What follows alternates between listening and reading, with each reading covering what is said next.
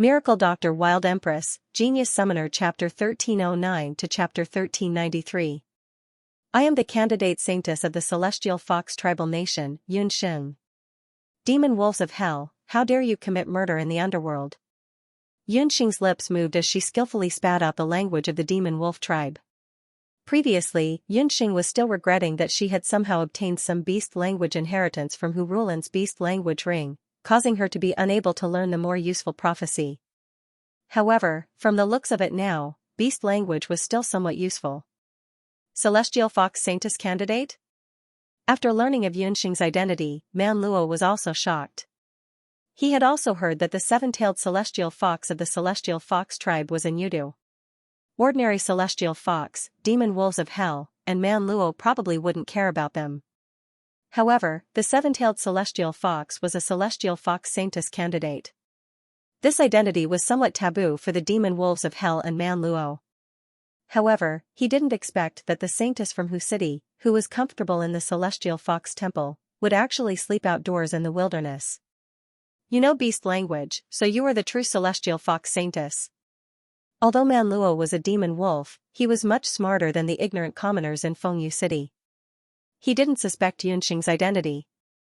Since Xianxia's identity had been confirmed, then the woman beside her must be the abandoned god. After confirming Bo Bo's identity, the group of demon wolves of hell looked at Bo Bo in unison. Their gazes were as if they had seen a delicious prey. Bo Bo, I'm afraid your identity has been exposed. Xianxia had already sensed that something was amiss. These people's target was indeed Bo Bo. The demon wolves of hell were indeed not ordinary beasts. Xianxia could feel a very strong energy from their bodies. Furthermore, the deeper the night, the stronger the energy waves were. These people were vicious to the extreme, all of them desperados. Compared to the three Peng brothers from before, they were not willing to yield. Along the way, the reason why Xianxia had been so careful and low-key was to prevent the identity of abandoned god Bo Bo from being exposed. She did not expect that Hu Linglong and the others would use this opportunity to steal the identity of Celestial Fox's saintess candidate. Hehe, you're right. Your accomplices have already been chased away by us. I advise you to obediently accept your death. Seeing that Xianxia and Bo Bo were just two people, Man Luo was even more fearless. Even though she was the abandoned god, she was still a god that had yet to mature. Even an ordinary beast could kill such a god. Hehe. You want to win with fewer people? There was no fear in Xianxia's laughter. On the contrary, there was a trace of gentleness. When Man Luo heard this, he couldn't understand Xianxia's intentions. Bang, without another word, Bo Bo's pink figure suddenly disappeared. In the blink of an eye, the two demon wolf warriors standing on either side of Man Luo shot out like a violent storm. The tyrannical demon wolf warriors spat out blood from their mouths. Their sternum made a terrible sound as they were swept to the ground like fallen leaves in autumn. When the two landed, there were two huge holes in the ground. It was clear how terrifying the force that had been applied to them was. Man Luo's vision blurred. Bo Bo had already returned to her original position. She clenched her fists and deliberately made crackling sounds. Her pretty face was full of smiles. Are you really wolves? I thought you were tofu. How did you break with a touch? Bo Bo's strange strength was very shocking. Her speed was also very fast. The demon wolves of hell, who had thought that the abandoned god's strength was weak, turned pale when they saw this scene. Looking at Popo's ruthlessness, Hell Demon Wolf Barbarian Luo revealed a somewhat callous smile. He wasn't scared by Bo Bo. His body slightly bent like a half-bent bow, and his sharp wolf claws suddenly clawed out. A wave of biting cold doqi formed on his claws, and two balls of light like the moon formed on his claws. The silver moon rose slowly and turned into two balls of light. When the balls of light appeared, it was accompanied by bursts of wolf howls. Like a thunderstorm, two balls of lightning flashed on Man Luo's palms. Die! Man Luo roared. The two balls of light rushed towards Bo Bo Rumble. The balls of light exploded in midair, setting off a terrifying explosive force. Bo Bo's expression changed greatly. She threw out the divine sickle in her hand. The divine sickle collided with the two balls of lightning flashes and was sent flying. The divine weapon was damaged. Bobo's throat heated up and there was a fishy sweetness surging up. Bobo, come back. He's not someone you can deal with. Yunxing was horrified. She looked at the sky. It was already night. At night, the demon wolf's strength would increase greatly. This battle couldn't be dragged on. Otherwise, it would be even more disadvantageous for them. Man Luo suddenly looked up to the sky and roared. Countless silver-gray rays of light burst out from his body. In the sky, the gray fighting chi gathered together. A flying hell wolf appeared in the sky. Yunxing protected Bobo behind her. Her expression was cold. Magic power quickly condensed into 2 magic wings behind her back. She leaped into the sky. Yunxing rose into the sky. Her eyes were sharp. Her throat rolled and a loud roar came from her throat. That roar, if one listened carefully, was like the roar of a beast king. It was rumbling like thunder. When the hell wolf on the ground heard it, he felt a piercing pain in his ears. The blood in his body was surging. In the sky, Man Luo was also surprised. He didn't expect the opponent to have such momentum. Yunxing was a different person from before. The magic scepter in her hand was raised in the air. Countless dark magic power gathered around her. The clouds in the sky rushed in crazily. The sky looked like it was going to collapse. Yunxing's 5-colored magic soul quickly changed color.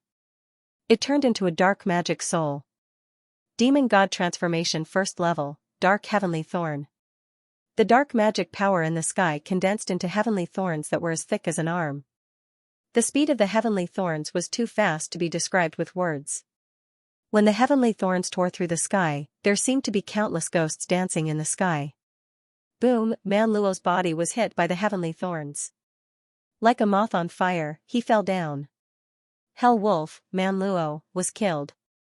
Around dawn, the city gate of Fengyu City opened.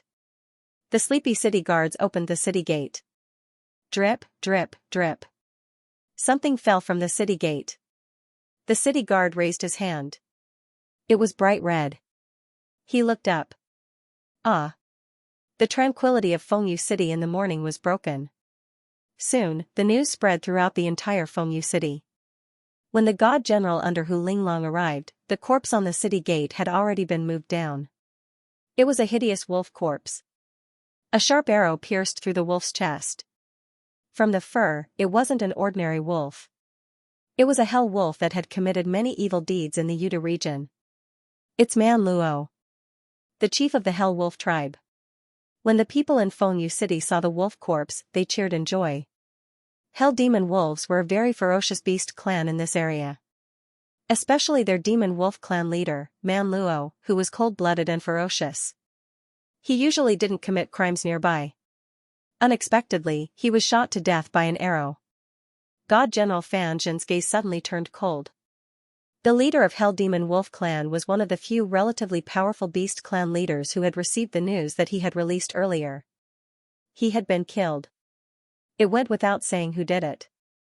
Unexpectedly, that Yunxing and abandoned god Bo Bo were much more powerful than he had imagined. Everyone, there's no need to panic. Man Luo has always committed crimes and the Saintess has always wanted to kill him. Unexpectedly, before she could do anything, he had already suffered the retribution he deserved. Therefore, those who disrespect the Saintess will not be able to escape death in the end. Fan Zhen was indeed someone who had seen big scenes. He shook his voice and announced to the people. This Fan Zhen was also quick-witted. His ambiguous words made the people immediately think that this evil wolf, Man Luo, was killed by the celestial fox Saintess. So what if they killed Man Luo? He could use this opportunity to build up Hu Linglong's prestige in Fengyu City. Whoosh, a cold arrow shot out from nowhere. It hit the city gate squarely. The arrowhead sunk several inches deep into the city gate. The people who were still in heated discussion immediately quietened down. There was also a piece of paper on that cold arrow. There were a few words written on the paper, the outcome of the impostor. Hiss, someone drew in a cold breath. Everyone knew that the celestial fox Saintess who had been clearing out bandits and devil beasts in various parts of Yudu was said to have extraordinary archery skills. When she killed devil beasts, she used an arrow to kill them. Although the one in the Celestial Fox Temple had extraordinary medical skills, she seemed to have never used an arrow before. In addition to that piece of paper, the people couldn't help but reveal suspicious looks when they compared it with the tragic death of Man Luo.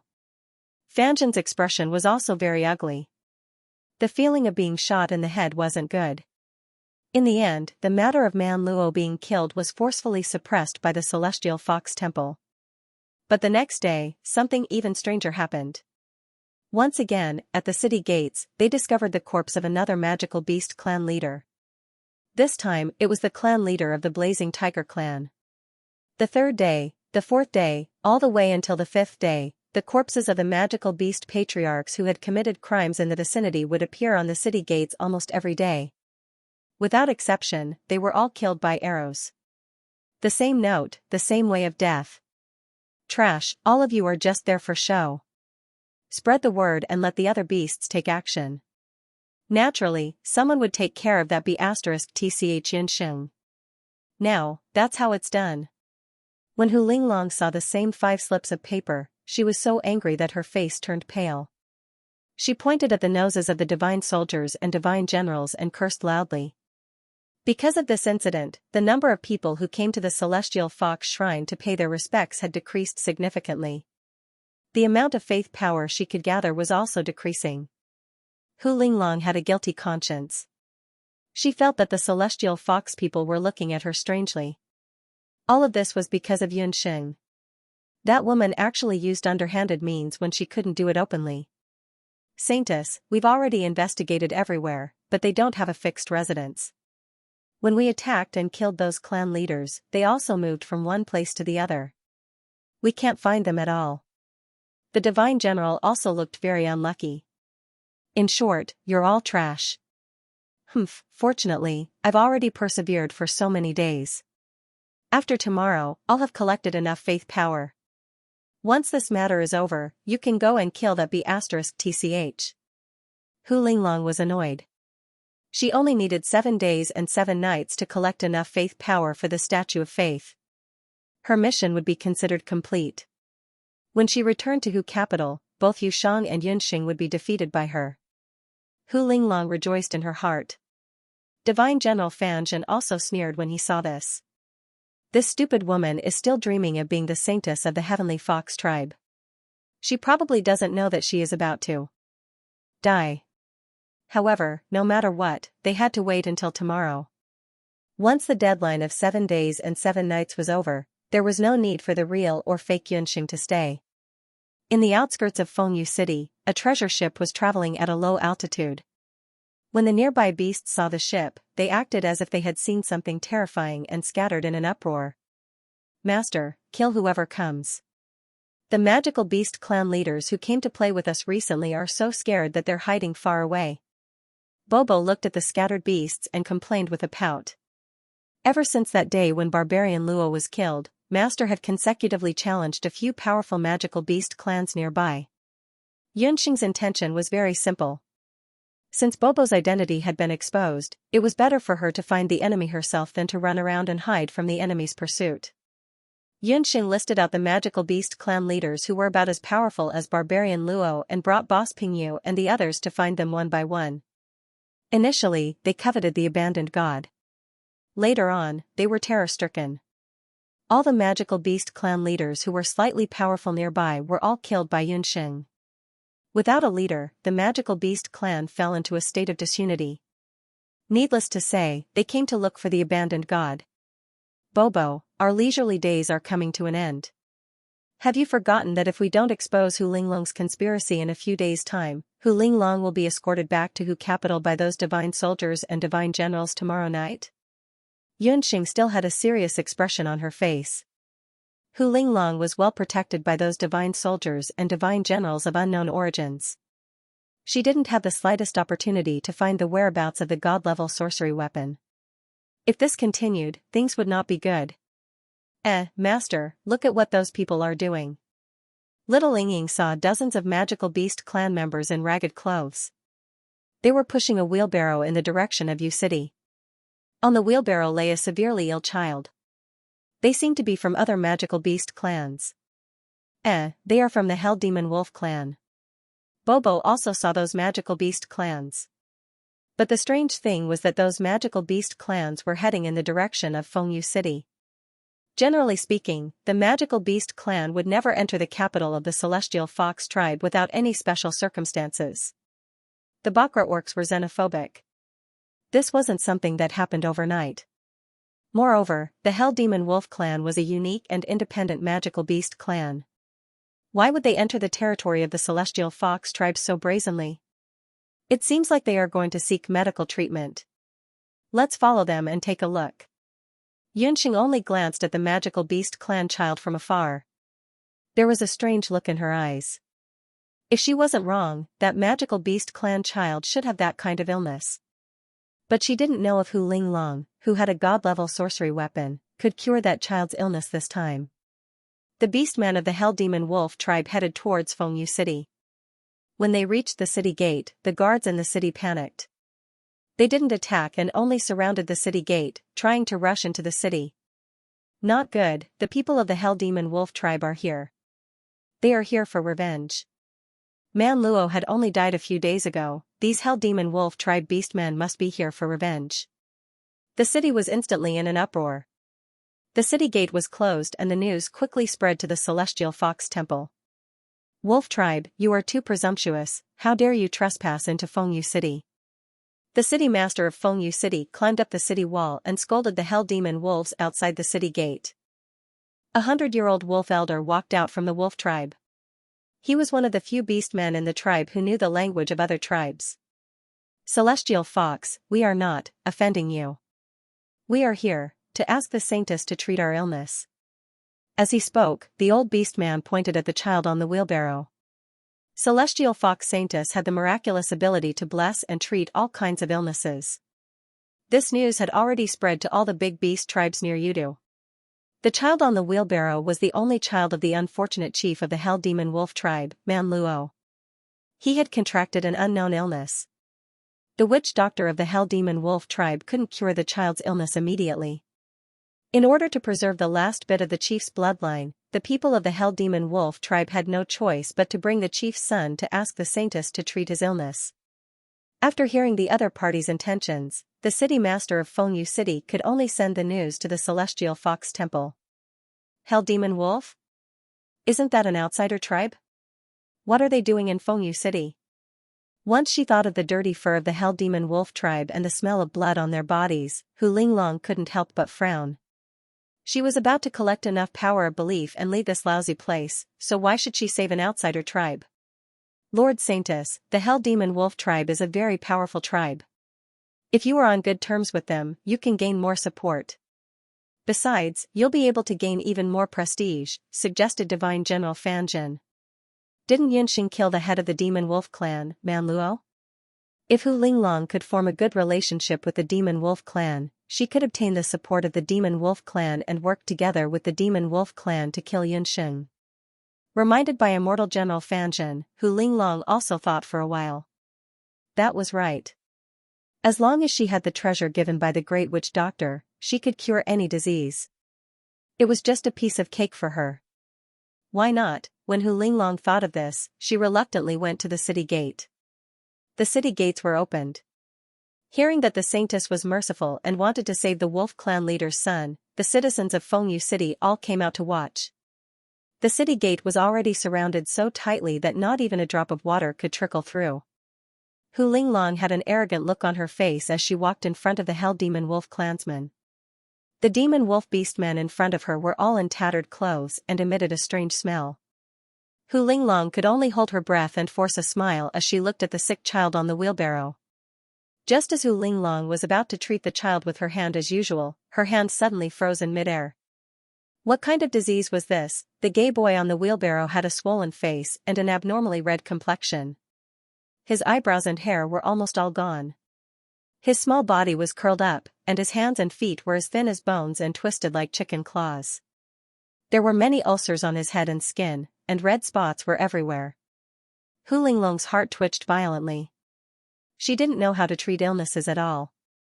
Previously, she had relied on that thing given to her by the Great Witch Doctor to bless and treat illnesses. But as luck would have it, she recognized the illness of the wolf clan leader's child, because she had heard of this illness before. This is the wolf disease. Hu Linglong's voice became sharp. As soon as they heard that it was the wolf disease, the Celestial Fox City residents, who were originally watching from the side, immediately dispersed. The wolf disease was a notorious disease in the Eight Desolates continent. It was probably before the Bakra orcs had just moved to the Eight Desolates continent. The wolf clan was once the strongest beast clan on the continent, but due to an illness. In 10 years, the powerful wolf clan tribe and nearly 10 million people died one after another. That disease gradually disappeared, but the danger of the disease was recorded in the memories of all the beast men. In the history books, this disease was called the wolf disease.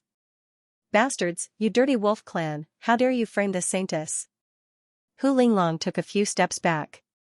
The wolf disease was contagious. If she touched the child, she would also become like him. Although she had the secret treasure given by the great witch doctor, a doctor could not cure himself. If she was infected, she was not sure if she could save her own life. Saintess. You. Divine power, please. The wolf clan elder did not know why the saintess of Celestial Fox, who was rumored to be benevolent, suddenly changed her face. He walked forward, wanting to beg Hu Linglong. Get lost, you old man. You must have also contracted the wolf disease. Kill them all. Otherwise, everyone in the city will die. Hu Linglong did not dare to approach the people of the Hell Demon Wolf clan. Without saying a word, she ordered the divine soldiers and divine generals to kill all the wolf clan members. Can't cure the disease, you are not the saintess. The wolf clan elder was also ashamed and angry. The warriors of the Hell Demon Wolf clan all pulled out their weapons and aimed at Hu Linglong. Protect the saintess. The divine soldiers and divine generals all rushed forward. Damn. Celestial Fox. The wolf clan elder's face was filled with humiliation. He let out an angry howl. Seeing this, the forest started to move. Countless wolf race warriors surged out. Stop, his disease can be cured. Like a sudden clap of thunder, the people of the Celestial Fox and the Hell Demon Wolf clan, who were on the verge of fighting, all stopped. A woman walked out. It was a very young woman. She had eyes as clear as a spring. No one could compare to her elegance. You are. The Hell Demon Wolf clan elder looked at the woman who had just walked out, and then looked at Hu Linglong. It's you again. What are you doing here, an imposter? Hu Linglong cursed fiercely as soon as she saw Yunxing. The two of them had the same face, but at this moment, their expressions were completely different. I can cure his disease. After saying that, Yunxing bent down and gently picked up the seriously ill child, who was emitting the smell of pus and blood all over his body. There was a series of gasps. The people of the Celestial Fox clan and the Hell Demon Wolf clan all sucked in a breath of cold air. That was a wolf disease patient. Everyone knew that if they touched this child, they would definitely be infected with the disease. Even his clansmen didn't dare to touch him on the way to Fengyu City. But this imposter Celestial Fox Saintess actually picked up the sick child without fear. I recommend Qi Yan's new book, The Ghost King's Wife, Black-Bellied Little Demon Concubine against the Ghost King, a black-bellied scorpion woman provokes a hot handsome man.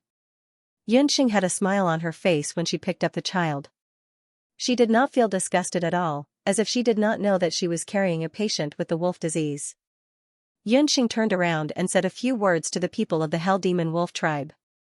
Her voice was very pleasant to the ears, but she was speaking the beast language that all the people of the Hell Demon Wolf tribe could understand. After hearing Yunxing's words, the elder of the Hell Demon Wolf tribe's expression eased up a lot. The surrounding Celestial Fox people could not help but be slightly moved. The so-called fake Celestial Fox Saintess could actually communicate with the Hell Demon Wolf tribe. Looking at her current appearance, although she was still dressed in ordinary clothes, the woman's eyes were clear and bright, and there was a smile on her bright face like a spring breeze. This made her shine and radiate an indescribable charm. She actually looked more like a saintess than the real saintess who was dressed in exquisite saintess robes. Although the Hell Demon Wolf tribe was an outsider, shouldn't the benevolent saintess treat them equally? Needless to say, the saintess just said that she wanted to kill all these wolves. There were also old, weak, sick, and disabled wolves among these wolves. Thinking of this, the celestial fox people looked at Hu Linglong differently. Hu Linglong's heart sank little by little. She bit her lip. Bastard, why do you have to pretend to be benevolent? You killed the child's father, Man Luo. Would you be so kind as to save him? Hu Linglong was unwilling to let Yunxing steal the limelight. The elder of the Hell Demon Wolf tribe, who had already accepted Yunxing, changed his expression when he heard the name of the late chief. He let out a furious roar, and the wolf warriors behind him all surrounded Yunxing. Cunning celestial fox, you killed the chief. Now you want to kill the chief's only bloodline. The elder of the wolf tribe stared at the boy in Yunxing's arms. If I wanted to kill him, I wouldn't have saved him. Why would I take the risk of contracting the wolf disease to save him? Yunxing was already used to Hu Linglong's behavior. Hearing Yunxing's words, the elder of the Hell Wolf clan hesitated. This woman's words seemed reasonable. Humph, you're a cunning and sinister woman. You killed the clan leader and now you want to save his child. Aren't you afraid that the child will seek revenge on you when he grows up? Hu Linglong fanned the flames. He killed Barbarian Luo because he wanted to kill Bobo first. He deserved to die. Saving his son is my personal matter. The child is innocent. He doesn't deserve to die. As for whether or not he will seek me for revenge in the future, that will depend on his own ability.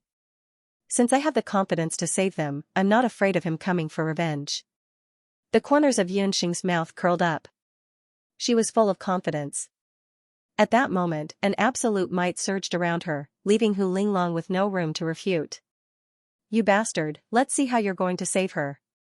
Men, chase all these people away. Hu Linglong had a face of disgust. Since this bastard wanted to die, let her be. As long as she didn't implicate the Celestial Fox clan, she didn't care if she contracted the wolf disease or was torn to pieces by the Hell Wolf clan.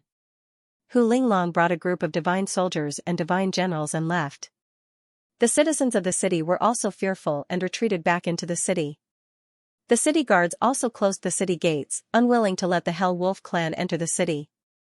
Hu Linglong even gave an order to forbid any citizen of Yudu from coming into contact with the Hell Wolf clan.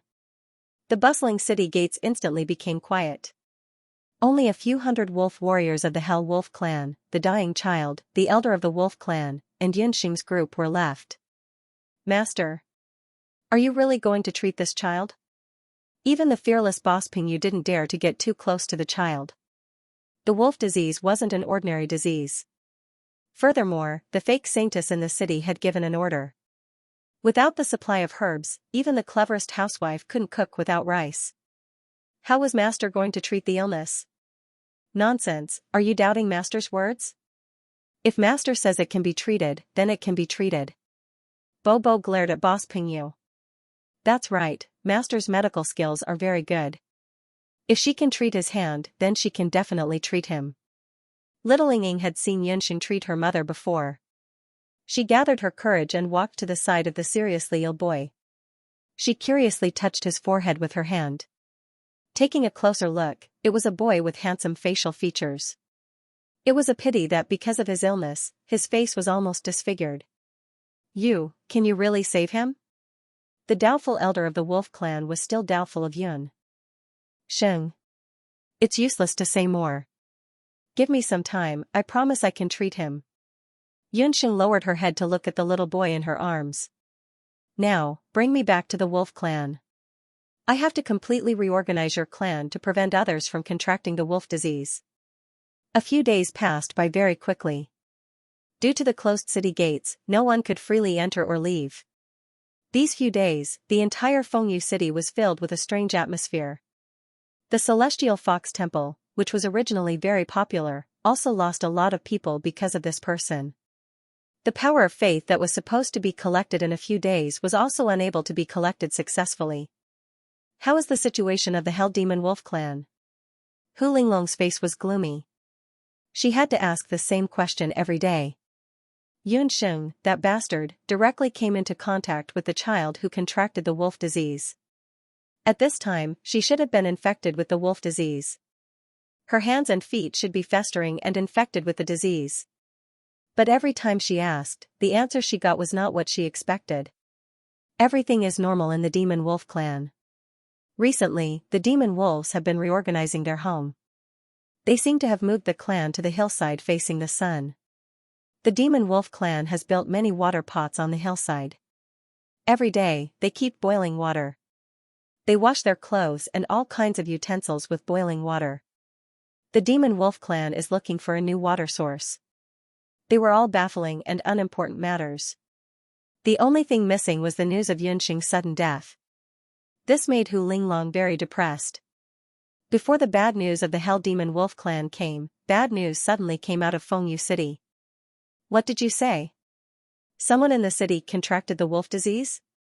When Hu Linglong heard the news from the city lord, her face turned pale. Saintess, please go take a look. Fengyu City's city lord had an anxious look on his face. That patient just so happened to be the night watchman in the city. It was likely that many people had already come into contact with him. What's there to see? There's no cure for the wolf disease.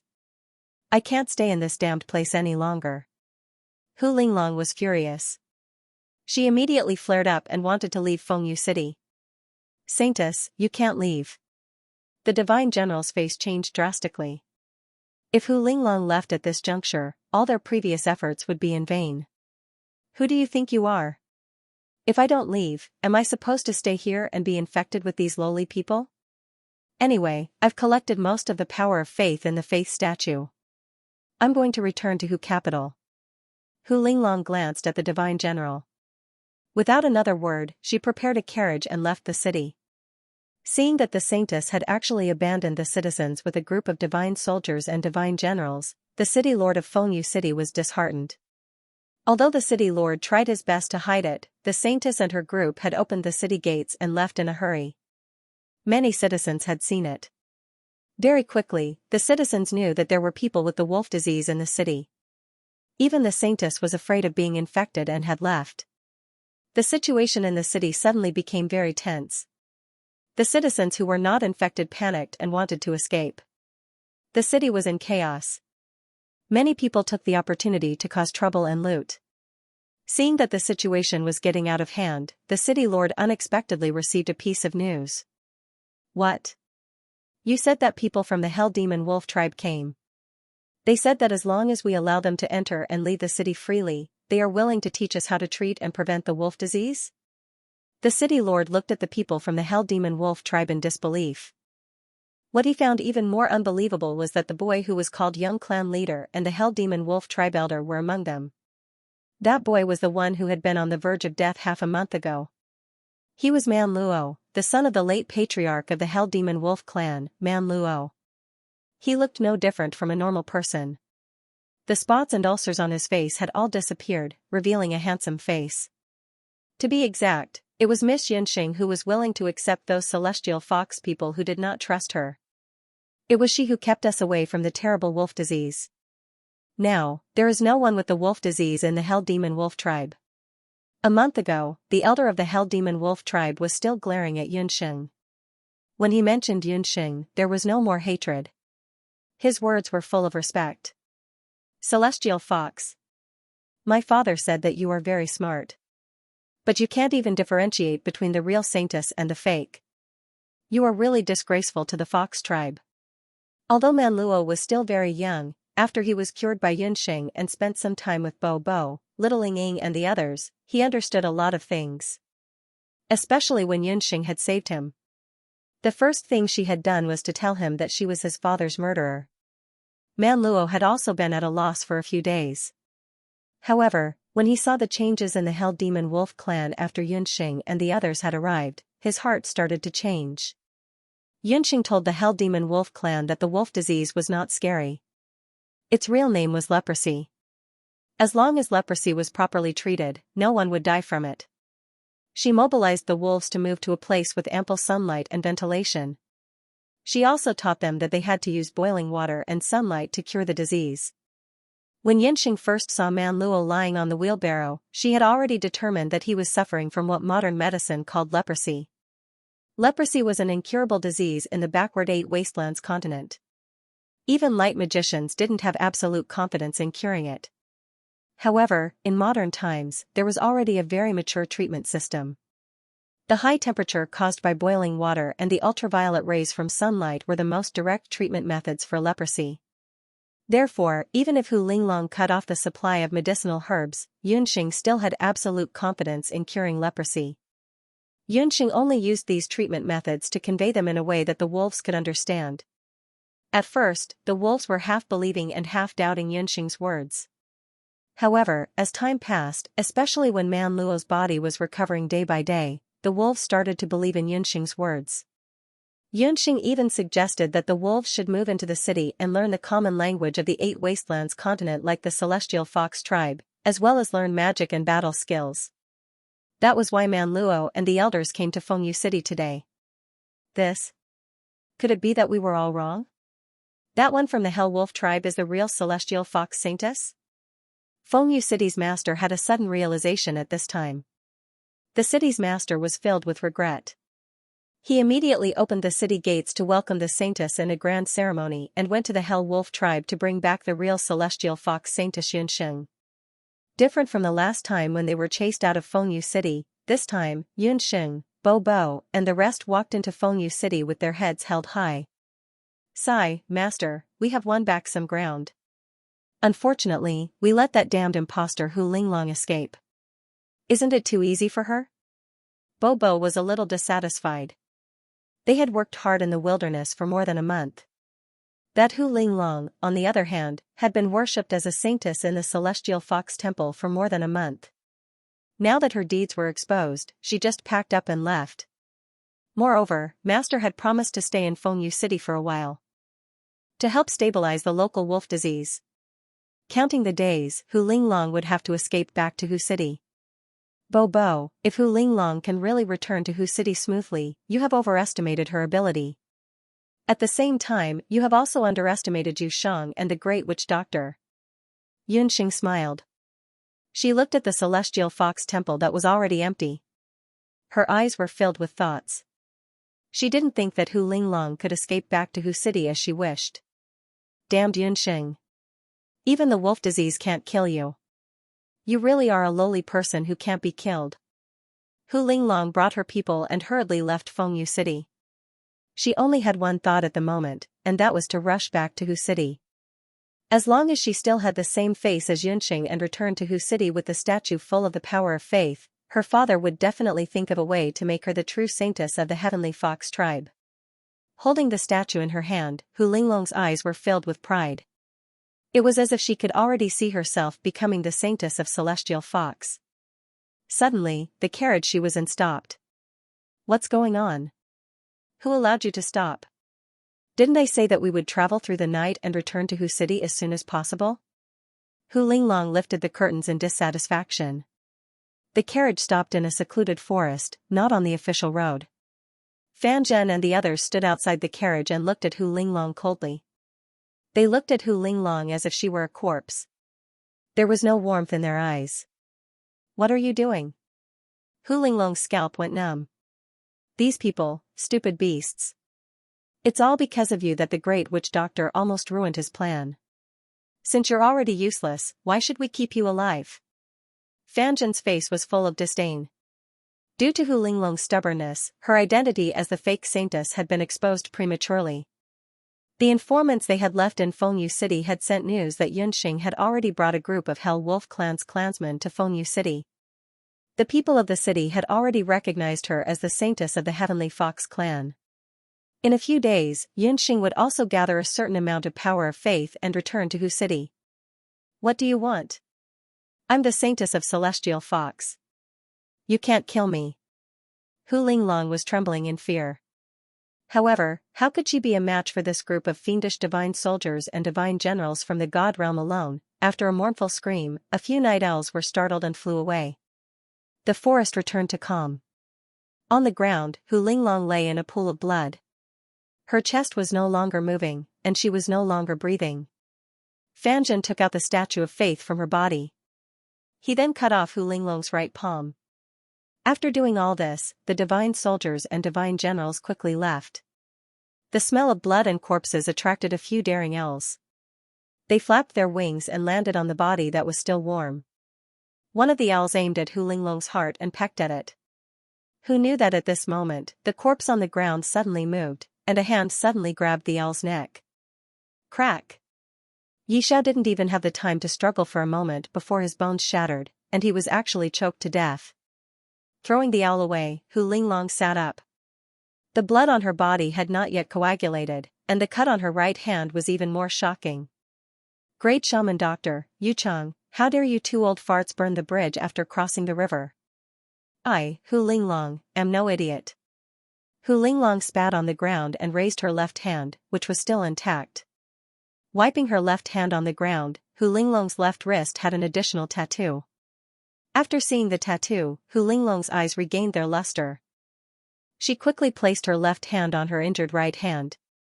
Just like how she had treated countless times in the Celestial Fox Temple in the past month, a magical fluctuation appeared on her left hand, and the sound of flesh and blood squirming could be heard from her chopped right hand. After the disgusting sound of flesh growing, Hu Linglong's severed hand magically grew back in less than a quarter of an hour. The newly grown right hand was no different from normal except that it was slightly paler than normal. Great Witch Doctor, this time, I really have to thank you for your shaman artifact.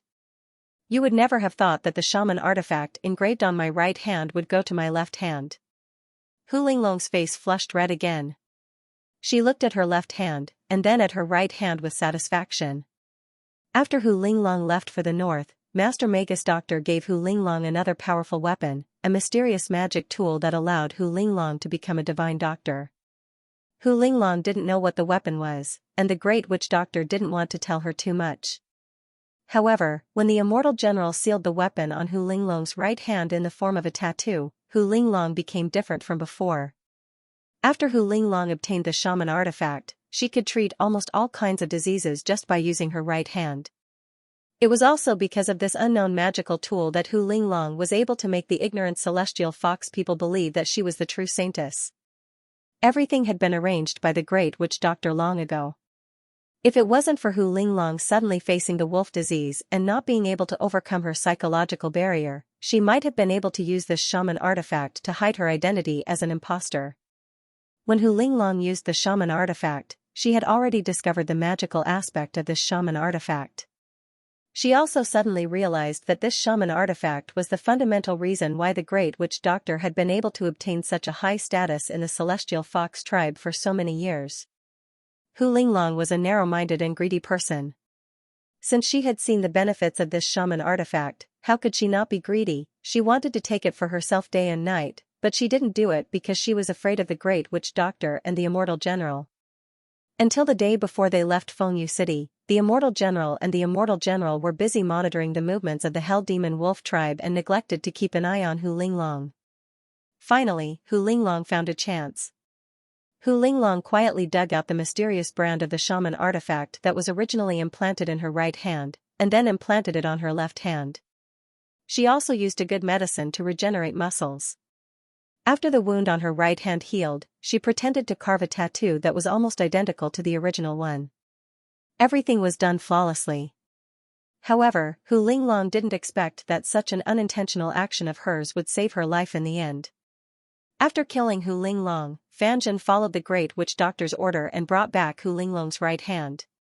He didn't notice that the divine-level shaman artifact tattoo on Hu Linglong's right hand was a fake, just like herself. Thinking about it, Hu Linglong was also scared. She also became more aware of the cruelty of the Great Witch Doctor and the others. They took away the statue of faith. In this way, Yu Shang has two statues of faith. This time, the saintess will definitely be Yu Shang. Both the Great Witch Doctor and Yu Shang are not kind people. If they know I'm still alive and have swapped the shaman artifact, they won't let me go. Hu Linglong was full of hatred, but she didn't dare to return to the Celestial Fox tribe and expose their evil deeds. After weighing the pros and cons, Hu Linglong decided not to return to Hu capital for the time being. She'd let Yunxing and Yu Shang fight among themselves. If Yunxing was killed, that would be even better. Hu Linglong touched her cheek and suddenly thought of something. Her lips curled into a sinister smile. She staggered to her feet and looked at the sky. After determining the direction, she fled toward the Nine Yuan tribe. After days of running, the divine general finally returned to the shaman doctor tower 10 days later with the statue of faith. Inside the shaman doctor tower, Yu Shang and the great witch doctor were already waiting. Over the past 2 months, Yu Shang had won the trust of many people in the southern part of the celestial fox tribe with the experience and corpse puppet arts she'd accumulated as a saintess. Her statue of faith was now filled with the power of faith. Great Witch Doctor, Lady Yu Shang, these are the statue of faith and the shaman artifact we took from Hu Linglong. The divine general bowed slightly and handed the statue of faith and Hu Linglong's right hand to Yu Shang and the Great Witch Doctor respectively. Hu Linglong can finally be of some use before she dies. This time, she's returned with a bountiful harvest. Yu Shang looked at the statue of faith and saw that it was densely packed with power of faith. She didn't expect Hu Linglong to be able to collect so much power of faith with the help of the shaman artifact. It seemed to be comparable to her harvest in the south. However, since the statue of faith was already in her hands, the power of faith inside naturally belonged to her. She'd heard that Yunxing had finally won the trust of the people in Fengyu City in the last few days. Unfortunately, there were only a few days left. Even if Yunxing had heaven-defying abilities, there was nothing she could do. This time, she didn't believe that Yunxing wouldn't be defeated. Thinking of this, a sinister smile appeared on Yu Shang's enchanting face. She was already impatiently waiting for Yunxing to lose to her and have an extremely disappointed look on her face.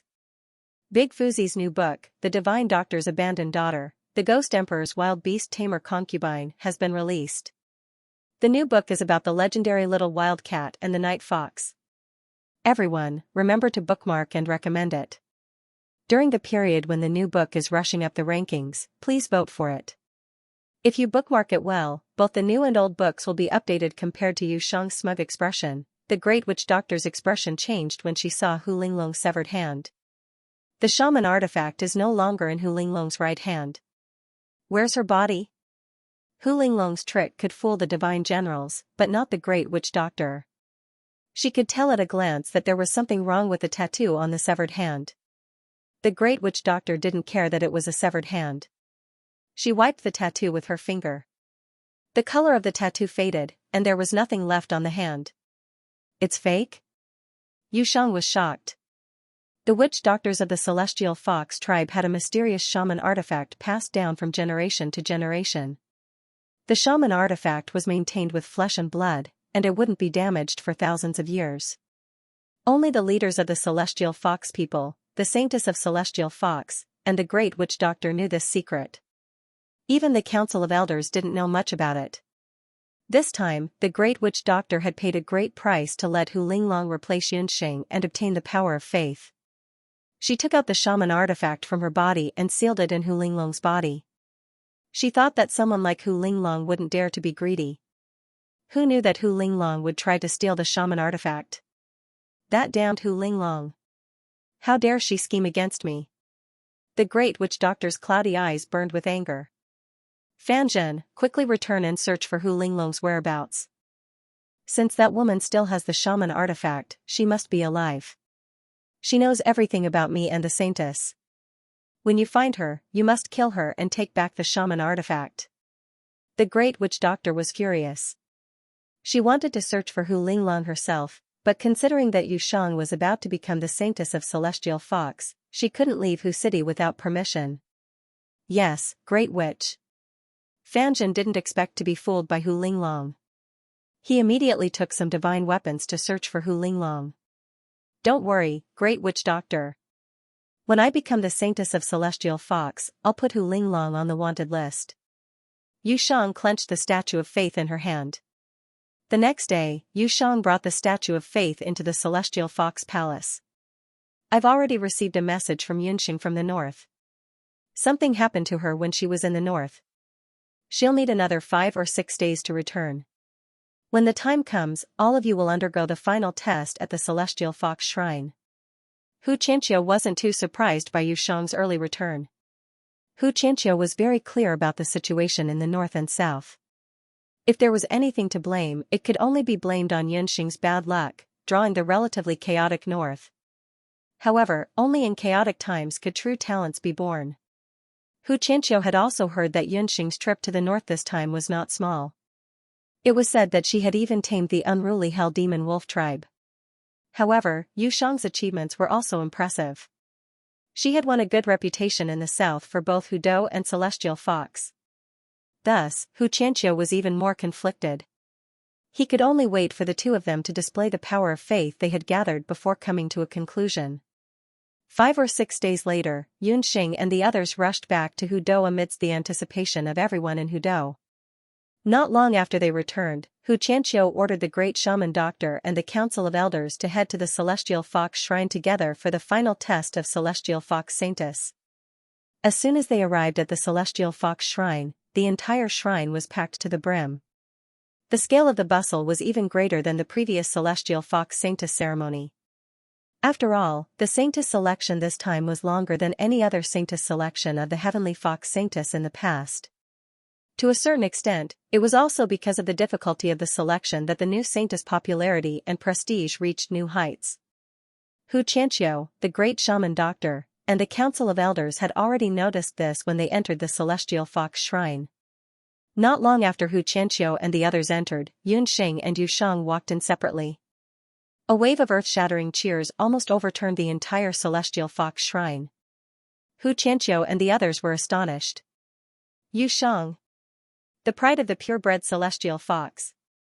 Yunxing, we half-beastmen support you. Almost equal cheers rose and fell one after another, making the Heavenly Fox Temple, which used to be quiet and sacred, suddenly become a noisy sea. The popularity and cheers were much higher than when Hu Qianqiu, the great shaman doctor, and the others had entered. It was no wonder. Yunxing and Yu Shang were both unprecedented seven-tailed celestial fox beauties. They were young, but their appearances were the best of the best. They each had the support of the purebred and half-beastmen, so they each had their own audience. Hu Qianqiu frowned. He suddenly realized that the Saintess selection this time, no matter the result, would be a wedding dress for someone else. No matter who became the Saintess, her prestige in the tribe would surpass his in the future. This was not a good thing. Hu Qianqiu's expression changed, but he carefully concealed it. On the other side, Hu Qianzui's eyes were filled with anger and hatred when he saw Yunxing. Hu Linglong had disguised herself as Yunxing and gone to the north. Half a month ago, she had written to Hu Qianzui that she would return to Hu capital in a few days. However, until today, there was still no news from his daughter, Hu Linglong. Hu Qianzui's heart was burning with anger. He suspected that his daughter had been secretly killed by Yunxing. He would not let this woman become the Saintess so easily. The people began to discuss fervently. Everyone knew that whoever obtained the most power of faith in today's final test would become the new Saintess of the Celestial Fox tribe. Yunxing walked over, but Yu Shang's face was full of disdain. You still dare to come? If I were you, I wouldn't embarrass myself by returning to Hu capital. You should know that you are no match for me. Yu Shang deliberately waved the two statues in front of Yunxing. Yunxing's expression didn't change much when she saw the two statues. As expected, you were the one who arranged for Hu Linglong. That foolish woman, I'm afraid she's paying the price now. Haha, you should worry about yourself instead. When I become the Saintess, the first thing I will do is drive you and those annoying fellows by your side out of the Celestial Fox tribe. Yu Shang looked askance at Yunxing. Ladies, please come to the Celestial Fox statues and release the power of faith in them. Hu Qianqiu also sensed the tension between the two women, so he brought them to Hu Yan's statue. Yunxing and Yu Shang took out their respective statues. The two women placed the statues in front of them. Suddenly, a buzzing sound came from the statues, as if thousands of little insects were flapping their wings. There were firefly-like power of faith coming out of the two statues. There were so many of them that the onlookers, including Hu Qianqiu and the others, couldn't help but stare blankly. It was still daytime, but the sky above the Celestial Fox Shrine seemed to darken in an instant. Boundless power of faith adorned the sky like fireflies, circling around Yunxing and Yu Shang. This was the power of faith they'd collected over the past few days. Yu Shang's expression had been relaxed until she noticed that Yunxing's power of faith was even greater than hers. Damn it, how had that bitch gathered so much power of faith in just a few days? How had she done it? In terms of numbers, Yunxing's statue had about 10% more power of faith than Yushang's. Even 10% was enough to turn the tables. Yushang bit her lip. Thankfully, she still had a statue of faith. Yushang quietly took out Hu Linglong's power of faith and crushed the faith statue. A dazzling light shot into the sky as the power of faith in the other statue danced around Yushang's side. As a result, the amount of faith power on Yunxing's side seemed to have decreased significantly. The outcome of the battle was clear. The crowd was too engrossed by the spectacle of faith to notice Yushang's little trick. However, Hu Qianqiu and a few elders from the Council of Elders saw it, especially Hu Qianqiu. Especially Hu Qiansui, when he saw the statue of faith, he realized that it was the statue of his daughter, Hu Linglong. The great shaman doctor and Yushang, they. Hu Qianqiu's eyes turned bloodshot. He realized that his beloved daughter had suffered at the hands of the great shaman doctor and Yushang. With a muffled groan, Hu Qianqiu suppressed the hatred in his heart. It wasn't until the power of faith in the statue stopped surging out that Hu Qianqiu stepped forward. Looking at the 70 to 80% difference in power of faith, Hu Qianqiu fell into deep thought. Patriarch, the outcome of the battle is clear. Yushang is worthy of her title as the Holy Maiden of Celestial Fox, the great shaman doctor said from the side. That's right, Miss Yushang has won the support of countless Celestial Fox citizens. She's received even more power of faith. The crowd cheered for Yushang's side. On the other hand, the demi-humans were silent. Their eyes were filled with disappointment and helplessness. A Celestial Fox hybrid was still no match for a purebred Celestial Fox. Do you have anything else to say? Hu Qianqiu looked steadily at Yunxing. Everyone, the outcome hasn't been decided yet. Who said she received more power of faith than I did? Yunxing smiled. As soon as she finished speaking, a miracle. The faith power on Yushang's side suddenly went through an unusual change. Yushang's power of faith, and Yushang's. It was as if Yunxing had used some mysterious power to attract the power of faith. How is this possible? Yushang's smug expression crumbled. She watched the power of faith move from her side to Yunxing's. That power of faith had all surged out from Hu Linglong's statue of faith earlier. The power of faith is the will of the people. Your statue of faith was obtained illegally. Even if a thief stole something, it still doesn't belong to you. Yunxing's eyes sparkled amidst the power of faith. The power of faith was like the citizens of Yudu and the nearby orcs, expressing their utmost respect to Yunxing. The power of faith is the will of the people. The will of the people is a living thing, and it can't be deceived. Yushang, I don't know where your two statues of faith came from, but the final winner of this competition is Yunxing. Hu Qianqiu sighed. In terms of strength, Yushang and Yunxing were on par. But in terms of strategy, Yunxing was better. Over the past few days, Hu Qianqiu had received reports from the city lords of the south and north. Yunxing and Yushang did well, but Yunxing relied on the wolf disease to win the hearts of the people. I'm not convinced.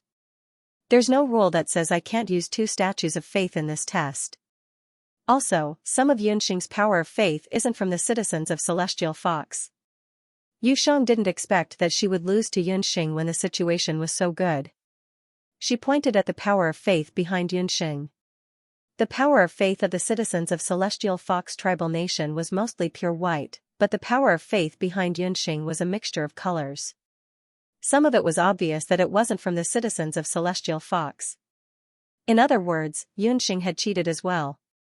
Since both sides had cheated, how could Yushang admit defeat? That's right.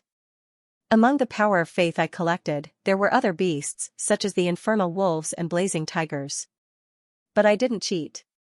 Yushang, you seem to have misunderstood. The Celestial Fox tribe is so large that everyone on the continent, regardless of their bloodline or race, is considered its citizens. You think you're qualified to be a saintess, but you don't even understand the most basic of principles. You're not worthy of being a saintess. Yunxing snorted disdainfully. The woman's words were powerful and resonant, silencing the noisy Celestial Fox shrine. Yushang opened her mouth, but couldn't find a single word to refute. Because the words Yunxing had said were currently engraved on the base of the statue of the Celestial Fox people, Hu Yan. The celestial fox tribe is so large that everyone on the continent, regardless of their bloodline or race, is considered its citizens. This was one of Hu Yan's most famous maxims when she was alive. That was exactly what Hu Yan had done when she was alive. During the final moments of the war between the humans and beasts, she had relocated all of the celestial fox tribe citizens to the 8 Desolates continent, regardless of their race. This was still a legend of the celestial fox tribe to this day. No one, not even the great shaman or Yushang, dared to refute Yunxing's words. After all, refuting Hu Yan was the same as refuting Hu Yan. I've lost. Yushang gritted her teeth and spat out the words one by one. Despite her reluctance, Yushang had no choice but to step aside angrily. After more than half a year, the most suitable celestial fox saintess has finally been selected. She is Yunxing. Who? Xianxia walked forward and announced the result to all of the celestial fox tribe citizens. The celestial fox temple was filled with cheers. Even those purebred celestial fox tribe citizens who were unwilling to accept the result had no choice but to echo the cheers. Originally, I had planned to hold a grand celestial fox saintess coronation ceremony for the new saintess. However, because the 8 Desolates tribe competition is approaching, I have discussed with the elders and decided to hold the saintess coronation ceremony after the 8 Desolates tribe competition. When Hu Qianqiu announced Yunxing's victory, he also announced a piece of news that shocked both the celestial fox tribe citizens and Yunxing. If the new book stats are good, I'll update both the new and old books. The recommendation tickets will be given to the new book, Divine Doctor's Abandoned Daughter, The Ghost Emperor's Wild Beast Tamer Concubine, the 13-year-old Ji family's foolish daughter has been reborn. With the omnipotent god Cauldron and the spirit plant space, she is no longer the trash abandoned daughter that everyone bullies. Her poison is unparalleled, and even the Divine Doctor has to stand aside. Spirit beasts ask for a contract, and I'm sorry, but even the beast god calls me boss. Being reborn as a human, she returned as a king, but who would have thought that she would provoke the evil and bloodthirsty Ghost Emperor? He was clearly the Ghost Emperor who killed decisively, but he turned into a weak and handsome hostage of the enemy nation. She was careless and he ate her clean. Bahuang clan competition. What kind of scheme was Hu Qianqiu, that old fox? Up to this time, Yunxing frowned when she heard about the Bahuang clan competition. This matter was not within her expectations. Yunxing originally thought that after becoming the saintess, the matter would come to an end. She had been in the Bahuang mainland for so long, and had experienced so many twists and turns along the way that she almost did not catch her breath. Especially during this period of time, after the fact that Bo Bo was the abandoned god was exposed, they had to be careful even on the way back to Hu capital. There was also the god-level witchcraft weapon in Hu Linglong's hands, which was also waiting for Yunxing to investigate. She did not expect that this old fox, Hu Qianqiu, would cause trouble and suddenly announce some Bahuang clan competition at this time. Moreover, he even postponed the saintess enthronement ceremony. This way, Yunxing's identity would not be recognized, and she would not be able to enjoy the rights that the celestial fox saintess should have. Although she had become the celestial fox saintess, there was no enthronement ceremony, and her status was not legitimate. To Yunxing, such a situation was not an honor, but a humiliation. It was no wonder. Yunxing had offended many people along the way of the selection. Hu Qianqiu, Hu Qiansui, and the Great Witch Doctor. Even the elders of the Council of Elders who rejected mixed bloods had some opinions about Yunxing, the mixed-blood celestial fox who had suddenly emerged. If not for the fact that the 9-1 young clan leader liked Yunxing, Hu Qianqiu would not have changed sides at the last moment and spoke up for Yunxing.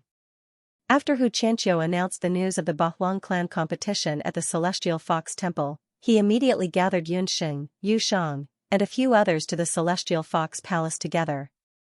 The moment they entered the Celestial Fox Palace, they saw 8 people waiting there. Yunxing immediately understood that no matter who won today, Hu Qianqiu would let the 2 of them participate in the Bahuang clan competition. In the Bahuang clan competition, each tribe was required to send 10 people to participate in the competition. There were no gender restrictions. Besides her and Yushang, Lu Yunchuang was also a participant. As for the other 7 people, they were young celestial fox purebred men and women. Yunxing had never seen any of them before. Looking at their proud faces, they should be the young masters of the celestial fox tribe. Everyone, you are all elites selected by our celestial fox tribe to participate in the decennial Bahuang clan competition. The Bahuang clan competition was the grandest competition among the beast clans in the Bahuang continent. To be able to participate in the competition, you are all elites among elites. You and your families will definitely be proud of this opportunity. Xianxia used his usual trick to start off with a few encouraging words. Hearing the words Bahuang clan competition, the young warriors of the celestial fox tribe were all in high spirits. Obviously, they had been looking forward to this clan competition for a long time. However, due to certain reasons, our celestial fox tribe has rarely achieved any results in the clan competition in the past thousands of years. The failure of the clan competition has caused the celestial fox tribe's territory to be occupied by other tribes many times. Xianxia changed the topic with a pained expression. The old fox was putting on an act again. If Yunxing had not learned about Xianxia's character from Hu Xing and Hu Rulan, she would have been deceived by his face. The celestial fox tribe has few talents. Before this clan competition, there are other beast clans who want to use this Bahuang clan competition to challenge our celestial fox tribe's identity as the Bakra orcs. I hope that you can defend the dignity of our celestial fox tribe in the Bahuang clan competition and obtain unprecedented results. Xianxia's eyes were shining and his voice was loud. There was an invisible charm in his words that made the celestial fox warriors who were blinded by glory let out a thunderous response. Yunxing could not help but sigh inwardly. Xianxia was a little lacking as a father and a husband, but if a person like him had transmigrated to the modern world, he would be a typical politician. Don't worry, clan leader.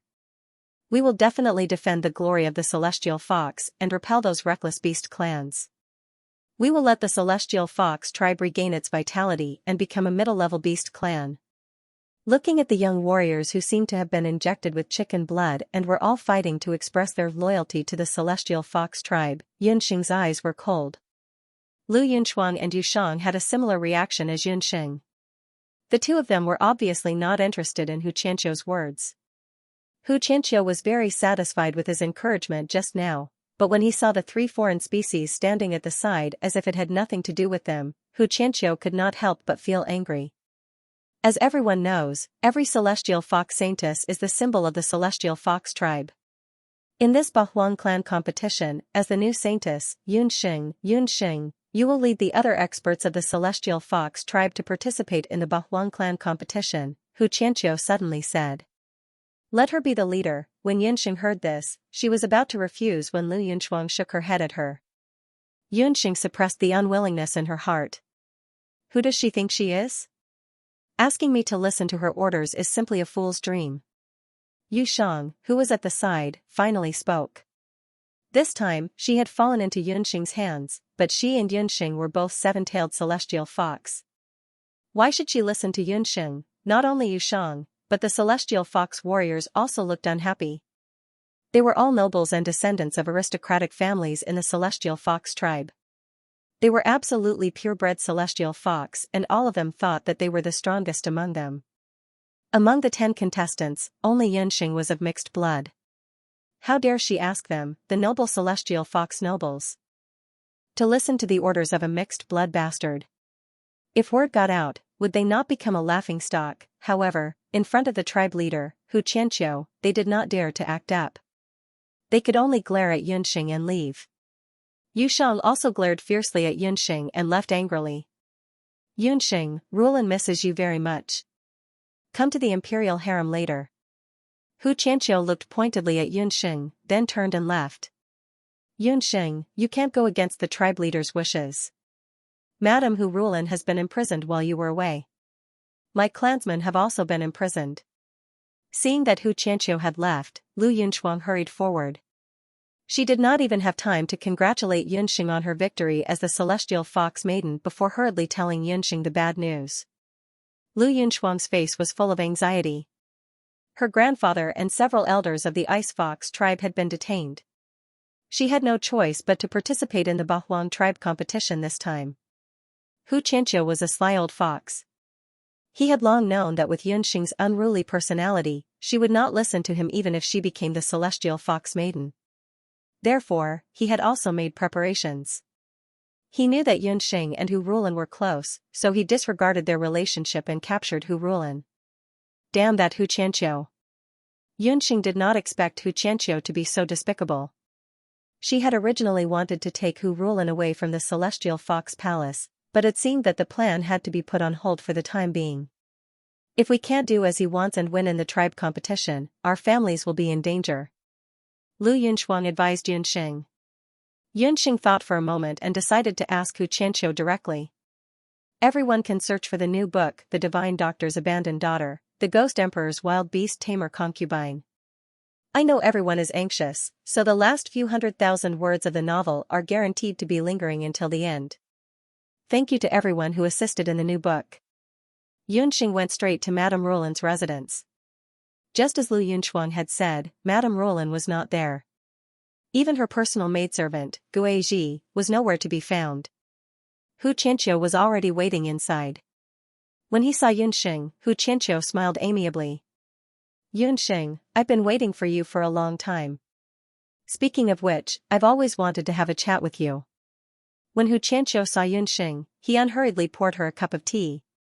Hu Qianqiu, we're not close enough to sit down and have a chat over tea. Yunxing hated being forced to do something. Elder Lu from before, and Hu Qianqiu from now on, these two people were scheming against her in every way. However, anyone who schemed against her would not have a good ending. Yunxing, don't refuse a toast only to be forced to drink a forfeit. Do you think that just because you've become the Celestial Fox Sacred Lady, you have the right to speak to me as an equal? Don't forget, you're not a sacred lady yet. As long as you have a drop of Celestial Fox blood in you, you must obey my orders. Hu Qianqiu's expression hardened. He crushed the cup in his hand into pieces, and the boiling hot water splashed all over the floor. Hu Qianqiu, let's get straight to the point. What will it take for you to let Madame Roland go? When I say let her go, I mean give her complete freedom and let her leave this painful cage, Yunxing demanded. Hu Qianqiu had long lost all feelings for Madame Roland. Every moment he kept her by his side was another moment of hurt. If you want to talk terms, I'll talk terms with you. It's very simple. If you can help the Celestial Fox tribe in this Bahuang tribal competition and obtain the position of a middle-ranking beast tribe, I'll let Hu Rulan go. Hu Qianqiu placed great importance on this Bahuang tribal competition. He had already received news that there were more than a dozen powerful tribes that did not belong to the Beast clan of the Eight Wastelands who wanted to take advantage of this opportunity to challenge the Heavenly Fox tribe's position as the Beast clan of the Eight Wastelands. With the strength of Yunxing, Yunshang, and the others, it should not be a problem for them to defeat those random beast tribes. However, Hu Qianqiu's desire was greater. He was no longer satisfied with being a low-ranking beast tribe. He wanted the Celestial Fox tribe to become a middle-ranking beast tribe. That's all? Alright, I'll promise you. But what if I go one step further and make the Celestial Fox tribe a high-ranking beast tribe? What will you do? Yunxing stared at Hu Qianqiu with sparkling eyes. She was one of the top 3 in the Bahuang clan competition. This woman had such an arrogant tone. Even the greedy Hu Qianqiu couldn't help but be shocked by Yunxing's words. In the Bahuang tribal competition that was held every 10 years, only the top 3 beast tribe warriors could become a high-ranking beast tribe. Outside of the top 3, the middle-ranking and low-ranking beast tribes would be selected according to their respective rankings. In the past 500 to 600 years, the best name that the Celestial Fox tribe had obtained in history was only in the top 10. Therefore, the Celestial Fox tribe had always been the last among the low-ranking beast tribes. Yunxing actually wanted to snatch the top 3, ridiculous, too ridiculous. This Celestial Fox bastard from the boundless world was really dreaming. Hu Qianqiu remembered that the winners of every Bahuang clan competition would all become the clan leader and elder-level existences in the various clans. For example, the second strongest He Yao of the Black Qilin tribe was once first in the Bahuang tribal competition. Over the years, the top 3 of the Bahuang tribal competition were almost all taken care of by the Black Qilin, Nine Yuan, and Di clan. In the past 100 years, the Black Qilin and Nine Yuan tribes had been taking turns to replace the first and second place. Although Hu Qianqiu was overjoyed that the Heavenly Fox tribe finally had powerful experts in this beast competition, He did not expect these 10 people to be able to achieve impressive results, let alone be in the top 3.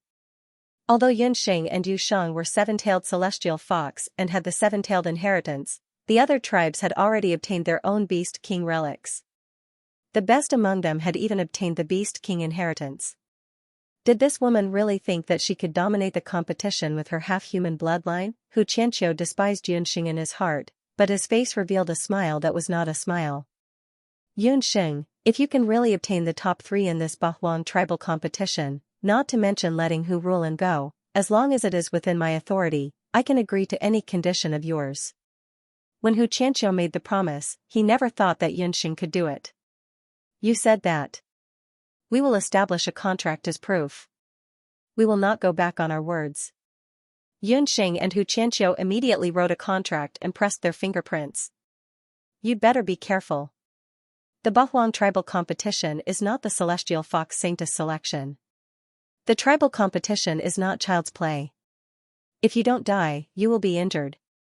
I don't want the Celestial Fox tribe to have a second Saintess in a few months after having one, Xianxia said sarcastically. Thank you for your concern, clan leader. Yunxing will definitely not do as you wish. Yunxing put on a fake smile and parted with Xianxia on bad terms. As soon as Yunxing left the Celestial Fox Palace, Lu Yunxuang, who was waiting outside, came up to her with an anxious expression. How was it? What did the clan leader say? Yunxing handed the contract to Lu Yunxuang. Lu Yunxuang looked at the contract, and a worried expression appeared on her cold face. Top 3? Yunxing. Isn't this bet of yours too unreliable? Why? Even you think that we don't have the ability to defeat the superior beast tribes? Yunxing could not help but find it funny when she saw the usually cold Lu Yunxuang react like this. It's not just that we don't have the ability. That's an impossible task. Do you know which superior beast tribes are? Lu Yunxuang really regretted it. She should have told Yunxing more about the superior beast tribes before Yunxing negotiated with the clan leader. In Lu Yunxuang's opinion, Yunxing had only been in the Bahuang continent for about half a year and had been active in the Celestial Fox tribe. She must know very little about the other superior beast tribes. Among the superior beast tribes, the superior beast tribes were the Black Qilin, Nine Yuan, and D tribe. The intermediate beast tribes were the Behemoth, Green Hell Wolves, and Featherbird Rock. The inferior beast tribes were the Bosserpent and Celestial Fox. You've seen the Behemoth and Featherbird tribe's young clan leader in the Bahuang mountain range. You have a rough idea of their strength. The Green Hell Wolves and Bosserpent tribes are nothing much. The most powerful ones are still He Linlin of the Black Qilin, Lu of the Nine Yuan, and Violet of the D tribe. These 3 are. Lu Yunxuang wanted to tell Yunxing that these people were her biggest obstacle to getting into the top 3. Needless to say, there were also the other superior beast tribes. He Linlin, Lu, and Violet. I've seen all of them and even fought with them. Yunxing pursed her lips. So, you also know how terrifying their strength is. What, you've fought with all of them? This time, Lu Yunxuang was dumbfounded. Yunxing had actually fought with those young prodigies before. Lu Yunxuang was dumbfounded.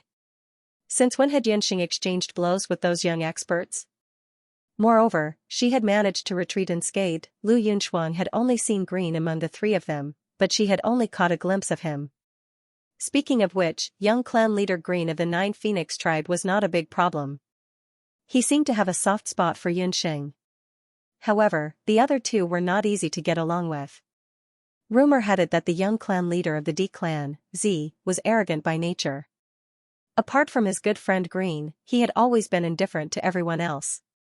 He was also ruthless in his attacks. As for the young clan leader of the Black Qilin tribe, He Linlin, there was no need to mention her. This woman was rumored to be incomparably beautiful, but her personality was similar to her father, the powerful Black Qilin tribe leader He Yao. He Linlin's subordinates had never survived. This was also why Lu Yunxuang was dumbfounded when she heard that Yunxing had fought with He Linlin and escaped unscathed.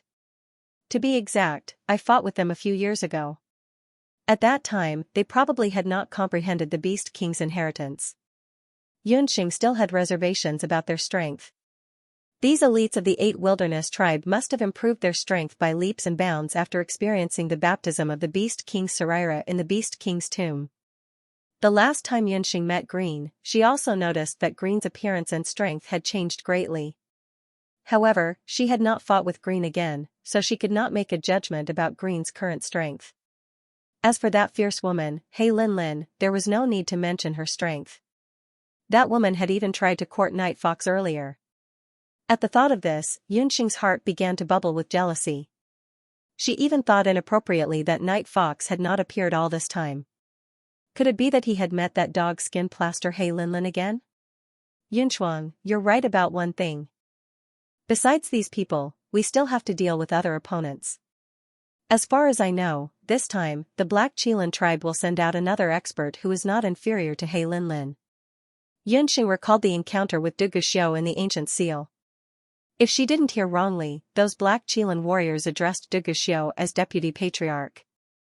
Furthermore, at the end, Du Guxiu had seized so many Black Qilin inheritances and other inheritances of the 8 Desolaces all by himself. This proved that in the few years that he had been missing, his strength had improved greatly. He Yao's son and daughter had joined forces. He believed that there would definitely be a bloody storm in this Bahuang clan competition. However, Yunxing thought about it again. With the Bahuang clan competition being so sensational, perhaps Night Fox would also receive the news and participate. At that time, she might have a chance to meet him. Regardless of whether it was the dogskin plaster He Linlin or the annoying Du Guxiu, if one came, she would deal with one. If a pair came, she would fight both. Yan. On an empty plain, a group of black armored soldiers was moving forward. The man in the lead sneezed for no reason. Du Guxiu rubbed the tip of his nose. His nose was itchy. His eagle eyes darkened. There was a very special feeling in his heart. It was as if something was stirring in his heart. Ever since Du Guxiu left the 8 Desolaces mountain range, he had transported a portion of the inheritance back to the tribe. During this period of time, he had been sweeping away the mobs at the border of the Black Qilin tribe. The Black Qilin tribe and the Nine Yuan tribe were adjacent. The 2 beast tribes were both high-ranking beast tribes. At the same time, they had the most fertile land in the 8 Desolaces continent. The disputes and friction between the territories had never stopped. Deputy Patriarch, we found a woman with strange whereabouts ahead. She has already injured many of our brothers. A black armored soldier suddenly reported. This area was close to the Nine Yuan tribe. Could it be that she was from the Nine Yuan tribe? Du Guxiu's figure flashed and rushed forward. With a wave of magic fluctuations, a woman was waving the magic scepter in her hand. The woman looked very disheveled. Her clothes were full of blood, and her long hair was draped over her face, making it difficult to see her appearance clearly. Celestial Fox? Looking at the magic and special inheritance that the other party used, Du Guxiu recognized the other party's identity at a glance. Looking at her skills, the other party was a very powerful Celestial Fox. However, why would a woman from the Celestial Fox people suddenly appear at the border of the Black Qilin tribe and the Nine Yuan tribe? In just a quarter of an hour, the woman viciously killed several Black Qilin warriors. Behind her, a huge force attacked her. It was as if she had slammed into a thick wall. Hu Linglong, whose magic was beginning to weaken, fell heavily to the ground. Her magic scepter also fell to the ground. With a sound of breaking, a pair of long legs stepped on the magic scepter. A man emitting a terrifying aura stood in front of Hu Linglong. When she saw the man, Hu Linglong's blood-stained face revealed fear. She recognized this man. He was a member of the Black Qilin tribe. When Hu Linglong transformed into her fox form in the 8 Desolaces mountain range, she had seen this man before. He was the deputy chief of the Black Qilin tribe. Even Yushang had to be wary of this man. She just wanted to take a shortcut and transmigrate from the Black Qilin tribe to the Nine Yuan tribe. As long as she entered the Nine Yuan tribe, she might be able to deceive Green with her face that was similar to Yunxing's. With this thought in mind, Hu Linglong ran all night. Unexpectedly, she was discovered by a group of Black Qilin warriors who were patrolling nearby. "Don't kill me, I. Hu Linglong trembled in fear. She was no match for this man. Deputy Chief, the other party is the Celestial Fox people. Unfortunately, her figure is not bad. It's a pity that she's a celestial fox. Our brothers can't enjoy her. It seems that we can only sell her." The black Chilan warriors on the side laughed strangely. The women of the celestial fox people were all enchanting and beautiful. Unfortunately, there was an ancient curse between the black Chilan tribe and the celestial fox tribe since ancient times. They were not willing to lose their lives for a woman. However, if they sold this woman to other tribes, they would definitely be able to sell her for a good price. Hearing that she was going to be sold, Hu Linglong trembled even more violently. Suddenly, her chin was pinched and raised a few centimeters. "Bring water," Du Guxiu said coldly. The water splashed on Hu Linglong's face and washed away the bloodstains. When they saw the stunning face under the bloodstains, the Chilan warriors behind Du Guxiu whistled. Good heavens, this celestial fox woman was really beautiful. They had never seen such a beautiful woman in the black Chilan tribe. Hu Linglong's chin was in pain. Through Du Guxiu's eyes, she saw a trace of surprise and some unfamiliar emotions.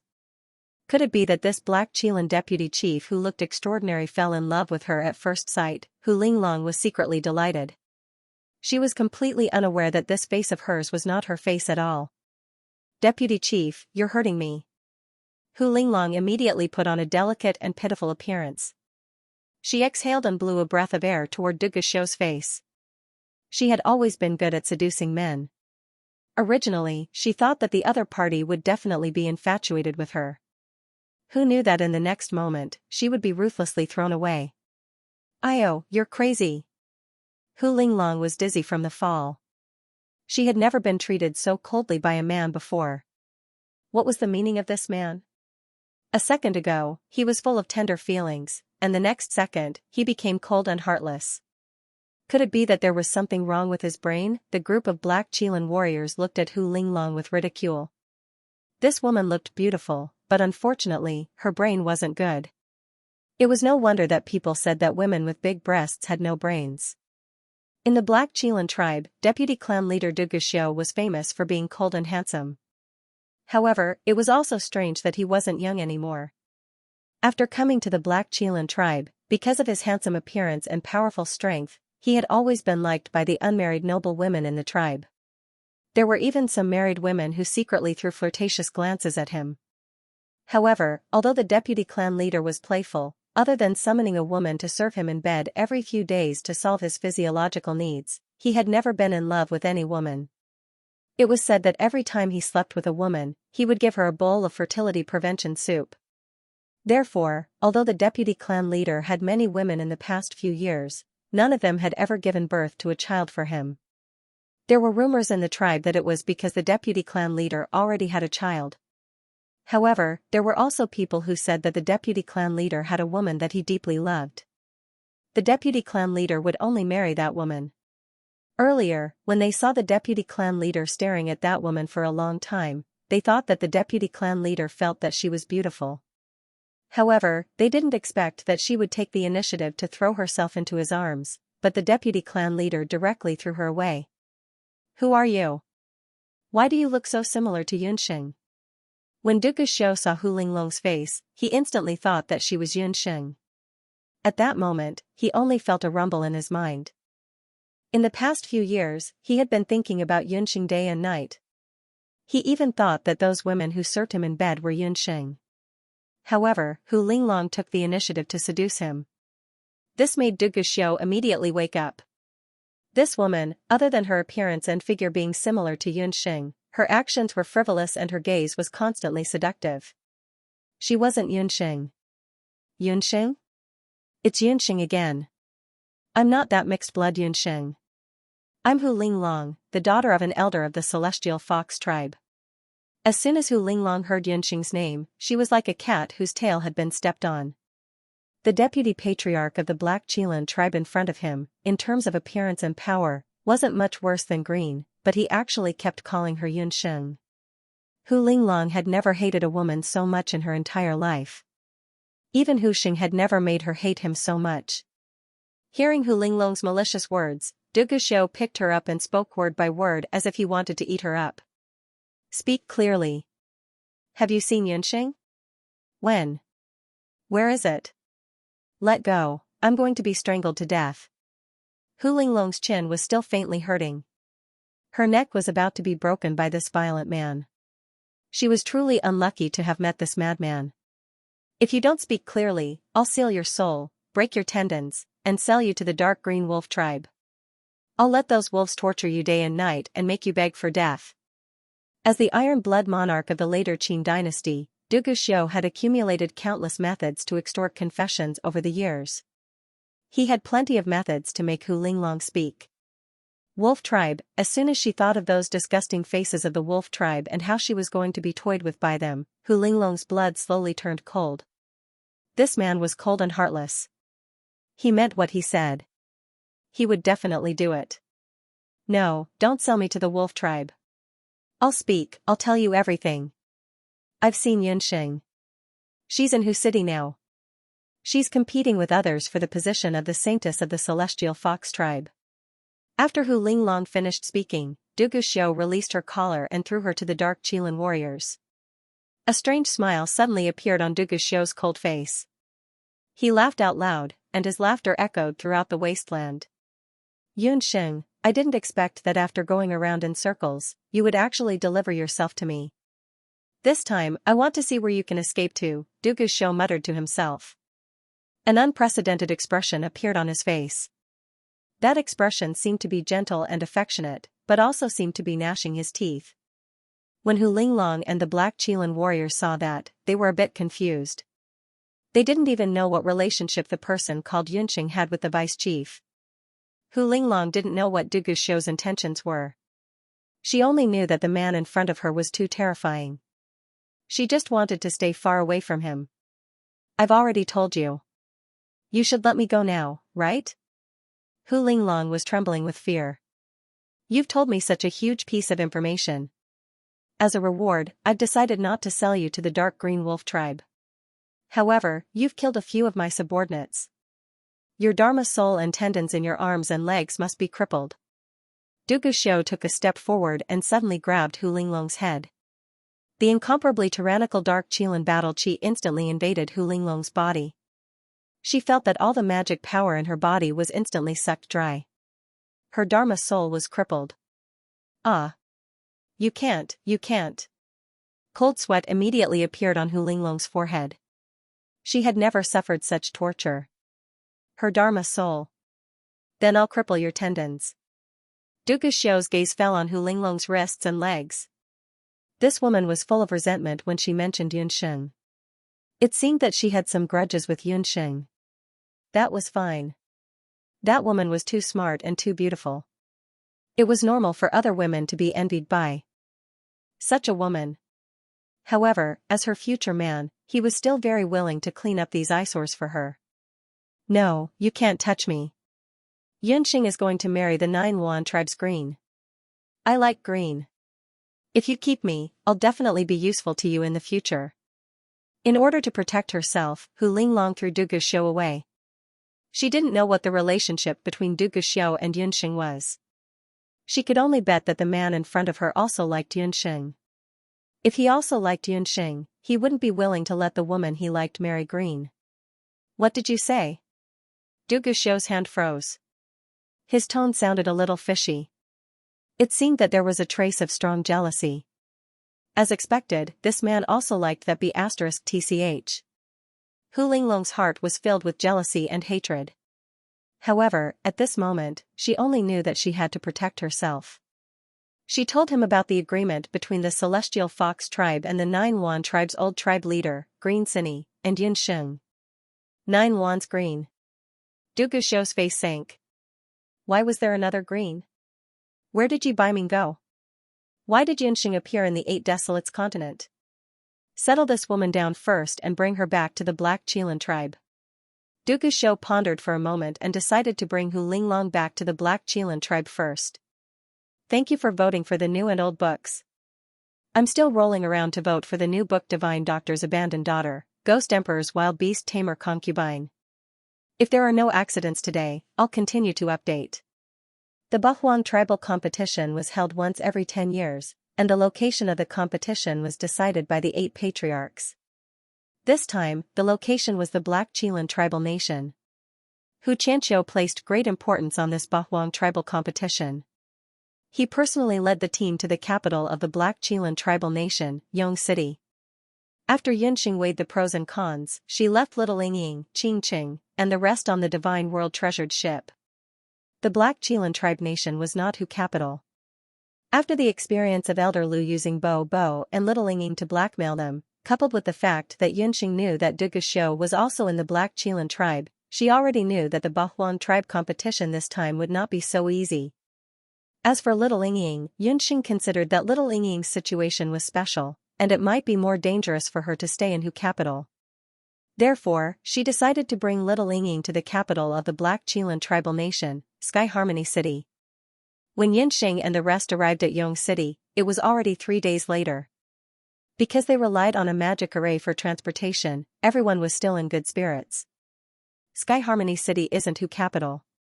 This is the capital of the Black Qilan tribal nation, which is also on the 8 Desolates continent. It's the largest capital on the continent and has the densest population. It's also the capital with the most beasts. The people of the Black Qilan tribal nation are valiant. After you enter the city, be careful with your words and actions. Don't cause any trouble. Otherwise, even I, as the patriarch, won't be able to save you. After Xianxia finished speaking, he intentionally glanced at Yunxing and Yushang. Xianxia wasn't worried about the others, except for Yunxing and Yushang. These 2 women were troublemakers, and Xianxia didn't want them to cause any trouble for him before the competition even started. Fortunately, Yunxing and Yushang were both preoccupied with their own thoughts and didn't pay attention to Xianxia's words. Yunxing had never been to Sky Harmony City. As for Yushang, she hadn't been to Sky Harmony City since she was revived. Because Yushang had some relationship with the first patriarch of the Black Qilan tribe, Yi Xiao, she had a complicated expression when she arrived at Yong City. Yi Xiao, have you really revived? Yushang's heart was filled with mixed feelings. When she thought of the man she was infatuated with, Yushang's heart couldn't help but race. In the past, with Hu Yan around, Yi Xiao had never looked her in the eye. Now that Hu Yan had been dead for many years, if Yi Xiao were to come back to life, he would definitely see her in a new light. Xianxia's words made the other Celestial Fox contestants nod their heads in agreement. The Celestial Fox tribal nation had been weak for many years. Under the tyranny of the Black Qilan tribe, the #1 beast tribe nation, it had always been unable to raise its head. Even the Celestial Fox contestants avoided the Black Qilan tribe. Mentally, they didn't dare to go against the Black Qilan tribe. Yunxing rolled her eyes at the side. She already knew Xianxia's temperament. This person bullied the weak and was afraid of the strong. He was a typical good-for-nothing clan leader. His words seemed to be warning the Celestial Fox contestants not to cause trouble, but in reality, he was asking them to adopt a policy of cowardice. They should avoid as much as possible, especially not to offend the Black Qilan tribal nation, the host nation. As the Bahuang tribe competition was about to begin, other than the Black Qilan tribe, the other 7 beast tribes had also arrived. Just as Xianxia's voice fell, a dazzling light was heard from the magic array. More than 10 people came out of the magic array. The magic array that the Celestial Fox tribal nation and the others were standing on was the largest magic array among the tribal nations. Other than the Celestial Fox tribal nation, there were also people from other tribal nations. The beast tribe that came out was about the same in terms of numbers as the Celestial Fox tribe, but in terms of size, it was 2 to 3 times the size of the Celestial Fox tribe. Every person was 2 meters tall. Their skin was grayish-green and they had flat noses like wild boars.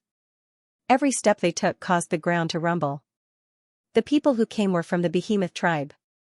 Among these people, Yunxing only recognized one of them. It was the Behemoth tribe's young tribe leader, Rita. Rita also saw Yunxing in the crowd.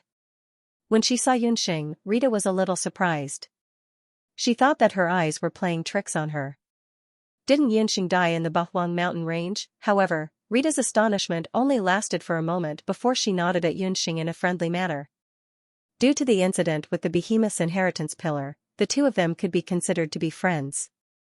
Thinking about it, Rita still owed Yunxing a favor. What Yunxing paid more attention to was the middle-aged female behemoth standing in front of Rita. This female behemoth was a few inches taller than Rita. She was even taller than the average male behemoth. Her grayish-green skin was like granite. Her face was as ugly as the average behemoth. Her thick hands were thicker than Yunxing's waist and contained boundless energy. Tribe leader Li Pa, long time no see. When he saw the behemoth tribe, Xianxia frowned slightly. But on his face, there was a bright smile, as if he had seen a good friend of many years. Xianxia hated the behemoth tribe. Although the celestial fox tribe was the weakest among the Bakra orcs, they had always boasted that they were the most romantic and elegant among the 8 great tribes. Indeed, most of the celestial fox tribe members were handsome men and beautiful women. On the other hand, the behemoth tribe members were all very boorish. Furthermore, the behemoths didn't like to bathe. Once they got close, there would be an unpleasant smell coming from their bodies. Xianxia had always looked down on them. But he didn't dare to offend the behemoth tribe's tribe leader Li Pa. Li Pa was Rita's mother. This woman looked very boorish and had a rough appearance. But her intelligence and strength far exceeded her appearance. 50 years ago, the behemoth tribe was the same as the celestial fox tribe, still a lower-level beast tribe. But at that time, the young tribe leader Li Pa obtained 5th place in the Ba Huang tribe competition, which allowed the behemoth tribe to become a middle-level beast tribe. Ever since then, the behemoth tribe had always occupied the position of a middle-level beast tribe. Among the Bakra orcs, their strength was above average. Xianxia and the other celestial fox elders participated in the Ba Huang tribe competition this time. Their biggest goal was to protect the position of a lower-level beast tribe and attack the position of a middle-level beast tribe at the same time. In this way, the 3 great beast tribes, including the behemoth tribe, were undoubtedly the biggest competitors of the celestial fox tribe warriors. But even so, the cunning Xianxia still had a fawning look on his face and was very respectful to tribe leader Li Pa. Tribe leader you're here too. I heard that the members of the celestial fox tribe in the Ba Huang tribe competition this time were all carefully selected. Li Pa and Xianxia had a lot of dealings, so she was very clear about this old man's methods. Don't look at Xianxia's fawning look, he must be thinking about the middle-level beast tribe position in his heart. Li Pa saw the group of celestial fox warriors behind Xianxia, whose appearances and temperaments were above ordinary people. Especially Yunxing and Yushang, who had the most special appearances and temperaments, she couldn't help but take a few more glances. With tribe leader Li Pa's eyesight, it wasn't difficult to see that these 2 people should be the main force of the celestial fox tribe this time. Patriarch Li Pa is too kind. They're all inexperienced children. It's already good enough that they can barely maintain the heavenly fox tribe status as a lower beast clan. Xianxia's face was modest, but his heart was filled with pride. In the previous competitions, he had always been dejected, praying that he could maintain the 8 desolation tribe status. But it was different this time. In his team, there were 2 celestial fox with 7 tails. They were his trump cards, allowing him to maintain the status of the Bakra orcs. Maybe this time, he would be able to hold his head up high. Hee, Lipa, you can't be blind, right? This team is not bad. With this group of sissies and sluts, it is good enough that they are not pulled down by the other beasts. An old man's laughter came from the sky. A shrill sound could be heard, and dozens of figures fell from the sky. Needless to say, there was only one race that didn't rely on magic arrays and directly flew over to participate in the competition. That race was the same as the beaming race, the winged Peng race. The Peng race was one of the Bakra orcs, second only to the 9 Phoenix race. They relied on their strong wings to fly for thousands of miles. Naturally, they disdained to use magic. In front of him, there were 20 people. When they landed, they kept their wings. The one who mocked Xianxia was the current patriarch of the Peng race, Peng Wanli. This time, Peng Wanli had brought all the elites of the Peng race. Behind Peng Wanli, there was a familiar face. When that person saw Yunxing, his eyes were about to spit fire. Grandfather, it is that bitch. She plotted against me in the 8 Desolation mountain range. She even colluded with the wanted criminal of my race, Peng Boss. Silver Peng young patriarch's reaction when he saw Yunxing was much worse than Rita. This damned celestial fox people's bitch was still alive. When enemies meet, their eyes blaze with hatred. That time, Pingyu had been humiliated by Yunxing. Because of Yunxing, he had lost the chance to obtain the golden Peng body. Without the golden Peng body, the chances of the winged Peng race becoming a high-ranking beast race were greatly reduced. What? That's her. When Peng Wanli heard this, his expression changed. He glared at Yunxing fiercely. Hu Qianqiu, your subordinate actually dared to collude with wanted criminals and frame my Peng Feather clan. If you don't give me an explanation today, my husband will compete with you before the Ba Huang clan competition. Yunxing, what's going on? Hu Qianqiu looked at Yunxing. What boss Pingyu? Silver Pingyang Patriarch, I don't know what you are talking about. Yunxing blinked her big watery eyes with an innocent face. You still dare to quibble? My subordinates and I all saw it at that time. You helped Boss Pingyu snatch the golden body of the Peng Feather. Silver Rock gave a meaningful glance, and the few warriors behind him also echoed. They are all your subordinates. It's not strange for them to speak up for you. When I was in the 8 Desolation mountain range, I met a hunter from the Peng race. He brought me into the mountain range. As a reward, I helped him obtain the Peng inheritance. As for whether that hunter was Boss Pingyu, I don't know. You can ask Beaming Clan's young patriarch Rita about what happened. She was also there. Yunxing looked at Rita calmly. I also know that I saw a normal hunter. That person didn't have 3 heads and 6 arms. He didn't look like the legendary Peng 3 devils. Silver Peng, can you be any more disgraceful? The things in the 8 Desolation mountain range are all ownerless. You are not as good as others, so you came to provoke them. You are truly shameless. Rita was also stating the facts. She looked at Boss Pingyu, who had changed his appearance, and didn't look like the Peng 3 devils on the wanted list. Rita saw that Silver Peng was uncomfortable. Furthermore, she was indebted to Yunxing. Naturally, she spoke up for Yunxing. You 2 sluts. You are clearly colluding to scheme against me. Silver Peng's face was red with anger. He was about to make a move. Suddenly, Silver Peng's nose felt itchy. He couldn't help but sneeze. Instantly, his snot and saliva flowed out. He was in a sorry state. In the sky, multicolored feathers fell down. It was those multicolored feathers that made the Silver Rock Junior Patriarch lose his composure. Seeing those colorful feathers, the 3 patriarchs had different reactions. Hu Qianqiu's worried face immediately had a bright smile. Li Pa had a cautious expression. As for Peng Wanli, he had a nervous expression. When the colorful feathers fell to the ground, a colorful radiance shone. More than 10 Nine Yuan tribe members appeared. In the world, the most beautiful bird was undoubtedly the Nine Yuan. Only the Nine Yuan race would have such beautiful colored feathers. Compared to the Nine Yuan race, the previously awe-inspiring winged Peng race was now like a shedding old hen. They were gray and dark, and could only shrink to the side. 9 Yuan Old Patriarch. Hu Qianqiu hurriedly went forward as if he had seen his savior. Haha, I heard that Yun Lass is also here.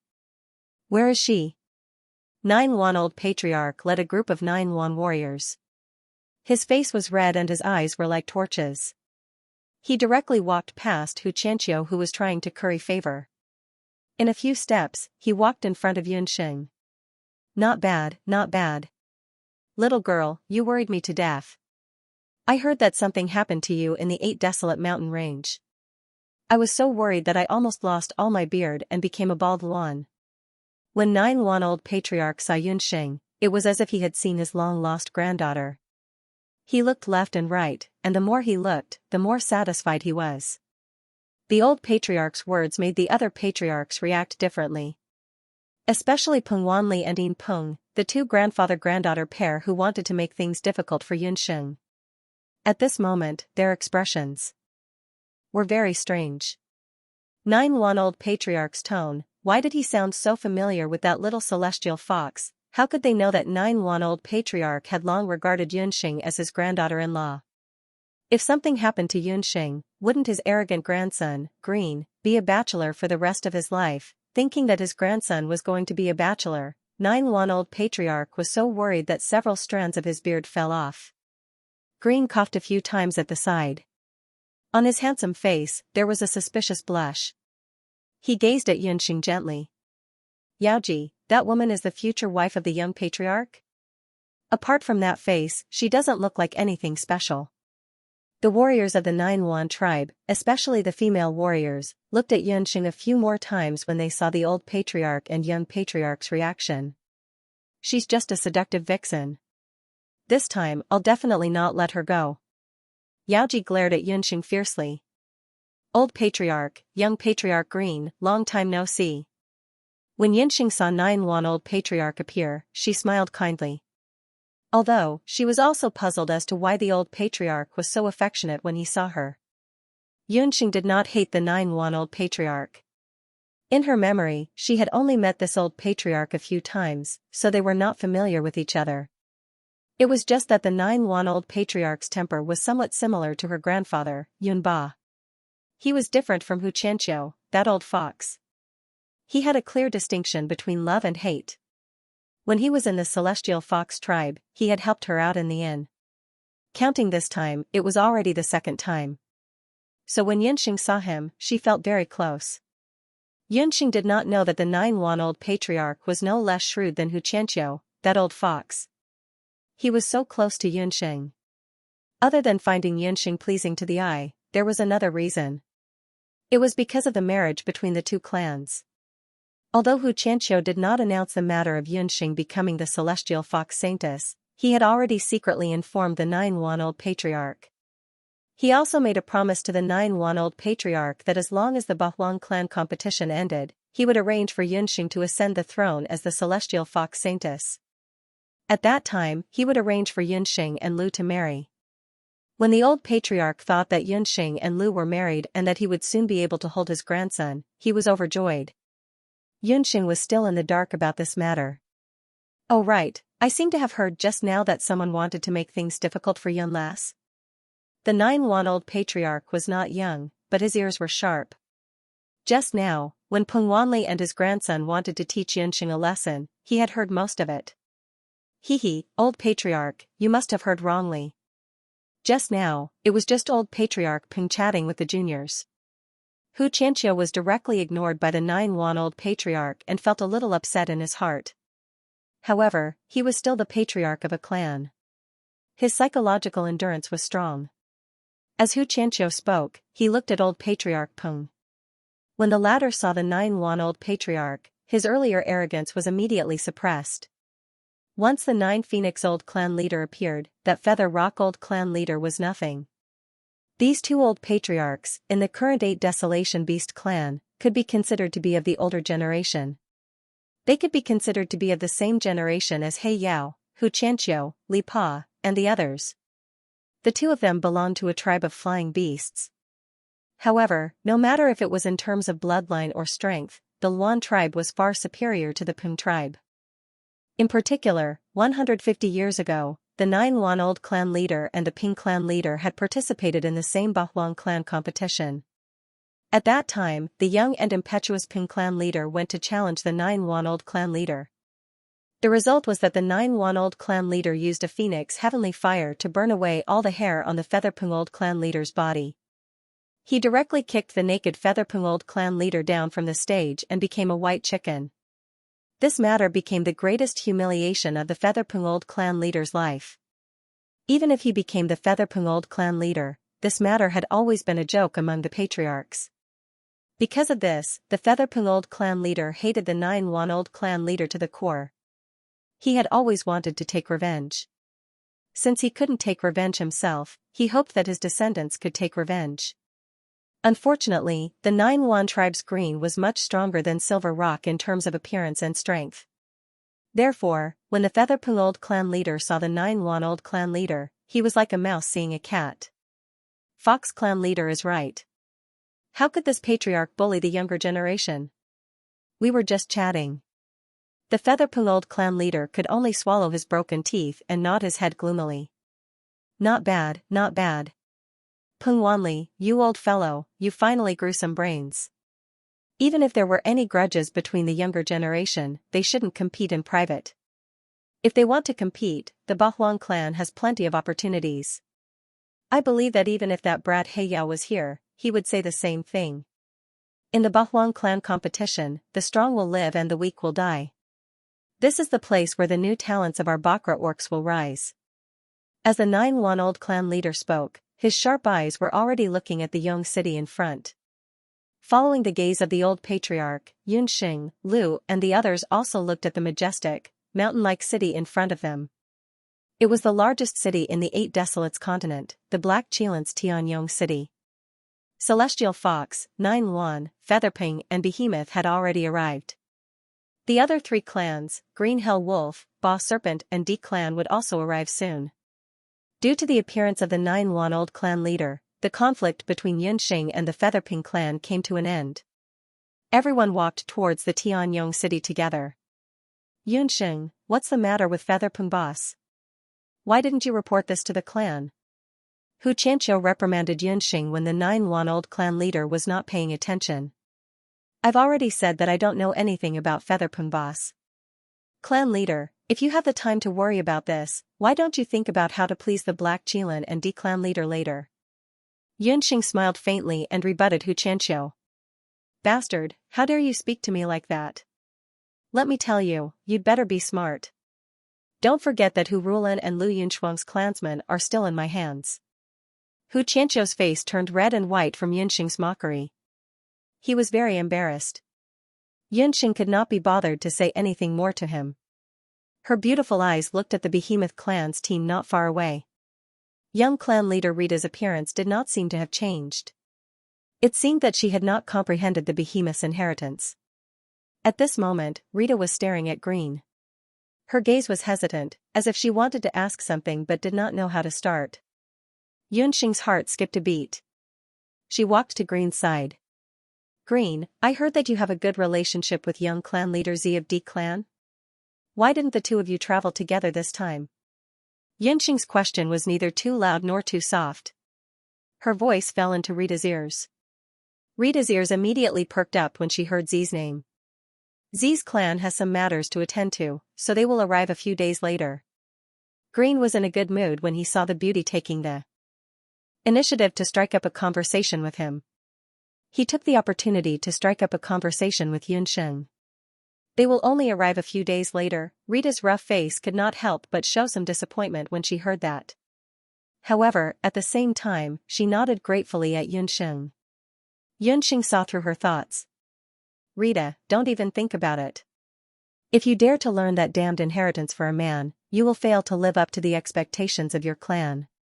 Even if I am your mother, I will never forgive you for the rest of my life. Clan leader Li Pa furrowed her brows tightly. Rita's face darkened.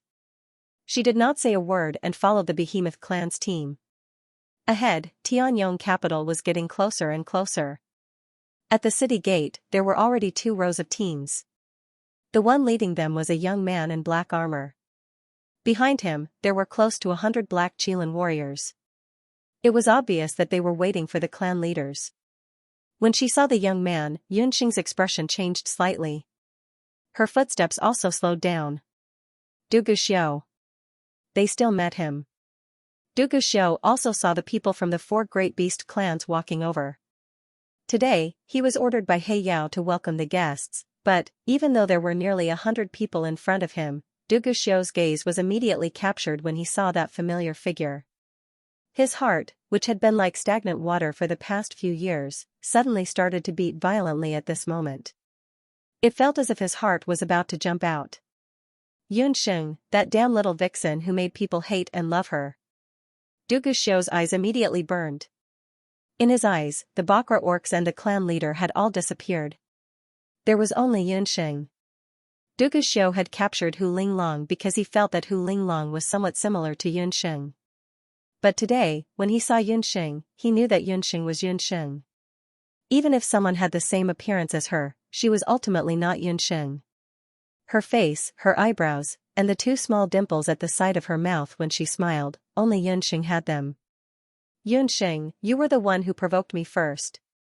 Dugu Xiao clenched his fists tightly under his sleeves. This time, he had to take this woman for himself no matter what. Dugu Xiao took a deep breath. His gaze turned sharp as he noticed the man beside Yunxing. That was a rather dazzling man with an otherworldly temperament. His eyes were the same as his. From the beginning to the end, they had never left Yunsheng. 9 Phoenix Clan? Green, it seemed that Hu Linglong was right. This man was also interested in Yunsheng. Yi Baiming, that idiot, had thought that after he obtained Yunsheng, he would hide her well. But now, another man had his eyes on her. Du Guxiu sneered in his heart. If he obtained Yunsheng, he would definitely keep her by his side. No one else could even have the thought of coveting her. So what if it was the 9 Yuan tribe? In this Bahuan tribe competition, he would make that man completely give up on such thoughts. In Du Guxiu's opinion, the only person in the world that could compete with him for Yunsheng was Yi Baiming. Patriarchs, Junior Du Guxiu is the son of Patriarch He Yao. My father is still in seclusion, so I'll temporarily take over the clan's affairs. Du Guxiu retracted his predatory gaze. When he looked at the beast clan leaders again, he was humble and polite. His gaze was also very cautious. He did not look at Yunsheng again. This is Deputy Clan Leader Dugu? I heard that these few years, the Black Qilan tribe has been managed well in the hands of the Deputy Patriarch. He Yao really cultivated from his previous life. His daughter's strength is strong, and his son is also a first-rate character. The patriarchs, including the 9 Phoenix Old Patriarch, had all heard of Du Guxiu's name, but it was their first time meeting him. It was said that this Deputy Patriarch was a seed left behind by He Yao on the boundless continent. He still had a portion of the human race's bloodline. When he first became the Deputy Patriarch, there were still many dissatisfied voices in the Black Qilan tribe. However, in just half a year, no one in the Black Qilan tribe objected to him. From this, it could be seen that this person was definitely not a good person. The man in front of them was somewhat similar to the young He Yao. He was tall and had a deep outline. He had a head of fiery red hair and a domineering aura. One look and one could tell that he was the talent of an emperor. When the patriarchs saw this, they could not help but sigh in their hearts. With Du Guxiu and He Linlin, the Black Qilan tribe's Bahuan tribe competition this time was undoubtedly a double insurance. The position of the Black Qilan tribe's leader would probably be very difficult to shake. Patriarchs, you flatter me. Xiu is already in the city. He has prepared a side hall for the patriarchs and the warriors who have come to participate in the competition. Before the competition begins, please have a good rest in the side hall. Du Guxiu replied in a clear voice. Hee, very good. Then I'll have to trouble the Deputy Patriarch. This is my clan's son Liu. You two are close in age. If you have time, you should spar more. The 9 Phoenix Old Patriarch introduced warmly. The Black Qilan tribe and the 9 Phoenix tribe were both upper beast tribes. For many years, the Black Qilan tribe had always been the leader of the Bakra orcs under the power of He Yao. The 9 Phoenix tribe did not say anything on the surface, but they had been secretly competing with each other. Du Guxiu and Lu's introduction this time was more like the introduction of old enemies. The 9 Phoenix Old Patriarch's intention was self-evident. Young Patriarch Lu, I've heard a lot about you. Du Guxiu extended his left hand. Lu did not mind and politely extended his hand. The two hands had just held each other's hands. Lu's brows furrowed slightly. The gaze he used to look at Du Guxiu could not help but become a little colder. This man had a strong hostility towards him. Lu could feel that Du Guxiu's hand was constantly being attacked by ice-cold Do Qi. Lu was a little baffled. He had never met Du Guxiu before. Where did this man's hostility come from? However, Lu was not someone who could be bullied easily. Since the other party came to provoke him, he naturally would not shrink back. The two had the most dazzling smile on their faces. Their two hands were holding each other's hands. If some Fujoshi saw this scene, they would definitely scream non-stop. The two of them, one was extremely wild and the other was dazzling. They were both first-class handsome men. Just by standing together, it was like a painting. It was very pleasing to the eye. However, those with discerning eyes, such as the few patriarchs, would realize that the two were secretly fighting. Black Do Qi and Green Do Qi continuously gushed out from the two's hands and collided with each other. Fight, it's best to fight to the death and let the Black Qilan and the 9 Phoenix Old Patriarch become enemies. Old Patriarch Peng's eyes were burning with envy. He didn't know why the two most outstanding vice patriarchs and young patriarchs of the younger generation had a conflict for no reason. However, it would be best if the two of them fought to the death.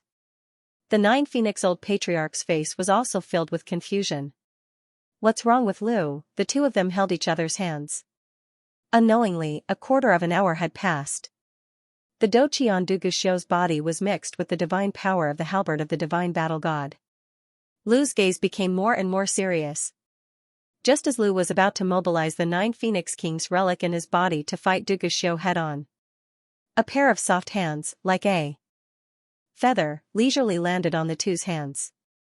The hands were white and flawless, slender and exquisite, with a trace of warmth. Compared to the man's rough hands, they were like jade carvings. Almost at the same time, an ice-cold mysterious energy, like a stream of water, rushed into the doqi of the two people. Deputy Patriarch, young patriarch, everyone is tired. Let's go back to rest. The soft and gentle female voice was like a clear spring on a hot summer's day. It cleared the minds of the two who were originally fighting fiercely. Duguxiu and Lu's expressions changed. Their bodies trembled at the same time. The hands that were holding each other moved away at the same time. The hand that came out of nowhere was Yunxing's. Yunxing, are you okay? Lu was afraid that he would hurt Yunxing. He hurriedly withdrew his strength and was about to help Yunxing up. On the other side, Duguxiu's cold face also had a trace of worry. He was also about to help Yunxing up. There's a new book on the list. Please vote for Defuzi's new book. Thank you. Both of their hands, one on the left and one on the right, were about to grab her at the same time. However, their hands were empty. Yunxing had already retreated 3 to 4 feet away from the two of them. As a result, Duguxiu and Green's hands were awkwardly left hanging in the air. Just as Duguxiu was about to explode, he saw Yunxing standing under the sunlight. Her eyes were flickering and there was a faint smile on her face. At that moment, she was so beautiful that he couldn't bear to blink his eyes. Green was also surprised, but what surprised him was Duguxiu's reaction.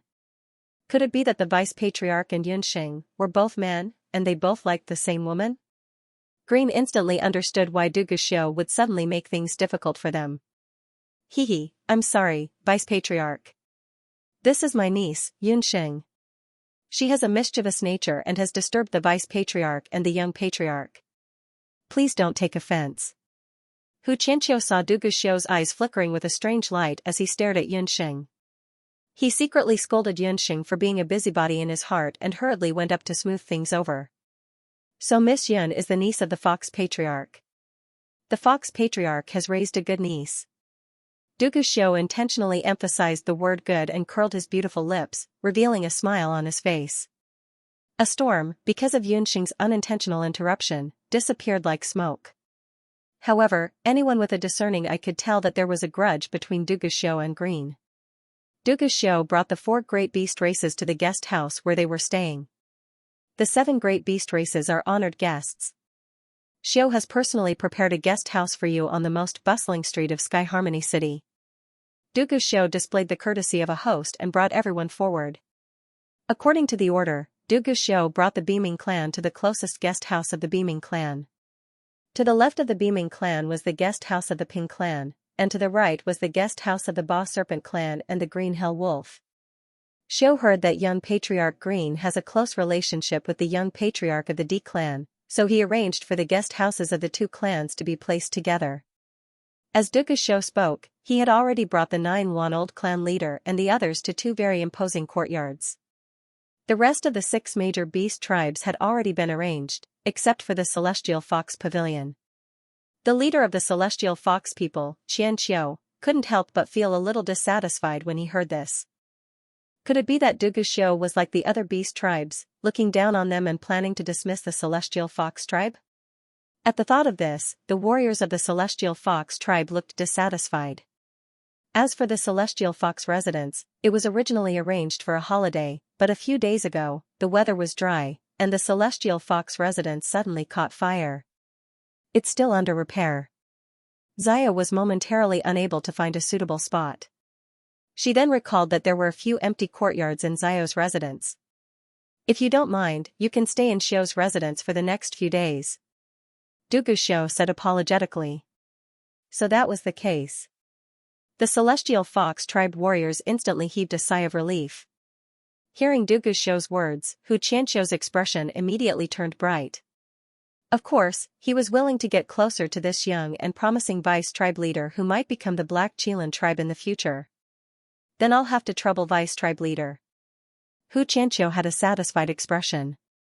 Stay with Dugu Xiu, he did it on purpose. Sky Harmony City was so big, and he couldn't even find a residence that could accommodate more than 10 people. Yunxing was suspicious, but Dugu Xiu had only met her today, so there was no reason for him to be so well prepared.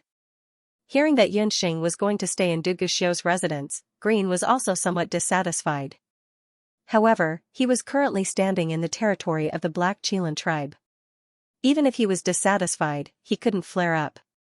He could only glare fiercely at Dugu Xiu and watch as Yunxing and the people of the Celestial Fox tribe left. Green, what's going on between you and that vice tribe leader? The 9-1-old clan leader saw that Green's handsome face was about to freeze, and couldn't help but feel strange. Grandson also doesn't know. That vice tribe leader seems to have some relationship with Yunxing. Green cared a lot about Yunxing, and he could feel that Yunxing was also repulsed by Dugu Xiu. Oh? It seems like that vice tribe leader also has some feelings for Yunlas. Since ancient times, heroes have a weakness for the charms of beautiful women. However, don't worry, even if that vice tribe leader has some feelings for Yunlas, he won't become your love rival. Because of the ancient curse, men and women of the Black Qilan tribe and the Celestial Fox tribe cannot be together. The 9-1-old clan leader was also experienced, and he could also see that his grandson was worried about Yunxing. The ancient curse between the Black Qilan and the Celestial Fox? Grandfather, what's going on? Green asked. Let's go in first, I'll tell you slowly. The old clan leader walked into the residence unhurriedly. After Dugu Xiu was promoted to vice tribe leader of the Black Qilan tribe, He Yao bestowed him with the Dugu residence, which was also a symbol of Dugu Xiu's identity. Dugu Xiu's nature was cold, and he rarely interacted with the people of the Black Qilan tribe. His Dugu residence had also never had guests stay overnight. This time, it was the first time he had invited the Celestial Fox tribe. After arranging for Yunxing to stay in the Dugu residence, he could face her every day in the future. When he thought that his scheme had succeeded, a rare smile appeared on Dugu Xiu's always cold face. Who knew that just as he arrived outside the residence, he saw a Qilan carriage parked outside the residence. That carriage was pulled by a black and white Qilan male and female. In the entire Black Qilan tribe, only He Linlin had one. What was that little witch doing in his residence? Although Dugu Xiu had joined the Black Qilan tribe, his relationship with He Linlin had not eased at all. In the past few years, the two of them had many conflicts in the tribe. Faintly, the Dugu Xiu faction and the He Linlin faction had already formed in the Black Qilan tribe. The debate about who would become the future tribe leader had never stopped. If it wasn't for He Yao, the two of them would have fought fiercely sooner or later. He didn't know why He Linlin came, but when Dugu Xiu thought of Yunxing behind him, he couldn't help but become nervous. He Linlin and Yunxing could be considered as mortal enemies. He Linlin had admired Ji Baiming for a long time, but Ji Baiming only had Yunxing in his heart for so many years.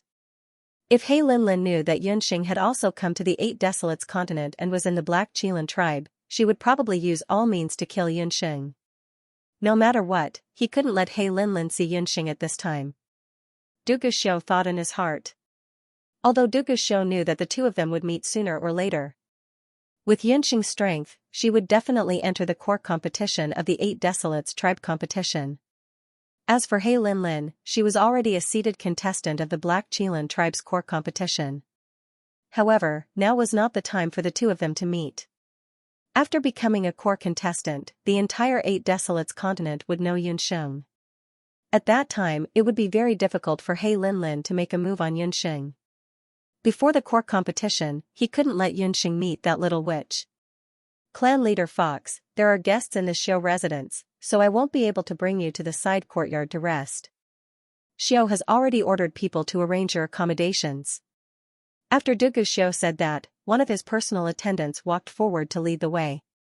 As long as they didn't meet in the Duga residence, with He Linlin's personality, she definitely wouldn't go to the arena or the outskirts to watch. This way, the two girls wouldn't meet. After sending Hu Qianxiu and the rest off, Duga Xiu strode towards the main hall. In the main hall, He Linlin was indeed waiting there. The tea in the cup beside her had already dried up. When the servant beside her wanted to add more water, she was fiercely reprimanded by her. "Scram, where did that brat Duga Xiu go? How long does he want this young patriarch to wait?" Compared to a few years ago, He Linlin's appearance had become more beautiful. However, her temper was still the same as before, arrogant and unreasonable. "He Linlin, if you're not willing to wait, then scram. The Duga residence isn't a place for you to behave atrociously." Duga Xiu walked into the hall. He waved his hand and the servant beside him hurriedly retreated. He Linlin sized up Duga Xiu. Seeing his refreshed expression, he seemed to be in a good mood. "Duga Xiu, do you think I'm willing to look for you? If not for the beast god altar suddenly coming, I wouldn't even bother to come to your broken place." Seeing Duga Xiu's icy cold face, He Linlin was angry. "Beast god altar, what are they here for? To watch the competition or to participate?" When Duga Xiu heard about the beast god altar, he had a curious expression. As the #1 beast tribe among the Bakra orcs, the Black Chelan tribe was a unique existence among the 8 great beast tribes. Only the beast god altar of the Bang tribe was above the Black Chelan tribe. The high priest of the beast god altar was said to be a taboo even for He Yao. In the previous Bang tribe competition, the beast god altar didn't come to watch. This time, there must be something special. How would I know? Father is still in seclusion. From the looks of the beast god altar, they should be arriving in half a month. Counting the days, the arena and challenge competition should have ended by then. They should be here to participate in the core competition. When He Linlin mentioned the beast god altar, she had a taboo. He Yao was in seclusion and handed over the tribe's affairs to Duga Xiu and He Linlin. Although the two of them didn't like each other, the Bang tribe competition was very important and the two could only temporarily put aside their grudges. "Are you here for the challenger competition and the core competition?" "Very well, I also want to see how powerful the beast god altar is." Duga Xiu's purpose in coming to the 8 Desolates continent was to strengthen himself. The Black Chelan tribe could be considered the strongest tribe on the continent. The only thing that could contend against it was the beast god altar. "It's up to you. Father has asked us to take first place in this competition. As for the rest, you can kill them or cut them up, but I can't be bothered." "Duga Xiu, I heard that you let the people of the Celestial Fox tribe live in your mansion?" As soon as He Linlin arrived at the Duga mansion, she saw that the maids and servants inside were busy. She casually stopped one of them and asked. Only then did she know that Duga Xiu had made such an arrangement. He Linlin still felt that it was a bit strange. With Duga Xiu's cold personality, why would he allow someone from the Celestial Fox tribe to live here? "The Duga mansion is my territory. I don't think it's up to you to decide who I want to settle down." Duga Xiu's thick eyebrows furrowed, a look of displeasure on his face. "Humph, who has the time to care about you? However, don't forget that the Black Chelan tribe is a high-ranking beast tribe. It's a disgrace to have dealings with a low-ranking beast tribe like the Celestial Fox tribe. No, perhaps after the Bahuan tribe competition this time, the Celestial Fox tribe will be disqualified from the Bakra orcs, so you'd better open your eyes wide and not bring shame to the Black Chelan tribe." He Linlin's face was full of pride as she walked out without looking back. The people of the Celestial Fox tribe, who were already in the side courtyard, were completely unaware of the dispute in the main hall. "Miss Yun, this room is your guest room. Please take a look and see if you're satisfied with it." Duga Xiu's personal guard settled everyone down separately. When it was Yunxing's turn, she was given a luxurious room with beautiful decorations. "How did you arrange it? Why are only Yunxing and the tribe leader's guest rooms single?" Yu Shang was arranged to stay with Lu Yunshuang. When she saw Yunxing's room, she was instantly furious. Hu Qianxia was the tribe leader. It was one thing for him to have his own room, but why were the others given double rooms and only Yunxing given a single room? Moreover, Yunxing's room was arranged in the south of the courtyard, where the sunlight and location were the best. This was arranged by the deputy tribe leader. I don't know. The guard also looked helpless. Speaking of which, the deputy tribe leader had changed his personality this time. The rooms that the people of the Celestial Fox tribe stayed in this time were all arranged by the deputy tribe leader. Especially Yunxing's room, the courtyard next to hers, was the deputy tribe leader's residence. Earlier, when Du Guxiu made this arrangement, the servants in the mansion had a heated discussion for a while. The moment Yunxing entered, she realized that this room was exactly the same as her residence in Du Guxiu's Crown Prince mansion back then. The bad memories of her time in later Qin suddenly came rushing back. Yushang, since you like to stay in a single room so much, I'll let you have it. Baby and I will stay in the same room. Yunxing pursed her lips. This Yushang was really petty. She wanted to fight for everything. Staying in Du Guxiu's mansion made her feel uncomfortable no matter where she stayed. Yushang thought that Yunxing was afraid of her, so she did not stand on ceremony and immediately occupied Yunxing's room. After the two of them had finished packing their luggage, Yunxing suggested that they take a walk around Sky Harmony City. Yunxing? Are you old friends with the deputy tribe leader of the Black Qilin clan? Lu Yunchuang could not help but ask as soon as they left Duga Mansion.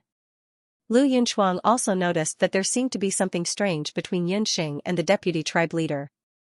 To be honest, the deputy tribe leader of the Black Qilin clan looked quite popular. He was the type that women liked. However, Yunxing did not seem to be interested in him at all. She even seemed to loathe him. We do have some friendship, but it's not what you think. Yunxing did not have the time to explain the messy past between her and Du Guxiu to Lu Yunchuang. In the mansion, after Du Guxiu sent He Linlin away, he could not wait to look for Yunxing. He had deliberately arranged for the two of them to stay in separate rooms. They were only separated by a wall. When he reached the door, Du Guxiu hesitated again. Deputy tribe leader, why are you here? As she spoke, Yushang walked out of the room. When she saw Du Guxiu, Yushang looked a little surprised. I should be the one asking you that. Why are you in Yunxing's room? Du Guxiu's expression was icy. Could it be that you're here to look for Yunxing? Yushang glanced at Du Guxiu. When she thought of the exquisite furnishings in the room, she immediately understood what was going on. I didn't expect that Yunxing, that woman, who looks as pure as ice and jade, to be a womanizer. Even the ice-cold deputy patriarch was bewitched by her. Deputy tribe leader, to tell you the truth, she and young tribe leader Lu are engaged. Woman, stop trying to drive a wedge between us. You have no right to interfere in the matters between me and her. Du Guxiu flicked his sleeves and walked out. Humph, another stinky man who's been bewitched by that B*TCH. Yushang was furious and slammed the door hard. The fox was coming, and then there would be heavenly lightning and earthly fire. In Skyong City, Yunxing and Lu Yunchuang had only taken a few steps after leaving the Duga mansion. Yunxing, Miss Lu, what a coincidence. I was just about to look for you, both of you. They saw Lu walking over. Young clan leader Lu, what a coincidence. Lu Yunchuang suppressed her laughter.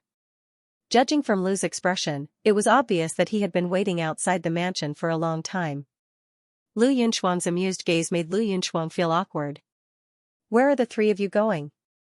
Before Lu could speak, a cold voice came from behind them. Du Guxiu walked over. The atmosphere suddenly turned cold. After Du Guxiu sent He Linlin away, he immediately went to the backyard to look for Yunxing. However, when he arrived at the residence he had specially arranged for Yunxing, he found that the person living there was not Yunxing, but Yushang. Du Guxiu was displeased and stormed out of the door to look for Yunxing. He did not expect to bump into Lu again. Now, the four of them were in a four-sided formation. Du Guxiu and Lu glared at each other. Lu Yunchuang could smell the tension in the air. Deputy clan leader, the three of us would like to take a look around the city. I heard that there are many famous sites in the capital of Skyong this time. Why don't you take us for a walk around the city? Lu Yunchuang saw that the two of them were like fighting cocks the moment they met. She was afraid that they would start fighting, so she quickly found a topic to change. That's right. I heard that there is a new competition format for the clan competition this time. Why don't you introduce it to us, deputy clan leader? Lu did not want to lose his composure in front of Yunxing and walked to her right. Seeing this, Du Guxiu also took a step forward and occupied Yunxing's left. Lu Yunxuang stood at the side, feeling very awkward. She could only walk to Lu's side helplessly. The four of them walked together. The handsome man and the beautiful woman immediately attracted countless gazes. Especially in Skyong City, many people recognized Du Guxiu's identity. The Black Qilan tribe was open-minded. Many women even threw flirtatious glances at Du Guxiu on the street. Du Guxiu's handsome face was cold, and he couldn't be bothered with him. A noblewoman from the Black Qilan tribe walked over. When she saw Du Guxiu, her eyes suddenly lit up. Vice clan leader. The woman was very bold and took the initiative to strike up a conversation. Du Guxiu didn't have any special impression of the woman in front of him, so he just nodded perfunctorily. I am the Li family's Li Liqing who is representing the Black Qilan tribe to participate in the competition. Last time, during the selection competition within the tribe, the vice chief even praised my whip technique for being quite good. The woman clearly had a good impression of Du Guxiu. However, it was a pity that Du Guxiu didn't even look at her. He just left her where she was and left. Who are the two women beside the vice-patriarch? Especially the one in white. Li Liqing's background was not ordinary. Her father was one of the elders of the Black Qilan tribe. Her strength had also reached the martial emperor level. In the Black Qilan tribe, apart from He Linlin, she could be considered as the number one figure. When she first met Du Guxiu, she fell in love with the wild and unfeeling Du Guxiu. Unfortunately, he never looked at her. Du Guxiu had always been indifferent to the women in the tribe. However, just now, he was extremely protective of the white-clothed woman who walked with him. Even an idiot could tell that the vice-patriarch treated that woman differently. Moreover, that white-clothed woman had a fairy-like appearance. Even the number one beauty of the Black Qilan tribe, He Linlin, couldn't compare to her. Miss, I've asked around. Just now, among the two women and one man, that handsome man is the Nine Luan tribe's young clan leader. As for the two women, they are both contestants from the Celestial Fox tribe. Moreover, the people from the Celestial Fox tribe are all living in the vice-patriarch's residence. In a short while, Li Liqing's subordinate found out the information. Celestial Fox? So it's only some lowly foxy women. The men in their own tribe are useless and they actually dare to come to the Black Qilan tribe to provoke the vice-patriarch. Jealousy faintly flickered on Li Liqing's face. Miss, do you want me to send someone? That subordinate made a throat-slitting action. This woman, Li Liqing, looked beautiful on the outside, but her heart was very vicious. She relied on her father's power and got rid of many eyesores in Sky Harmony City. Fool, you dare to cause trouble under the vice-patriarch's nose? Are you tired of living? Li Liqing's eyes flickered. But miss, are we just going to sit and watch those foxy women from the Celestial Fox tribe flirt around in the city? That subordinate stared at the backs of Yunxing and the others with covetous eyes. One couldn't help but say that the women from the Celestial Fox tribe were really seductive. If he could obtain such a woman from the Celestial Fox tribe, he would be willing to die. There's no need for us to do anything for this matter. Have you forgotten that the Bahuang tribe's arena competition will be held in 3 days? The Celestial Fox tribe is a lower beast tribe, and there are many other beast tribes who want to kill the members of the Celestial Fox tribe.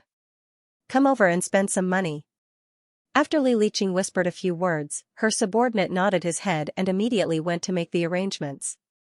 Yunxing and the others passed through the main streets of the city, and in front of them was a spacious public square. This was the location where the Bahuang tribe's competition would be held. At this moment, the public square was already filled with people. Other than the Bakra orcs, who could directly register through their tribe's representatives, the other beast tribes had to register through the Sky Harmony City's registration point. Therefore, at this moment, in the public square, there were many beast tribes from all over the world, as well as some beast men from other tribes, all gathered together to register for the Bahuang tribe's competition. After all, the Bahuang tribe's competition was the grandest competition in the entire 8 Desolates continent. If one could obtain victory in the competition, it would be equivalent to making a name for oneself.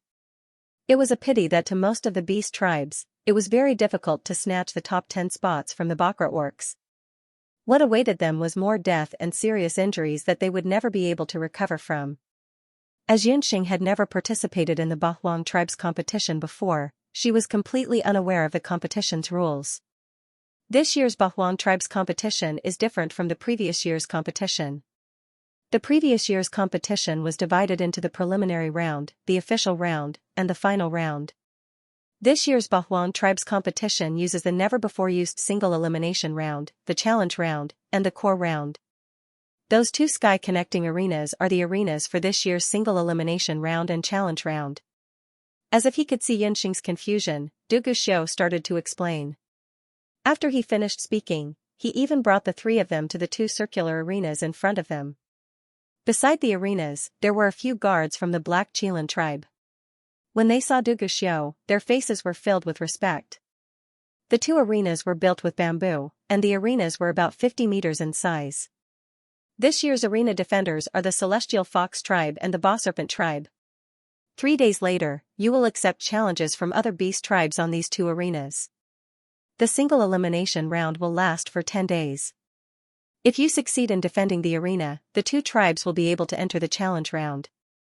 However, if you fail in defending the arena, you will lose your status as Bakra orcs.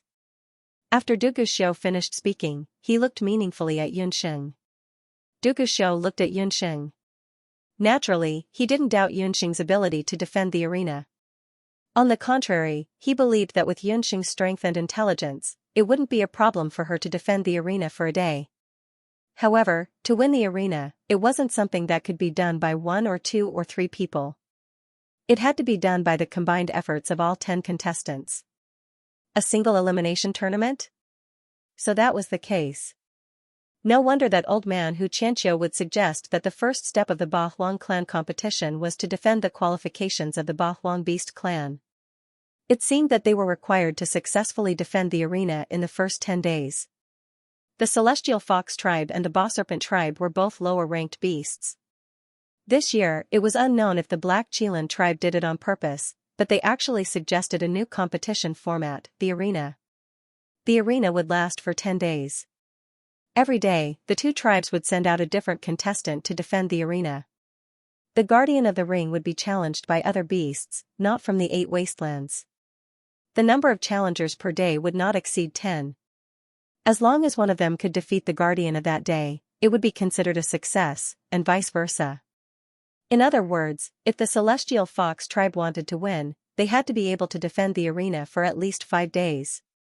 Yunxing, I believe that you won't have any problems. Green looked at Yunxing encouragingly. Luckily, the other Bakra orcs won't challenge the arena. Otherwise, I wouldn't dare to guarantee it. Yunxing muttered. She still had to discuss this matter with Hu Xianxia and the other Celestial Fox contestants. Du Guxiu then introduced some matters related to the Bahuang tribe competition. At the end, he suddenly mentioned another matter. This year's Bahuang clan competition is somewhat different from the previous years. In another half a month's time, the people from the Beast God Altar will arrive in Sky Harmony City. Their goal should be the core competition. Du Guxiu's words caused Green to be extremely astonished. Green didn't have any news about this matter. The 9 Phoenix Tribes Patriarchy didn't know anything about it. It's about time. Deputy Patriarch, Young Patriarch, let's return to the residence first. Yunxing looked around and didn't find anything. She couldn't help but feel a little resentful. She came to the square to check because she considered that Yi Baiming might have known about the Bahuang tribe competition. With his current identity in the Bahuang continent, if he wanted to participate in the Bahuang tribe competition, he could only participate through the identity of other beasts. There were only 3 days until the Bahuang tribe competition. He still hadn't appeared. Translator's note: I'm Yu's name is Yu's TS right. TSK, Miss Li, are you talking about that woman just now? Those beasts looked very dirty. They were all holding portraits in their hands. The SN Luji TSSSGS just an hour ago, the daughter of Elder Li, a descendant of a famous family in Sky Harmony City, could not send out a secret order. The secret order clearly stated that as long as someone could defeat the 2 women from the Celestial Fox tribe in the upcoming competition, and ultimately defeat the Celestial Fox tribe and make them lose their position as Bakra orcs, they would receive 10,000 taels of purple gold and a recommendation letter to join the Black Chelan tribe. To these beasts who had been wandering outside all year round and didn't have a tribe, 10,000 taels of purple gold was no small temptation. That recommendation letter was the most tempting. With the recommendation letter, they could become a member of the Black Chelan tribe. At that time, as a member of the strongest tribe in the continent, they could do whatever they wanted in the Bahuang continent. That's right. Look at that nose and those eyes. As expected of the women from the celestial fox tribe. They're so beautiful that they don't even look human. What a pity. If these two delicate beauties fall from the sky-piercing bamboos arena. The beasts still had some tender feelings for the fairer sex. When they thought of the celestial fox tribe, they associated them with frail and coquettish women. They had no idea what kind of murderous intent their wishful thinking would bring them. Deputy Tribe Leader, thank you for your hospitality today. After returning to the Duga mansion, Yunxing and Lu Yunchuang had just entered the courtyard when Yunxing began to chase them away. Miss Lu, Xiao has something to discuss with Miss Yun. Duga Xiao had wanted to talk to Yunxing in private since just now. However, due to Lu Yunchuang and Lu's presence, he glared coldly at Yunxing. Even with Lu Yunchuang's cold personality, she was forced to lead by Duga Xiao's forceful words. Yunxing, how dare you reject my good intentions time and time again? Last time, when we were in the ancient seal, you actually dared to pretend to be dead? Duga Xiao stretched out his long arms and pressed his palms against the wall, locking Yunxing between his arms. Duga Xiao had already learned from Hu Linglong that he and Yunxing had a brief encounter when they were in the 8 desolate mountain range. That time, in the ancient seal, the 6-tailed celestial fox he saw dead was Yunxing. No wonder his heart throbbed so much at that time. When he thought of how Yunxing was unwilling to ask him for help even if she pretended to be dead, Duga Xiao felt a wave of depression in his heart. His cold lips were only millimeters away from Yunxing's earlobe. His voice hovered in Yunxing's ear. When he felt the warmth coming from Yunxing's body, the anger in his heart disappeared involuntarily. Duga Xiao stared at Yunxing almost greedily. Her long eyelashes and plump, cherry-like lips were right in front of him. Their current posture was very ambiguous. The guards and maidservants at the side were so frightened that they all closed their eyes. They did not even dare to breathe loudly. Strange, why was this tigress so quiet today? While Duga Xiao was enjoying Yunxing's rare docility, he suddenly felt that something was wrong. However, in the next second, Duga Xiao frowned. As if he had been electrocuted, he felt a hidden threat behind his head. A strong gust of wind from a sickle came at the back of Duga Xiao's head. In order to dodge, Duga Xiao had no choice but to retreat. You stinky red-haired monster, you actually dare to harass a married woman. A pink figure rushed out of the house like a whirlwind. Popo stretched out her hand, and the divine sickle flew back into her hand. For Popo's safety, Yunxing asked her to go out as little as possible these days. She must stay in the room. Popo was suffocated to death. Fortunately, Master said that if she heard anything interesting outside, she would tell Popo immediately. Popo was bored in the house for a long time. Finally, Master came back. Who would have thought that the damned red-haired monster would actually block Master's way? Seeing Popo pouting her small mouth and putting her hands on her waist, Duga Xiao was about to get angry. But then he thought about it again. Why did he feel that Popo's voice and posture were so familiar? His eyelids twitched. Are you that egg? The most troublesome thing that Duga Xiao encountered in his life, besides Yunxing, was Yunxing's egg.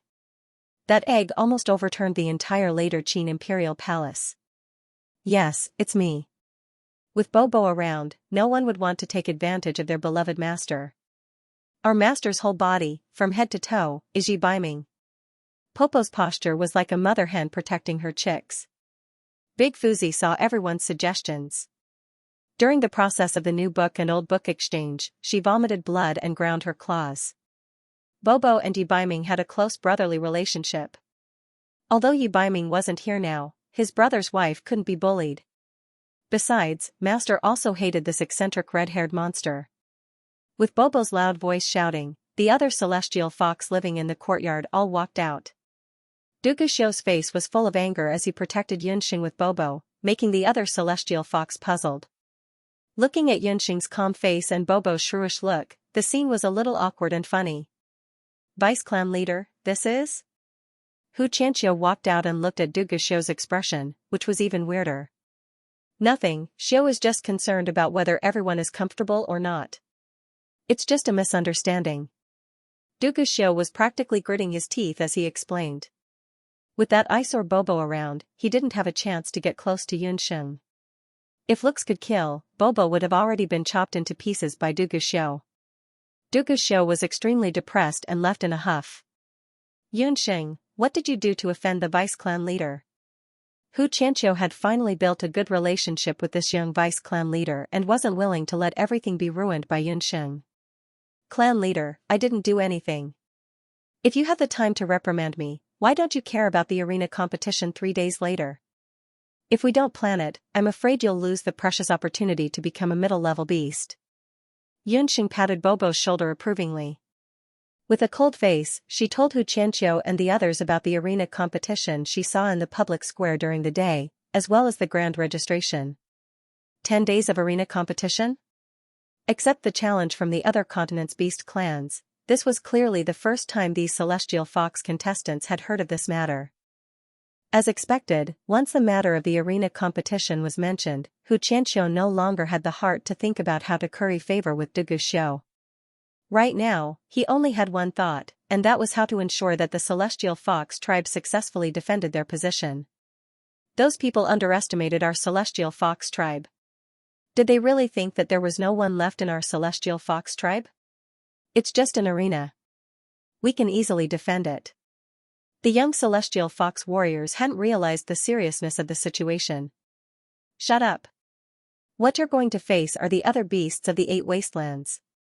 Among them, there's no lack of vicious beasts like the 3 Pung demons. Which one of you dares to say that you can win against 10 opponents in a day? Xianxia was slightly lacking in confidence. Patriarch, I am confident that I can defend the arena successfully, but the others might not be so. If you are not confident, I can defend the arena alone for 10 days, sneered Yushang.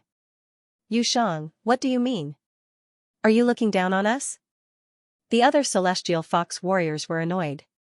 This woman clearly wanted to be in the limelight. Even if she succeeded in defending the arena, others would still say that the Celestial Fox tribe had no one left and could only rely on a woman to defend the arena. I would be very happy to let Miss Yushang do it for me. Unfortunately, the rules of the arena competition state that a different person must compete every day. In other words, all 10 of us must compete in the arena within 10 days. Patriarch, you know our strength best. For the sake of fairness, you should decide the order of our performance first. Yunxing wasn't particularly familiar with the strength of the people present. She only knew that she, Lu Yunxuang, and Yushang could all pass the arena competition with 100% certainty. Xianxia was also well aware of this. Yushang will defend the arena on the first day of the competition. Xianxia glanced at Yushang. Xianxia chose Yushang for a reason. Yushang's appearance was outstanding, and she was a celestial fox with 7 tails. She had both strength and appearance. If she were to take charge of the arena on the first day, she would be able to attract the attention of the audience and intimidate the opponents. Xianxia's arrangement was not bad. The first to compete would undoubtedly receive the most attention. When Yushang heard this, she was very satisfied. Xianxia selected 2 more contestants to be in charge of the next few days of the competition. Lu Yunxuang, you will be in charge of defending the arena on the 5th day. Yunxing, you will be in charge of the 6th day of the competition. Xianxia looked at Lu Yunxuang and Yunxing. Patriarch, this is a little inappropriate. The competition in the middle days should be the most relaxed. Yunxing should be on the last day. Lu Yunxuang was a little dissatisfied when she heard this. Everyone knew that in the 10-day arena competition, the first and last days were the most important. Everyone understood the importance of the first day. It was to attract attention and intimidate the opponents. The last day was the key. If there were any mishaps in the competition, they would be able to turn the tide on the last day. Patriarch, you want to decide the winner on the first 6 days? Yunxing understood the meaning behind Xianxia's words. That's right. This time, we are aiming for the middle-tier orcs. Defending the arena won't take up too much time. I request that you all win all your matches in the first 6 days and directly enter the competition. Xianxia looked at Yunxing with some approval. In this way, the 6th day of Yunxing's battle would be equivalent to the last day. Everyone thought that the celestial fox tribe was weak and useless, but this time, Xianxia was full of confidence. Not only did he want to win, but he wanted to win beautifully. He wanted to make those who looked down on the celestial fox tribe shocked. Just as Xianxia and the rest were carefully planning, the other low-tier Bakra Orcs tribe, the Ba Serpent tribe, had arrived in Sky Harmony City. They had also found out about the new competition this time. Damned Black Chelan tribe. They are obviously trying to make our Ba Serpent tribe look bad. Hearing about the new competition this year, the Ba Serpent tribe's patriarch, Xianxia, had a face full of displeasure. Father, could it be that Duguxiu secretly did something? Bai's elder brother, Muguan, was also one of the contestants. He had only found out half a year ago that Duguxiu had become the vice-patriarch of the Black Chelan tribe. Muguan had always believed that his sister's death had something to do with Duguxiu. It shouldn't be. After all, we are not the only low-tier orc tribe. I've heard that the celestial fox tribe has already arrived before us. This time, Xianxia is leading the team. I've heard that there are 2 rarely seen 7-tailed celestial fox in his team, Xianxia muttered. So what if it's a 7-tailed celestial fox? That's just a method used by the celestial fox tribe to boost their morale. They were just 2 sluts with no reputation. How capable could they be? Father, don't worry. In this competition, we will definitely suppress the celestial fox tribe. Our goal this time is not just a simple competition, Muguan said with a face full of conceit. Don't underestimate the celestial fox tribe. Xianxia, that old fellow, has been hiding for so many years. He must have come prepared this year. For the sake of safety, find the others. We must fight steadily and surely, and defend these 10 days of the arena competition. Xianxia thought for a moment, and chose a different method from Xianxia's. It was a safe method to defend the arena. In the next few days, as per Xianxia's instructions, Yunxing and the others did not cause any more trouble. They cultivated on their own in Dugu Mansion. Ever since Duguxiu had been humiliated by Bobo that day, he had not come to look for Yunxing. She did not know if it was because he was busy with the family competition. 3 days passed in the blink of an eye. The other major beast clans of the Bakra Orcs also arrived in the last few days. Early in the morning, everyone from the celestial fox tribe was ready to set off. After repeated pleas, Bobo finally obtained Yunxing's permission to disguise herself as a celestial fox half-beast human maidservant. Before they entered the square, they saw that the 2 arenas were already surrounded by people. The people from the Ba Serpent tribe were also waiting beside the arenas. Long time no see, clan leader Fox. It looks like you came prepared this time. Xianxia saw Xianxia and walked forward with a fake smile. You too, clan leader Qi, look at the Ba Serpent warriors behind you. They're all good fighters. Xianxia and Xianxia exchanged pleasantries. Ba Serpent and Celestial Fox could be considered brothers in distress. The other major beast clans were still recuperating, but they had to defend the arenas for 10 consecutive days. However, this was also abiding by the iron rule of survival in the 8 Desolates continent. The strong would prosper, and the weak would perish. However, in Xianxia's eyes, Ba Serpent was still stronger than Celestial Fox. Just looking at the camps of the 2 clans, there were only 3 men in the Celestial Fox tribe, and 3 female warriors in the Ba Serpent tribe. When the men from the Ba Serpent tribe saw the delicate female warriors of the Celestial Fox tribe, they all wore mocking expressions. This attracted the angry glares of the Celestial Fox warriors. I don't seem to see anyone from the other beast clans. Lu Yunxuang scanned her surroundings.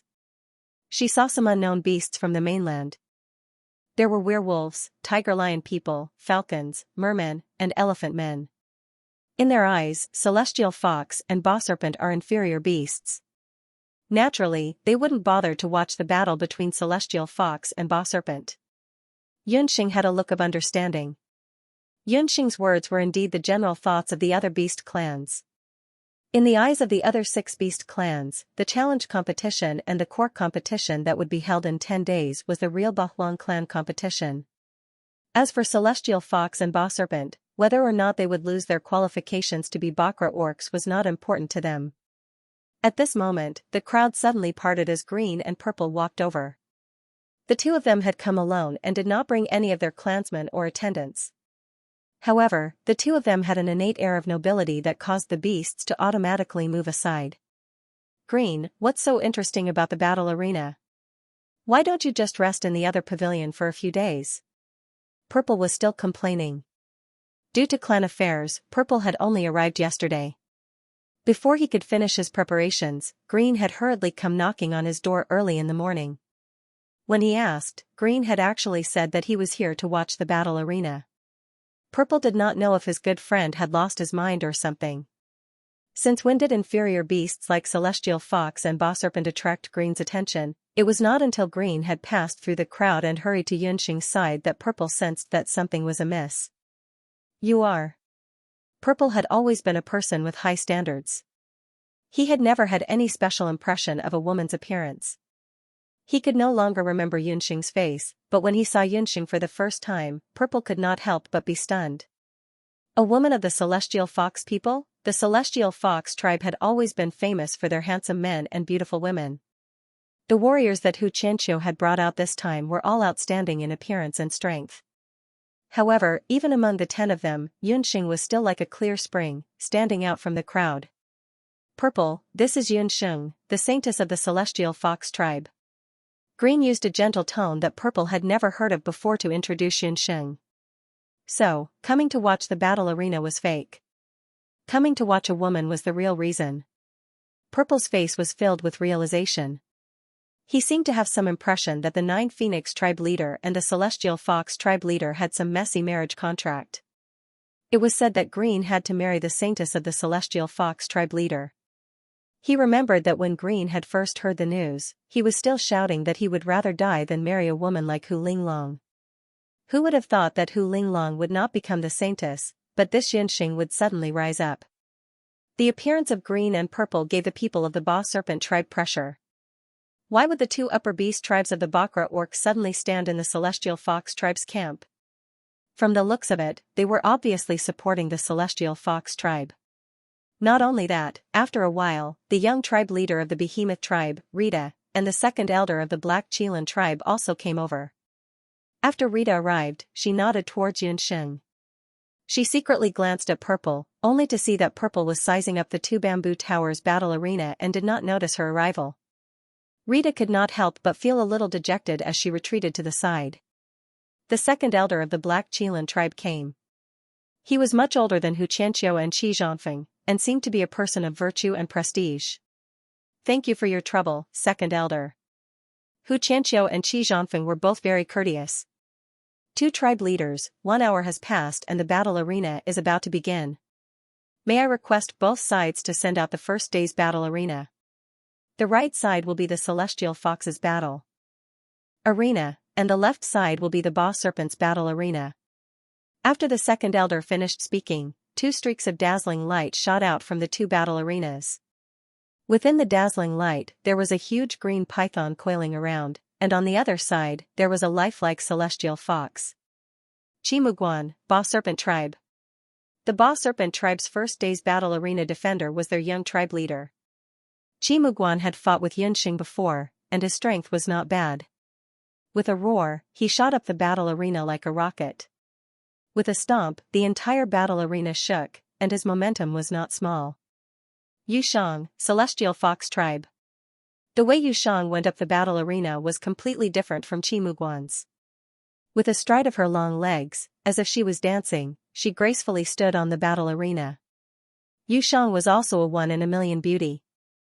Her figure was enchanting, and her charming eyes were filled with affection, causing the audience below the battle arena to howl incessantly. In an instant, most of the audience was attracted to Yushang's side.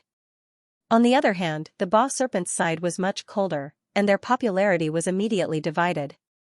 This was also the reason why Xianxia chose Yushang to go up first. Tribe leader who is still the same as before, liking to play tricks. however, a vase is still a vase.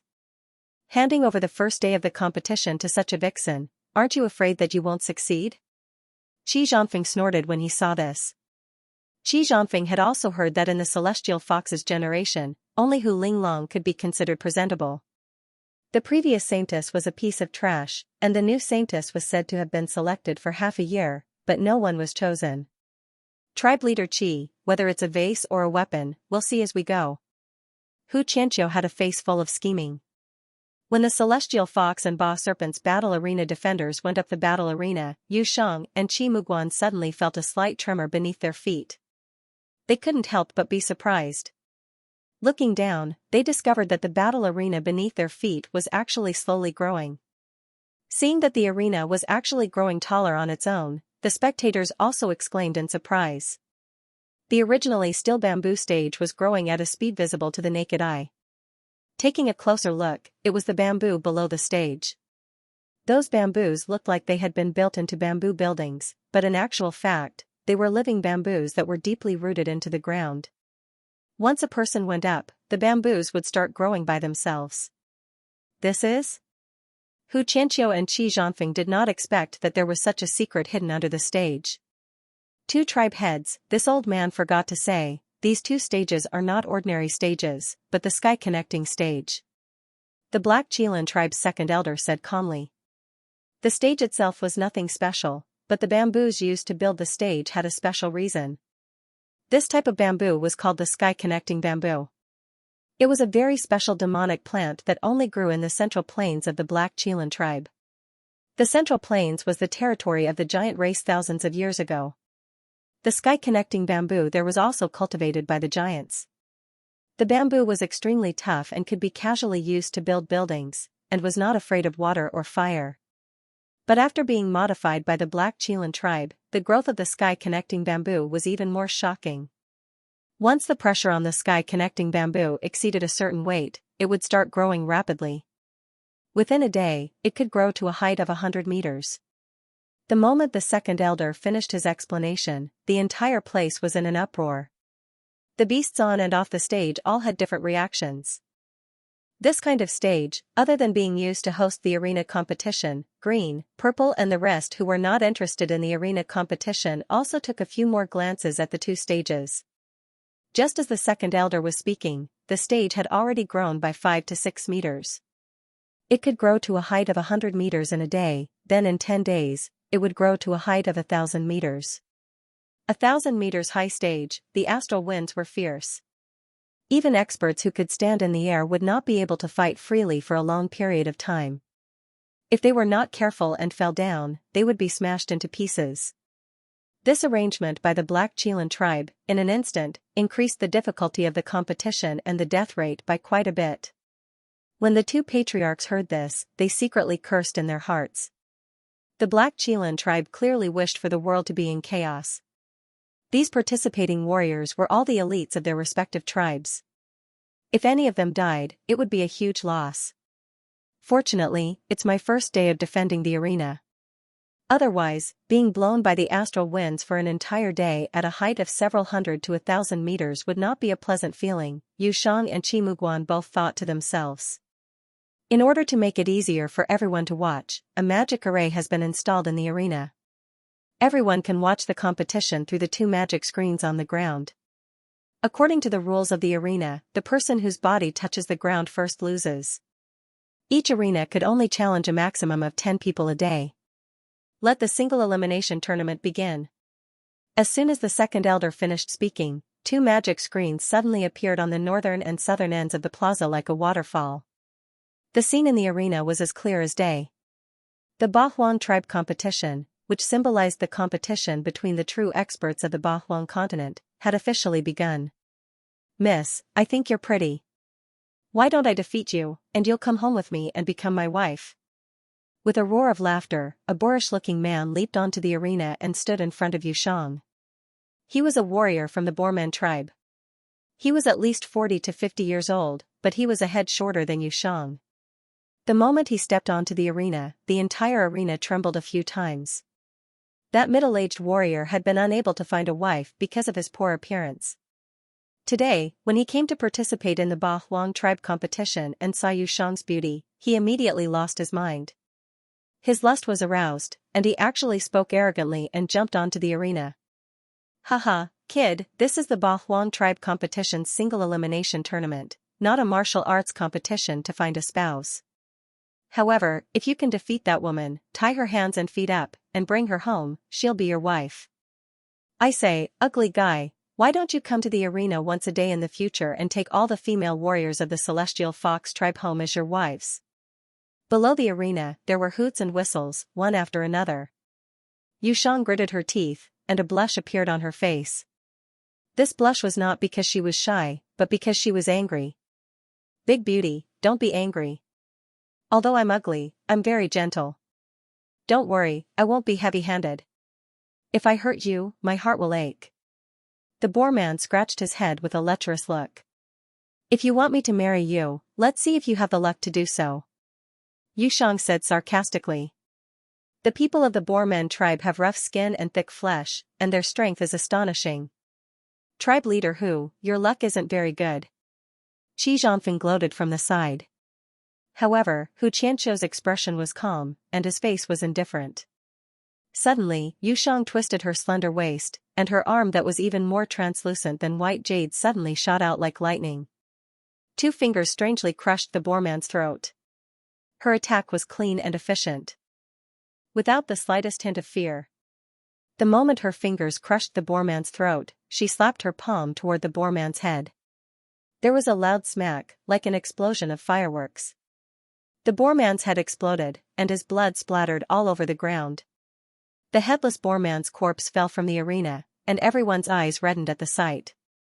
Yu Shang's attack and withdrawal of her hand only lasted for a moment, but there was still a charming smile on her lips. Tribe leader Qi, it looks like you're overthinking things. Never underestimate a beautiful woman. The more beautiful a woman is, the more vicious and merciless she is, Hu Qianqiu said slowly. Yu Shang's attack silenced the onlookers. That woman who looked like she had no strength to truss up a chicken actually killed a powerful orc with just a raise of her hand. Those stupid men, do they really think Yu Shang is as harmless as she looks? The saying, the stinger of a wasp, refers to people like Yu Shang.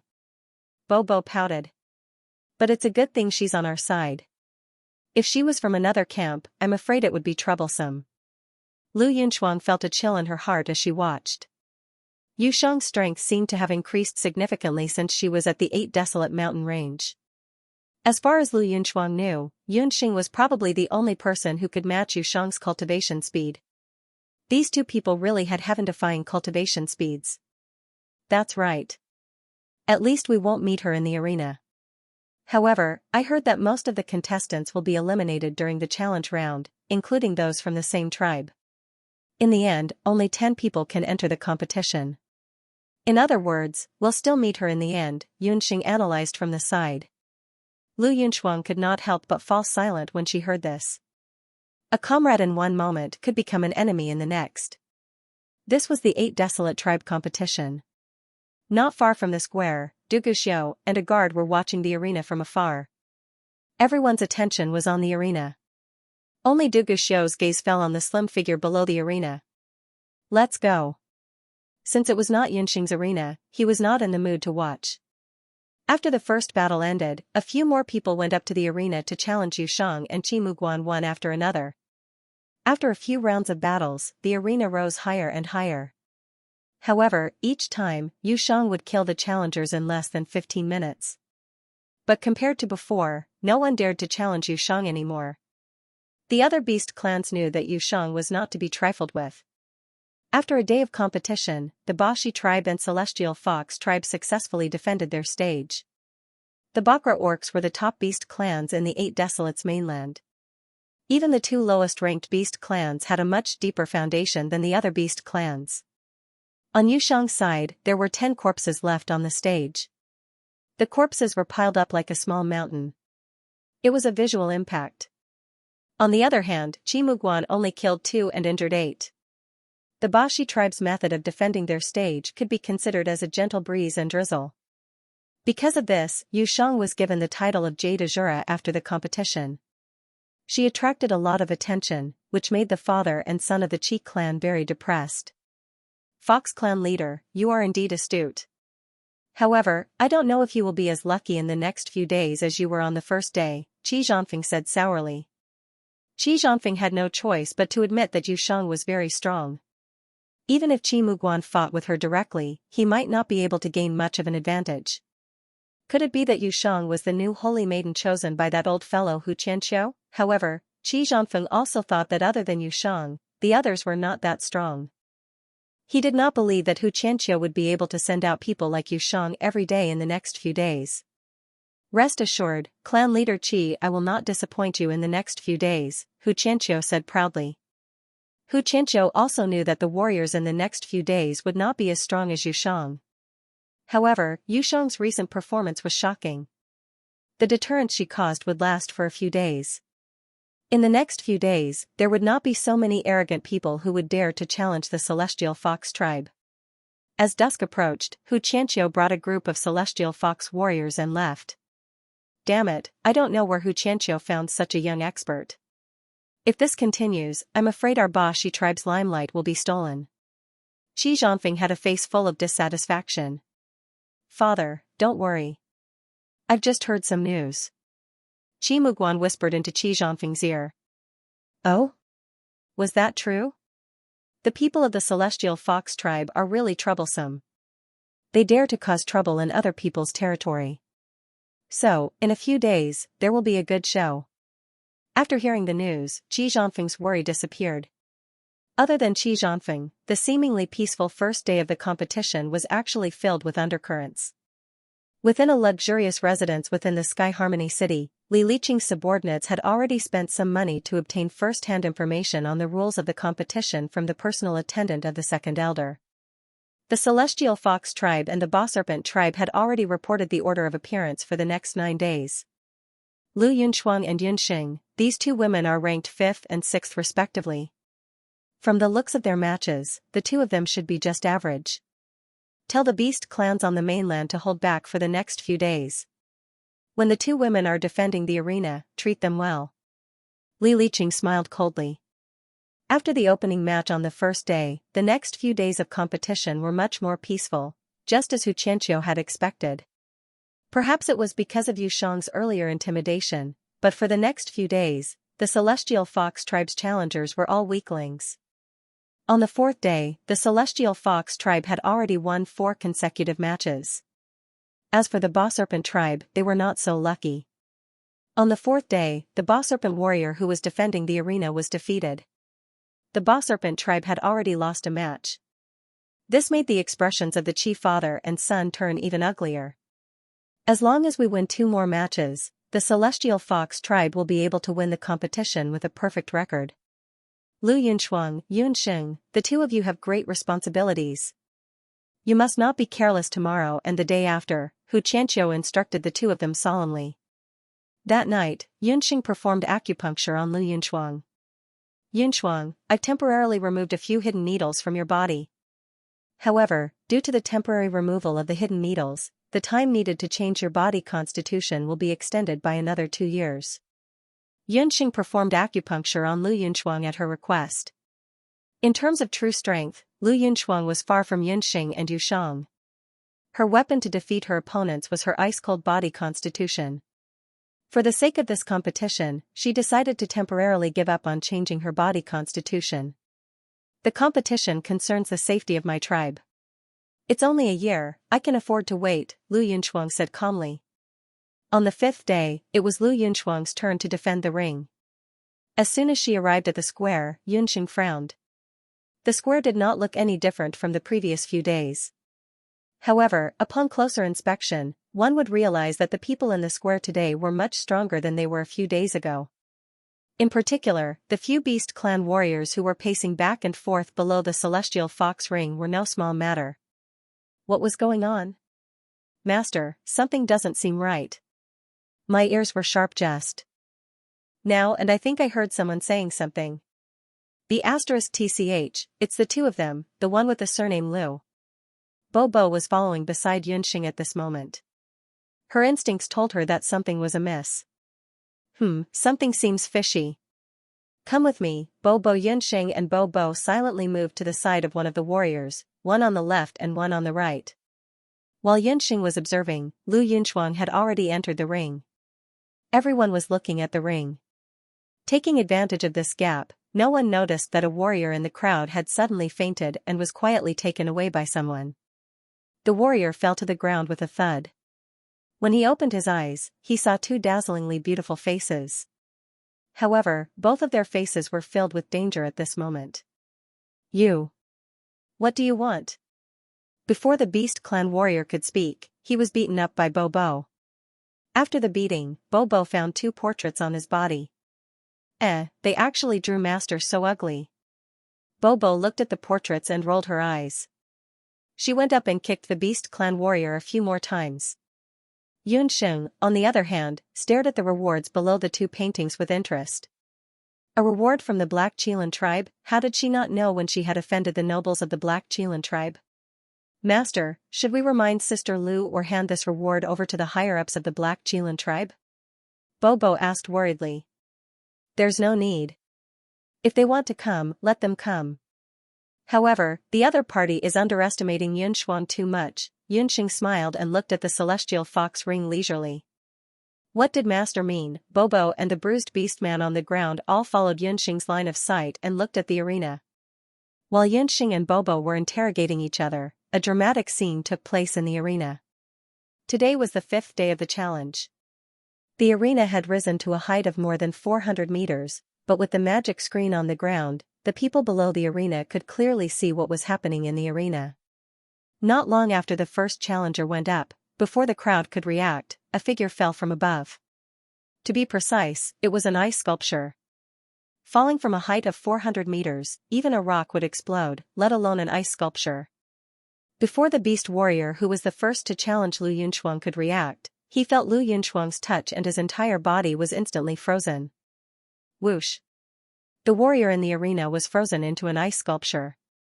When he crashed to the ground, he was instantly smashed to pieces. Apart from the people of the Celestial Fox tribe, the other beast tribes and the Ba Serpent clan were all shocked. Lu Yunchuang's freezing effect seemed to be even more powerful than before. Yu Sheng watched from below the arena and could not help but be secretly amazed. Yu Sheng had seen Lu Yunchuang fight before. She remembered that although her freezing effect was very powerful, it would only freeze parts of the person's body temporarily. It would take about 15 minutes for the person to be completely frozen. However, today, Lu Yunchuang had only made one move and her opponent was instantly frozen. This effect was truly shocking. Yu Sheng did not know that this was because Yunxing had deliberately strengthened the frost energy in Lu Yunchuang's body when she was performing acupuncture on her. This would not only allow Lu Yunchuang to improve her strength in the next few days of the competition, but it would also allow her to suffer less when she improved her body constitution in the future. However, the other beast tribes, including Xianxia, did not know about these twists and turns. They only saw a living person frozen in ice. Ice Fox. She's actually a member of the rare Ice Fox tribe. The second elder of the Black Qilan tribe was very knowledgeable and could not help but exclaim. When the people around him heard the words Ice Fox, they all sucked in a cold breath.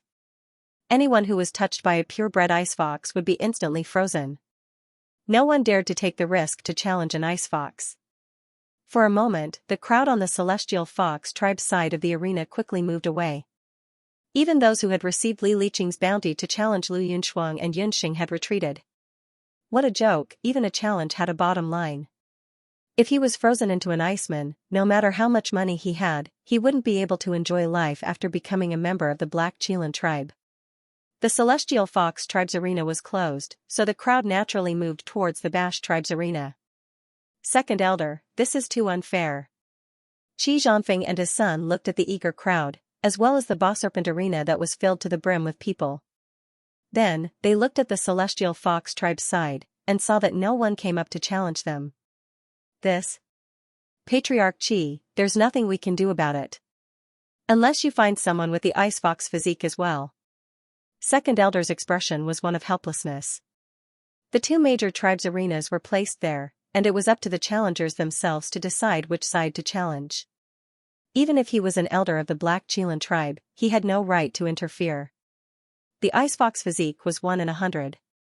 Where would the Bash tribe find someone with such a physique? On the 5th day, there was only one challenger in the Celestial Fox tribe's arena, and that person was turned into an ice sculpture in the end. As for the Bash tribe, they were not so lucky. As dusk approached, a mysterious masked person killed the Bash tribe's arena guard on the spot and took over the Bash tribe's arena. Xianxia and his son's expressions were ugly. The 5th day ended, and more than half of the 10 days of arena matches had passed. The Celestial Fox tribe had won all 5 matches, while the Bash tribe had already lost 2. We just need to win tomorrow's match, and we'll be able to enter the challenge competition. Xianxia's face was flushed with success, and he deliberately spoke loudly in front of Xianxia. The latter was so angry that smoke was about to rise from the top of his head. The Celestial Fox tribe, who the outside world had previously thought to be weaker, was having an unusually smooth time. This result greatly shocked the other major beast tribes in the city. Useless. All of you are useless cowards. In the Li mansion, Li Liqing flew into a rage when she heard the results of the competition. Miss, this was also an accident. No one knew that Lu Yunshuang would be an ice fox. Li Liqing's subordinates also had ugly expressions on their faces.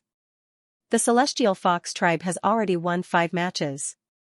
Tomorrow, it'll be that vixen Yunxing's turn. This time, we have to win no matter what. I don't believe that the Celestial Fox tribe can find 2 ice foxes at once. Li Liqing decided that she would personally go to the plaza to watch the arena matches tomorrow morning. In a tea house in the city. An unfamiliar man wearing a mask sat in a secluded room. If Xianxia and his son saw this man, they would definitely be shocked. This was because this man was the one who had defeated the Boss Serpent tribe today. The man took off his mask. He was Boss Pingyu. Boss Pingyu was deep in thought. Just a few days ago, when Yunxing was preparing to leave Hu City, she called for Boss Pingyu. Boss Pingyu, do you want to clear your name and take revenge for the years you've been homeless?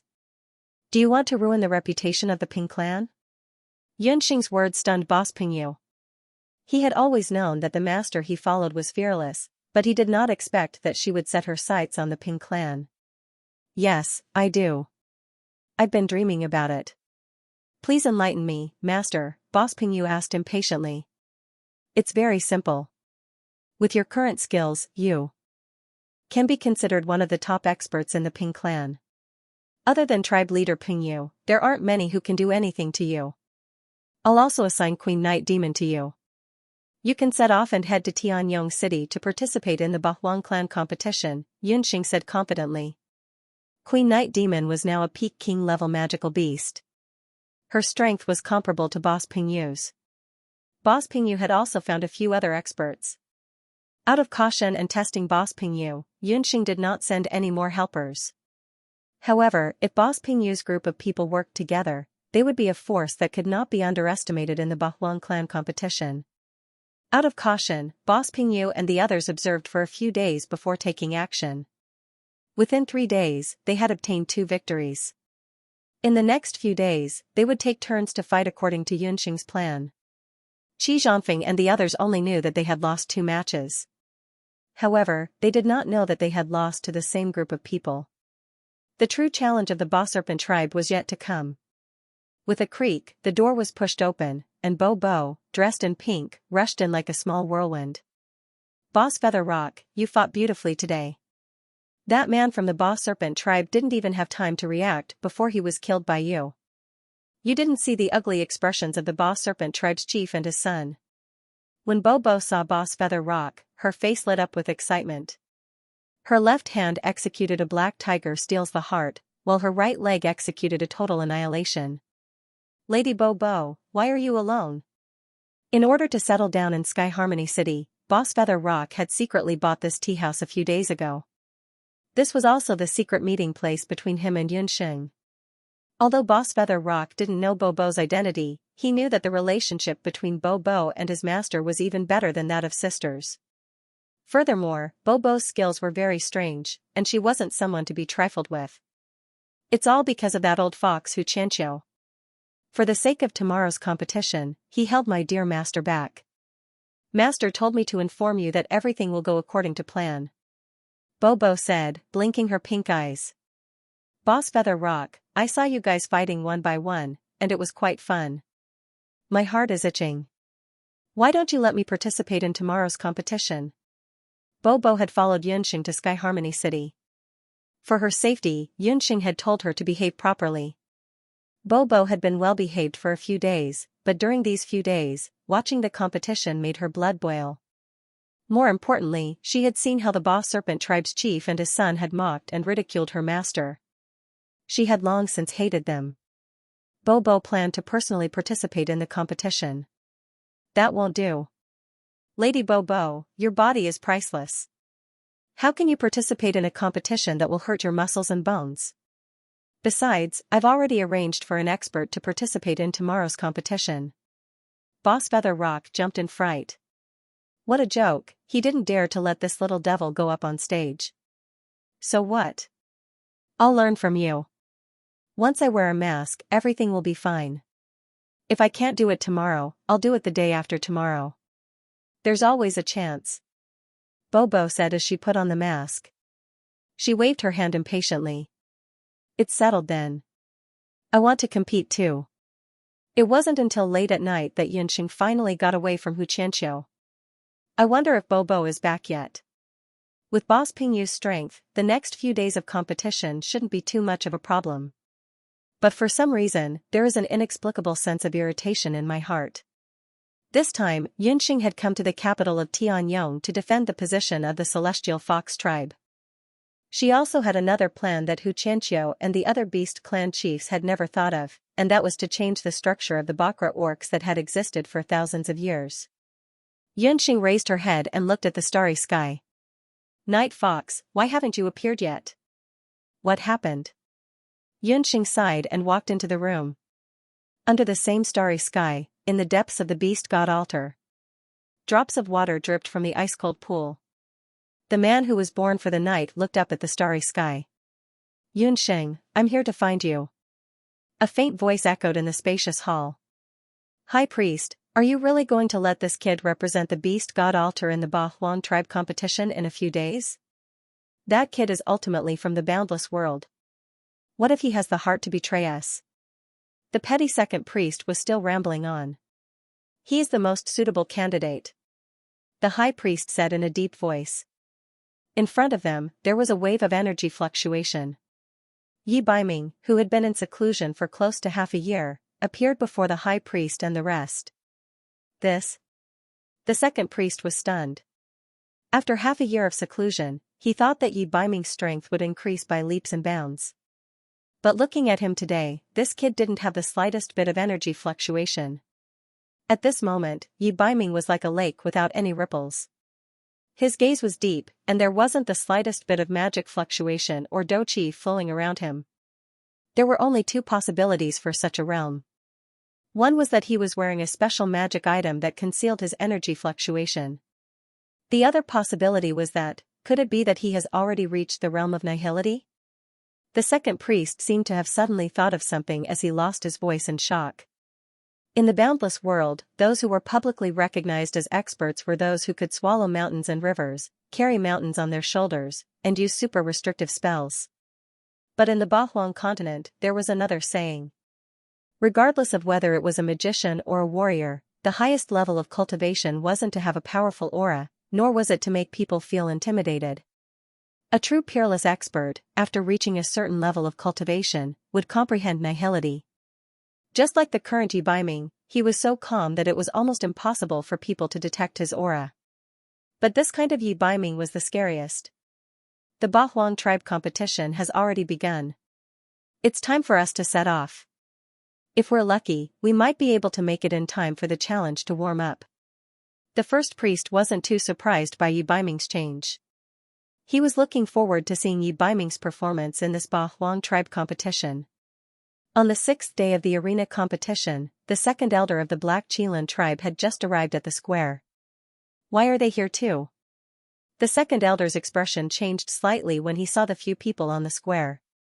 Perhaps it was because of the appearance of the ice fox in the Celestial Fox tribe. In today's arena competition, other than the ordinary participating orc warriors, The people from the other Ba Huan tribes who hadn't appeared before also appeared.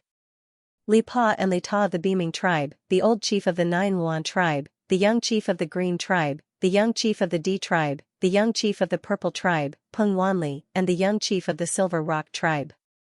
Other than the Black Chelan and the Green Hell Wolf, everyone from the Bakra orcs could be said to be here. The second elder couldn't help but be a little suspicious. Since when were these upper-level orcs and middle-level orcs interested in the lower-level celestial fox and Ba serpent? Deputy Chief, you're here too? What surprised the second elder even more was that the deputy chief, who rarely participated in such public affairs, was actually here. I came to take a look on the way. Du Guxiu nodded and walked to the side. With his attendant. He looked no different from the ordinary audience. Li Liqing, who had also disappeared into the crowd, saw Du Guxiu and her expression became even gloomier. It seemed that the woman the deputy chief liked was that woman called Yunsheng. Regardless of whether that woman was the ice fox or some other means, she had to kill that woman today. Hour is almost up. Let's invite the Ba serpent and celestial fox tribes defenders to come up to the stage. As soon as the second elder finished speaking, a burly bald man walked out of the Ba serpent tribe. As for the celestial fox tribe, Yunsheng walked out unhurriedly. Behind the two of them was the arena that had already risen to 500 meters. I am Song Wu. After the man from the Ba serpent tribe finished speaking, he exerted strength in his legs and leaped up. Like an arrow, he rushed towards the stage. I am Yunsheng. Yunsheng was not in a hurry. Miss, are you also an ice fox? Second elder had yesterday's experience and could not help but ask. I am only a half-beast human, not an ice fox. Yunsheng's reply made many people in the crowd sigh in relief. Half-beast human, half-beast humans, regardless of whether it was cultivation talent or resources, were much less than pure breeds. Everyone knew that the sixth day of the competition was very important to the celestial fox tribe. If they won and successfully defended their position, the celestial fox tribe would be able to retain their status as a lower-level beast race. If it was any other tribe leader, they would definitely send the tribe leader's experts. However, why did the celestial fox tribe only send a half-beast human in such an important Ba Huang tribe competition, or could it be that after the celestial fox tribe sent out experts like Yushang and Ice Fox, they did not have any more experts in their tribe? Useless thing, you can't even deal with a half-beast human. When Peng Wanli heard that Yunsheng was only a half-beast human, he fiercely reprimanded Yin Peng. Grandfather, this woman is very strong. She is also very cunning. Last time, she ambushed me. Yin Peng argued. He was not as skilled as others and could only do his best to discredit Yunsheng. Ambush? This woman was indeed celestial fox. She was very cunning. Rita, are you sure that this woman has terrifying strength? Tribe leader Li Pa also had a face full of doubt. Mother, I saw it with my own eyes. Her strength is definitely not lower than Yushang's. I am sure that she will be one of our strongest competitors in the upcoming competition. Rita said with certainty. She had asked Li Pa to watch the competition today because of this reason. In the eyes of Rita and a few others, they already knew that Celestial Fox's defense of the ring was a success. Ignoring the doubts in the eyes of the second elder and the others, Yunsheng's magic wings flapped slightly, and she landed on the arena like a dancing butterfly. Just as the two of them stepped onto the arena, someone from the Ba Serpent arena had already issued a challenge. On the other side, Yunsheng stood in the ring, her white clothes fluttering in the wind. Whoever kills this woman will be rewarded with 30,000 purple gold coins. Those who are severely injured will be rewarded with 20,000 purple gold coins. Those who are knocked off the stage will be rewarded with 10,000 purple gold coins. I'll reward the first one to kill him with an extra 5,000 purple coins. Li Liqing looked covetously at Yunsheng in the arena, then looked at the deputy clan leader not far away, who was staring at the arena without blinking. She immediately gave the order to double the reward. With a generous reward, there would definitely be brave men. Li Liqing's bounty quietly spread, and the crowd subconsciously moved towards Celestial Fox's arena. Compared with yesterday, the situation in the arena today was completely different. Why do I feel that there are more people all of a sudden? Du Guxiu's eyes were sharp, and he keenly sensed that something was wrong. Ta-ta, a figure rushed straight to Celestial Fox's arena.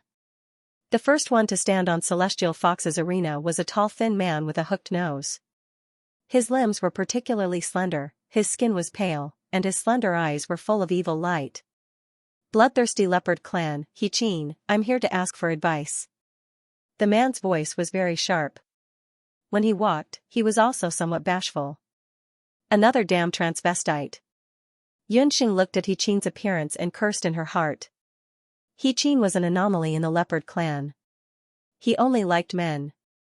When he was young, his sweetheart had fallen in love with a young and beautiful woman, so he tortured both of them to death. He also dug out their brains and swallowed them. The woman in front of him was not an ice fox. She looked very weak, but she was worth 35,000 purple coins. When he thought that the woman's body would be torn to pieces and her brain would be swallowed, Xianxia felt an indescribable excitement. I haven't eaten a fresh woman's brain for a long time. Woman, it's your blessing to be able to enter my stomach. Xianxia licked his lips in an extremely perverted manner and made a salivating action at Yunxing. You're called Xianxia, right? Do you have acrophobia? As if she had not heard Xianxia's words at all, Yunxing's voice was like a spring breeze, and her face was warm. She asked a question that made Xianxia completely confused. Is this woman stupid? Xianxia subconsciously looked behind him. The Tongtian fighting ring, which was more than 500 meters high, had reached a terrible height. Under the ring, the crowd of onlookers was as dense as ants. The cotton-like clouds floated around the ring, which made this terrible fighting ring like a fairyland, a little more unreal and a little less bloody. Look at you, I'm afraid you don't know? Then just have a try. A voice that was a little softer than the clouds in the air drilled into Xianxia's mind. Get down. He was just about to reprimand her, but suddenly he found that there was a pair of golden eyes in his mind. His knees suddenly softened, and he could not stop his body from falling down the ring. No, what's going on? Xianxia wanted to resist, but his consciousness was completely submerged. Ah, a shrill scream followed Xianxia's body and fell down from the sky. Xianxia didn't know that he was really afraid of heights until the moment of his death. The ground was bloody red. The white brainstem and blood made people's stomachs churn. What's going on here? Because the ring was already high in the sky, the onlookers on the ground couldn't hear the words of Yunxing and Xianxia. Through the magic screen, they saw that it seemed that Xianxia staggered and suddenly fell down. Moreover, he didn't use his douqi to protect his body, nor did he release his douqi wings. His body directly hit the ground and smashed into pieces. It was as if he had been blown by a strong gust of wind in the sky and had accidentally fallen down. Xianxia could be the first one to challenge on the ring because he was notorious for his vicious means.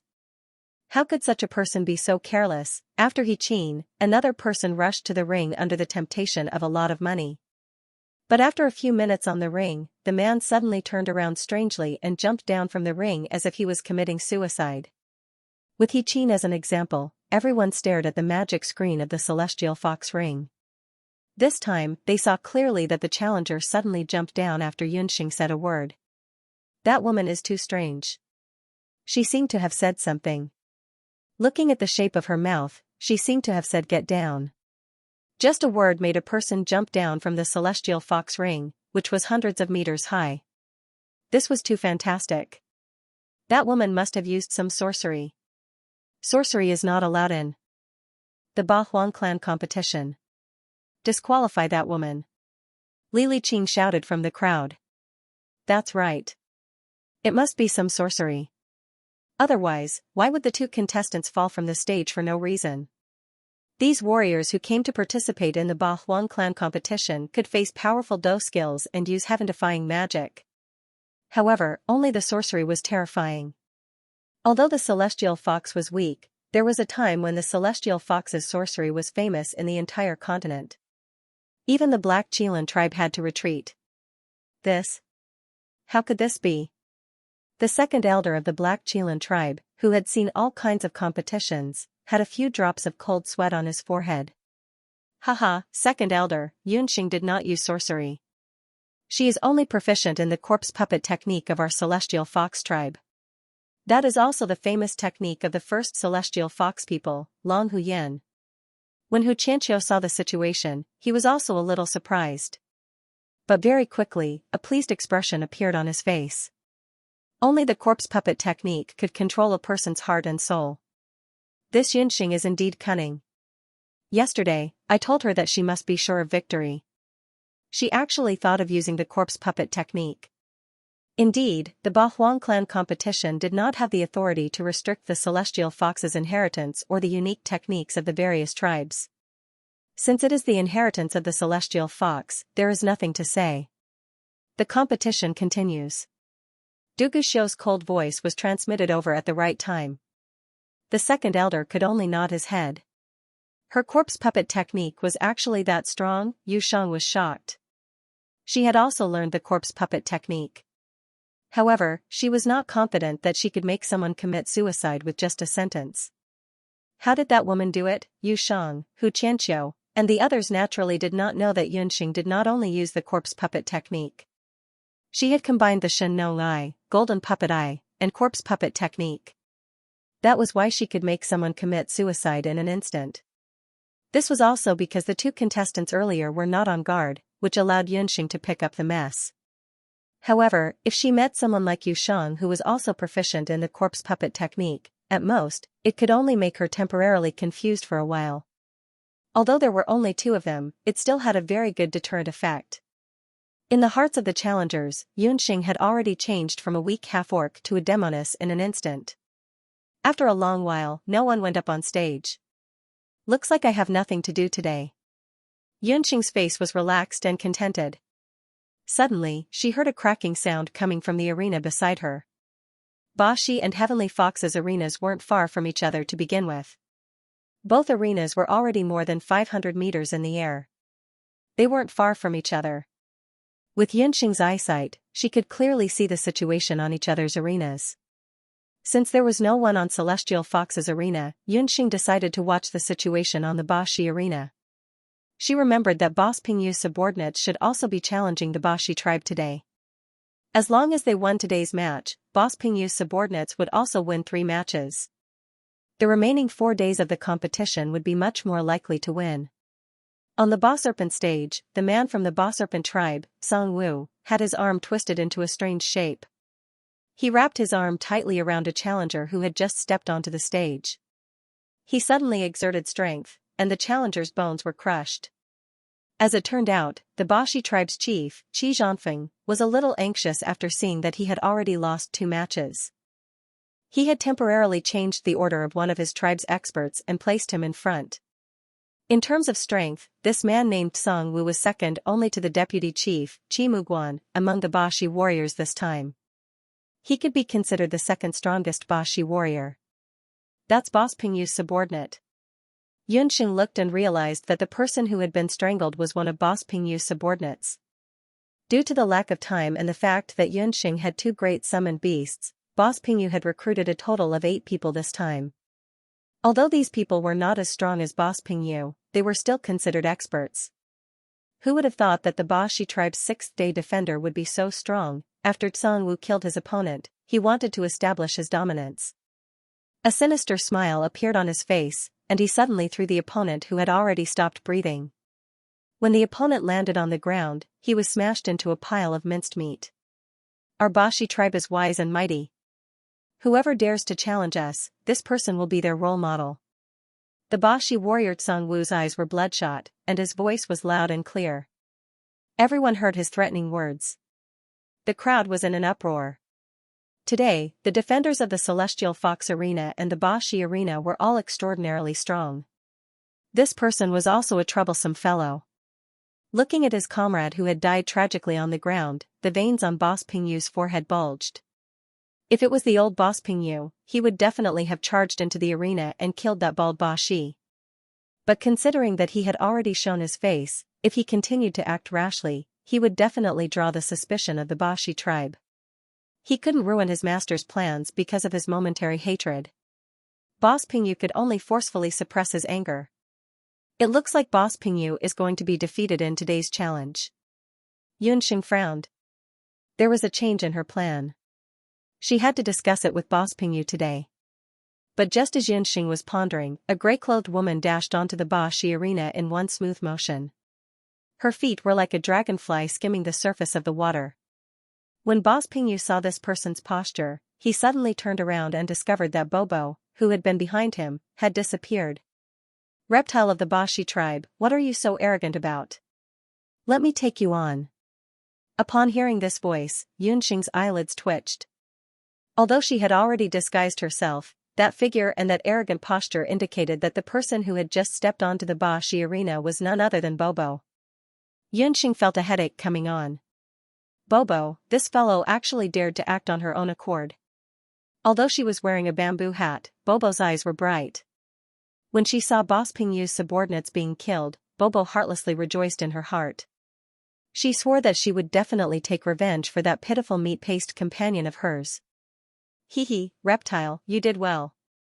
You finally gave me a chance to go on stage." Bobo had a sneaky smile on her face. But suddenly, she felt a scorching gaze on her. "Oh no, I forgot that my dear master is also on the arena." Bobo felt goosebumps all over her body.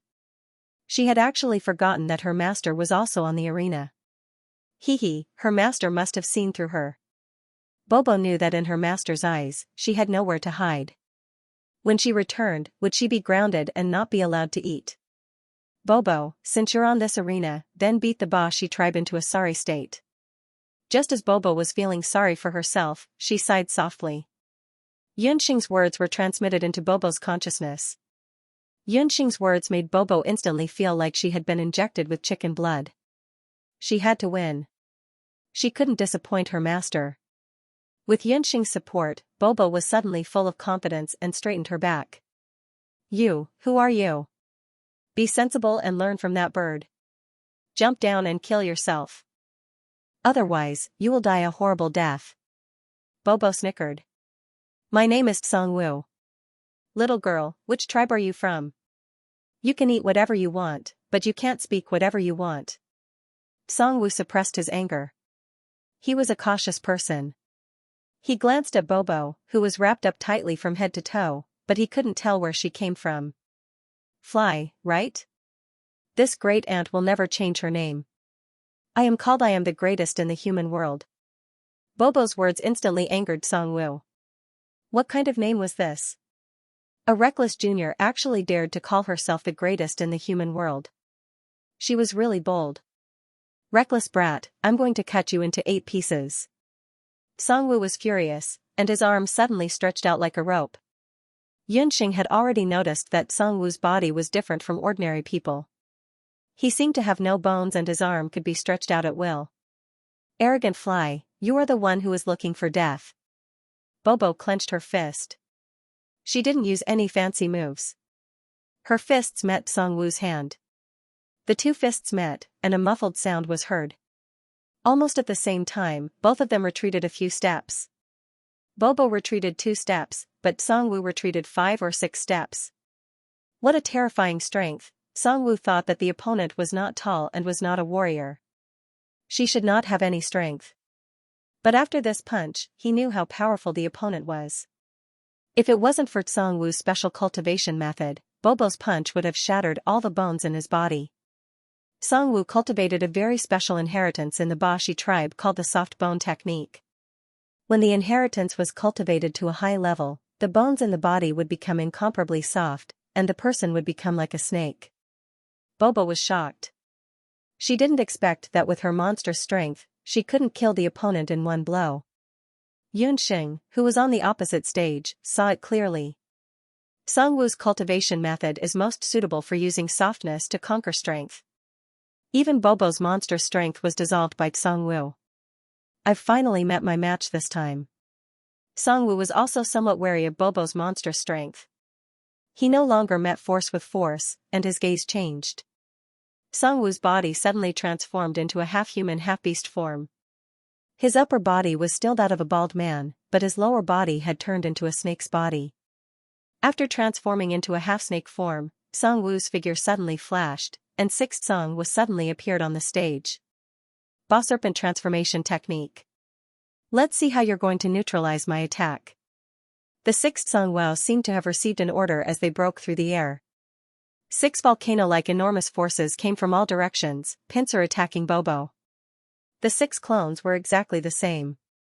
It was impossible to tell which one was the real Tsangwu. Tsangwu had also used this boss serpent legacy to kill countless experts. It was a pity that Tsangwu didn't know that he was fighting against a universe god in the human world. Humph, a mere camouflage, and you want to display your slight skill before an expert? Bobo took a step forward, and 2 pink scythes appeared in her hands. She threw the scythes into the air and stabbed towards the Tsangwu in the middle. After Bobo's breakthrough, her pair of fiery golden eyes could even find the path of a god, not to mention the camouflage of the boss serpent tribe. How can this be?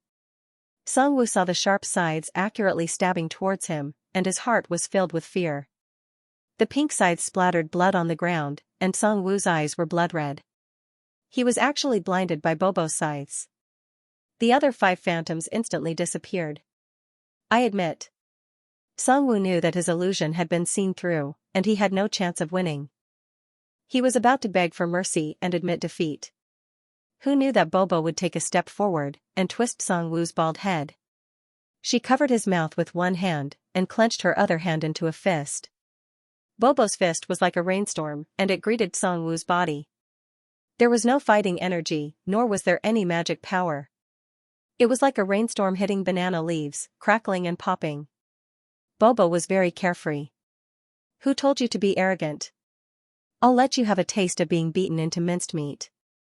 Who told you to be a member of the boss serpent tribe? Who told you to be bald? Bobo was full of energy. Unfortunately, Tsangwu's eyes were already blind, and he didn't even have the strength to resist. His facial features were disfigured, and his teeth were all broken. In the square, when everyone saw that the originally awe-inspiring Tsangwu was beaten to the point where he couldn't resist at all, their jaws dropped.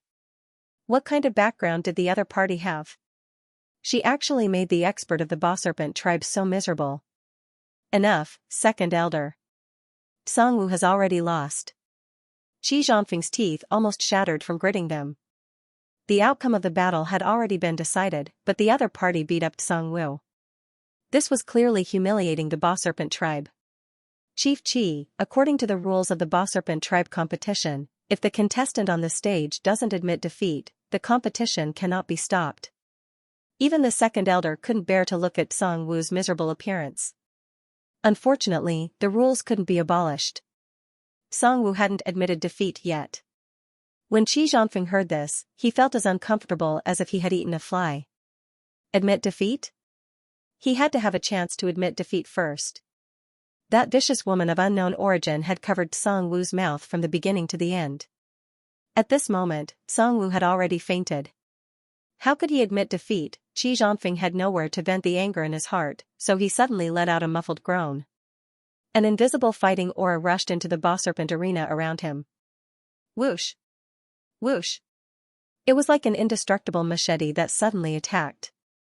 At the bottom of the boss serpent arena, more than half of the boss serpent bamboo was cut off. The boss serpent arena, which was already more than 500 meters tall, suddenly shook. Bobo, who was fighting vigorously on the stage, felt his body shake, and his body couldn't help but fall to the side. Bobo! Xianxia was shocked. She jumped and was about to save Bobo. According to the rules of the boss serpent tribe competition, falling to the ground was considered a loss. Those who were still guarding the arena couldn't leave the arena without permission. If Xianxia left the celestial fox arena, she would be considered a loss. Bobo didn't want her master to lose the victory because of her. Master, don't worry about me. You can't leave your arena. I have my own ways. When Bobo realized it, her body had already been thrown out. Damn old man. If you can't do it openly, you're using underhanded methods. You're still too inexperienced to plot against this world deity. Bobo's face was red. The situation was very critical. Bobo didn't even have time to transform her wings. Her reaction was very agile. When she was in midair, she grabbed her wrist and changed the position of Tsangwu's corpse, who had already been killed by her, in the air. In the sky, Bobo and Tsangwu fell to the ground at a similar speed. This scene happened too quickly, and everyone did not even have time to react to what was going on. Xianxia looked at Bobo, who was getting closer and closer, and a poisonous light flashed in his eyes. Under his sleeves, he had already accumulated a hidden force, planning to kill Bobo without anyone noticing. Patriarch Qi, you have overstepped your boundaries. Du Guxiu lowered his voice and pressed down on Qi Zhongfeng's hand. That hidden force immediately disappeared without a trace. Qi Zhongfeng's heart trembled. Du Guxiu had actually neutralized his killing move with one hand. This young deputy patriarch's strength was even more ferocious than he had imagined. Qi Zhongfeng also knew that He Yao was still in seclusion. The matters of the Bahuang clan competition and the Black Qilin tribe were temporarily handed over to the deputy patriarch Du Guxiu and He Linlin. It was also because He Yao was not around that he dared to secretly take action and cut off the Tongtian bamboo, causing the stage to collapse. He did not expect that this deputy patriarch was not a good person. Qi Zhongfeng believed that if he dared to secretly take action again, Du Guxiu would definitely fall out with him. Deputy Patriarch, I have been rude. Qi Zhongfeng slowly retracted his hand with an embarrassed smile on his face. Boom, the ground rumbled, and Bobo and Songwu landed on the ground at the same time. However, when they landed on the ground, Bobo used Songwu as a meat cushion to block most of the impact. Sorry, I made you a cushion. I say, referee, both of us got off the stage, but he landed on the ground before me.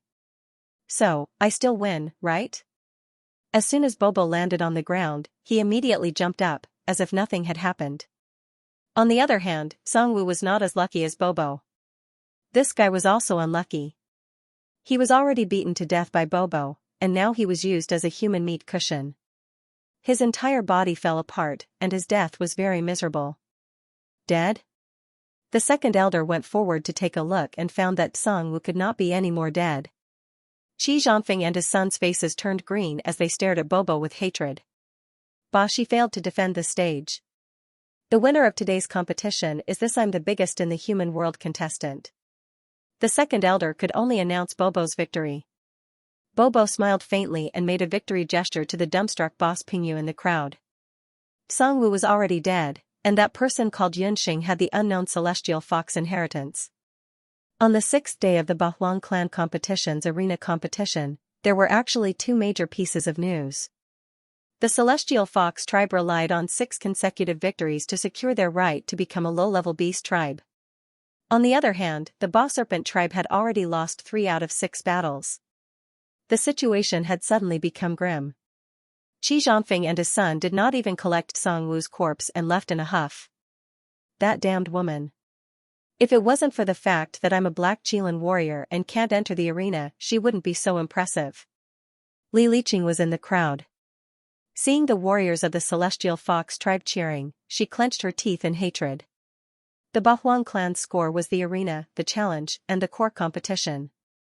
The defender of the arena was a low-level beast tribe. The challengers could only be from the continent's beast tribes. As a Black Qilin warrior, Li Liqing naturally could not enter the arena. Miss, don't be angry. When the arena competition starts, you can defeat that woman in front of the vice tribe leader. Wouldn't that be more satisfying? A subordinate beside her said. That's right. I want to let that woman know how powerful the Black Qilin tribe is. After Li Liqing finished speaking, she quietly left with her servant. Everyone has performed very well these few days. The arena competition has already ended a few days in advance. There are still 4 days left. You can do whatever you want, but you must not cause any trouble. Xianxia was in a good mood today, and praised the few contestants who went up the arena. Yunxing looked at the crowd. Boss Pingyu and the rest had already disappeared. After Bobo won the arena competition, in order to avoid being noticed, she quickly left the plaza and went into a long alley. She had only taken a few steps when she heard the faint sound of footsteps behind her. Bobo was no longer an ignorant person. Her ears twitched. Hearing the sound, there were a few people following behind her. Someone is following me? Bobo's delicate brows furrowed together. A few figures suddenly appeared in front of her and blocked Bobo's path. You want to leave so easily after killing someone from the Bashi tribe? Bashi tribe's young tribe leader Qi Muguan led a few Bashi tribe's warriors and stood in a row. Bobo had suppressed the second strongest Bashi tribe member to death on the arena today. Furthermore, she had even tortured him before that. Chimuguan was young and hot-blooded. He could not take it anymore and brought the remaining warriors from his tribe to take revenge. So it's you bunch of worms who can't afford to lose. Why, you want to bully me with your numbers, right? Bobo's path forward and back had already been blocked. However, she did not reveal any signs of panic. Instead, her face was calm. Speak. Who are you? Who ordered you to enter the arena? Chimuguan saw that Bobo's skills were not bad and thought that she must have a supporter behind her. You want to know my identity? That's easy. Open your eyes wide and see who I am. Bobo took off her mask unhurriedly. When she revealed her pretty face, she even mischievously winked at Chimuguan. That face? Aren't you that woman from the celestial fox tribe? Chimuguan remembered. Bobo, your memory is not bad. You want to go back and tell on me? What a pity. You won't have that chance anymore. From today onwards, there will be no more boss serpents among the Bakra orcs. A bloody light flashed in Bobo's pink eyes. From her pink and tender lips, she spat out a series of ancient incantations. Taste this world god's enhanced version of exile. Abyss exile. As Bobo's chanting speed increased, countless cracks appeared on the ground as if it had been hit by an earthquake. Before Chimuguan and the others could realize what was going on, an abyss of unknown depth suddenly appeared. Chimuguan and the others' shocked cries were swallowed by the bottomless abyss and reverberated continuously. Abyss exile, one of Bobo's exile skills after her breakthrough. Compared to the previous exile, the duration and location of the abyss exile had changed a lot. The previous exile only lasted for a few hours. The longest duration of the abyss exile could reach up to 100 years. As for the location of the exile, it had expanded from the surface of any continent in the human realm to various places in the human realm, including the bottomless abyss in the human realm. There were very few people who could survive in the endless darkness of the exile for 100 years. When Bobo stopped chanting, the ground returned to normal. Even if the people of the Boss Serpent tribe came looking for her, they would not be able to find any clues. If they wanted to plot against her, they would have to work hard for another 10,000 years. Bobo's lips curled into a cute smile. She put away the mask and disguise on her body, as if nothing had happened. She calmly walked forward. In the depths of the ground, there were waves of wailing sounds. Unfortunately, no one heard their cries for help. True love, although we have thrown away our recommendation tickets to Diffusi's new book, but remember to feed your monthly tickets to Old Book in order to avoid being followed on the way back. Bobo even took a detour through a few alleys. Only when she was sure that no one was following her did she return to the Duga residence. Do you know to come back? When Xianxia saw Bobo, she glared daggers at her. Master, please spare my life. Bobo won't dare to do it again. Bobo smiled mischievously. After following Xianxia for so long, she had already understood her master's temper. But master, Bobo has done a great service. Guess who I met on the way back? I met the Boss Serpent tribe's young tribe leader who can't afford to lose. Chimuguan? You met him? Were you injured? Xianxia recalled that Chimuguan was the elder brother of Madame Chibai. Both siblings were narrow-minded people. Bobo had caused the Boss Serpent tribe to lose a crucial match, so it wasn't surprising that they would find trouble with her. Bobo didn't even lose a single strand of hair. However, he and his subordinates were all exiled by Bobo. They won't be able to return for at least 100 years. Bobo laughed so hard that she couldn't close her mouth. Exiled, for 100 years? You're saying that you exiled the remaining members of the Boss Serpent tribe? Xianxia didn't know whether to laugh or cry. This was the first time in her life that Xianxia felt that Bobo's divine ability was reliable. This time, Bobo had really given her a huge surprise.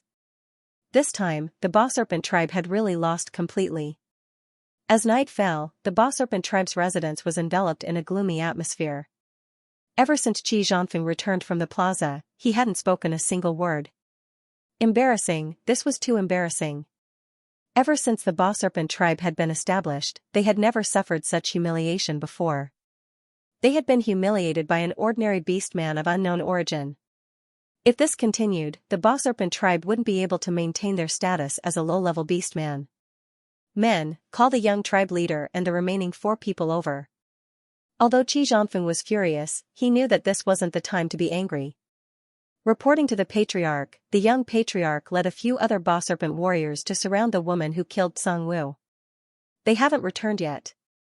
His subordinate's words made Qi Zhongfeng even more furious. Bastards, what time is it now? You still have the heart to seek revenge? All of you are good for nothings. Qi Zhongfeng was enraged. However, he soon felt that something was amiss. 3 or 4 hours had passed since the end of the tournament. It was already late at night. Logically speaking, Mu Guan should have killed that woman long ago and returned smoothly when he led his men to surround her. Follow me out to look for the whereabouts of the junior clan head and the others, Qi Zhongfeng said. Due to the connection of their bloodlines, he had a bad feeling about this. An entire night passed. Until dawn, Qi Zhongfeng and his subordinates still hadn't found the whereabouts of Qi Muguan or any of the Ba Serpent warriors. They had searched almost every inch of the city, not to mention the whereabouts of Qi Muguan and the others. The only clue was in an alley. Qi Zhongfeng used the special tracking method of the Ba Serpent clan and found a trace of Qi Muguan's aura in the alley. However, in the middle of the alley, that trace of aura suddenly disappeared. It was as if Qi Muguan and those Ba Serpent warriors had suddenly disappeared from the face of the earth. On the 7th day of the tournament, before the tournament had even begun, a shocking piece of news had already spread to the ears of the other 7 beast clans. The Ba Serpent junior clan head and his subordinates had mysteriously disappeared overnight. Even their corpses hadn't been found. It was rumored that when the Ba Serpent clan head, Qi Zhongfeng, received this news, he immediately spat out 3 mouthfuls of blood and fainted. Due to the lack of participating warriors, the Ba Serpent clan automatically forfeited. Because of this, the Ba Serpent clan was stripped of their status as a Bakra orcs.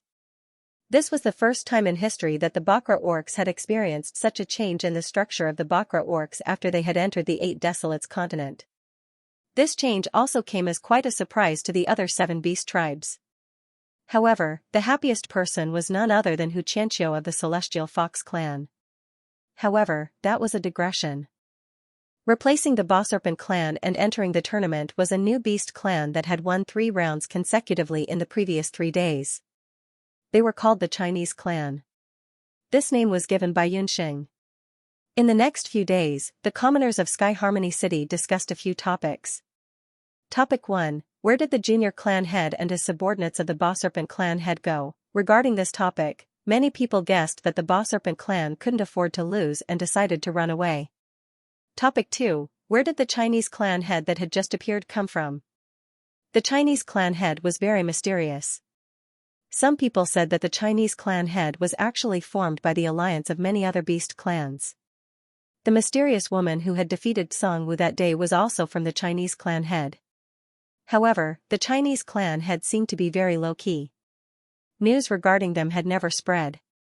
Topic 3. The Celestial Fox clan head's few terrifying beauties. The Celestial Fox clan head. The first 2 topics only lasted for a few days. Following the start of the tournament and the departure of the Ba Serpent clan head from Sky Harmony City, the topic gradually died down. Only the last topic became more and more popular as the tournament drew nearer. This wasn't surprising. Since ancient times, heroes and beauties had always been a hot topic. The Celestial Fox clan head had retained their qualifications to become a lower beast clan. Furthermore, they had won 6 rounds consecutively and entered the tournament. There were already rumors circulating among the commoners that this time, the Celestial Fox clan head had actually hidden even more powerful experts. These topics had more or less attracted the attention of some people in the city. However, they didn't attract the attention of the upper echelons of the Black Qilin clan, especially He Linlin. The tournament is about to start. The clan head isn't here. Junior clan head, wouldn't it be better for you to show your face? He Linlin's maid cautiously reminded. There's no need. The tournament is just a formality. The top 3 of the 3 upper beast clans have the qualifications to enter the core tournament. Tomorrow, the people from the beast god altar will arrive. Father has already ordered me to welcome them outside the city. For the past few days, He Linlin didn't go to watch any of the matches that were hotly discussed in the city. In He Linlin's eyes, the only ones who could barely compete with her were the upper beast clans like Green and Purple. Now, there was also Du Guxiu. As for the other beast clans, especially the few celestial fox clan head that had mysteriously become the hottest topic these past few days. What ice fox? What Yu Luocha? To her, they were nothing more than clowns. What He Linlin was truly concerned about was the beast god altar that was about to arrive. He Linlin had always held the same view as He Yao towards the beast god altar. She tried her best to avoid conflict with it. It was said that this time, the high priest of the beast god altar had personally come. It was rumored that the high priest had even brought along his last disciple. His goal was to participate in the core tournament. She wanted to see what kind of person the other party was. In a place less than 100 miles away from Sky Harmony City, Yi Baiming, the high priest and second priest of the beast god altar, as well as a group of people from the beast god altar, were leisurely walking on a winding mountain path. Contrary to Yi Baiming's expectations, the high priest didn't use a magic array. Instead, he chose to walk. On the way, the high priest wasn't in a hurry. He stopped every now and then, as if he was sightseeing. He explained to Yi Baiming many of the local conditions and customs of the Eight Desolates continent. Yi Baiming was different from Yunxing. After he came to the Eight Desolates continent, he went to the beast god altar. His understanding of the Eight Desolates continent was very limited. The high priest's actions gave Yi Baiming a rough impression of the Eight Desolates continent. Compared to the Boundless continent, the living conditions in the Eight Desolates continent could be said to be harsh. However, the closer he got to the Black Qilin tribe, the stranger Yi Baiming felt in his heart. There were many nights when he felt that he heard a mysterious voice calling out to him. Every time Yi Baiming wanted to hear clearly what that voice was saying, he would be abruptly jolted awake. This feeling made Yi Baiming very uncomfortable. Grand Priestess, our spies in Sky Harmony City have sent us news. The results of the arena competition are already out. The Boss Serpent tribe has been eliminated. A subordinate of the beast god altar appeared beside the Grand Priestess like a ghost. On his way here, Yi Baiming also discovered that the influence of the beast god altar in the Eight Desolates continent could be said to be pervasive. They had spies in almost every corner of the continent. In front of Yi Baiming, the high priest didn't avoid arousing suspicion. It was as if he intentionally wanted Yi Baiming to see this. This was also something that Yi Baiming didn't understand. The Boss Serpent tribe has been eliminated? That's great news. What about the Celestial Fox tribe? In the high priest's impression, Celestial Fox was even weaker than the Boss Serpent. After all, during the baptism at the beast god altar, the Celestial Fox Saintess did not even have basic magic power. There were no decent talents among the younger generation of the Celestial Fox tribe. This was undoubtedly the most shocking news the high priest had received in recent days. In fact, they were even more shocked than when Bashi had been defeated. Celestial Fox won all 6 battles and entered the challenge competition. This time, the Celestial Fox tribe came prepared. Hu Qianxiu's goal is to snatch the position of the Upper Beast tribe. That attendant reported truthfully. Which tribe defeated the Boss Serpent? The high priest was very curious about who had defeated the Boss Serpent. It's a new tribe called Hua. It said that the tribe is composed of a mixture of other beasts. As for its specific origin, I haven't found out. Beasts that even the beast god altar could not find out about? It seems that the Bahuang tribe this time is much more interesting than we expected. The high priest laughed loudly. He glanced at Yi Baiming. Yi Baiming's expression did not change much. Hua. Yi Baiming listened from the side and could not help but pay more attention. Could it be Yunxing? The Celestial Fox tribe's rise in such a short time was definitely related to the little wildcat. Yi Baiming's expression softened. Black Qilin tribe, He Linlin, representing my father, He Yao, to welcome the high priests of the beast god altar. A clear female voice came from all directions. The sound of 10,000 horses galloping could be heard. In the sky, several war beasts appeared. Those war beasts looked like dragons and horses. They even had a pair of black wings on their backs. They were the authentic 8 Desolation Qilin horses. 8 Desolation Qilin horses were a rare species on the continent. They could fly in the sky and move on the ground. Only the Black Qilin tribe had them in captivity. He Linlin brought 28 Desolation Qilin guards with her. They charged forward without any intention of stopping. He Linlin's shout was like a clap of thunder. The ground shook. Inside the beast god altar, some of the weaker followers and guards felt a sharp pain in their ears. Their eardrums had been directly injured. The leader was a pretty girl with short hair. She was beautiful, but the arrogance in her eyes made her look very strange. It was hard to have a good impression of her. Patriarch He Yao, a tiger father, gave birth to a tiger daughter. The young patriarch's cultivation is stronger than before. Congratulations. The high priest's voice was clear.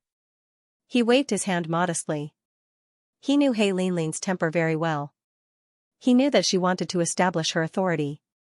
A formless energy enveloped everyone on the beast god altar like a vitra barrier.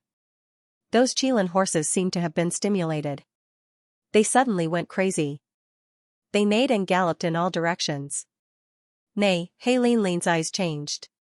She lifted her wrist and pressed down the head of the Qilin horse that weighed 600 to 700 pounds. The horse's body sank and fell from the sky. The other 20 or so Qilin guards also followed suit and fell to the ground with 1,000 kilograms fall. The high priest's soul assimilation technique is very powerful. Linlin admits defeat. He Linlin knew that she had offended the high priest. She regretted it. She lowered her head and bowed. Her father had warned her not to be impudent in front of the high priest. This time, she was too slow. The high priest smiled. The invisible force disappeared. Those 8 Desolation Qilin horses also regained their consciousness. Young patriarch, don't worry. It's inevitable for young people to be reckless. Young patriarch, this is my new disciple. He's here to participate in the 8 Desolation tribe competition. The high priest pointed at Yi Baiming. The high priest of the beast god altar was a legendary figure in the 8 Desolates continent. In all these years, he had never accepted a disciple. It was said that in the past, Peng Wanli wanted his own grandson, Yin Peng, to become the high priest's disciple, but he was rejected by the high priest. What kind of ability did this person have to be recognized by the high priest? He Linlin hesitated. She raised her head. When she saw the man standing behind the high priestess, her heart suddenly stopped beating. It's him. The person whom the high priest had made an exception and accepted as his last disciple was actually Yi Baiming. Was it Yi Baiming? Or did they just look alike? If it was Yi Baiming, why would he come to the 8 Desolation continent? He Linlin had a special feeling for Yi Baiming. Yi Baiming was the first man she had taken a fancy to. He was also the first man to reject her again and again. He Linlin had seen Yi Baiming. He had a powerful aura and a domineering aura that others could not match. But the man in front of her, although he looked the same as Yi Baiming, he had a peaceful temperament. If not for the high priest's introduction, He Linlin would not have noticed that there was such a person in the beast god altar's camp. But soon, He Linlin realized a more serious problem. Yi Baiming came to participate in the 8 Desolation tribe competition. Which side did he represent, the Black Qilin or the beast god altar? In the new week, Big Fuzi was already vomiting blood to write. It's still the same old words. This book only needs monthly votes. Please help me vote for the new book. Both sides will work hard to update. Young chieftain, your expression doesn't seem right. Or do you have some thoughts about my closed-door disciple? The high priest noticed He Linlin's expression. Regarding the relationship between Yi Baiming and the Black Qilin tribe, the high priest more or less knew about it. The relationship between the high priest and He Yao could be considered as a close one. It was also because of He Yao's existence that the high priest was unable to completely control the Black Qilin tribe, the strongest of the Bakra orcs. This matter had always been a sore point for the high priest. But at this moment, Yi Baiming suddenly appeared. It was also because he knew that Yi Baiming and He Yao had a special relationship that he wanted to rope in Yi Baiming. He Yao had been wise all his life, but he would never have thought that his son would become a tool of the beast god altar. If Yi Baiming shocked everyone in the Bakra tribe competition, He Yao's expression would be incomparably interesting. The high priest was secretly pleased, but his face was filled with modesty and no fluctuations could be seen. High Priest, you worry too much. Your closed-door disciple has an extraordinary temperament. The High Priest is very fortunate. He Linlin didn't dare to ask too much. Right now, she was only thinking about whether she should tell her father about this matter as soon as possible. Since this is the case, I will have to trouble junior clan leader to lead the way.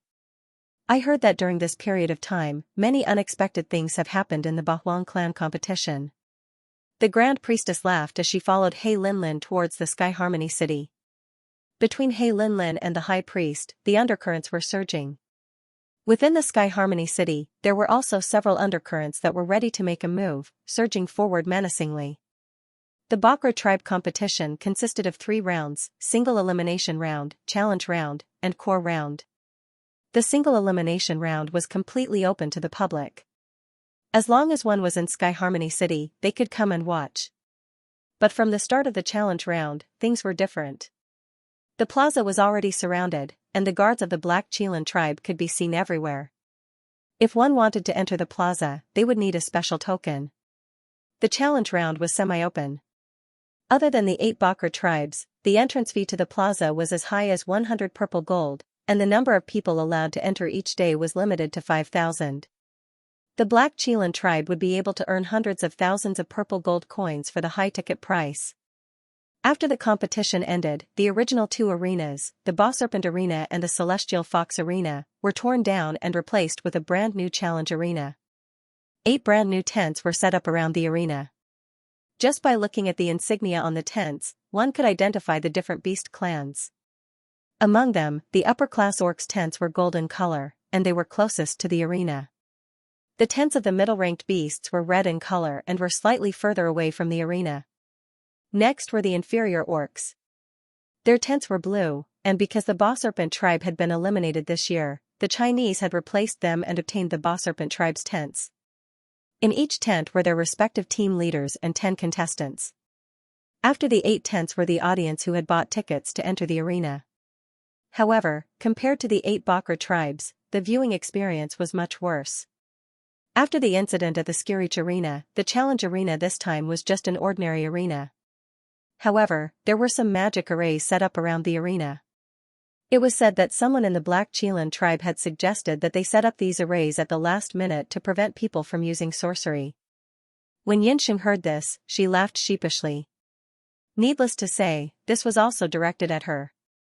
Although the Celestial Fox tribe had won the challenge round successfully this time, the outside world still had a lot of objections. The 3 most famous contestants of the Celestial Fox tribe, Yunxing, Lu Yunshuang, and Yu Shang, had won too easily and mysteriously. This was especially so for the Pung Feather tribe and the Green Hell Wolf tribe. These 2 tribes had a good relationship with the Boss Serpent tribe. Before the challenge round, they had already said that the Celestial Fox tribe had used sorcery to win, and they wanted to seek justice for the Boss Serpent tribe. The sun was high in the sky, and under the gazes of thousands of people, the deputy chief of the Black Chelan tribe, Dugu Xiu, walked up to the arena. The moment he stepped on the arena, he heard a flood of cheers, most of which were the screams of women. Deputy Chief, the Deputy Chief is so handsome. Deputy Chief, look over here, we love you. After all, Sky Harmony City was the capital of the Black Chelan tribe. Most of the people who had bought tickets and entered the challenge round were from the Black Chelan tribe. This also gave the other Bakra tribes a lot of pressure. Dugu Xiu's status in the Black Chelan tribe could be seen. Dugu Xiu was obviously used to such a scene. He waved his hand, and the square suddenly quieted down, as if someone had suddenly grabbed the throats of the 5,000 people. Fellow chiefs, fellow Bakra orcs, and the audience who came to watch the competition, welcome to Sky Harmony City. Representing the entire Black Chelan tribe, I welcome all of you. The challenge round is about to begin, but before that, I will announce the rules of this round. As the host of this competition, Dugu Xiu would not participate in this round's challenge round. Other than Dugu Xiu himself, the top 3 contestants from the 9 Phoenix tribe and the D tribe in the Golden Tent were seeded contestants and would not participate in this round's challenge round. Other than the 3 great Bakra tribes, the other 5 great Bakra tribes, including the newly risen Chinese tribe, had to participate in the challenge round. The challenge round would last for a total of 5 days. Every contestant who was not a seeded contestant could challenge anyone from the Bakra tribes. But if they lost, they would be eliminated. If they wanted to enter the core round, they would need to accumulate at least 5 points. If they defeated an opponent, they would gain 1 point, and if they tied, they would gain 0 points. In other words, if someone wanted to win without a fight, it would be impossible. Yunxing quickly calculated in her heart. Excluding the unseeded contestants, there were a total of 71 contestants from the 8 great Bakra tribes.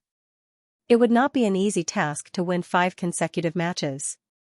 Because other than challenging your opponents, you would also have to prevent others from challenging you.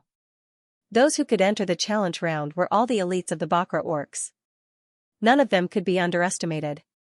Although one only needed to win 5 matches in the core round, after 5 days, no one could guarantee that they would not become the target of others.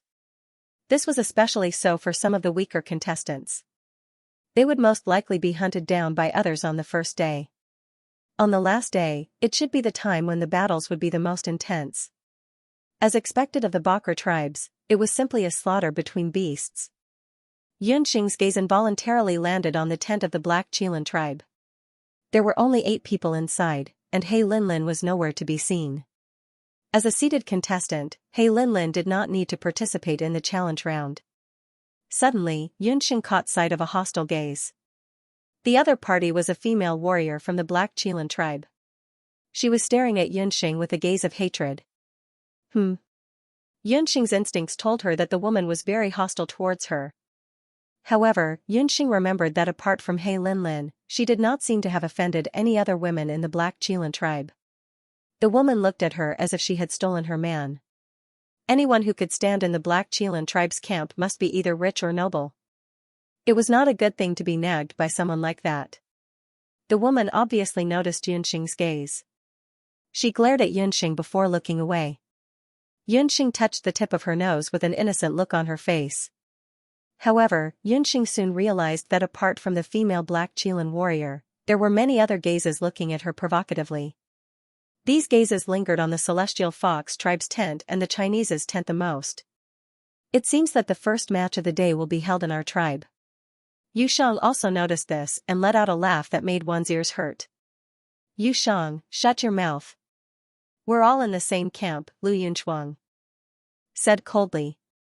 Although the Celestial Fox tribe had won 6 consecutive matches and entered the challenge round, in the eyes of the other beast tribes, the Celestial Fox tribe and the Chinese, who had replaced the Bash tribe, were the weakest of the Bakra orcs. If he wanted to accumulate challenge points, the easiest way was to start from these 2 tribes. Yunxing was not surprised by Yu Shang's gloating. If it were not for the fact that people in the same camp were not allowed to challenge each other, Yu Shang would probably be the first to challenge her. However, this situation would only last until the challenge round.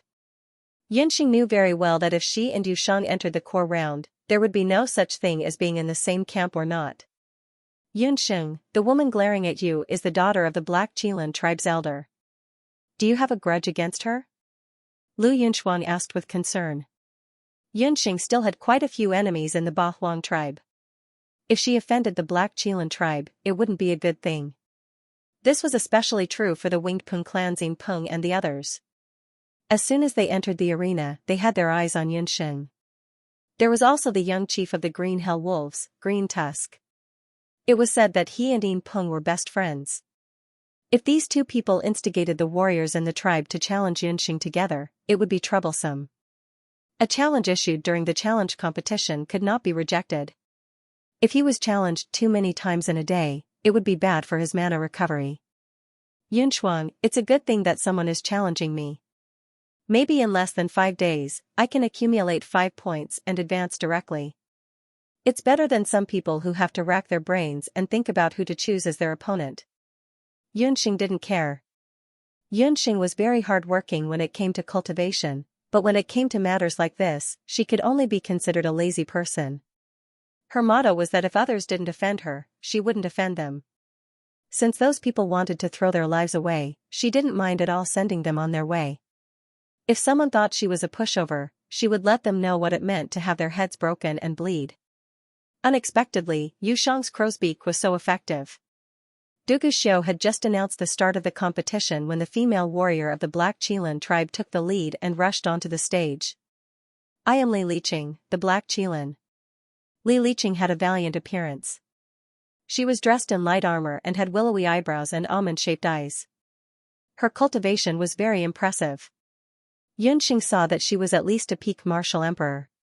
With this kind of cultivation, she could be considered an expert among the younger generation.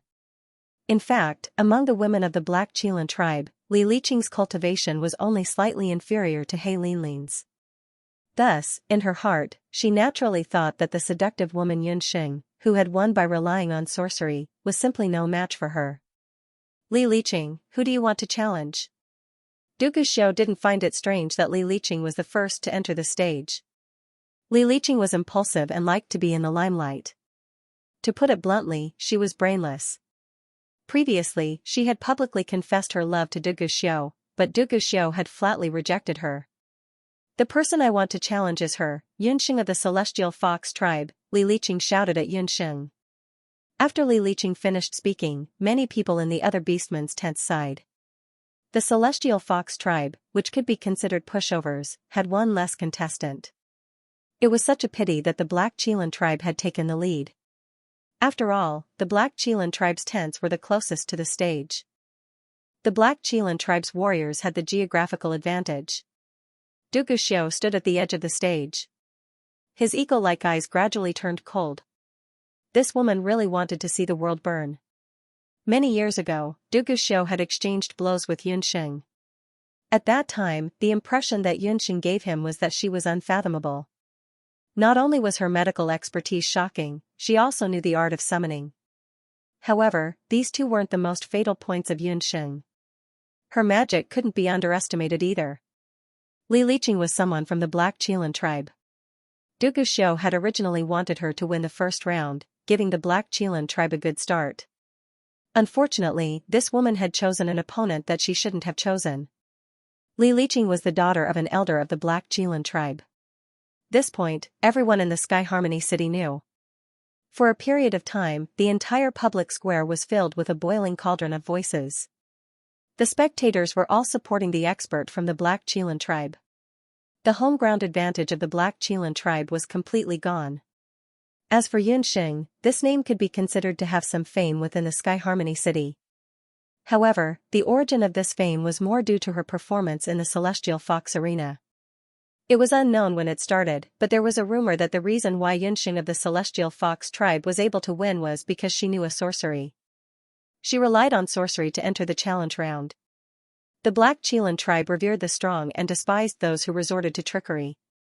From their point of view, the purebred Li Liqing belonged to the former, while the mixed blood of the Celestial Fox, who relied on despicable means to win, belonged to the latter. Hu Qianqiu's face was filled with a headache. This Yunxing was really a natural calamity star. Why did she always attract trouble wherever she went? On the other hand, Yunxing was natural and unrestrained. She didn't care about the cheers and walked up the arena unhurriedly. Just as she stepped onto the arena, she heard a wave of earth-shattering jeers. There were even some fruit peels, eggs, and small stones that were thrown at her.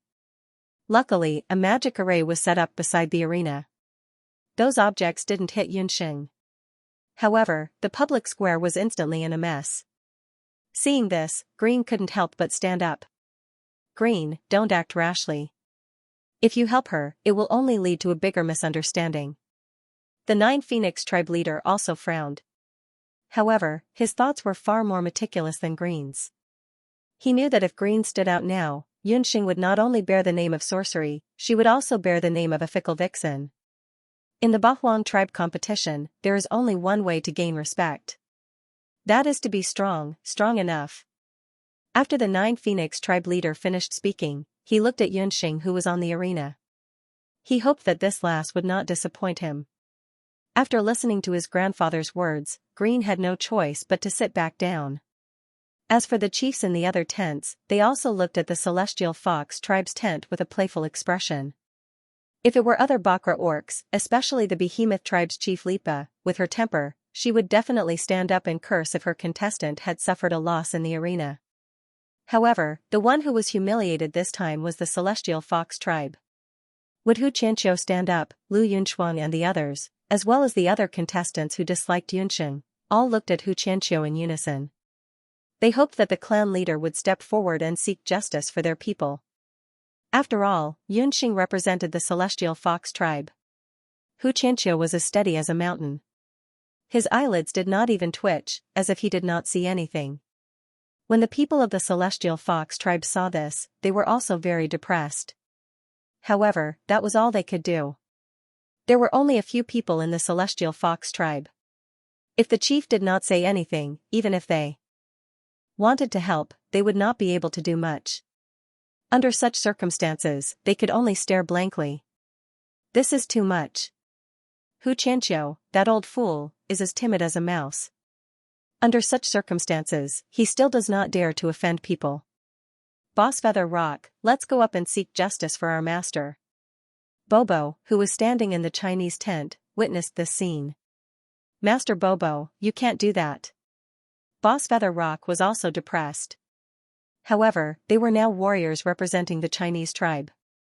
They could not expose their identities. Before the start of the competition, Yunsheng had repeatedly warned Boss Feather Rock that during the competition, he could not acknowledge her until the last moment of life and death. Yunsheng was already used to Hu Qianqiu's ostrich behavior. If Hu Qianqiu could stand up and help her at this time, it would really be a blessing for the ancestors of the celestial fox tribe. Faced with the jeering and all kinds of taunting whistles, Yunsheng knew very well that this was a trick to smear Li Liqing's reputation. They wanted to suppress her before the competition even started. Yunsheng's starry eyes flickered, and two charming dimples appeared at the corners of her mouth. That woman is in for a tragedy. Master is angry, and the consequences are severe. Bobo, who was originally filled with righteous indignation and wanted to help her master vent her anger, had a strange expression on her little face. She knew very well that every time her master showed such an expression, it meant that the other party was in for a bad time. Yunsheng suddenly let out a sharp roar. That roar shattered the magic array beside the stage. Like a demonic sound, it spread out in all directions like a rising tide. That voice seemed to have come from beyond the 9 heavens, but at the same time, it seemed to have gushed out from the ground, making it impossible to guard against. Everyone present felt their qi and blood stagnate. As for Li Liqing, who had a smug look on her face earlier, it was as if she had been slapped in the face. Her body couldn't help but tremble. She only felt that her internal organs seemed to have suffered a heavy blow. Her face instantly turned as white as paper. Celestial Fox's 7 Tails Inheritance, Beast King Roar. The entire audience was silent. The mocking and whistling sounds from earlier had all disappeared. The patriarchs of the several beast clans who were waiting to watch a good show also had different expressions. Their mouths were wide open, enough to swallow an egg. The 9 Phoenix clan leader had a satisfied look on his face as he secretly praised in his heart. This girl was indeed not a person of the pond. She also understood that bullying the strong with the strong was the only way to survive in the Bahuang clan. The moment she went on stage, she used the 7 Tails Celestial Fox Inheritance. What was that just now? What a terrifying sound. I feel like I'm going to go deaf. It seems to be that woman's voice. That kind of voice made my heart stop beating. The audience of the Black Chelan tribe, who had been jeering earlier, only woke up after a full quarter of an hour. In the square, there were nearly 5,000 people. The way they looked at Yunsheng changed from the initial contempt to fear and then confusion. Although they did not know what Yunsheng's move was, there was one thing that they could be sure of. It was definitely not some sorcery. After the Beast King roar, there was no longer anyone jeering in the square. What sorcery is that? Li Liqing took a while to calm down the churning doqi in her body. At this moment, her chest was still faintly hurting. She had never seen such a powerful attack with just a roar. In her heart, she was even more certain that Yunsheng was using sorcery. Short-sighted. It turns out that the warriors of the number 1 Black Chelan tribe of the Bahuang clan are only SOSO. Yunsheng's face was full of contempt. Presumptuous, a lowly celestial fox bastard actually insulted the Black Chelan tribe. If I don't beat you until you can't fight back today, I'm not called Li Liqing. After Li Liqing finished speaking, the doqi in her hand was dense and quickly condensed into a Qing Shao sword. Can't fight back? Haha, then I'll do as you wish. Before Yunxing could finish speaking, there was a sudden roar in the sky and on the ground. Li Liqing did not have time to react. Streaks of black thorns and brown earth spikes whizzed towards Li Liqing. Those black thorns were like lightning flashing, and those earth spikes multiplied endlessly. Yunxing actually used the dark thorns and earth spikes sorcery in one go. However, no one noticed when exactly she had started chanting. Densely packed, one after another, from the sky, from the ground, and from all directions. Every single one of them was aimed at Li Liqing's blind spots. These sorceries seemed tricky, but they were not fatal. Every single one of them was aimed at Li Liqing's feet, her armor, or her hair. It forced Li Liqing to be like an ant on a hot pan. She could neither dodge nor run. She was in a very sorry state. Rather than calling this a fight, it would be more accurate to say that they were humiliating Li Liqing. However, it was this unique way of fighting that caused the expressions of the various beast tribes to change. Everyone knew that the control of sorcery was a very delicate matter, especially when Yunxing was able to launch such a densely packed dark thorns and earth spikes sorcery in one go. Every single one of her attacks was just right. This required the sorcerer to have extraordinary control over sorcery. Furthermore, the sorcerer had to have sufficient sorcery. The leaders of the other beast tribes knew that even the elder-level sorcerers in their tribes would not be able to control sorcery to such an exquisite degree. The reason why Yunxing was able to do this was because she possessed a multi-elemental magic soul. At the same time, she had also cultivated the demon god transformation that the Netherworld Ghost King had imparted to her. After learning the demon god transformation, her sorcery reflexes and sorcery recovery speed had increased by a large margin compared to ordinary people. Previously, there were people who said that the Celestial Fox tribe's Yunxing had relied on sorcery to enter the Challenger League. After seeing this scene, who would dare to say such a thing? The good news was that the male lead would basically stick to the female lead in the future. Then, there would be unexpected benefits that would satisfy the needs of certain children. At this moment, Li Liqing also wanted to cry but had no tears. Although she had a sharp Duqi sword in her hand, she had no way to retaliate. In the blink of an eye, she was already forced to the corner of the stage and was about to be forced off the stage. Deputy Clan Leader Dugu, as usual, leaving the stage is considered a loss? Yunxing had a satisfied look on her face, as if using two types of magic at the same time was very easy for her, as simple as eating and drinking. Dugu Xiu's face alternated between red and white. He had already predicted that Li Liqing would lose, but he didn't expect that Yunxing would use such a straightforward and violent method to make her lose. He had almost forgotten that Yunxing was originally a woman who loved to hold grudges, but at the same time, she was also excessively smart. That's right. Dugu Xiu spat out these two words with great difficulty. All right. Yunxing was straightforward. She waved the magic scepter in her hand. A dark heavenly thorn as thick as an arm pierced Li Liqing's chest.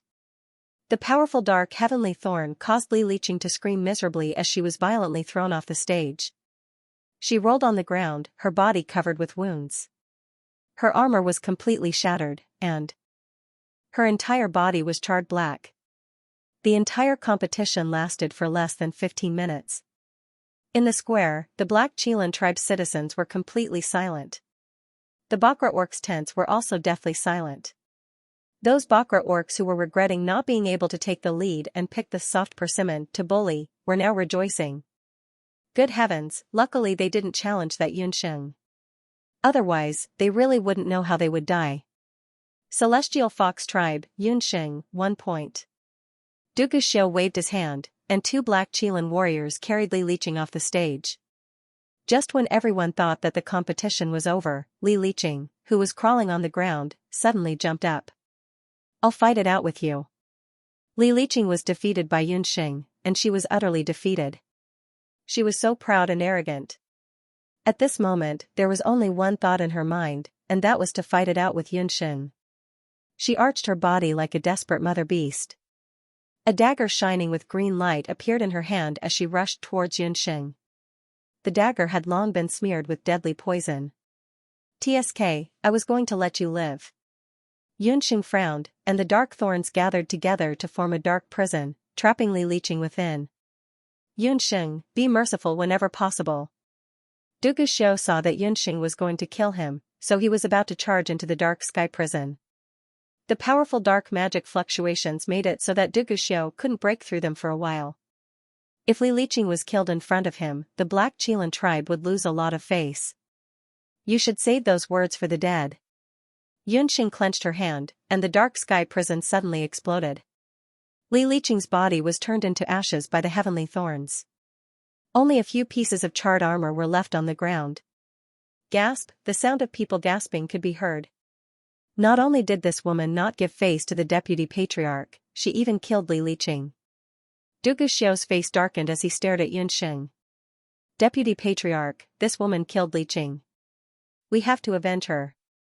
In the Black Qilan tribe's tent, the remaining warriors were furious. Dugu Xiao was furious, but at the same time, he had a headache. Yunxing's actions made him not know how to pacify the emotions of the citizens and warriors. Quiet. Just when Dugu Xiao was in a difficult position, the 9-Phoenix-old patriarch stood up and made a shushing gesture. The 9-1-old patriarch was the oldest among the current patriarchs of the 8 Wastelands Beast clan. He was a person of virtue and prestige. When he spoke, the people of the Black Qilan tribe and the citizens of the city all quieted down. Yunxing, why didn't you stop? The 9-Phoenix-old patriarch admired Yunxing's strength, but her personality was too, as the saying goes, a strong dragon can't defeat a local snake. How could she kill their people in the territory of the Black Qilan tribe? Old patriarch, why should I stop? Don't forget, just now, we were still in the arena. Fists and feet have no eyes. Who said that we can't kill? Or is it that no one has ever died in the arena of the Bahuang tribe competition? When Yunxing said this, everyone remembered that at the last moment, Li Liqing launched a sneak attack and jumped onto the arena. Before leaving the arena, the two of them had not admitted defeat. This match was indeed not over. As for people dying in the Bahuang tribe competition, it was indeed a common occurrence. Vice Patriarch, what Yunxing said just now makes sense. Everyone also saw that Li Liqing launched a sneak attack in the end. She used a dagger and even smeared poison. The tribe competition has a rule that poisonous weapons and evil techniques are prohibited. If anyone is found to have violated the rules, they will be disqualified immediately. The 9-Phoenix-old patriarch said. Old patriarch is right. I think that girl was just defending herself. If it was me, I would also slap her to death if I met such a junior. Patriarch Li Pa chimed in from the side. These two patriarchs were upright and plain-spoken people. They were disgusted by Li Liqing and the Black Qilan tribe's actions. Seeing that the others were speaking in support, but the Celestial Fox tribe's patriarch, who Xianxia did not say a word, Yunxing despised him even more. This time, it's all Xiao's fault for not supervising properly. I've made a fool of myself. Next time, there definitely won't be a similar situation. Dugu Xiao let out a sigh of relief in his heart. Men, throw Li Liqing's corpse outside the city and feed it to the greedy wolves. Don't collect it. If anyone uses despicable methods in the tribe competition again, she will be your lesson. Just like that, Yunxing obtained a point. This competition shook the confidence of the other beast tribes that originally planned to make a move on the Celestial Fox tribe. Since they could not make a move on the Celestial Fox tribe, they could only make a move on the other soft persimmoned Chinese. I am Song-Yi from the Silver Rock tribe. I will be the second to challenge. A warrior from the Silver Rock tribe walked out. Who do you want to challenge? Dugu Xiao asked. Song-Yi looked towards the Chinese tent, but for a while, he could not call out the other party's name. It was no wonder. After all, the Chinese contestants were all unknown.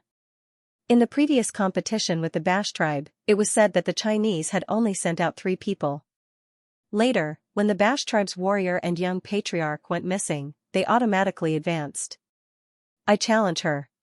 Song-Yi looked at the people in the Chinese camp. Pick me, pick me. Bobo was excited at the side. After seeing her master show off his skills, she also wanted to go up and show off her skills. However, after a long time, Song-Yi finally pointed to a dark-skinned woman in the Chinese camp. She was pretty and had a pair of pointy ears. It was unknown what kind of beast tribe she was from. Poor guy. After seeing Xianxia choose the Night Demon Queen, Yunxing and Bobo both silently lit a candle for him in their hearts. Among all of Yunxing's magical beasts, Bobo was undoubtedly the most difficult to deal with. But if she fell into Bobo's hands, she would die at most. But if she fell into the hands of Night Demon Queen, she would rather die than live. The reason why Xianxia chose Night Demon Queen was that he could not feel the fluctuation of power from her body. But he did not know that Night Demon Queen was the best at hiding among all the magical beasts. Hee, little brother, you really made the right choice. I will let you never forget today. Night Demon Queen laughed like a flower. She flapped her wings. Today, she was wearing a tight-fitting leather miniskirt, revealing her perfect curves. She was also holding a leather whip in her hand, which made her look like a queen. Night Demon Queen flew to the arena and threw a coquettish glance at the audience below the arena. Immediately, there was a burst of cheers from the male animals in the arena. What's the background of this woman? What a strong charm. The patriarchs of several major beast clans who were watching the battle could not help but wonder. How can a mere charm be a match for me, a rock warrior? Peng Wanli sneered. Obviously, he had some confidence in Xianxia's strength. Xianxia was not an ordinary person. He was born poor and relied on his strong iron claws and golden hooks to reach his current position. The opponent's trick was useless against Xianxia. Shameless woman, this point, I will take it. Xianxia was not moved at all. He spat at Night Demon Queen fiercely. In the sky, a mountain-sized rock claw appeared. The claw was like a small mountain, and it grabbed towards Night Demon Queen. This claw was so powerful that even golden stone would be crushed into powder. In the center of the arena, under the eyes of the audience, the claw suppressed Night Demon Queen. Victory? One claw determined the winner. This Xianxia's strength was so strong. Xianxia also had a look of joy on his face. But then, a strange scene happened. Under the rock claw, countless black shadows flew out. The black shadows were like butterflies. They gathered together and became Night Demon Queen again. Looking at her, she didn't look injured at all. TSK, this queen hasn't suffered a loss in a long time. Brat, you've angered me. Before Night Demon Queen was contracted by Yunxing, she was a bloodthirsty person. She was furious and her eyes were fierce. Suddenly, purplish-black scales appeared on her delicate face. Streaks of black chi emitted from Night Demon Queen's body. Her figure suddenly grew countless times larger, like a huge shadow that encompassed the entire arena. Demonic Devour. Not good. Peng Wanli was shocked. But it was too late. Queen Night Demon let out a mournful cry. She opened her mouth and the black shadow swallowed Xianxia. By the time the arena regained its calm, Xianxia had already disappeared. There was only a bloodstain left on the arena. She ate him. That woman swallowed him whole. Although they were beasts, over the past few thousand years, the beasts of the 8 Desolates continent had evolved to the point where they were almost as strong as humans. The scene of a living beast man being swallowed was a visual shock to them. After swallowing Xianxia, Night Demon Queen's face was full of satisfaction. Her appearance once again returned to that of a delicate guest. She threw a flirtatious glance at Du Guxiu. Deputy Patriarch, you can announce the results of the competition. Chinese Night Demon, 1 point. Du Guxiu frowned. Today's competition was an eye-opener for everyone. Originally, they thought that this 8 Desolates tribe competition was a competition between the 3 upper beast tribes. They didn't expect that the Chinese, who suddenly emerged, also had such tyrannical strength. The 2 beast tribes, who were supposed to be the weakest, had performed well on the first day. One could imagine that after the first day of the competition, the other beast tribes would do their best to collect information on the Chinese and Celestial Fox. Chinese, 1 point. In the 2 rounds of competition, Yunxing of the Celestial Fox tribe and Night Demon of the Chinese have each obtained 1 point and are temporarily in the lead. Does anyone want to challenge the 3rd round of competition? Du Guxiu announced the results of the competition. After 2 rounds of counterattacks by the Celestial Fox tribe and the Chinese, the other beast tribes didn't dare to find trouble with the Celestial Fox tribe and the Chinese. The following challenges on the first day seemed to be much more ordinary. The Celestial Fox tribe and the Chinese suddenly turned from a popular, soft persimmon to a smelly stone in the latrine pit. No one dared to challenge them anymore. In the remaining rounds of competition, a warrior of the Beaming tribe challenged a warrior of the Green Nether Wolf tribe. The Beaming tribe obtained 1 point. A warrior of the Nine Phoenix tribe challenged a warrior of the Black Chelan tribe. After more than an hour of stalemate, the two sides finally exhausted their strength and had to end in a draw. After the first day, on the final ranking of the Beast tribes, the Celestial Fox tribe, the Chinese, the Beaming tribe, and the D tribe obtained 1 point each and were temporarily in the lead. As soon as the first day of competition ended, Du Guxiu looked solemn and left with a few elders of the Black Chelan tribe. The leaders of the other Beast tribes looked at the people of the Celestial Fox tribe and the Chinese cautiously and left without saying goodbye.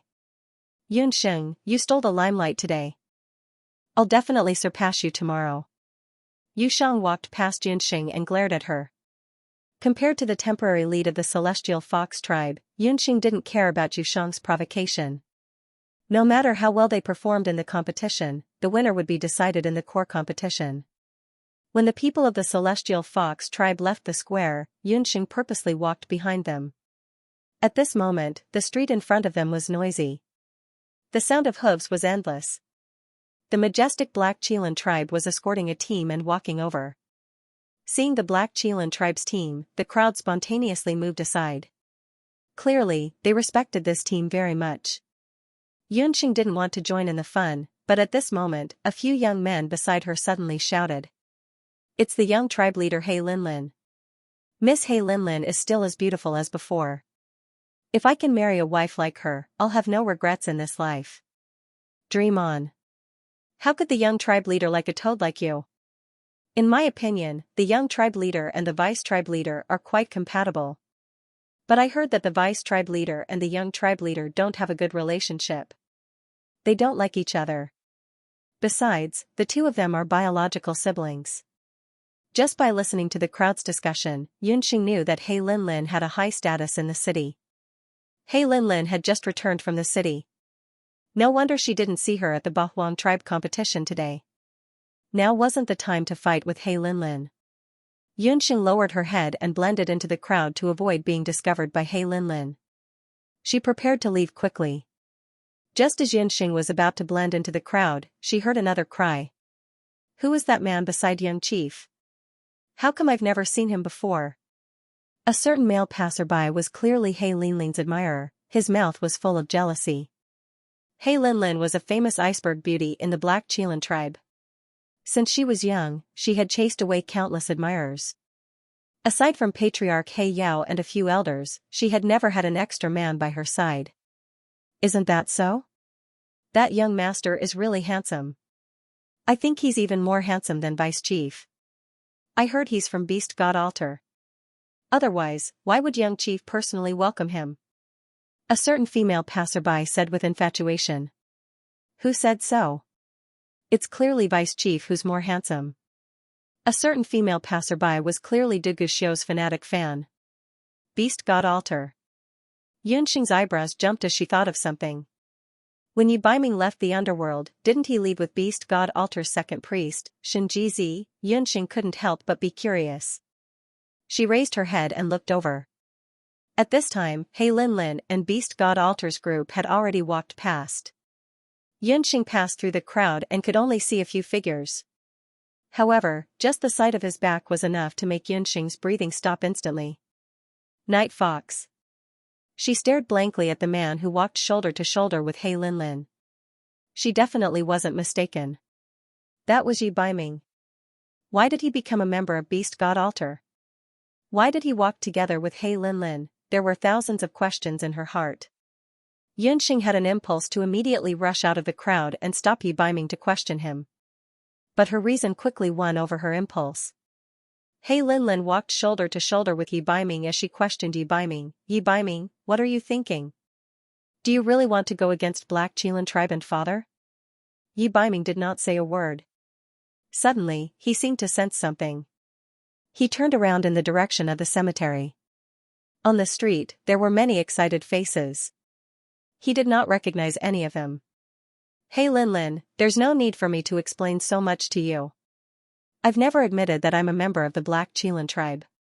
Yi Baiming said no more. He Linlin wanted to say something, but the convoy had already arrived before the Qilan palace. Du Guxiu and a group of elders had already received the news and were waiting before the Qilan palace. Du Guxiu immediately saw Yi Baiming in the crowd. When he saw Yi Baiming, Du Guxiu's expression changed. Why was he here? Furthermore, he had come to the Black Qilan tribe as a member of the Beast God Altar. Yi Baiming was the person that Du Guxiu hated the most in his life.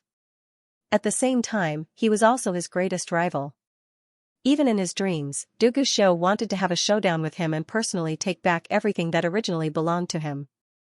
Almost at the same time, Du Guxiu thought of a person. Yunxing. Yi Baiming had come. Did Yunxing know if the two of them were to meet again? Du Guxiu's hands were tightly clenched together. His heart was incomparably conflicted. Young patriarch, please avenge my daughter. Just as He Linlin and Du Guxiu had their own thoughts, an elder standing behind Du Guxiu took advantage of Du Guxiu's absent-mindedness to rush in front of He Linlin. He was crying in pain. Elderly, what are you doing? He Linlin's expression was unhappy. She rolled her eyes at Du Guxiu. The people from the Beast God Altar had just arrived and Elderly was crying in front of them. This was simply throwing away the face of the Black Qilan tribe. How did Du Guxiu manage things? Young patriarch, Li Qing is dead. I only had one daughter. She died in the hands of that witch from the celestial fox tribe. Young patriarch, you must seek justice for me. Elder Li's tears and snot were all over his face. He believed that he was also an elder of the Black Qilan tribe. In Sky Harmony City, he could be said to be able to cause the entire city to tremble with a stomp of his feet. Who would have thought that this time, he would fail miserably? His daughter was killed by an unknown junior from the celestial fox tribe. Not only that, the vice-patriarch Du Guxiu even threw his daughter's corpse into the wilderness. He didn't even have the chance to collect the corpse. What? Lost to the celestial fox tribe? Was it done by Hu Linglong? He Linling's expression was extremely fascinating. In her eyes, she had never placed the weak celestial fox tribe in her eyes. In her opinion, the only person from the celestial fox tribe who could stand on the stage should be Hu Linglong. No, she lost to a lowly celestial fox called Yunxing. Elder Li's words were filled with hatred as he reported the name of the enemy who killed his daughter. Yunxing. When they heard this unfamiliar name, the bystanders felt that it was somewhat unfamiliar. When did a young expert called Yunxing appear on the continent? Shut up. We will discuss this matter at length. He Linlin, whose face was originally filled with hatred, turned pale when she heard those two words. Yunxing. It was actually Yunxing. This haunting name. She had almost forgotten that lowly Yunxing was the celestial fox. He Linlin didn't know if Yi Baiming had heard that name. So what if he had heard it? Yunxing, you actually dared to come to the 8 Desolates continent and even participate in the 8 Desolates tribe competition. Recalling the previous time when she competed with Yunxing, He Linlin still felt her teeth itching. However, a few years had passed. He Linlin firmly believed that if she were to meet Yunxing again, the other party would definitely not be her opponent.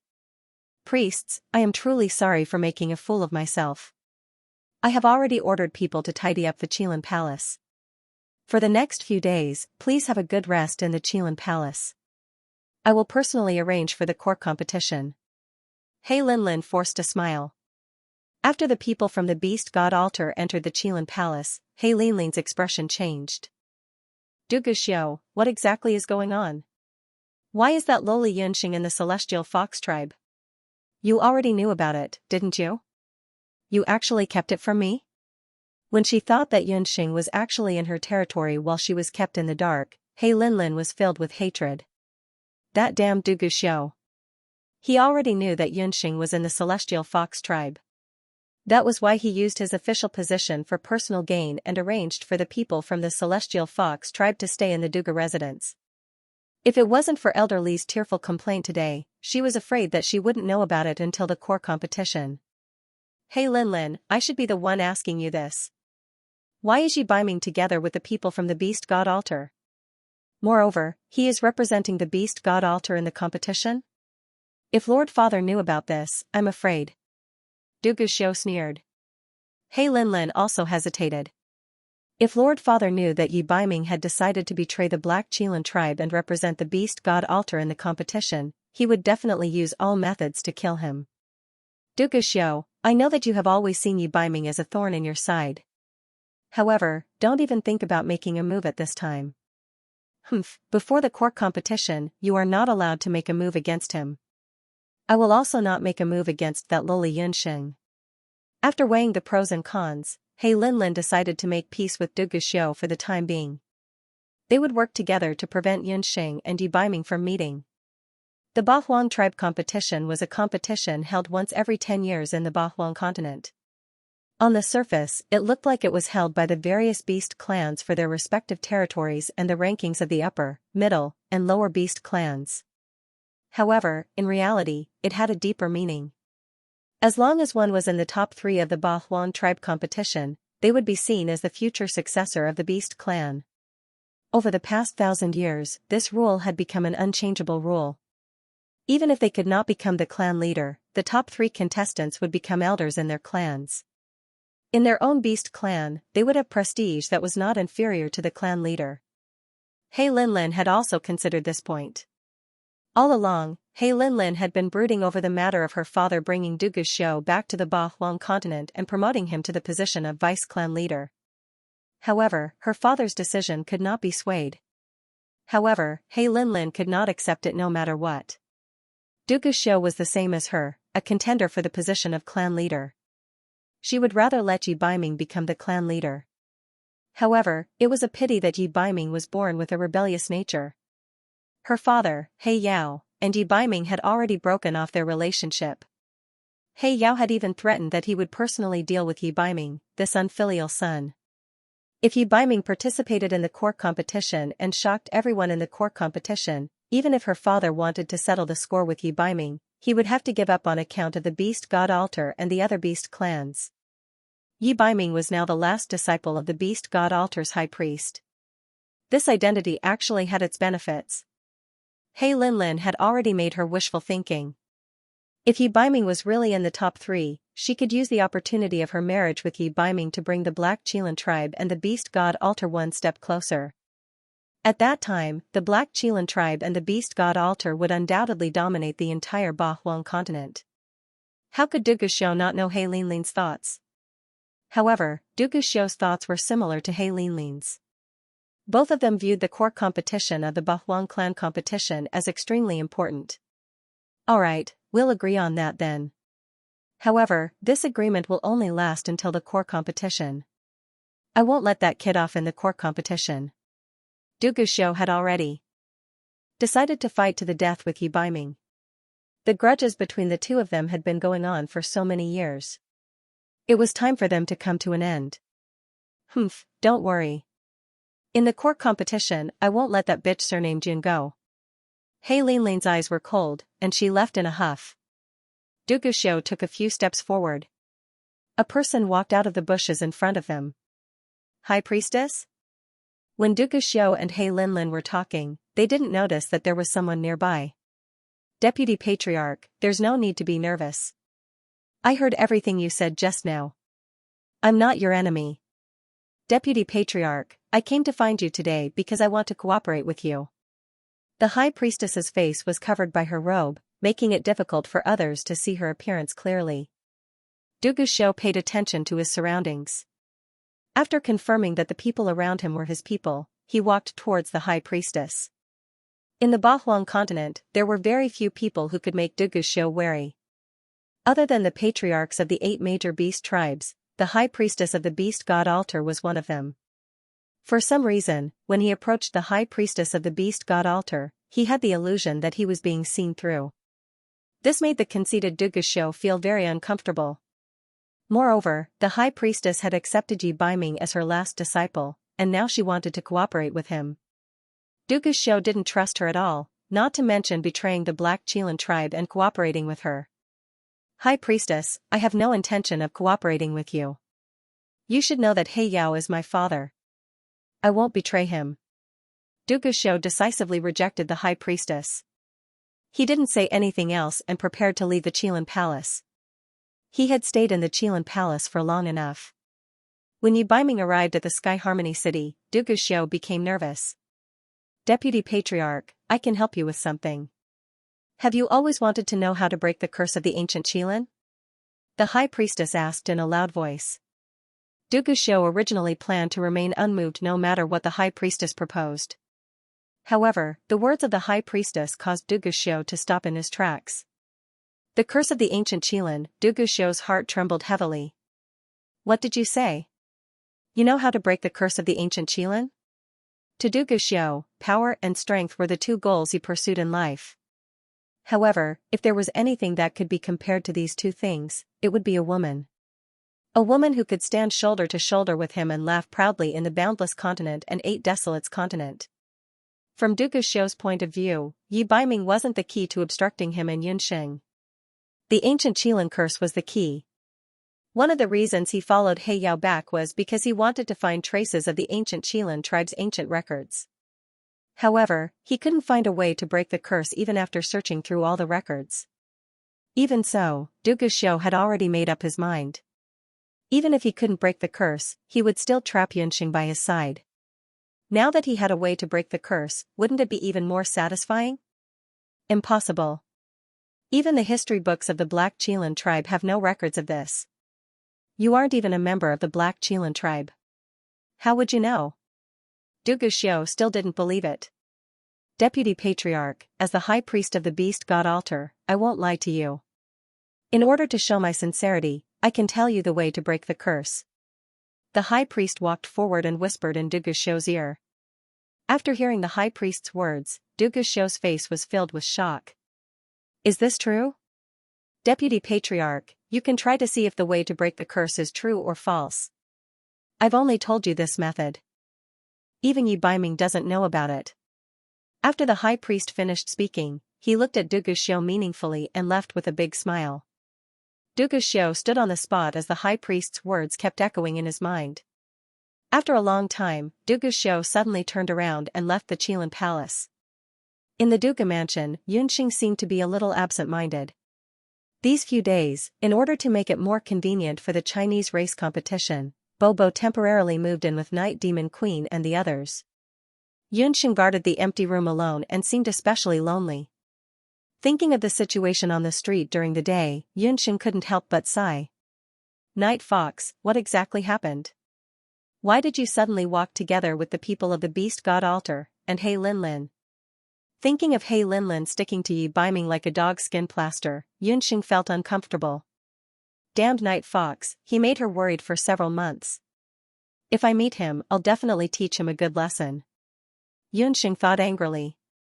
Just as she extinguished the magic array and was about to go to sleep, a strange feeling suddenly came over her.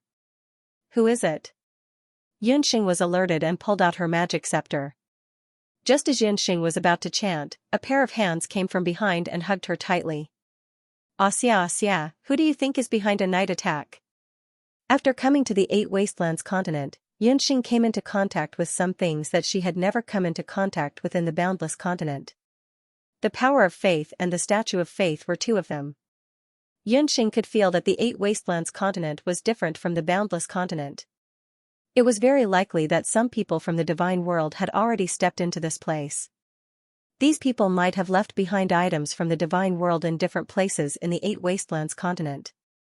However, why would the Beast God Altar also have a statue of faith? Could it be that the Beast God Altar was colluding with the Beast King? However, when Yi Biming took out the statue, Yunxing realized that the statue that the High Priest gave Yi Biming was not a statue of faith. This statue was very small. Using Shenlong's eye to check, there was no conversion magic array inside. It looked like a very ordinary clay statue. If it was not a statue of faith, why would the High Priest go through so much trouble to get Yi Biming to put it in the Qilin Holy Land? What kind of medicine was the High Priest selling in his gourd? Then, does the High Priest really know how to remove the ancient forbidden spell? If Yunxing and Yi Biming wanted to be together, they had to remove the forbidden spell. There's no need for him to lie to me. I'll get the answer after the Eight Wastelands clan competition ends. Yi Biming was not very sure about this. However, as long as there was a glimmer of hope, he would not give up. Night Fox, if the ancient forbidden spell can't be removed, what should we do? Yunxing asked bitterly. She had actually thought of this question many times.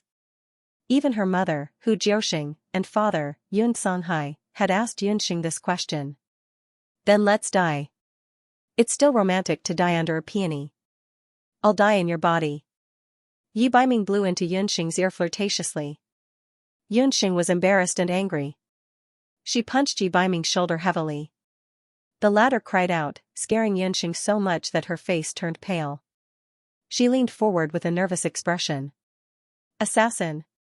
Outside the room, there was a flurry of footsteps as a large number of guards ran into the courtyard. Yunxing gave Yi Baiming a push. Let's go quickly. If we're discovered, we'll be in trouble. This was Du Guxiu's territory. If the two of them met, who knew what would happen?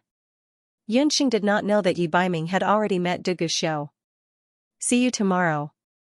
Yi Baiming kissed the tip of Yunxing's nose lightly and then disappeared. This man came and went without a trace.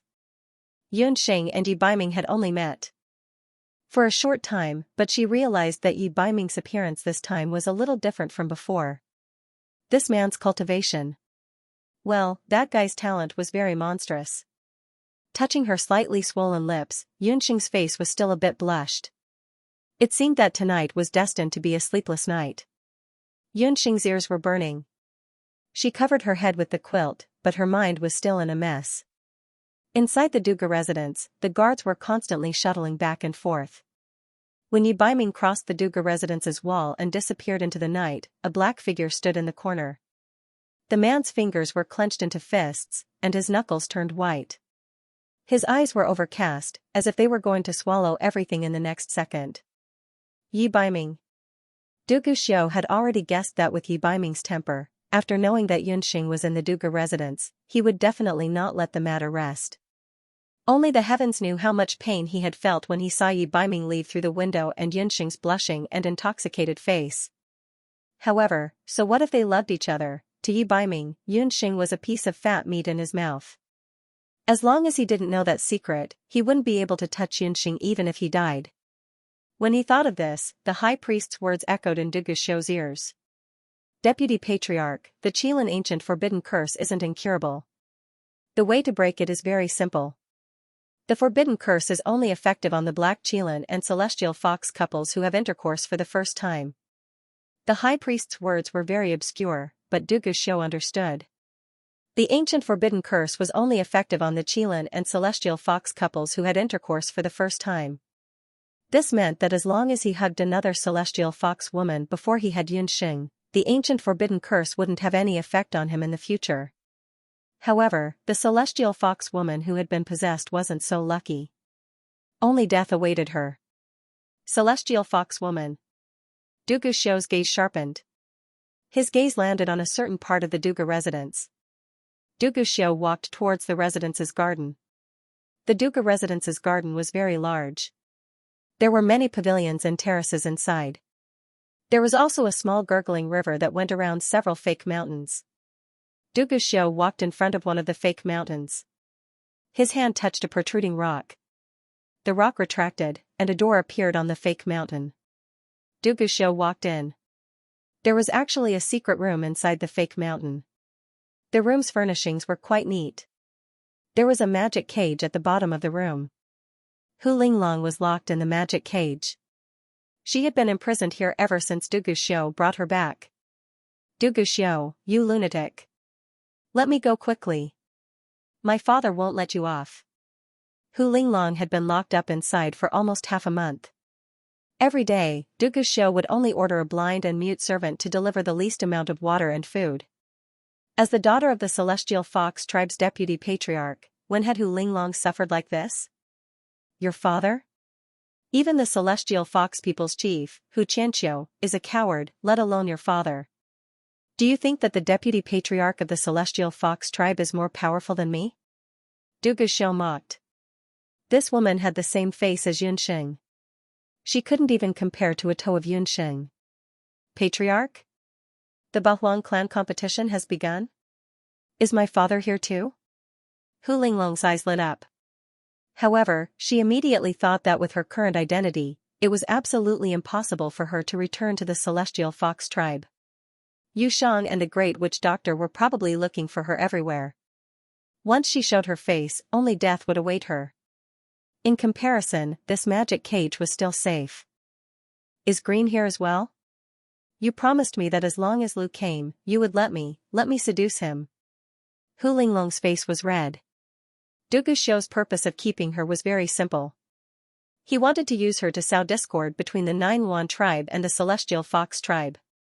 He said that as long as she could seduce Lu, not only would he let her go, but he would also help her and Lu get married. Humph, do you think that with your little tricks, you can seduce the young patriarch of the Nine Yuan tribe? You and Yunxing can't be compared at all. Du Guxiu did have such thoughts, but he had changed his mind. He thought of a way to better use Hu Linglong and get rid of the thorn in his side at the same time. What? You want me to seduce other men? Hu Linglong was so frightened that her face turned pale. She shook her head desperately. Although she was born in the Celestial Fox tribe and had indeed seduced many wild men with her young beauty, those were merely superficial skills. She had never had a relationship with a man. Du Guxiu had promised to let her be with Green. Only then did she reluctantly agree to cooperate with his plan. However, he actually wanted her to sleep with someone like a shameless slut. Hu Linglong would definitely not agree to it. I only want Green. I'm not interested in anyone else. Hu Linglong bit her lips. If I were to tell you that the person I want you to accompany is Yunxing's man, and that man's appearance, status, and strength are not inferior to Yunxing's, would you change your mind? Du Guxiu sneered. He had already seen through Hu Linglong. She said that she was infatuated with Green, but to put it bluntly, she was only interested in Green's identity and status. Hu Linglong's heart skipped a beat. Yunxing's man, did she hear wrongly? Hu Linglong did have a good impression of Green. However, it was just as Du Guxiu said. As long as it was a good-looking man with power, she would be happy to seduce him. It was just like when she first met Du Guxiu. She had also attempted to seduce him. However, Du Guxiu's cruelty and coldness made Hu Linglong timid. You don't have to lie to me. In this continent, other than you, and D-Clan C, who else can compare to Green? Hu Linglong's voice had already weakened. Her eyes were also flickering. This meant that she had already begun to waver. Du Guxiu and Z were not people that Hu Linglong could provoke. Therefore, Hu Linglong did not dare to have any thoughts. That person is the last disciple of Beast God Altar's High Priest. His name is Yi Baiming. He also has another identity. He is Yunxing's husband. The two of them got married in the Boundless Continent. However, due to certain reasons, they have yet to consummate their marriage. Think about it. If you can snatch Yunxing's man right in front of her, how would she react? Du Guxiu's words made Hu Linglong's heart itch even more. What a good Yunxing. It turned out that she was a married woman, but she still dared to seduce Green. However, if the other party was really the last disciple of the Beast God Altar's High Priest, his identity would be different. Especially when she thought about how she could hold on to Yunxing's man and show off in front of her, Hu Linglong wavered even more. But, I've never seen that man before. You said that I'm completely different from Yunxing. I'm afraid he won't fall for it. Hu Linglong already believed Du Guxiu's words. You don't need to worry about this. I naturally have a way to make you sleep with Yi Baiming. Tomorrow night, I will think of a way to get Yi Baiming to come over. Remember, don't try any tricks. Otherwise, I guarantee that you, your father and your family will all die miserably. After saying that, Du Guxiu turned around and left. Hu Linglong had a frightened expression on her face. Damn Du Guxiu. Wait until I really hook up with the last disciple of the High Priestess. Then, the first person I'll kill will be you.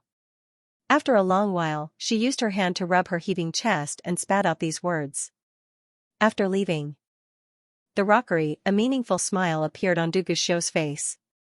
The instant he found out about the method to remove the ancient era's forbidden curse, he had thought of using Hu Linglong to remove the forbidden curse on his body. However, he immediately thought of an even better idea. That was to have Hu Linglong pretend to be Yunxing and deceive Yi Baiming. Du Guxiu remembered that Yunxing had once said that the man she wanted was someone who could only be with her for the rest of her life. Even now, Du Guxiu still believed that the reason why Yunxing did not choose him back then was because he was already married and had a child. However, if He Baiming also had a relationship with another woman, and that woman was Hu Linglong, whom Yunxing hated, then everything would be different. As the saying goes, love is love. The Yunxing that Du Guxiu knew was a person who made a clear distinction between love and hate. When the time came, he would bring Yunxing to catch Yi Baiming committing adultery with her own eyes. She would probably hate Yi Baiming to the core when she saw the two of them having an affair. Du Guxiu could also make use of Yi Baiming to verify whether the high priest's method to remove the forbidden curse was really feasible. Celestial fox women were everywhere. He could just grab one of them. A mere Hu Linglong could sow discord between Yunxing and Yi Baiming. At the same time, she could also remove the ancient era's forbidden curse. This was a good idea that could kill two birds with one stone. When he thought of this, Du Guxiu could not wait for tomorrow to come early. On the second day of the challenge, Yunxing, who was reunited with Yi Baiming, was in high spirits. She could not help but smile. This made Lu Yunchuang feel very strange. Yunxing, you seem to be in a particularly good mood today? Lu Yunchuang wondered. Humph, you only won 1 point. What's there to be proud of? Yushang watched from the side and sneered. It's better than someone who didn't get a single point. Yunxing glanced at Yushang. Yushang had indeed kept a low profile in this challenge. If it had been someone else, it might have been understandable. However, it was Yushang. Something was not right. After today, you'll know that I'll be the first person to enter the core competition. Yushang glanced at Yunxing contemptuously. That woman is so weird. She's been missing for the past few nights. She seems to be up to something. Lu Yunchuang was unlucky enough to be in the same room as Yushang. The two of them did not like each other to begin with. They only treated each other as heir out of respect for the tribe leader. However, Yushang had been out for the past few nights. Lu Yunchuang suspected that she was up to no good. Don't worry. The Bahuang tribe has many eyes and ears. No matter how capable Yushang is, she won't be able to pull any tricks. Yunxing and Lu Yunchuang walked into Celestial Fox's tent. At that moment, they both noticed that there was another tent near the Black Qilan tribe's tent near the arena. The tent was not there yesterday, but it had been hastily set up early this morning. I heard that the people from the Beast God altar came yesterday. The high priest of the Beast God altar brought his new last disciple to participate in the core competition. Hu Qianxiu had many eyes and ears. He already knew that the Beast God altar had come as well. That's troublesome. If the people from the Beast God altar are here, the difficulty of the core competition will increase again. The warriors of the Celestial Fox tribe complained. Beast God altar? Yushang was still unfamiliar with this name. In the era she lived in, the Beast God altar had not yet risen to prominence. The other beast tribes had also received the news and were now in heated discussion. At that moment, He Linlin and a few people from the Beast God altar walked over. As soon as the Beast God altar appeared, it attracted a lot of attention. This was especially true for the patriarchs of several major beast races. They were somewhat wary of the elusive high priest. The 9 Phoenix Patriarch, the D-Clan Patriarch, and several other upper beast race patriarchs also came forward to greet him. Several thousand pairs of eyes immediately turned to look at the newcomer. It was rare to see someone from the Beast God altar. Moreover, young Patriarch He Linlin was personally receiving him. Du Guxiu could only accompany him. Unfortunately, this famous high priest wore a black and gold robe that trailed the ground. It was impossible to see his face or silhouette under the robe. Behind him were 2 older elders. They appeared to be priests of the Beast God altar. Among them was Shinjizi, whom Yunxing recognized. Behind Shinjizi and the others were 2 men and a woman. These people should be the ones sent by the Beast God altar to participate in the core competition. The Beast God altar's status in the 8 Desolates continent was equal to the Black Qilan tribe of the upper beast races. Their elite disciples were comparable to the seed contestants of the upper beast races. Among the 2 men and 1 woman, with just a glance, everyone's attention was drawn to the man at the front. This was a man as handsome as a god. He was tall, had black eyes, black hair, and was dressed in simple black clothes. He was very low-key. But the more he was so, the more people couldn't tear their eyes away from him. With him as a contrast, no one noticed who else was following behind the high priest. There was a kind of person in this world who was destined to be extraordinary. Even if they didn't say a word, it was enough to steal everyone's breath away. He Linlin and Du Guxiu were also dazzling like diamonds. But compared to this man, they were slightly inferior. It's him. In the Celestial Fox tribe's tent, Yushang couldn't help but stand up. She looked at Yi Baiming as if she was drunk. Her eyes were almost delirious. They were too similar. Those sculpted eyebrows, those sexy lips, and that attitude of not putting anyone or anything in his eyes. This man was too similar to the black Qilin Wang Yeshou. It's him. It must be him. When Yusheng was resurrected, she felt Yishou's aura reappear. She had always asked the Great Witch Doctor to search for her in secret. Especially after they had arrived at Sky Harmony City, the Great Witch Doctor had already started a thorough search in the Black Qilin tribal nation. However, there was no news of Yishou. Unexpectedly, he wasn't in the Black Qilin tribal nation, but at the Beast God altar. Yusheng was certain that the man was Yishou's reincarnation. Yusheng felt like her heart was about to jump out of her chest. However, she tried her best to put on a nonchalant look on her face. That person is the last disciple of the high priest? From the looks of it, his strength seems to be very ordinary.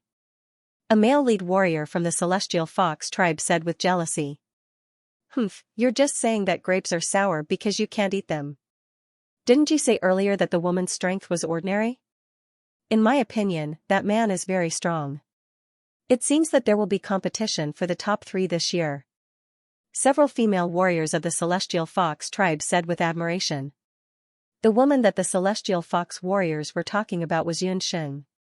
Yunxing had been ostracized for a long time. This situation had changed slightly in recent days after she defeated her opponents again and displayed extraordinary strength. However, the Celestial Fox warriors still couldn't help but envy her.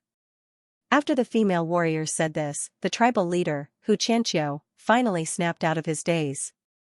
When they said this, Xianxia suddenly remembered that this so-called last disciple of the high priest was indeed very similar to a certain person. That's right, this man gave off a very similar feeling to Yunxing. Both of them did not reveal their talents. Xianxia glanced suspiciously at Yunxing beside him. While everyone was fervently discussing the arrival of the Beast God altar, Yunxing and Lu Yunchuang were discussing today's competition. Lu Yunchuang had not even fought a single match, so her points were a little awkward. She had to think of a way to break through the situation of 0 points as soon as possible. In terms of appearance, Yunxing and that man were both dazzlingly handsome and beautiful. However, there were no fluctuations of magic power or fighting aura on either of them. Moreover, the first impression that these two people gave off was that they were like dusty pearls. Xianxia's eyes suddenly lit up. He suddenly realized that Yunxing could very well be the turning point for the rise of the Celestial Fox tribe. Xianxia hesitated, considering whether to ask Yunxing if she knew the last disciple of the high priest. Unexpectedly, before Xianxia could ask, Yi Baiming had already looked over. Separated by the arena and the tents of the other beast tribes, his gaze was so focused that it was eye-catching. He Linlin, Du Guxiu, and even Green Leaf in the Nine Yuan tribe's tent noticed Yi Baiming's gaze. It was the kind of gaze that only a man would have for the woman he loved. Yi Baiming's gaze was too direct and too passionate. Even the icy Lu Yunchuang noticed it. Yunxing, that person seems to be looking at you? Lu Yunchuang glanced at Yunxing. Yunxing looked embarrassed and cursed in her heart. That damned Yi Baiming. Didn't she say long ago that they should not acknowledge each other in public? However, if Yunxing did not respond, that guy might continue to stare and turn into a wife-gazing rock.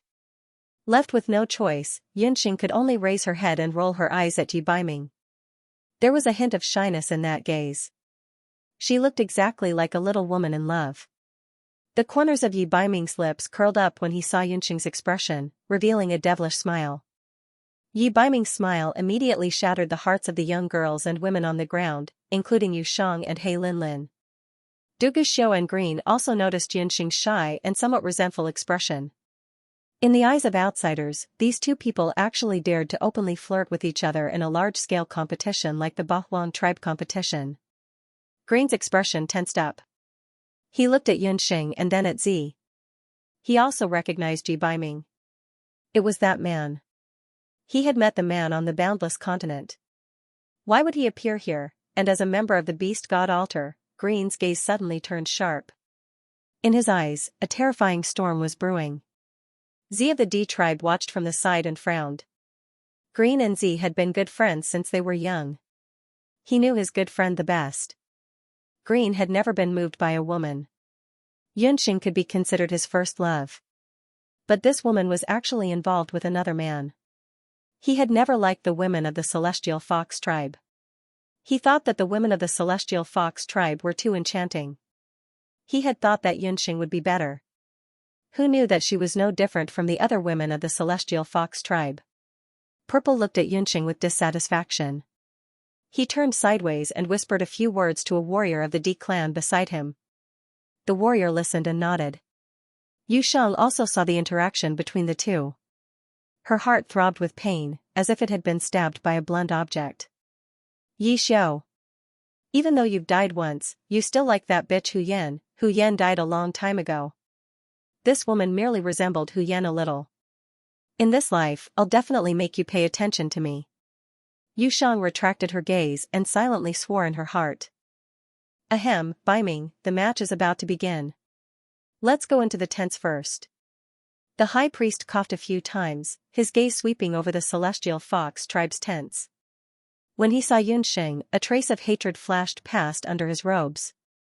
The second day of the match was delayed for a moment due to the arrival of the beast god altar's people, but it quickly returned to normal. As soon as Du Guxiu announced the start of the match, Yushang flew up and was the first to enter the arena. I am Yushang of the Celestial Fox people, Yushang said, her beautiful eyes looking at Ji Baiming with infatuation. Her gaze was very explicit. When Yushang saw Yi Baiming, she was stunned and certain that he was the reincarnation of Yi Xiao. In her previous life, she had been infatuated with Yi Xiao, but because of Hu Yan, she had fallen in love with him. Back then, Yi Xiao had fallen in love with Hu Yan during a match between two Bakra Orcs powerhouses. The two had become friends through a fight and developed feelings for each other. This had always been a thorn in Yushang's heart. She had also seen Yi Baiming and Yunxing flirting with each other, and her heart was filled with jealousy. She was the first to enter the arena in order to attract Yi Baiming's attention. Hadn't Yunxing won a match? She also wanted to win a match, and win more beautifully than Yunxing. She wanted to prove to everyone that she, Yushang, was the best of the Celestial Fox tribe. Who's that woman? He Linlin was already in a bad mood. Yunxing was already enough of a headache, and now Yushang had come. The women of the Celestial Fox tribe were really troublesome. She is from the Celestial Fox tribe. This woman is not simple. I heard that she is a seven-tailed Celestial Fox. She is one of the dark horses of the Celestial Fox tribe this year. The guard beside He Linlin bowed and said. Yi Baiming was completely unmoved by Yushang's gaze. Except for Yunxing, other women were just creatures with two eyes, a mouth, and a nose in his eyes. Miss Yushang, who is your opponent? Du Guxiu asked. My opponent is him. Yushang pointed at a male beaming warrior from the Beaming clan. But then, she raised her finger and pointed at a female warrior of the Green Hell Wolves. What is the meaning of this? Are you trying to humiliate us by challenging two people at once? The female warrior of the Green Hell Wolves and the male warrior of the Beaming clan were both furious. A weak Celestial Fox actually wanted to fight two people at once. This was clearly a humiliation. What? Is there a rule in the Bahuang tribe that forbids me from challenging two people at once? Yushang raised her head arrogantly. There isn't such a rule. If the two of you are willing to accept the challenge, there is nothing wrong with it.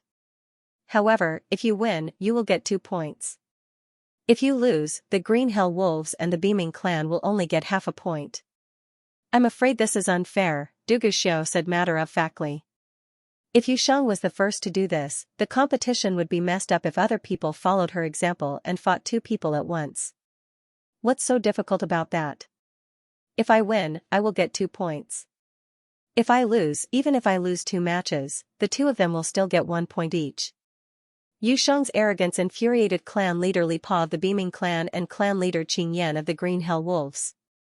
Hu Qianxiu, the celestial fox tribe is getting more and more arrogant, they said angrily, venting their anger at Hu Qianxiu. On Hu Qianxiu's refined old face, there was a troubled look. First, it was Yun Sheng. Now, it was Yu Sheng. None of them put him, the clan leader, in their eyes. None of them had told him what they were doing before. What is that woman Yu Sheng trying to do now? Lu Yunshuang also had a strange expression. She just wants to be in the limelight. Let her be. Let's see her trump card, Yunxing smiled. Yu Sheng was acting like this. Otherwise, Yu Sheng, who had been unknown all this time, would have made her feel that something was wrong. 2 against 1, and they would get 1 point. Such a good thing was happening at the Bahuang tribe competition. Anyone who did not agree would be a fool. The male Beaming and the Green Hell Wolf girl also rushed into the arena impatiently. Celestial Fox, you asked for it. The male Beaming roared like a tiger, and the Green Hell Wolf girl quickly transformed as well. Her limbs turned into strong wolf claws, and they pounced on Yu Sheng together. A strange smile appeared on Yu Sheng's face. She made a strange gesture with her hands. From Yunxing's point of view, it looked like she was pulling strings. Suddenly, the male Beaming in the arena changed direction. Instead of attacking Yu Sheng, he turned around and attacked the Green Hell Wolf girl again. The Green Hell Wolf girl also turned around abruptly, and the two of them began to fight each other in the arena. What's going on? Clan leader Li Pa and clan leader Qing Yan were shocked. The Beaming clan was extremely strong, and the Green Hell Wolf clan was good at attacking. The two warriors launched round after round of frenzied attacks at each other as if they had gone mad. Yu Sheng, on the other hand, remained standing in the same spot. Her hands kept moving as if she was playing a zither. The problem lay with her hands. Yunxing's eyes narrowed, and her gaze fell on Yu Sheng's hands. Her pupils gradually turned golden, and the situation in the arena changed as well. Threads thinner than hair suddenly appeared in the arena where there were only 3 people. The threads were pink, and each of them was dozens of meters long. There were so many of them that it looked like countless spiders were spitting silk. The threads grew from Yu Sheng's fingers. The threads penetrated the bodies of the male Beaming clan warrior and the Green Hell Wolf girl, binding their hands and feet. It was these threads that allowed Yu Sheng to effortlessly control the male and female warriors in the arena. However, the threads couldn't be seen with the naked eye. They were like infrared rays that Yunxing saw in modern times. Only people like Yunxing, who had special Shenong eyes, could sense them. Yunxing guessed that the pink thread was a special thread that Yu Sheng had condensed with her own magic power. The Celestial Fox Inheritance must be the other Celestial Fox Inheritance pillar that Yu Sheng had obtained in the Ancient Seal after she lost to Yunxing in the Celestial Fox Inheritance pillar. Yunxing's guess wasn't wrong. Yu Sheng's technique was called puppet manipulation. It was the Seven Tails inheritance that Yu Sheng had obtained in the Ancient Seal. Puppeteering was something Yu Sheng had learned after forcefully breaking through after devouring someone else's heart. This inheritance was even more domineering than the corpse puppet technique. Yu Sheng had seen Yunxing use the golden puppet eyes to make a name for herself in the arena. She'd originally planned not to use the seven-tailed inheritance in the challenger competition. She would only use it in the core competition. However, Yi Baiming's sudden appearance had caused Yu Sheng to lose her composure. She decided to use the seven-tailed inheritance early in order to attract Yi Baiming's attention. Indeed, Yu Sheng's move had attracted a lot of attention. Yi Baiming's eyes narrowed as he stared at the Behemoth and Blue Abyss Wolf Clan's warriors fighting in a frenzy. Although he didn't have Yunxing's golden puppet eyes that could see through everything, Yi Baiming's magic perception was even stronger than Yunxing's. He could sense a large amount of magic fluctuations gathering in the arena. The magic fluctuations were in the form of strands, and they originated from the woman named Yu Sheng. This woman wasn't simple. Yi Baiming thought to himself. He had to be careful of this woman in the core competition. Patriarch Li Pa and Patriarch Qing Yan's faces were as red as pig's liver. They also felt that something was wrong in the arena, but they also knew that Yu Shang wasn't using any sorcery. Almost at the same time, the Blue Abyss Wolf clan's claws pierced through the male behemoth's heart. The male behemoth warrior's hands tore the Blue Abyss Wolf clan's body in half. Both sides suffered heavy injuries.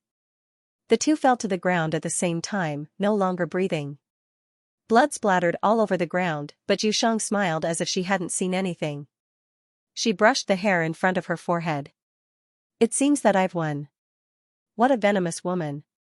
At this moment, the audience only had one sentence in their hearts. There had been plenty of thrilling moments in the previous matches, but this was the first time that Yu Shang had killed two people in a one-on-two fight without a single drop of blood. Celestial Fox people, Yu Shang. 2 points. Dugu's Xiu glanced at Yu Shang and ordered the two corpses to be dragged away. Only a long trail of blood was left on the ground. Yu Shang walked back to the Celestial Fox tribe's tent. The Celestial Fox warriors looked at her with fear. Yu Shang, your move just now was the Heavenly Fox inheritance. With this move, it's only a matter of time before you advance to the next round. Xianxia smiled until his eyes narrowed into slits. Although Yunxing and Yu Shang were both disobedient troublemakers, there was no need to doubt their strength. Yu Shang will definitely not disappoint clan heads' expectations. I plan to advance my cultivation by the day after tomorrow at the latest. Although Yu Shang's puppet controlling technique was extremely powerful, it also had a drawback. It required Yu Shang to use all of her mana. Every time she used it, her mana would be depleted. Puppet Puppeteer was a classic one-off inheritance that could only be used once. Seeing that Yunxing and Yu Shang had each won a match, the Celestial Fox warriors were eager to give it a try. In the next few matches on the second day, a few more Celestial Fox warriors went up, including Lu Yunxuang. But aside from her, all of them were defeated. As dusk approached, the second-to-last match of the second day's competition was underway. A warrior from the Nine Luan tribe knocked a warrior from the D clan off the stage. Warrior Xianxia of the Nine Luan tribe wins 1 point. Dugu Xiu had just finished his announcement when someone from the D clan stepped forward. The D clan warrior walked into the arena unhurriedly. He had a pair of clear eyes and a slender figure. His clothes were different from the usual beastkin warriors. There was no trace of hostility. He had short hair and looked like a monk. He's an ascetic warrior called Heart Meditation. Heart Meditation cultivates a special mental cultivation method of the D clan. They travel all over the continent all year round. This kind of warrior has astonishing willpower. Furthermore, they are very proficient in a special kind of attack called Dharma Soul Attack. Xianxia also had some insight as he explained to the few Sky Fox warriors under him. This was the first time most of the Celestial Fox people's warriors had heard of Dharmic Soul Attack. Dharmic Soul Attack, as the name implied, was not a contest of magic or battle skills. It was an attack of the Dharmic soul. Dharmic souls were crucial to a sorcerer. Warriors on the continent did not have Dharmic souls, but they had souls similar to Dharmic souls. Once their Dharmic souls or souls were attacked, they would either die or become mentally disabled. Therefore, after learning of this D clan warrior's uniqueness, the other major beastkin tribes, including the warriors from the Black Chelan and the Nine Luan tribe, showed signs of avoidance. Everyone knew that if anyone was named by the D clan warrior, it would not bode well for them. Heart Meditation's cold eyes swept around the ring. Every time his eyes swept across, those who were stared at by him could not help but shiver. Suddenly, Heart Meditation put his palms together and made a saluting gesture. He said in the direction of the Celestial Fox's tent. I want to challenge Yunxing of the Celestial Fox tribe. When Heart Meditation's voice fell, a group of people's hearts were put down. Fortunately, he did not choose them. However, it was strange to say that the D clan was famous for being arrogant among the 3 major beastkin tribes. In these 2 days, the opponents their warriors challenged were from the other 2 major beastkin tribes. How could Heart Meditation, whose strength was not bad, challenge the Celestial Fox tribe, the weakest of the lower beastkin tribes? Purple, did you instruct him? Why? You clearly know. Green questioned Violet. Heart Meditation was Purple's direct subordinate. He only took orders from Purple. He would not challenge Yunxing for no reason. He must have been instructed by Purple. Green, I'm doing this for your own good. That woman is not suitable for you. Purple sighed. He and Green had known each other for many years, but they had never quarreled. But this time, when he ordered heart meditation to challenge Yunxing, he already knew that Green would be angry. It would be best if Yunxing is fine. But if something happens to her, I will not let it go. Green's emerald eyes were filled with a bloody light. Violet's heart trembled. She never thought that Green would disregard their many years of brotherhood for a mere woman. Purple could not help but feel a little disappointed. Green, I know you will blame me. I have asked heart meditation to hold back. If that woman becomes mentally retarded, perhaps you can stay with her forever. Yunxing had already entered the ring. She also bowed to heart meditation. Young lady, please be careful. Heart meditation did not mean to offend you, but the master's order cannot be disobeyed. Looking at Yunxing's beautiful face, heart meditation thought to himself. Femme fatale. Unfortunately, today he had to play the role of a ruthless executioner. What a pity. I thought I could have a match with her. Looks like I won't have the chance. He Linlin smiled when she saw that Xianxia had found Yunxing. She thought that this woman would at least be able to enter the core competition. But now, it seemed like she wouldn't even be able to pass the challenge competition. If she turned into a retard, she wouldn't be able to compete.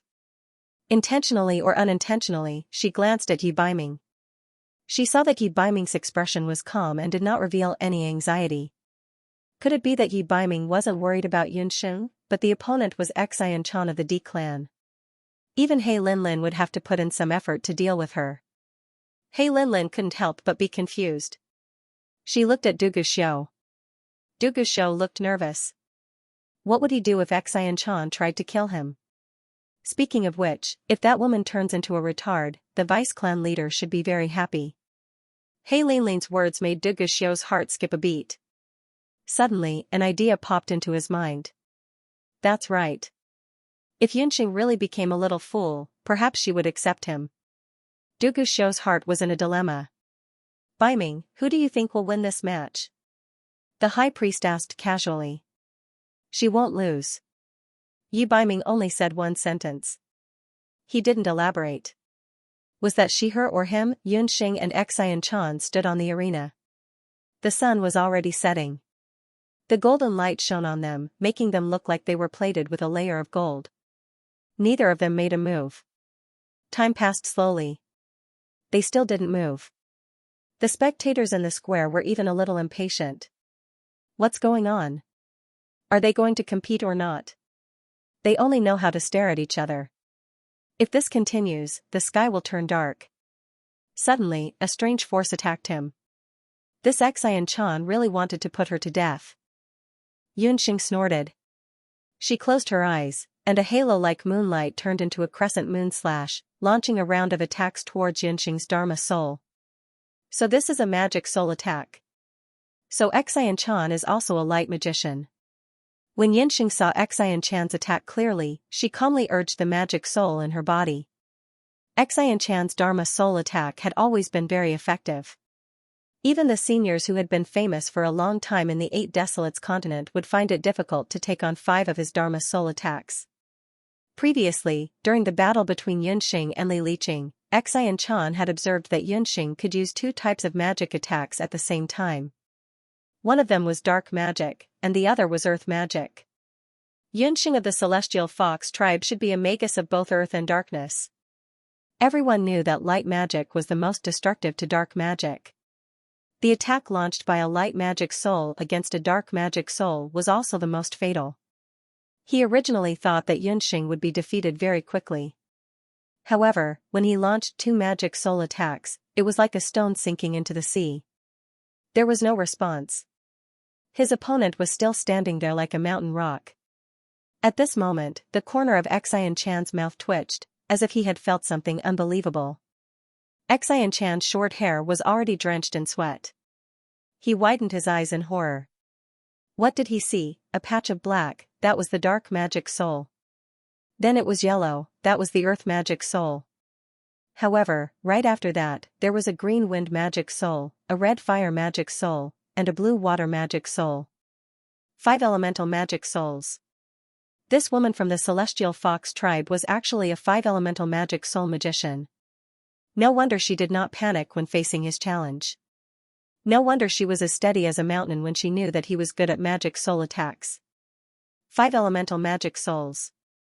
With such a powerful magic soul, normal light magic soul attacks were completely useless. Forget it. He could only admit defeat in this competition. Just as Xianxia was about to withdraw his light magic soul attack, he suddenly felt something.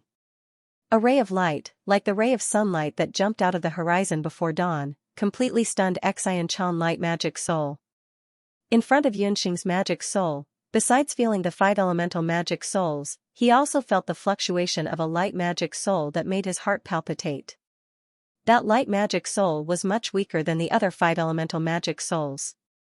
However, its vitality was unusually strong. It became stronger bit by bit. When facing the attack of Xianxia's light magic soul, it was like the earth that had been dry for a long time. It used all its strength to devour the power of Xianxia's light magic soul. Such a violent devouring method made Xianxia nervous. He felt that the power of his light magic soul was like entering a bottomless black hole. Once he attacked, it disappeared without a trace. However, Yunxing's light magic soul became dissatisfied very quickly. It seemed to feel that devouring the power of those magic souls was far from enough. It was like a greedy Pixiu that took the initiative to attack and devoured Xianxia's light magic soul in an instant. Exclamation point. Yunxing suddenly opened her eyes. Exclamation point. Yi Baiming was equally shocked. What was going on? Both of their eyes were filled with astonishment for a moment.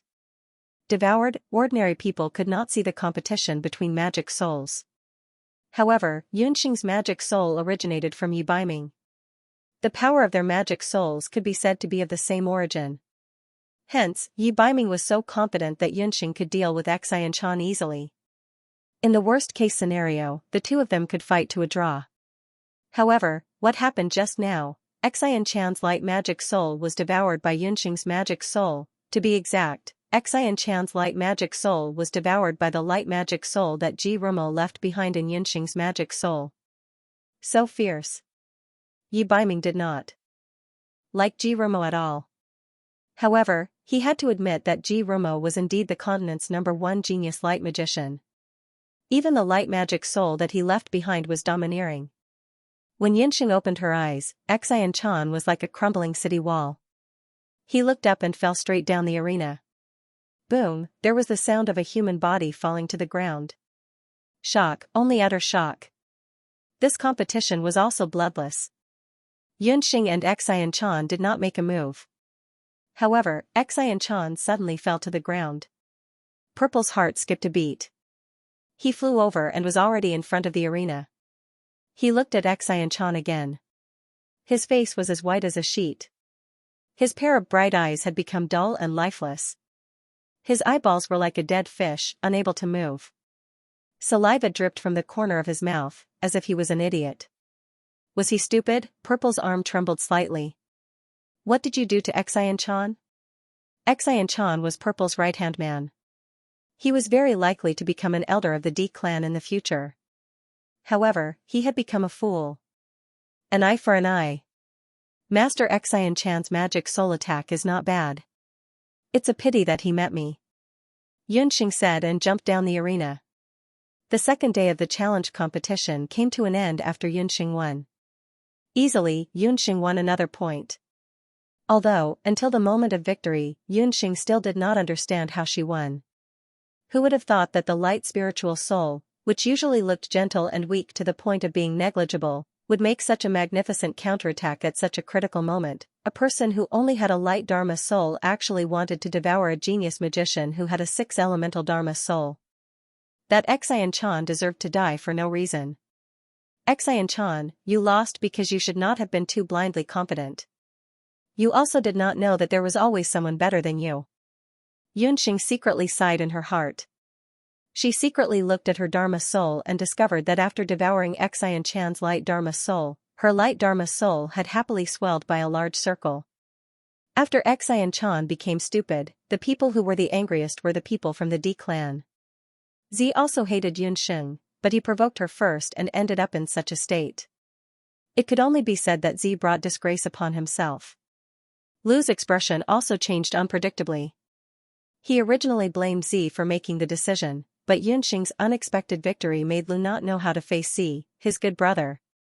Lu, where did you meet Yunxing? I know you are not willing to say, but you have to say. You also know that you will eventually meet in the core competition. On the way back, the 9 Phoenix Old Clan leader could not help but ask. Indeed, the 9 Phoenix Old Clan leader had always been very satisfied with Yunxing. The reason was also because he loved her. Lu liked Yunxing, and as a grandfather, the 9 Phoenix Old Clan leader would naturally unconditionally protect that little girl. But ever since coming to the Ba Huang clan competition, the old clan leader could not help but have some doubts about Yunxing's background. That girl was too mysterious. Every time she won, it made people completely unable to make sense of it. From the looks of it, Xianxia might not be able to control that little girl. The 9 Phoenix Old Clan leader could not help but envy Xianxia in his heart. Say, Xianxia that brat, he doesn't have any backbone, and he doesn't have much strength either. How did he end up with such good seedlings, due to the rise of the beast god altar, the celestial fox tribe, and that mysterious Chinese clan? This Ba Huang clan competition was going to change drastically. Without any doubt, the 9 Phoenix clan leader was certain that Yunxing and Yushang, who had easily killed 2 warriors earlier, would definitely be able to enter the core competition. What the 9 Phoenix clan leader had to consider now was how to deal with the 2 little girls of the Heavenly Fox tribe if they ran into them in the core competition. Needless to say, this silly boy of his would definitely yield to Yunxing, but wouldn't the other warriors of the 9 Yuan tribe become cannon fodder? Grandpa, I know what I'm doing. Don't force me. Lu's heart was also in a mess. The longer he knew Yunxing, the more he felt that he did not understand her at all. Sigh, forget it. It's all up to you. The new generation excels the old. Our group is already old. The 9 Phoenix Old Patriarch sighed. That night, He Linlin hosted a banquet to entertain the patriarchs of the upper beast clans. Including the high priest, the people of the beast god altar were also invited. Yi Baiming did not have much interest in this kind of occasion. He rejected the banquet and returned to his residence in the Qilin Palace. He wondered if the little wild cat had any changes after devouring Xianxia's light soul. As Yi Baiming was thinking, his door was lightly knocked a few times. Lord Yi, this letter was given to you by a girl called Yunxing. A Qilin Palace guard respectfully handed over a letter. He opened the letter and saw the words written on his heart, Baiming, come to the Duga residence for a gathering tonight. It was signed by Yunxing. The little wild cat asked him out. Yi Baiming frowned as he looked at the 2 words. This letter was fake. After reading this letter, Yi Baiming did not have the slightest doubt. He was certain that this was a fake letter written by someone pretending to be Yunxing. Although the handwriting on the letter was somewhat similar to Yunxing's, his little wild cat always called him Night Fox every time they met. When had she seriously called him Baiming, others would not notice this detail. Only Yunxing and Yi Baiming would know.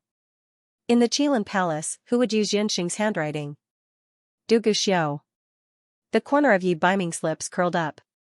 A name was filtered out by him without any surprise. It seemed that he had barged into Dugu Xiao's residence last night and that brat had already sensed it. However, it was no wonder. In any case, Dugu Xiao was once the Iron Blood Crown Prince of the later Qin. How could he not have the slightest bit of vigilance?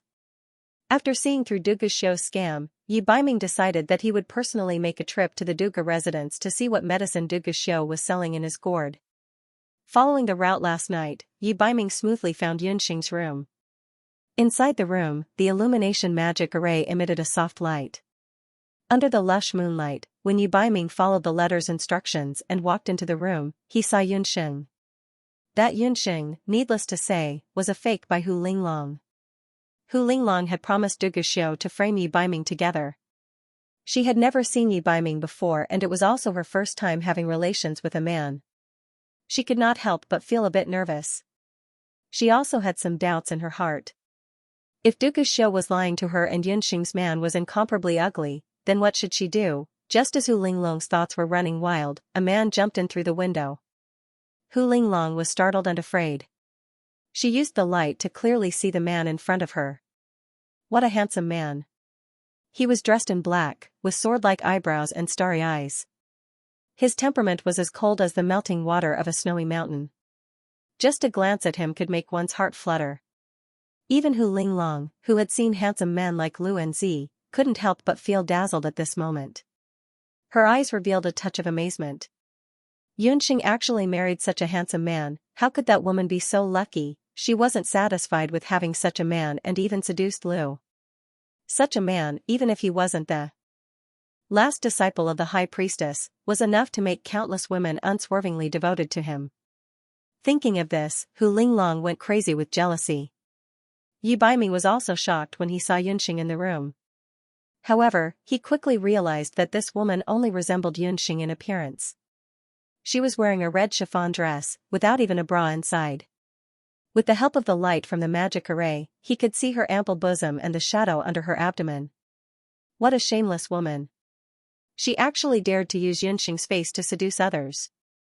There was also a table of food and wine in the room. After seeing this, Yi Baiming suddenly came to a realization. He sneered in his heart. At this moment, Du Guxiu should be waiting to watch a good show. Since that was the case, he would beat Du Guxiu at his own game and go along with Du Guxiu's intentions. "Xing why are you looking for me?" Yi Baiming said calmly with a doting expression. This woman, Hu Linglong, was truly crafty and full of tricks. However, evil deeds were doomed to destruction. It was no wonder that Yi Baiming would bring her here to eavesdrop. From what Du Guxiu and Hu Linglong said after they were done, it was clear that Hu Linglong and Du Guxiu were conspiring to use her face to frame Yi Baiming. Luckily, Night Fox was cautious enough and sinister enough to turn the tables on Du Guxiu once. These two people were truly not good people. Yunxing thought hatefully. She walked in front of Hu Linglong, casually picked up a piece of clothing, and threw it on her. But right at that moment, Yunxing suddenly discovered that Hu Linglong, whose head had been smashed by Du Guxiu's palm, was slowly stopping bleeding. Her wounds were also rapidly changing. It was as if something was causing Hu Linglong's body to change. Her soft skin turned green, and her hair turned gray. It looked similar to the rotting corpses that Yunxing had seen earlier. "Yunxing, there's something on her left hand." Yi Baiming soon discovered the abnormality. A white light appeared on Hu Linglong's hand. Wherever the white light went, it was attempting to heal Hu Linglong's wounds. However, the white light's radiance was already very dim. It only healed a portion of the wounds, and did not revive Hu Linglong. It seemed that because there was not enough power, it was unable to continue healing Hu Linglong's wounds. Yunxing naturally did not know that including this time, Hu Linglong had already died twice. She had already exhausted a large amount of shaman power. The source of the white light was Hu Linglong's left wrist. At that moment, Hu Linglong's hand suddenly moved. Her body also started swaying, as if she was about to stand up. Corpse transformation? Yi Baiming did not hesitate as his gaze focused on Hu Linglong's left wrist. With a chi sound, Yi Baiming dug out something from Hu Linglong's left hand. It was a very small white wizard amulet. If one were to look at it with their naked eyes, they would not be able to see it clearly. As soon as the amulet left Hu Linglong's hand, it whizzed towards Yunxing, who was the closest to Hu Linglong.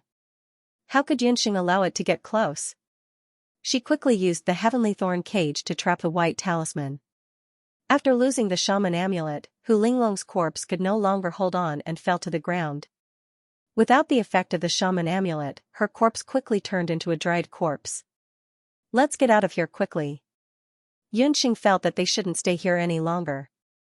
Yi Baiming picked up Hu Linglong's corpse and left the Duga residence with Yunxing. Together, the two of them found Popo and the others who were staying in the inn. Yi Baiming showed the dried corpse to Popo. "Eh? Is this a wizard corpse? But this kind of thing has been extinct for many years. Where did you get this shaman corpse?" Bobo was stunned when she found out that this shaman corpse was Hu Linglong. "Popo, do you know this thing? I'm afraid that Hu Linglong became like this because of this thing." As Yunxing spoke, she activated the heavenly thorn cage. The white talisman was like a headless fly, bumping around everywhere. She then told Popo and the others the ins and outs of what had happened tonight. Haha, I'm dying of laughter. That red-haired pervert has been defeated this time. But Master, I'm afraid this is the divine level light wizard tool that you were looking for earlier. Hearing that Yi Baiming had made a fool of Dugu Xiao, Popo laughed so hard that tears almost came out of his eyes. Popo didn't know what the divine level light wizard tool in the hands of the great witch doctor and the others were. This kind of light wizard tool is also called the life and death talisman. It must be worshipped with fresh human flesh and blood. As long as this kind of light wizard tool is left in the body, regardless of human or magical beast, it will have a terrifying healing power. Not only that, it can also use the power of this light wizard tool to heal. I'm afraid that Hu Linglong's miraculous medical skills were made use of this life and death talisman. When Popo was in the divine realm, she had heard some famous alchemists talk about this kind of talisman, but she had never seen it with her own eyes. In that case, this kind of light wizard tool can be called a divine level light wizard tool. Yunxing couldn't help but wonder. Master, of course not. The word light wizard is not a good word. The divine realm doesn't allow this kind of life and death talisman, because it will gradually consume the person's blood, magical power, and battle chi. When the life and death talisman absorbs all of them, the host will be unable to support it, causing the life and death talisman to break out of the body and become a wizard corpse. Popo looked at Hu Linglong's appearance and felt a chill. Although she hated Hu Linglong, she didn't expect that this woman would end up being raped to death and become a wizard corpse. Regarding the life and death talisman, there was also a story. Popo recalled the situation of the life and death talisman and told Yunxing and the others. The life and death talisman was originally an item of the divine realm. Popo remembered that her mother god, for cardinal divinity, had once mentioned it. She said that the life and death talisman was refined by a female master god of the divine realm so that she could be together with her lover in the mortal realm forever. That female master god was also infatuated. After she met a man in the mortal realm by chance, she made a private vow with him. But her lover was a human, and humans would be born, grow old, get sick, and die. That female master god used the forbidden witchcraft refining technique of the divine realm to refine the life and death talisman that could make people immortal. She refined the life and death talisman and implanted it into her lover's body. From then on, the two of them lived a happy life in the mortal realm. But about 100 years later, the matter of the life and death talisman was unfortunately known by the female master god's sworn enemy. That jealous master god reported this matter to the god emperor of the divine realm. If a person in the mortal realm wanted to become a god, he had to go through thousands of difficulties and dangers. He had to walk the path of the gods before he could become a god. This female master god's practice violated the rules of the divine realm. After the god emperor learned of this matter, the female master god and her lover were captured and brought back to the divine realm. Then what happened? Yunxing didn't expect that there was such a story behind this bloody life and death talisman. That master god was removed from the divine realm and sent to the mortal realm. Her lover was imprisoned in the divine realm. The master god also turned the life and death talisman into a witchcraft life and death talisman. Every day and night, it lived by devouring flesh and blood. The two of them couldn't be together for eternity. Later, the whereabouts of the life and death talisman was unknown. Popo had an impression of this story because she was moved by the female master god's infatuation. Hearing this story, everyone fell silent. Yunxing's heart was also very melancholy. Her experience with Yi Baiming was a little similar to that pitiful god's love. They were clearly in love, yet they couldn't be together. She originally thought that the god realm was a carefree place, but she didn't know that the god emperor was heartless and would do such a cold-blooded thing. As Yunxing was thinking, her hand suddenly felt warm. Yi Baiming's hand had quietly grabbed hers. The man's large hand hugged her tightly. He looked at Yunxing with a determined gaze. Seeing Yi Baiming's focused gaze, Yunxing's heart moved. No, she and Night Fox were much better than that pair of lovers. At least she and Yi Baiming could still see each other. They weren't separated by so many gods' rules and commandments. No wonder the great witch doctor was willing to let Hu Linglong use such a god-tier shaman tool. I'm afraid she already knew about the dangers of the life and death talisman. Yunxing looked at Hu Linglong, who had already turned into a dried corpse, and couldn't help but sigh. Yunxing, could it be that the reason the ancient forbidden curse delayed its activation was because of the life and death talisman? Yi Baiming suddenly asked after listening for a while. Yi Baiming had already suspected that the reason the ancient forbidden curse didn't activate was not a coincidence, but because Hu Linglong just happened to have the life and death talisman on her. That's possible. The life and death talisman's effect is very strange. It actually carries a portion of the light attribute. It might be able to suppress a portion of the effects of the ancient forbidden curse. However, that's only a portion. You saw it too. Du Guxiu turned into a ruthless black Qilin in the end and killed Hu Linglong. Bobo stuck out her tongue. She didn't expect so many things to happen when she wasn't by her master's side. But fortunately, the Qilin boy is back. With him around, he can better protect her master. Du Guxiu can go to hell. Bobo, if you implant the life and death talisman into my body, wouldn't you be deliberately alleviating a portion of the ancient forbidden curse's power? Yi Baiming pondered for a moment, then suddenly asked. No, Night Fox, that's too dangerous. Yunxing was also frightened by Yi Baiming's bold idea. He clearly knew how powerful the life and death talisman was, yet he still chose to use it. It should have a certain effect, but Qilin boy, have you thought it through? This is still quite dangerous. Popo's face was full of worry. My strength is much stronger than Hu Linglong's, and I'm also a man. I believe I can suppress it for a long time. Also, even if there is danger, I can dig it out when the time comes, Yi Baiming said very calmly. Before finding the ancient forbidden curse, he was willing to try any method that could alleviate the effects of the ancient forbidden curse. Under Yi Baiming's insistence, Yunxing had no choice but to agree and temporarily implant the life and death talisman into his body. Implanting the life and death talisman was not an easy task. The Master Magus Doctor of the Celestial Fox clan had only learned how to implant the life and death talisman skillfully after years of changing patients. If it were other Master Magus Doctors, if they were not careful in implanting the life and death talisman, it was very likely that they would die. Fortunately, Yunxing was good at all kinds of surgeries. She took out a scalpel, and after sifting through it, she decided to implant the life and death talisman into Yi Baiming's arm. When the sharp scalpel cut Yi Baiming's skin, dark red blood flowed out. Yunxing could not help but tremble slightly. Yi Baiming, however, had a smile on his face and did not feel the slightest bit of pain. As soon as Yunxing removed the heavenly thorn cage, the life and death talisman was like a cat that smelled blood. It drilled into Yi Baiming's arm. As soon as the life and death talisman drilled into his arm, it quickly disappeared. The wound on Yi Baiming's arm also healed at an astonishing speed. In just the blink of an eye, his skin had recovered to its original state. It did not look like there was any wound at all. Seeing that Yi Baiming did not seem to have any abnormalities, Yunxing could not help but heave a sigh of relief.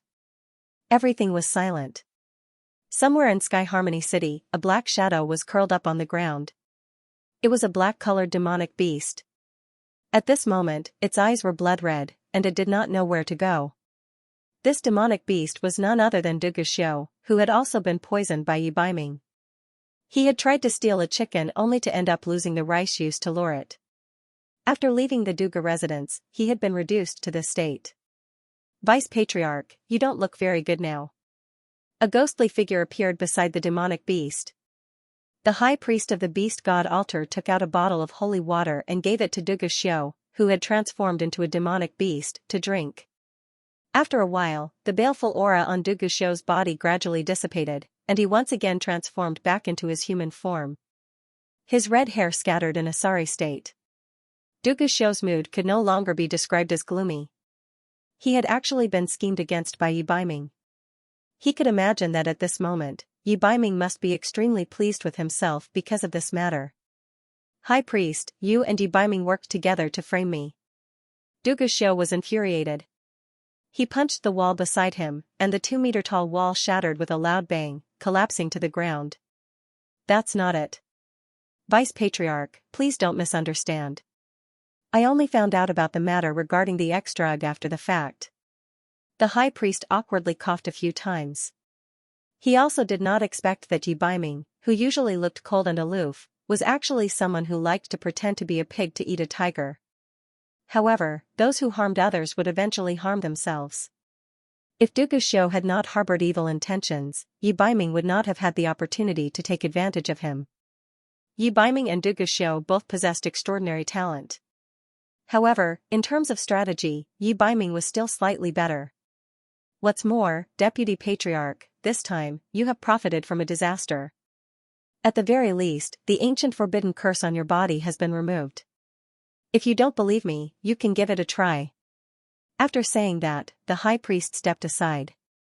Behind him, there was a carriage. Du Guxiu was a little confused. Although he had done that thing with Hu Linglong, he did not feel the effects of the ancient forbidden curse on his body. He walked in front of the carriage and lifted the curtain. Lifting the curtain, a beautiful young woman was lying on the carriage. The woman was not old, at most 28 years old. She was completely naked. Although she was not as beautiful as Xianxia, her skin was as white as goat's milk. Her figure was slim, and her private parts were clearly visible. This woman is also a woman from the celestial fox tribe, the high priest said from the side. Looking at the woman in the carriage, the remnants of the X-drug's effects seemed to be acting up again. Du Guxiu did not say a word and got into the carriage. Hour later, he got out of the carriage. Tell me, how do you want to cooperate with me? Du Guxiu tidied his clothes and transformed back into the cold deputy patriarch of the Qilan tribe. It's very simple. I know that. You have always been dissatisfied with He Yao and his daughter. You have ascended to the position of Black Qilan tribe's patriarch. I can help you fulfill your wish, and my reward is the Qilan king's relic. The high priest's words made Du Guxiu frown. Although Du Guxiu was the deputy patriarch of the Black Qilan tribe, he had always coveted the position of patriarch. Not only the position of patriarch, but his ambition was even greater. He wanted to control the 2 continents, 8 desolates and Wuji. Du Guxiu had never mentioned the matter of conquering the continent to anyone. But the man in front of him, whose appearance he couldn't see clearly, the beast god Altar's high priest, whom he had only met once or twice, actually saw through him. Just who was he? Subconsciously, Du Guxiu wasn't willing to cooperate with the high priest. Even without you, I can still rely on my own strength to become the Black Qilan tribe's patriarch. Although the high priest's conditions were very tempting, Du Guxiu didn't agree rashly. Originally, you could. But now that Yi Baiming has appeared, that might not be the case. Not only the Black Qilan tribe's patriarch, but also the person in your heart, Yi Baiming, is your strongest competitor. The high priest's words were like a sharp knife that sliced through Du Guxiu's heart until it was dripping with blood. Du Guxiu clenched his fists. Although he didn't want to admit it, the high priest was right. Since Yu was born, why would Liang be born? If Yi Baiming was not around, Yunqing and the hegemony of the continent would be within reach. But Yi Baiming was obstructing him. Tonight's matter was the best proof. Not only that, I can also help you abolish the Black Qilan tribe's rules and let you marry Yunqing. These are all things you want. The high priest's words were like a poisonous snake that possessed inconceivable enticement. But you also know that the Qilan king's relic is in He Linling's hands. Besides, other than the people of the Black Qilan tribe, no one else is able to absorb the Qilan king's relic's energy. Du Guxiu had heard that even He Linlin was unable to absorb the Qilan king's relic's energy. Vice Patriarch, you don't need to worry about this. It's almost dawn. The 3rd day of the arena competition is about to begin. We'll meet again at the core competition. You still have a few days to consider. The high priest smiled and mysteriously disappeared under the light of the sun. Du Guxiu stood in place for a moment. Then, he suddenly turned around. A bloody smell filled the air and the carriage was covered in blood. After Yunqing helped Yi Baiming implant the life and death talisman in his body, she left the inn. It was already early in the morning. She returned to the Duga residence alone. When he reached the gate of the mansion, he met Du Guxiu, who was emitting a cold aura. Seeing that Du Guxiu had already transformed into a human, Yunqing suppressed the astonishment on her face. When Du Guxiu saw Yunqing, his expression kept changing. Something seemed to be brewing in his eagle eyes. What he didn't know was that Yunqing had seen everything he had done last night. Seeing Yunqing, Du Guxiu couldn't help but recall the embarrassing incident from last night.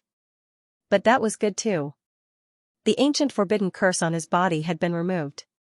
One day, he would ruthlessly press down on this torturous little vixen in front of him and torture her. He didn't say a word. He snorted coldly and left without paying attention to Yunxing. Du Guxiu seemed to be different from before. Yunxing pondered as she walked towards her courtyard. Yunxing, thank the heavens you're still here. We thought you'd been abducted too.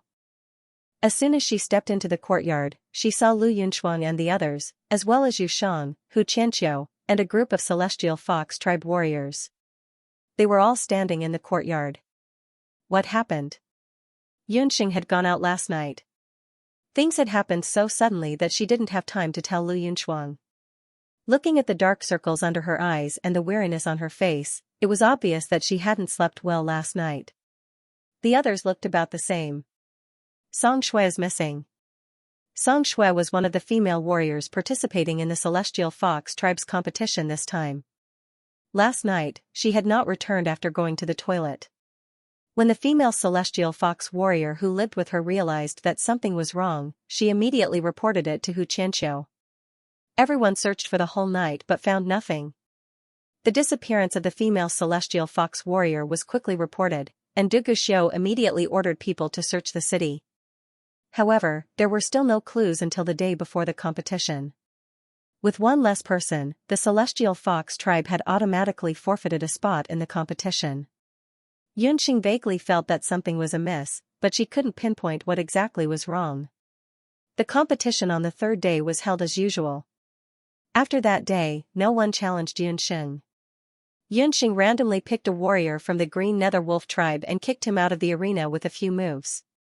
On the other side, the Chinese Bobo's tribe had also begun to show their prowess. The disguised Bobo, Boss Pingyu, and Queen Knight Charm were like the iron triangle in the arena. On the third day, each of them fought 3 rounds in a row and won all 3 rounds. Yu Shang and Lu Yunchuang also won a round each. In addition, Rita, Silver Rock, Green Feng, and a few other young leaders of the Bakra Orcs also went up and won 3 points each.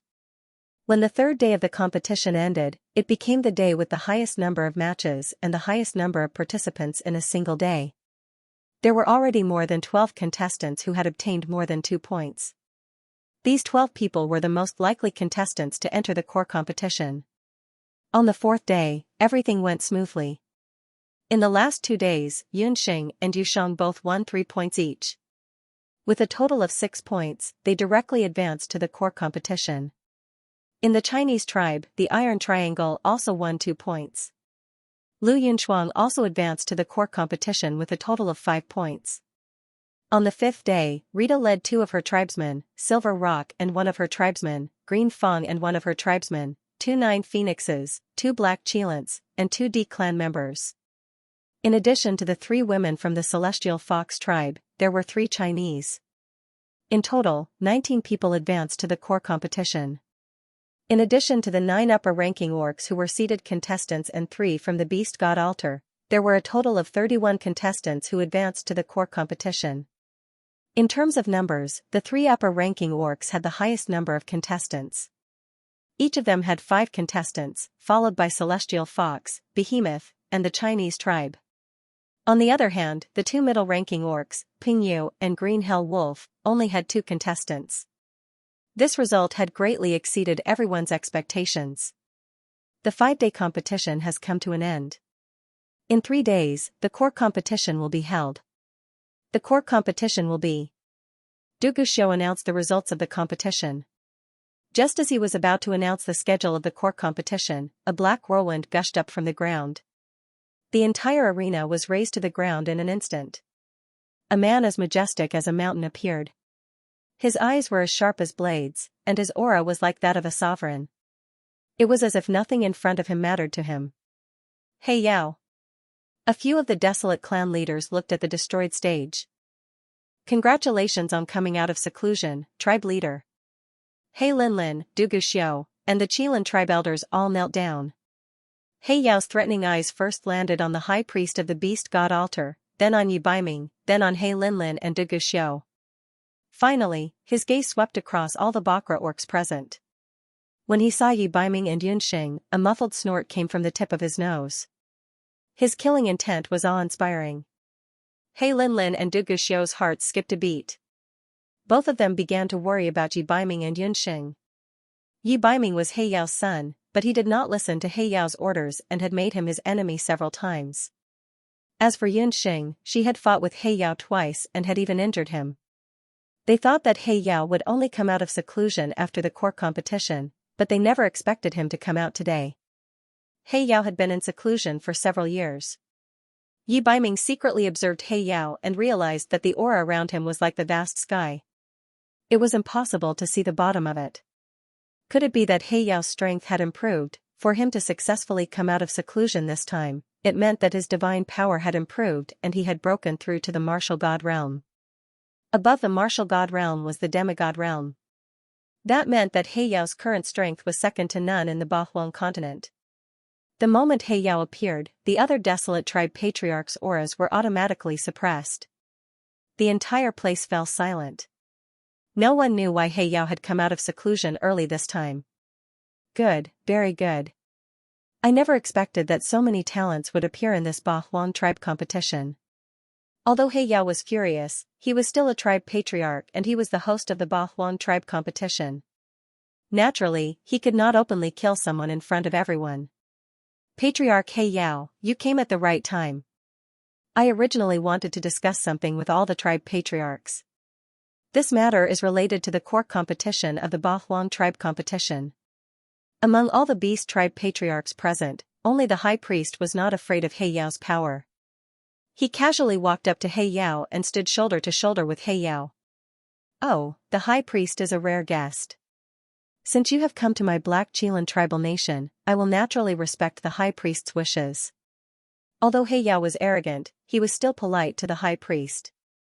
The court competition of the Bahuang tribe competition has been held many times. The format is similar every time, so this time, I would like to make a bold suggestion. Why don't we change it this time? The high priest said. Every year, the Bahuang clan competition was held according to the rules of the elimination round. In the end, the top 3 would be decided and the high-ranking beasts would be determined. Then, the order of the middle-ranking and low-ranking beasts would be determined according to their respective results. This rule had not been shaken for thousands of years.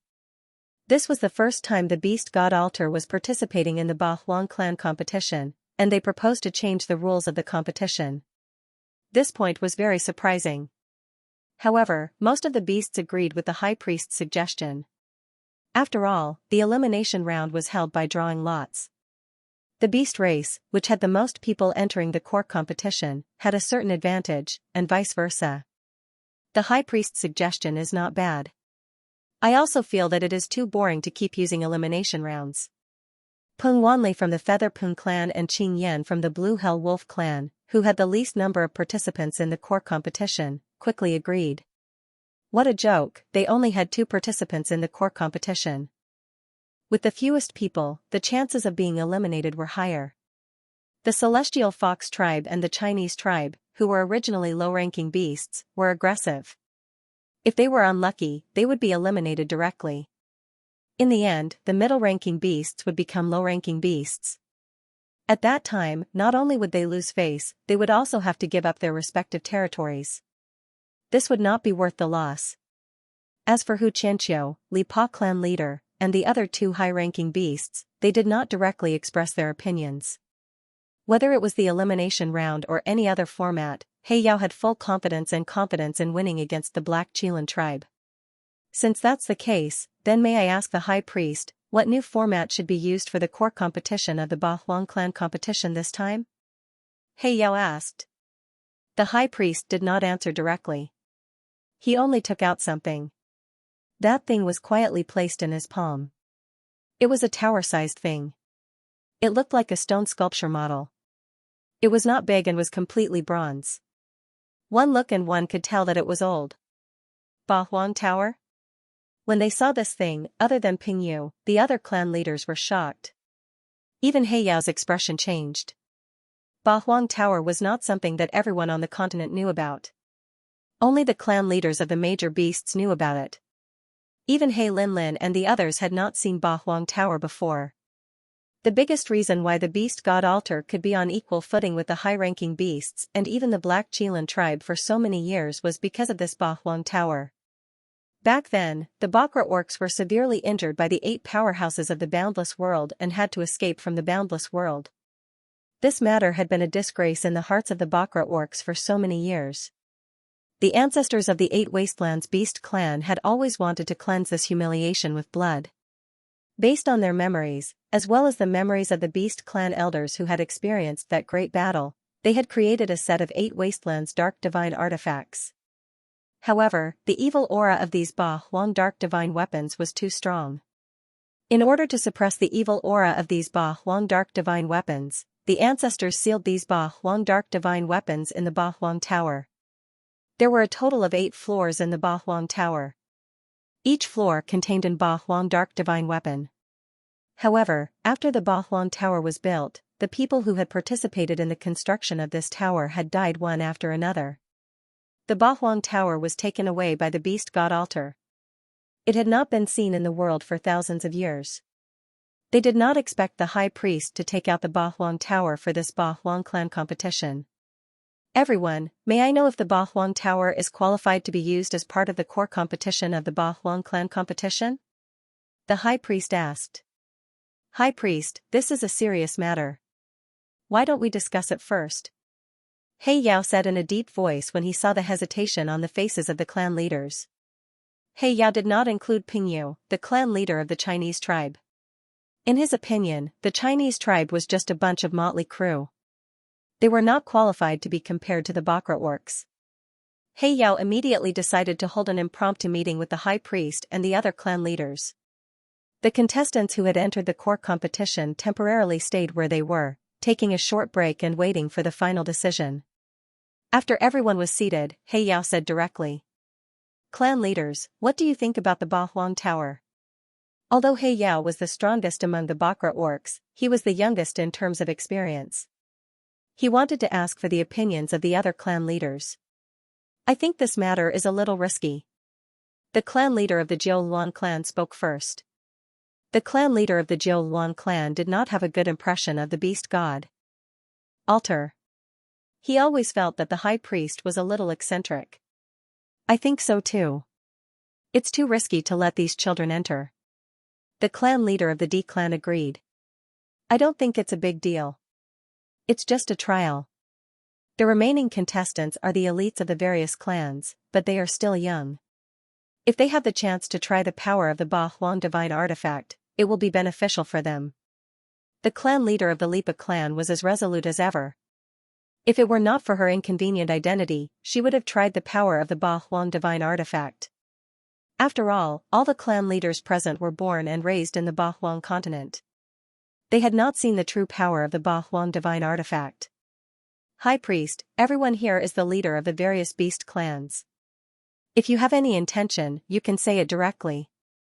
He Yao asked the high priest directly. Clan leader He Yao, you are indeed sharp.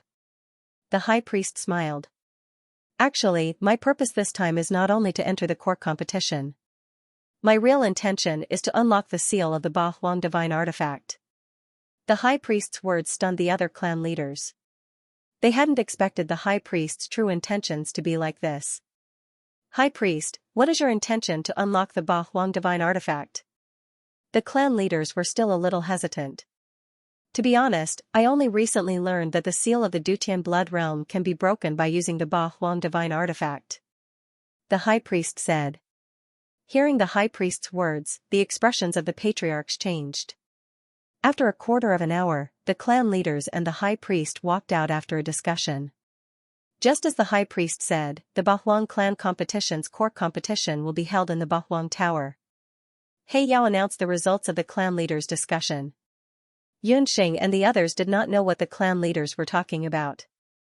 However, it was rare for the clan leaders to reach an agreement. The high priest seemed to have expected this result.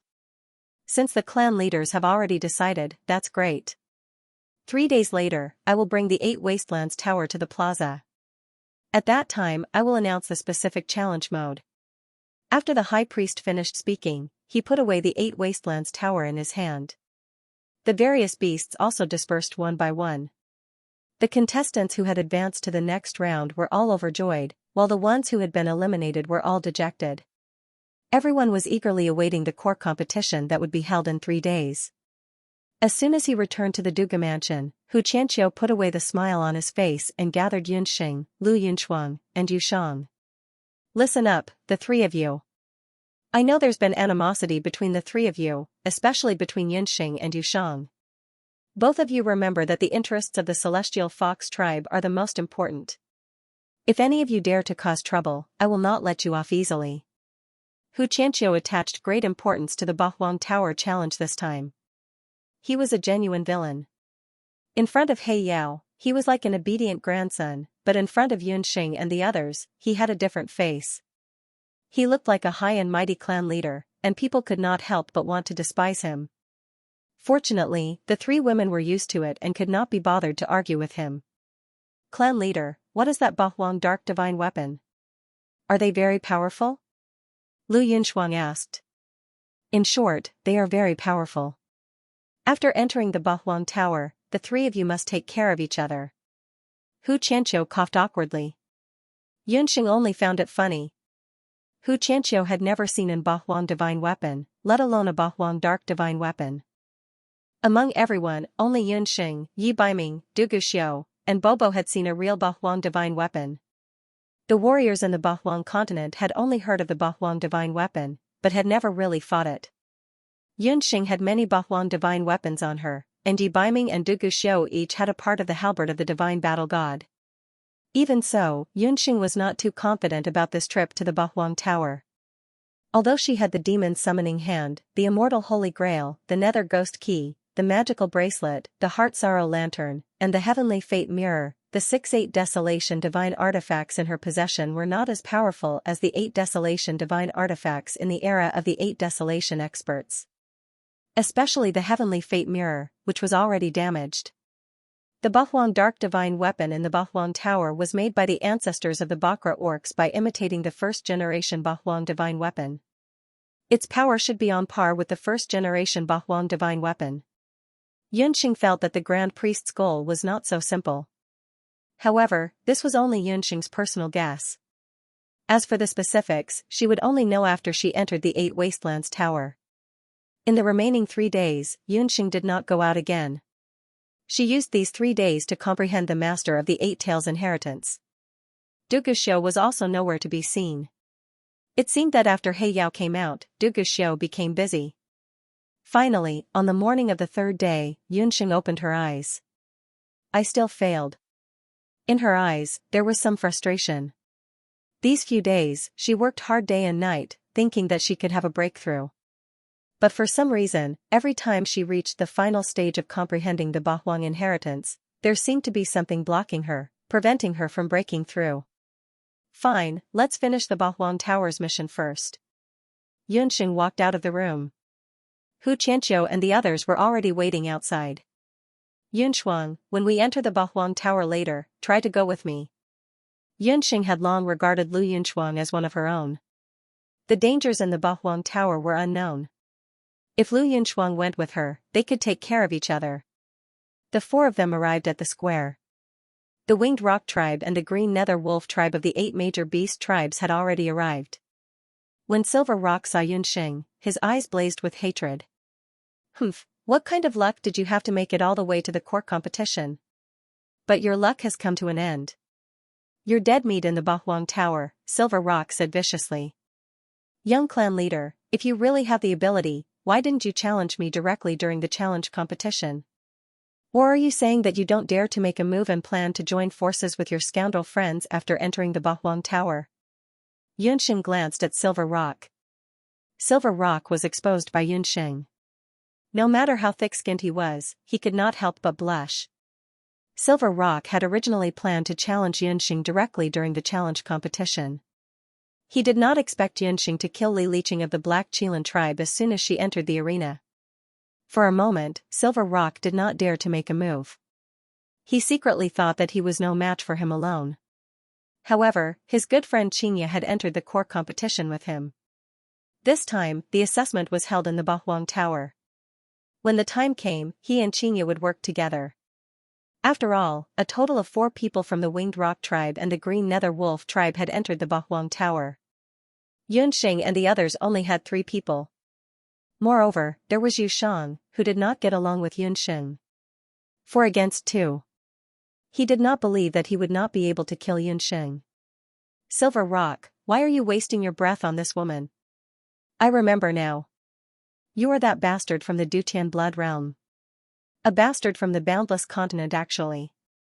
Managed to sneak into the Bahuang clan competition of the highest standards in the Bahuang continent. I really don't know what the Celestial Fox tribe is doing, Xianxia of the Green Nether Wolf tribe said from the side. They boasted that they were the elites of the younger generation in the Bahuang continent. They were all very proud. Who knew that they could not even be compared to a mixed-blood bastard? They could not help but feel jealous. Who are you calling a bastard? Xianxia had just finished speaking when a chill came from behind him. There was a cold voice behind his ear. In the next moment, young patriarch Xianxia's feet left the ground. What are you doing? Silver Rock was shocked, but he did not dare to go forward. Xianxia's face was pale. Xianxia, who was no less than 1.9 meters tall, was lifted up by Yi Baiming like a little chick by the neck. It turned out that Xianxia's insults to Yunxing had been overheard by Yi Baiming, who had just walked in. He was still dressed in black today. When he walked, the golden patterns on his sleeves flowed like flowing light. His black hair was casually tied up with a black hairband. A few strands of hair fell to the side of his face. He had an indescribable sense of indolence and elegance. However, Yi Baiming's black eyes were dense and filled with murderous intent. His index finger and thumb pinched Xianxia's throat. He only needed to exert a little force to crush Xianxia to death. Anyone who insulted Yunxing would be killed. Put him down, High Priest. Don't you care about your disciple? Patriarch Qingyan wanted to go forward, but he realized that as a martial god, he could not get close to Yi Baiming. There seemed to be an invisible wall of fighting energy around him that prevented people from getting close to him. Qingyan had only encountered such a situation with He Yao. However, the young man in front of him was much younger than He Yao. Could it be that his strength was similar to He Yao's? Thinking that Yi Baiming's strength might be similar to He Yao's, Qingyan dared not act rashly. He could only look to the high priest for help. Qingyan, master brought you in. Cultivation depends on the individual. This is a private matter between them. As elders, it's better for us not to interfere, the high priest replied indifferently. He knew that Yi Baiming always had a sense of propriety. Qingyan was so angry that his face turned pale. He could only glare anxiously at him. You can kill me if you can. Qingyan's face had turned purple from anger. I don't need to be capable to kill you. Yi Baiming snorted. To him, killing Xianxia was as easy as crushing an ant. I'm cursing that woman. What does that have to do with you? Xianxia's eyes were about to roll back. He didn't understand. He was cursing that bastard of the Celestial Fox people. What did it have to do with this malefic? She's my woman. What do you think? Yi Baiming didn't even frown. He swung his hand and flung Xianxia away as if he was throwing trash. Xianxia did not have the strength to retaliate. When he flung out his hand, he felt that a few of the bones in his chest had been shattered. His woman, these words were spoken in a domineering manner. The people of the Celestial Fox people, as well as the people of the 3 superior beast clans and the Behemoth tribe who had just arrived, all heard it clearly. Green and Duguxiu's expressions darkened. He Linlin and Yu Shang's eyes were filled with jealousy. Yunxing suddenly became the focus of everyone's attention. So she had this kind of relationship with the high priest's last disciple. As for Boss Pung Feather and the rest, they looked at Yunxing with ambiguous faces. Yunxing blushed red, not knowing what to do with her hands and feet. That damned Yi Baiming. She told him to keep a low profile, but he ignored her completely. However, the words his woman seemed to be quite pleasant to hear. Yunxing felt a sweet feeling in her heart. Good job, Qilin boy. Bobo secretly gave Yi Baiming a thumbs up. Peng and Xianxia were so angry that they nearly vomited blood. Peng helped the battered and exhausted Xianxia up, and the two of them secretly exchanged glances. With Yi Baiming around, they couldn't do anything to Yunxing. However, they didn't believe that after entering the Bahuang Tower, that brat would still be able to follow behind his woman. Remember, those who insult Yunxing will only die. Yi Baiming walked behind the high priestess without blushing. Patriarch He Yao, this man publicly insulted. Patriarch Qing Yan wanted to complain when he saw his son being humiliated, but He Yao gave him a cold stare. He was so scared that he broke out in a cold sweat and swallowed the words on the tip of his tongue. He Linlin watched from the side and sneered. What a blind man. He didn't even ask about the relationship between Yi Baiming and He Yao. Although He Yao didn't like Yi Baiming, blood was thicker than water. He Yao was the most protective. In his opinion, he could deal with Yi Baiming, but other beasts shouldn't even think about it. When He Yao saw that scene just now, all sorts of feelings welled up in his heart. He Yao's attitude towards Yi Baiming had always been subtle. He was very angry. Yi Baiming was his flesh and blood, but he didn't listen to him and disrespected his elders time and time again. However, He Yao liked this son very much at the same time. He didn't lose out to He Linlin, who had always been by his side. That was because Yi Baiming's mother, Li Qingqing, was the only woman He Yao had truly loved in his life. Back then, He Yao had also treated Li Qingqing with sincerity. Yi Baiming's personality and talent were the most similar to He Yao's. In terms of feelings, he was the same as He Yao. He was very clear about love and hate. His protection of Yunxing reminded He Yao of himself and Li Qingqing back then. Back then, if he had been a little more persistent and brought Li Qingqing away from the boundless continent, or if he had let go of everything in the Eight Desolates continent and lived in seclusion with Li Qingqing, perhaps everything would have been different. Yi Baiming probably wouldn't have hated his father so much. Unfortunately, she had already left. No matter how many possibilities there were, it was futile. As for Hu Qianqiu, he had mixed feelings. He looked at Yunxing, then at Yi Baiming, then at the Nine Yuan tribe's young master Liu. No matter how he looked at it, he felt that there was something wrong with the three of them. This was troublesome. So, Yunxing and the high priest's last disciple had that kind of relationship.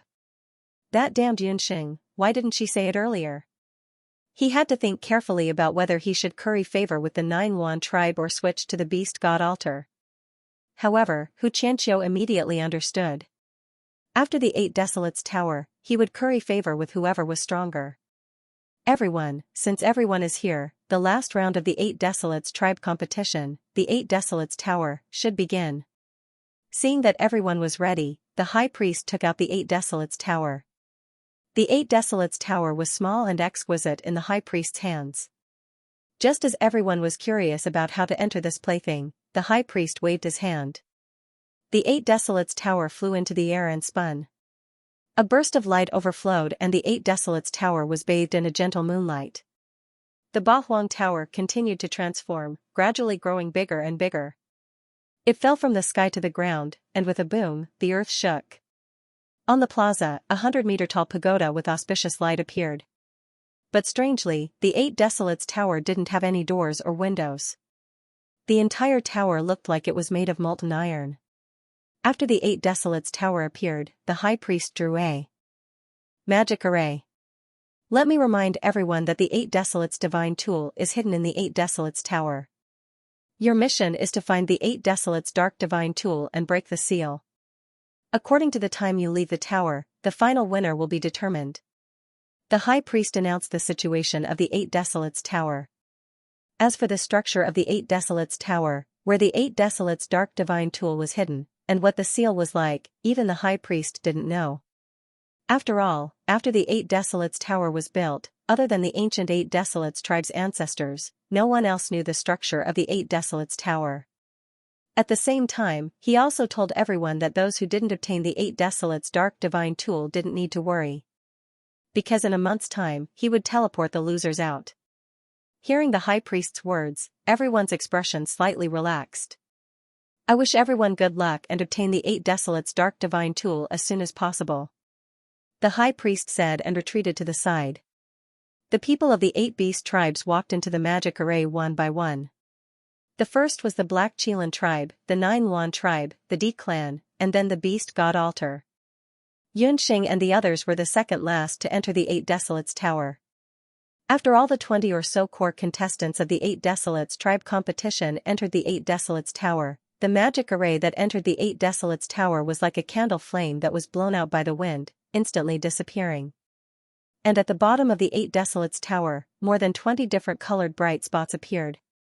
The bright spots that appeared on the first level of the Bahuang Tower represented the different beast clans of the 8 major beast clans according to their color. "I wonder who will be the first to come out this time," the high priest said with a smile. "From what I see, it has to be young clan leader He Linlin and high priest's closed-door disciples. Both of them are dragons and phoenixes among men. They will definitely be able to take the lead." Hu Qianqiu flattered by the side. "Hu Qianqiu, there should be a limit to your flattery. Why do you have to boost others' morale and diminish your own? Don't you want the Celestial Fox tribe to come out first?" Clan leader Li Pa could not bear to see Hu Qianqiu's face and sneered. "Those 3 silly little girls can't even reach the stage.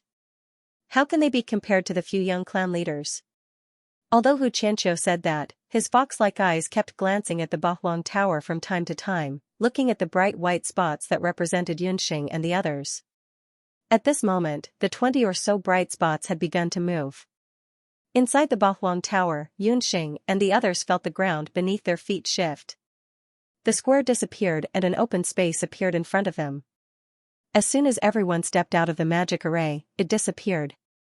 In the next month, unless someone could successfully pass the level, everyone could only stay in the tower. Fortunately, everyone was skilled. With the help of pills, it was not a big deal to not eat or drink for a month. Compared to the Bahuang Tower's gorgeous exterior, the inside of the tower was very simple. Although there were no doors or windows, the inside of the tower was bright as if there was an illuminating magic array operating continuously. When Yunxing entered the Bahuang Tower, she had the illusion that she had entered the magic tower of the Royal Academy. This was because the spiritual power in the Bahuang Tower was much more than in the outside world. It must be because the imitation Bahuang divine instrument had been kept in the Bahuang Tower for so many years. "This tower is so big?" Lu Yunchuang opened her eyes and looked around. More than 20 people stood in the tower, but it did not seem crowded at all. The others were also speechless. Yunxing, on the other hand, did not feel anything strange. Speaking of which, the Bahuang Tower was somewhat similar to the Linglong Beast Tower in her possession. They could both expand and shrink at will. The challenge had not officially begun, but another battle had already begun. After the 20 or so people entered the Beast Tower, they spontaneously dispersed and stood with their respective factions, guarding against each other. The high priest had already explained the rules of the challenge. Whoever obtained the 8 Desolation Dark Divine Artifacts first would be the winner. However, there were only 8 Desolation Dark Divine Artifacts. There were over 20 of them. If they wanted to obtain the limited number of divine artifacts, they would have to fight. Especially towards the end, even if they were of the same race, they would compete to see who was better. Forming an alliance early would help to increase the chances of success. This was especially true for the Green Tooth and Silver Rock clans. Their clans had the least number of people. If they did not work together, they would definitely suffer. Bahuang Bahuang Bahuang, the Bahuang Bahuang Bahuang, and Bahuang Bahuang Bahuang had the Bahuang Bahuang Bahuang.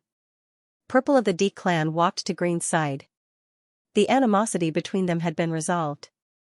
When she saw Purple and Green standing together, the expression of the young patriarch of the Beaming clan, Rita, turned gloomy. He Linlin glanced at the 3 people on the Beast God altar. Her meaning was clear. The other 2 disciples of the Beast God altar immediately understood and walked to He Linlin's side. However, Yi Baiming walked to Yunxing's side. "Yi Baiming, you chose her? Believe it or not, I can kill her right now." He Linlin was very dissatisfied. She put down her status and took the initiative to show goodwill, but this man didn't appreciate it. "How dare you?" Yi Baiming, Du Guxiu, and Green spoke at almost the same time. He Linlin was taken aback by the agreement of the 3 of them. Her complexion became even more unsightly. She had forgotten that Yunxing was a woman who was good at seduction. These men were all fascinated by her. "Young patriarch He Linlin, why don't we team up?" Yu Shang had long disliked Yunxing, especially now that she saw Yi Baiming, the reincarnation of Yi Xiu, only have eyes for Yunsheng. Who do you think you are? What right do you have to work with me? He Linlin didn't even look at Yushang. Her words made Yushang feel embarrassed. He Linlin hated celestial fox. In her opinion, any celestial fox was bad. She had noticed that Yushang's gaze had been on Yu Baiming ever since they entered the Eight Wastelands Tower. Yushang was so angry that her face turned red. Miss Yushang, if you don't mind, you can team up with us. Silver Rock had long coveted Yushang's beauty. Now that he had a chance to please the beauty, he was naturally more than happy to do so. Yunxing and Lu Yunchuang were not at all surprised by Yushang's betrayal. In fact, they were glad that this woman had left the camp early to avoid backstabbing them. Bobo, Boss Pingyu, and the others followed their earlier discussion with Yunxing. They did not acknowledge Yunxing, but chose to team up with the Behemoth tribe for the time being. As a result, the original 9 factions were divided into 5 groups: Black Qilin and the Beast God Altar, Green and Z, Yunxing and Yi Baiming, Behemoth and the Chinese, and Silver Rock and Yushang. After each tribe was divided into groups, they began to look around, thinking of ways to get to the upper levels. That's strange. Why isn't there a staircase? Didn't they say there were 8 Wastelands divine weapons? Everyone walked around the tower. Yunxing also found it strange. She secretly checked the 8 Wastelands divine weapons in her beast language ring. The 8 Wastelands divine weapons did not move. Just then, young clan leader Rita of the Behemoth tribe stepped on something. There was a loud thud in the tower. The originally ordinary-looking ceiling suddenly split in the middle, and a pitch-black starry sky appeared in front of everyone. Look, there's something up there. Someone yelled. Suddenly, many stars appeared in the starry sky. After a series of whistling sounds, everyone raised their heads to look at the sky. What's that? Like bats in the dark night or countless moths, countless keys appeared in the starry sky of the 8 Wastelands Tower. These keys were about the same size and shape. Each key had magical wings or combat chi wings. When they saw these keys, everyone was stunned. There were so many of these keys and they looked so special that no one had ever seen them before. These winged keys must have something to do with entering the next level of the 8 Wastelands Tower. Haha, young clan leader Green, it seems like even the heavens are helping us this time. Silver Rock was excited when he saw those winged keys. Although the people here could transform magical wings or combat chi wings, in terms of agility, they were no match for Jiu Luan and Pingyu, who were born as birds. Those keys flying in the air looked small and nimble. They were not easy to snatch. If you're interested, you can go first. Green shook his head. Green was much more cautious than Silver Rock. He felt that there was something wrong with these mysterious keys. Silver Rock thought that Green did not dare to go forward. Then I won't stand on ceremony. Xianxia, just you wait. I'll take your share as well. Silver Rock was full of confidence. He and his subordinate, another rock warrior, immediately transformed into a bird and flew into the sky to snatch a key. Green and a few other 9 Luan warriors looked at the 2 rock warriors and flew up. His expression was somewhat deep. No one knew what he was thinking. Yunxing subconsciously looked at the beast's speech ring. Her Octoterra divine weapons did not react. She thought that these keys would be related to the Octoterra divine weapons, but now it seemed that there was no connection. Yunxing guessed that these keys should be clues to find the Octoterra divine weapons of darkness. At this moment, Silver Rock and the Rock Warrior had already flown into the sky. Beside that pink feather warrior, a key flew past with a so sound. The key flapped its wings and emitted a dim light. The Rock Warrior was overjoyed. His 5 fingers hooked and grabbed the key's wings. Seeing that he had caught the key, the Rock Warrior cried out in joy, "Young Patriarch, I caught it." Very good. Give the key to this young patriarch. Silver Rock's eyes shone with greed. But at this moment, the key in the Rock Warrior's hand suddenly let out a shrill cry.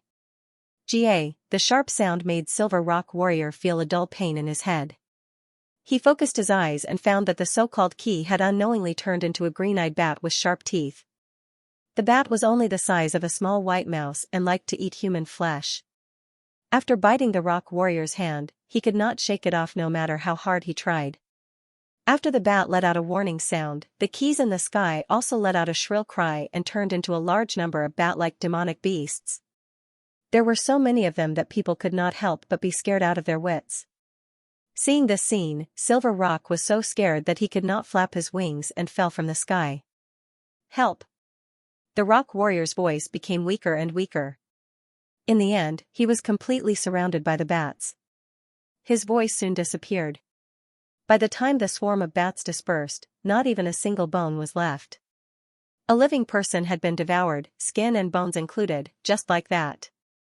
When the crowd saw this scene, they were also shocked. This was especially true for the 9 Phoenix Race's warriors. Earlier, they were still grumbling in their hearts about why the Feathery Pung race had taken the lead. Now that they saw this scene, they all rejoiced. Otherwise, they would be the ones who would be left without a corpse. A foul smell wafted over. Everyone looked over and saw that the Silver Rock young clan leader was so frightened that he lost control of his bladder. Useless thing.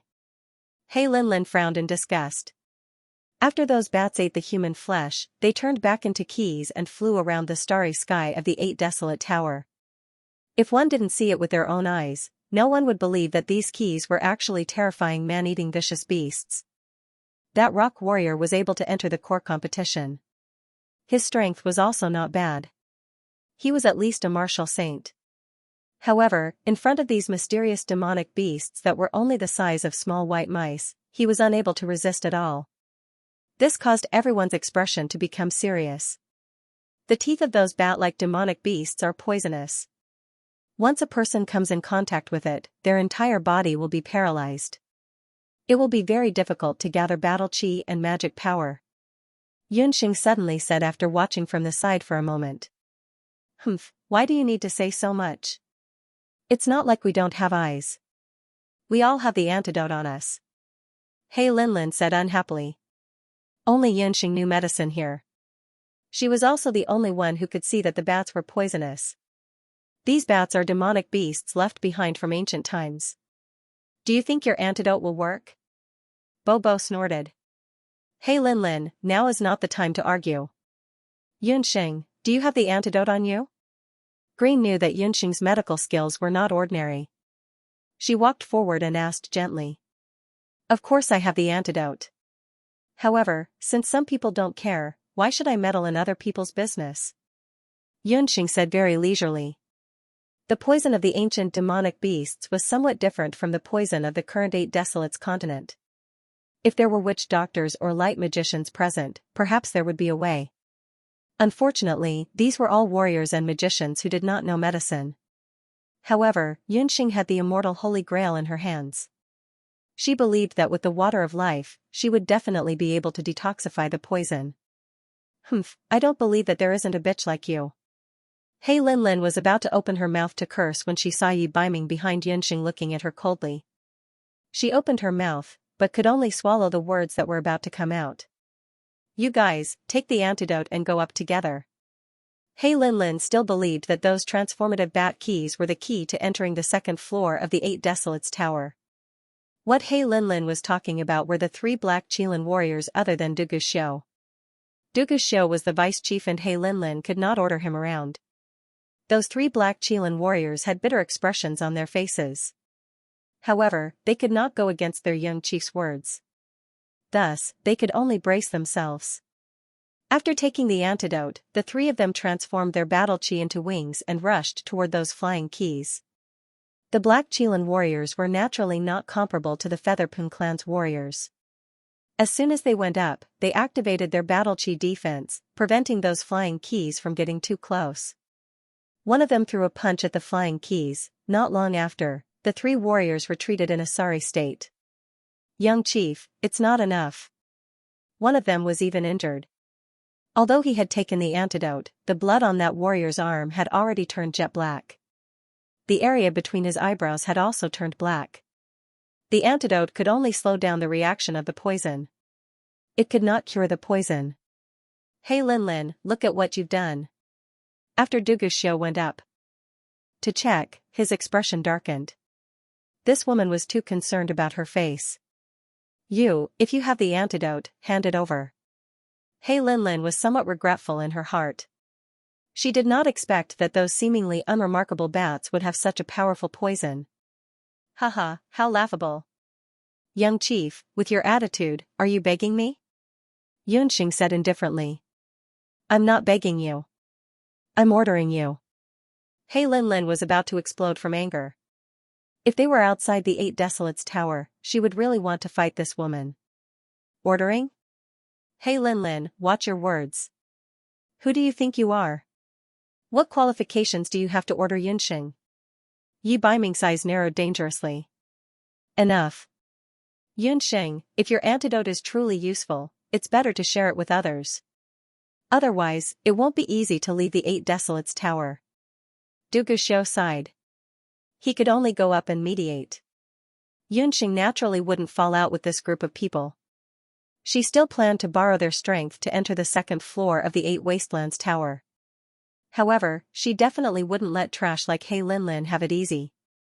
I do have the antidote, but there's no free lunch in this world. If you want the antidote, sure. Whoever wants it, hand over a city in your tribal country. 1 city per person. Yunxing didn't dawdle. She stretched out a finger and waved it in front of everyone.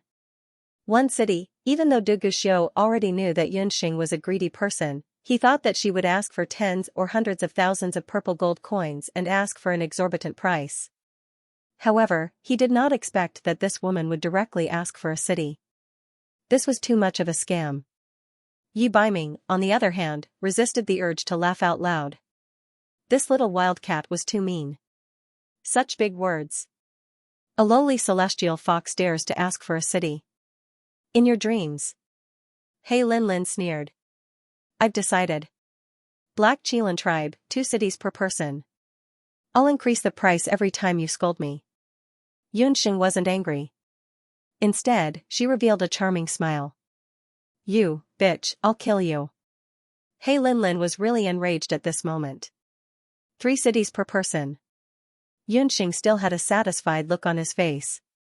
Others might have some leeway, but He Linlin couldn't do anything to Yunxing who didn't eat meat or vegetables. Young tribe leader, vice tribe leader, he can't hold on any longer. The injured Black Qilin tribe warrior was already out of breath. He looked like he was about to die. He Linlin, think carefully. You were the one who started this. If an elite dies because of your stupidity and we're all trapped in the Eight Wastelands Tower, how are you going to explain it when we get out? Du Guxiu could only pull He Linlin and whisper in her ear. He Linlin's face was gloomy. After her impulse, she regretted it. Although Du Guxiu's words weren't pleasant to hear, they were the truth. If news of this were to spread, her reputation as the young master of the clan would surely plummet. Although the price of a city was a little high, the Black Qilin tribe was the largest tribe among the Bakra orcs. There were no less than 1,000 cities in their territory. Yunxing did not specify which city she wanted. At most, she would just give her a few broken cities when the time came. After He Linlin figured it out, she glared at Yunxing. We have a total of 5 people. The Black Qilin tribe is willing to exchange 15 cities for the antidote. Du Guxiu was also very depressed. 5 bottles of antidote, but before you take the antidote, write a receipt first. Yunxing immediately took out a brush and ink from the beast language ring. She watched as Du Guxiu's face darkened as he wrote down the agreement for 15 cities. Yunxing immediately put on a smiling face and handed over 5 bottles of life water. You better not lie to us. Otherwise, no one will be able to save you today. He Linlin took the antidote and threw it to the poisoned warrior. Under everyone's gaze, the blood of the warrior who drank the antidote gradually returned to red and the wounds on his body healed quickly. It really is the antidote. The other Bakra orcs saw it and believed it. Yunxing, our beaming tribe is also willing to exchange 3 cities for the antidote. Li Pa was also very straightforward. She also wrote a receipt. Our 9 Luan tribe is also the same. Green was also used to Yunxing's actions and also signed a receipt. RD. Purple led his men and was about to say something. 2 cities each. Yunxing did not forget that Purple wanted Xianxia to harm her. She loved to hold grudges. Violet gritted her teeth. She had no choice but to write down the agreement to cede 10 cities. Miss Yun, we don't have any cities. Bo Bo, Boss Pingyu, and Queen Night Demon all held back their laughter and walked forward. Forget it if you don't have any cities. Take the antidote. Yunxing was very generous this time. She looked at the beastman who had bought the antidote earlier with constipated expressions. We also want 3 sets of antidote. Green Tooth and Silver Rock also followed. The 2 young tribe leaders are also interested in the antidote? That's fine too. The others will each get 1 city. However, the 2 of you will get 5 cities each. Yunxing gestured with her hands. Based on what? The others only have 3 cities at most. Silver Rock and Azure Tooth choked on their words. The 2 of you are the young tribe leaders and are second to none in the tribe. How can you compare with the others? Besides, the other tribes have more people and you have fewer people. There is no profit. Yunxing looked like a Philistine. They had seen shameless people before, but they had never seen such a shameless person. Everyone was speechless. At the side, Purple, Hey Lin Lin, and the others felt a little better when they saw Silver Rock and the others being taken advantage of. However, Yunxing was overjoyed. Dozens of cities were in her hands just like that. Boss Pingyu and the others had tribes but no cities. These cities could be put under the name of the Chinese. I don't have any territory to give you. Yu Shang hated Yunxing for doing this. However, she was not a great witch doctor and did not know how to cure poison. Moreover, she was alone. Don't worry. We are from the same tribe. I won't take too much advantage of you. It's fine if you don't have any cities. 100 slaps and I'll give you 1 set of antidote. Yunxing shrugged, as if she was at a disadvantage. Yunxing, you. Yu Shang turned pale. What are you talking about? You know the rules. 100 slaps is considered a light punishment. Yunxing sneered. Yu Shang was so proud. How could she be humiliated in front of Yunxing? She looked at Peng with resentment. Peng wanted to save her. However, when he thought of Yunxing's high price of 5 cities, he did not know how his father would punish him if he gave up. Thinking of this, Peng could only harden his heart and not look at the beauty's pleading eyes. Yu Shang was infuriated. She was someone who had lived twice. She knew that she could not afford to provoke Yunxing, the ungrateful wretch. Alright, 100 slaps. I'll accept it. Yu Shang rolled up her sleeves and prepared to do it. Wait, how can you let Miss Yu Shang do this? I'm willing to do it for you. Bo Bo, who had been watching from the side for a long time, immediately jumped out. Bo Bo and the others were in disguise, so they were not afraid that Yu Shang would recognize them. Yunxing's mouth twitched when she saw Bo Bo's eager expression. Thinking of Bo Bo's strange strength, Yu Shang's clothes would be torn to shreds after 100 slaps. Ahem, that's it. I'll have to trouble this lady to do it for me. Yunxing could not bear it anymore. She leaned on Yu Baiming, her black eyes flashing with mischief. Then. I'll start. Left face or right face first? She chuckled and approached Yu Shang like an evil witch. Alright, you can do it. Yu Shang was secretly delighted that Yunxing wasn't going to do it herself. As long as Yunxing didn't do it herself, she could use the corpse puppet technique to control the Chinese woman who'd volunteered. Popo walked up to her and rolled up her sleeves. Yu Shang secretly used the corpse puppet technique. Slap, the slap was crisp and loud. Yu Shang's egg-like face immediately puffed up like a balloon. Yu Shang was completely dumbfounded. The corpse puppet technique didn't work. If the corpse puppet technique didn't work, then she'd use the puppet technique. Yu Shang gritted her teeth. Slap, another slap.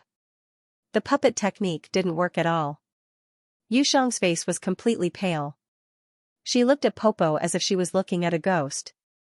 What's the background of this wall woman? Why didn't the corpse puppet technique or the puppet technique work on her? Yu Shang naturally didn't know that Popo wasn't under the Celestial Fox's control because the Celestial Fox's inheritance was a beast's inheritance. It could only be used on people or beasts who were equal to the beasts. But Popo was different. She was a world deity. Although she was still a half-baked world deity, her divine body was unique in the entire mortal world. Yushang's schemes didn't work on her at all. 98 more. For the first time, Popo found that it was incomparably enjoyable to abuse someone. After 100 slaps, Yushang's face couldn't be described with human words. Everyone looked at Bobo in a different light. When the Chinese had entered the core competition as a dark horse, the other beast clans, especially the Black Chilan tribe, had thought that they'd hit the jackpot. Other than Yishi, who'd fought against the Silver Rock Warrior, Rock Feather, and Popo's performance hadn't been outstanding. However, everyone knew Yushang's strength. Her puppet technique was unparalleled. But today, she'd been beaten to a pulp by a little girl. After 100 slaps, Yushang hated Yunxing and Popo to the core. Yunxing was a woman of her word. She also gave the water of life to Yushang. Although they already had the antidote to save their lives, there were too many keys. Green and the others transformed into magic wings one after another and snatched a few keys.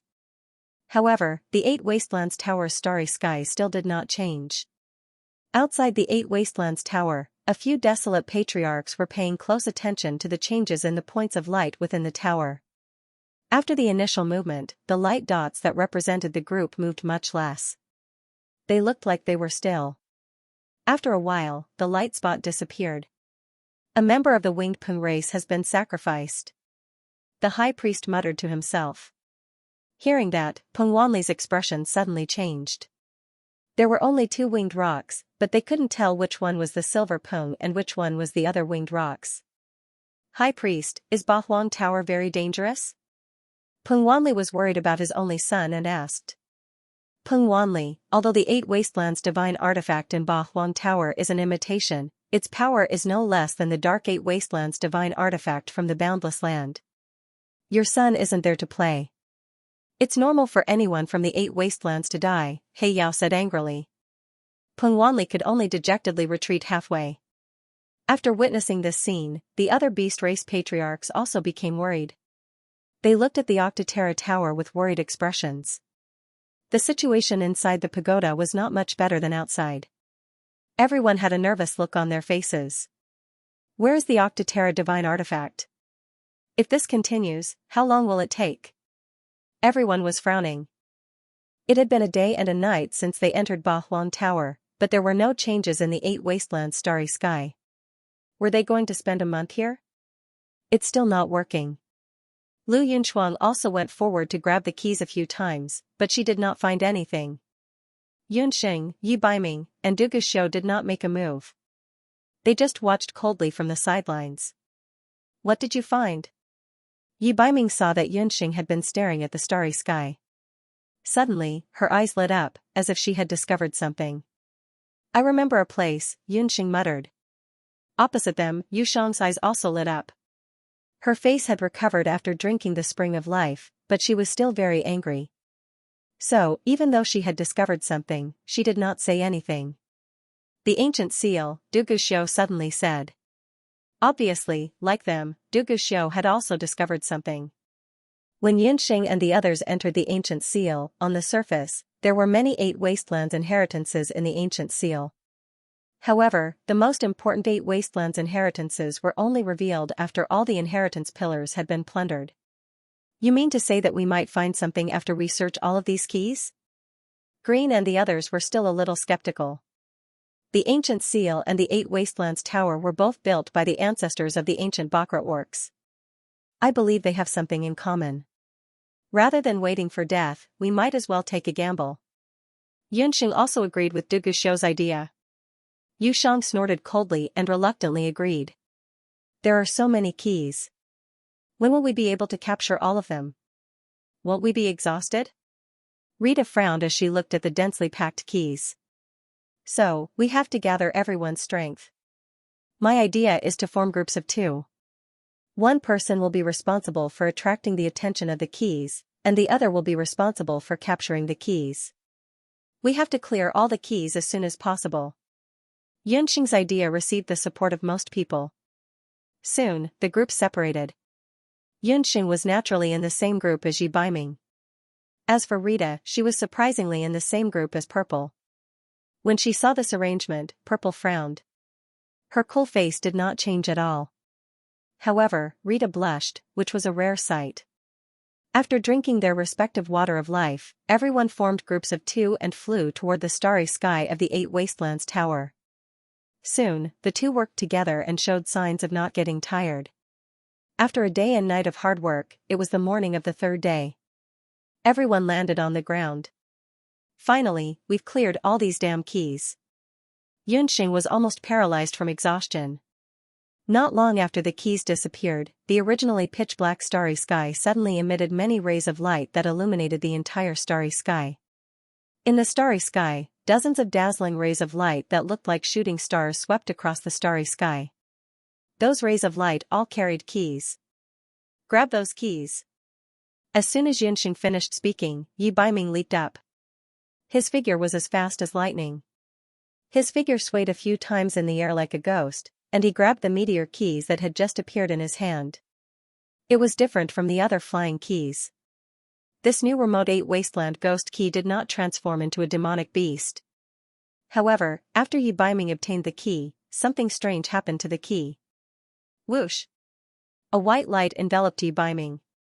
Night Fox. Yunxing was shocked and instinctively grabbed Yi Baiming's hand. A magic array appeared in the white light, and Yunxing and Yi Baiming disappeared at the same time. Yi Baiming. Yunxing. He Linlin and Lu Yunchuang cried out at the same time. The others had strange expressions on their faces, especially Bobo, who almost cried out. Fortunately, she was stopped by Boss Pingyu. There are many more keys above. They must lead to the upper levels of the remote 8 Wasteland Tower. Let's fight for them together. The others had different expressions on their faces, but they quickly understood. It seemed that what Yunxing said earlier was true. Those flying keys that could transform into demonic beasts were only used to fool people. The real keys to enter the remote 8 Wasteland Tower were the ones that appeared last. It'll be fine. They've probably just been teleported to different floors of the remote 8 Wasteland Tower. Queen Night Demon comforted Bobo softly. She was right. Master had a natal contract with her. If something happened to Master, she would definitely know. Bobo thought of this and breathed a sigh of relief. Later, everyone will fight for the flying keys. We may be separated. You two have to take care of yourselves. Bobo calmed down a little and looked up at the magic array flying keys flying all over the sky. He Linlin and the others had already flown forward to snatch the keys. Like Yi Baiming, after everyone grabbed a key, they were teleported to an unknown place by the magic array hidden in the key. Almost everyone had left. Only then did Bobo, Boss Pingyu, and the others each snatch a magic array flying key. After everyone had been teleported away, the last few rays of light in the starry sky disappeared. Outside the Bahuang Tower, most of the onlookers had already left. Only a few clan leaders insisted on staying outside. On the first floor, the different colored dots of light that represented the different tribes gradually decreased. As the dots of light disappeared, different colored dots of light appeared on the other floors of the Bahuang Tower. The patriarchs couldn't help but let out a sigh of relief in their hearts. They looked at the dots of light with different colors that appeared on different floors with joy on their faces. It seems that they have already entered the upper levels of the Bahuang Tower. The high priest nodded. That's not right, High Priest. There are a total of 8 Desolation Dark Artifacts. If the first floor doesn't contain any 8 Desolation Dark Artifacts, then there are only 7 floors left. There seems to be 1 8 Desolation Dark Artifact missing.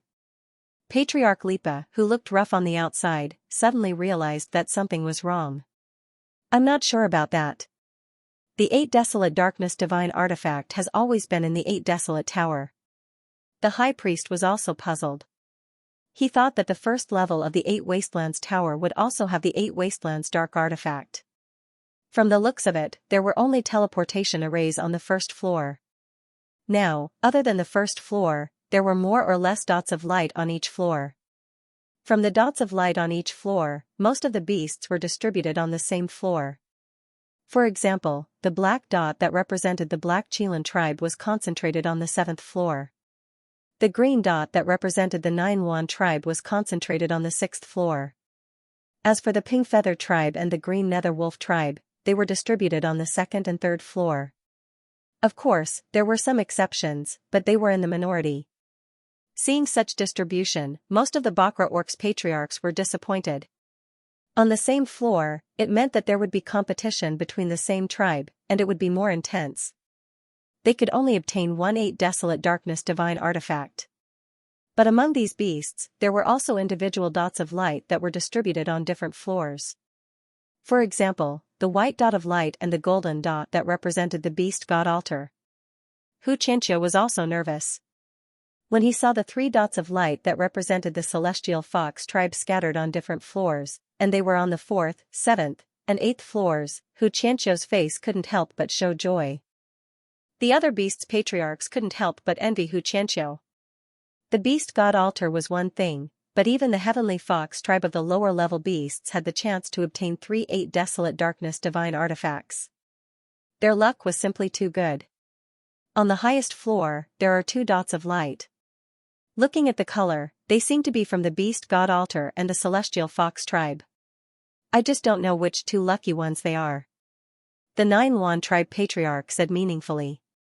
Everyone knew that the higher the floor, the higher the level of the 8 Desolate Darkness Divine Artifact that represented the seal. No matter if it was the beast god altar or the celestial fox tribe that entered the 8th floor, it meant that the highest level of the 8 Desolate Darkness Divine Artifact was most likely in the hands of one of the 2. But the people in the 8 Desolate Tower knew nothing about this. On the highest floor, Yunxing and Yi Baiming were forcefully brought over by the magic array. That's the Dark War God's halberd? In front of Yunxing and Yi Baiming, there was a magic display window. Inside the magic display window was a pair of pitch-black Qilin arms. In the continent, only Yunxing, Yi Baiming, and Du Guxiu knew that the Dark War God's halberd was a Qilin arm. Yi Baiming and Du Guxiu each obtained a Dark War God's Qilin arm. But because the Dark War God's halberd was incomplete, the 2 were unable to use the Dark War God's halberd to its fullest potential. Who would have thought that this time, entering the 8 Desolate Tower, Yi Baiming would encounter the Dark War God's halberd? The enchantment on that magic display window is very strong. Retreat to the side, I'll open it. Yi Baiming's eyes flashed as he took a deep breath. Boom, a heavy punch was thrown at the magic display window. Who would have thought that with this punch, not only would the magic display window shatter, but it also didn't even have a crack or dent. Yi Baiming's eyes changed as a hint of provocation appeared on his lips. With a shake of his right hand, countless golden scales appeared on his right hand. Ha! This punch was like a meteor. With one punch, the magic on the magic display window fluctuated continuously. Yunxing could feel that the entire floor of the tower seemed to be shaking. But after a series of aftershocks, the magic display window regained its calmness. The Dark War God's halberd was still lying in the display window. Drip, drip, drip. Fresh blood dripped from Yi Baiming's right hand. Yi Baiming couldn't help but change his expression. The magic display window in the 8 Desolate Tower was actually so powerful. He had used a portion of the Dark War God's halberd's power, but he still couldn't shake it in the slightest. Night Fox, don't be rash. Let me try my magic attack. Yunxing stared at Yi Baiming with a pained expression. This guy really didn't care about his own body. Yes, madam. Feeling the anger and deep concern in Yunxing's tone, Yi Baiming's lips curled up as he teased. Hee, I have a monthly vote. Vote. Yunxing did not react when she heard the word madam. Although she and Yi Baiming were husband and wife, they had always referred to each other as Night Fox and Little Wild Cat. She could not help but blush when she heard the word madam. You're still in the mood to joke at a time like this. Yunxing spat at Yi Baiming. Her face was flushed, and she looked indescribably coquettish. Yi Baiming could not help but laugh. Yunxing wanted to treat Yi Baiming's injury, but she saw that the wound on his right hand had disappeared. After the life and death talisman was implanted in my body, my healing ability was stronger than before. Yi Baiming seemed to be deep in thought. That thing is still a magical weapon. You'd better use it less.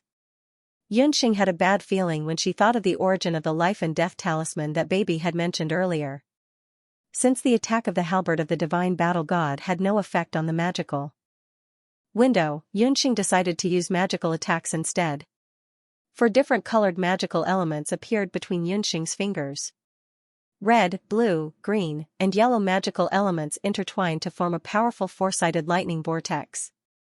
After Xianxia had obtained the magic bracelet, she had added wind and earth magical elements to the foundation of the original profound lightning vortex's water and fire magical elements.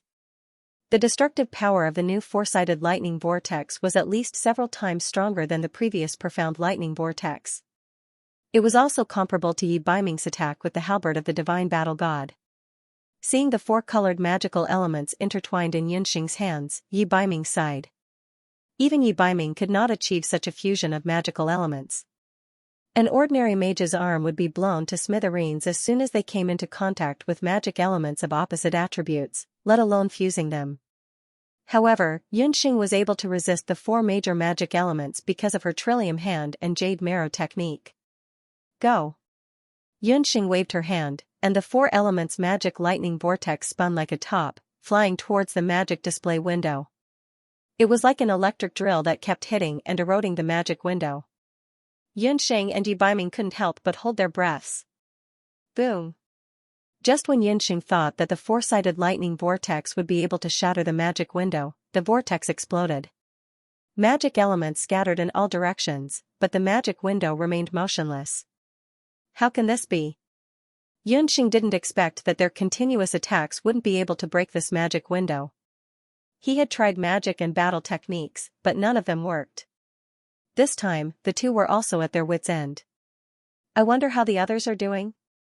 Xianxia frowned and looked at the magic window helplessly. In different levels of the Eight Wastelands Tower, the other warriors of the Eight Wastelands Tower were also in a similar situation as Xianxia and Yi Baiming.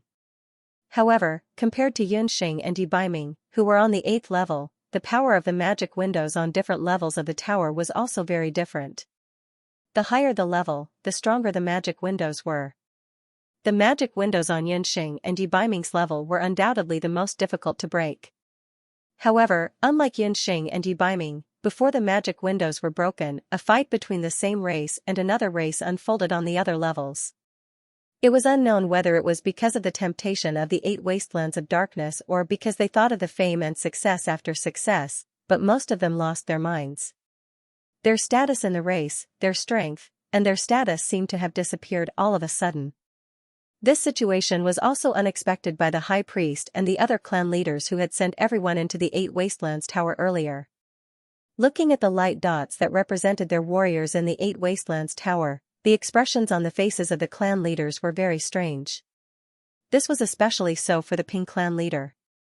When he saw the light dot that represented the silver rock disappear, he roared angrily and was about to rush into the 8 Wastelands Tower. The High Priest had no choice but to use a restriction spell to trap the Pink clan leader. The Pink clan leader, who was trapped in the magic restriction, roared in pain like a trapped beast. Damned 8 Wastelands Tower, High Priest, what are your intentions? Give me back my son's life. The other clan leaders also had different expressions. Although they were not like the Silver Rock, who had lost his son directly, almost all of their elites had died. What kind of secret was in the 8 Wastelands Tower? Or did the 8 Wastelands of Darkness have some kind of unspeakable power that made people lose their minds and kill each other? Pung clan leader, the 8 Wastelands Tower is hell on earth. Those who can come out of it are all experts among experts. It not only tests a person's strength, but also their temperament. I am also very sorry that the Silver Rock clan's young master did not pass the test.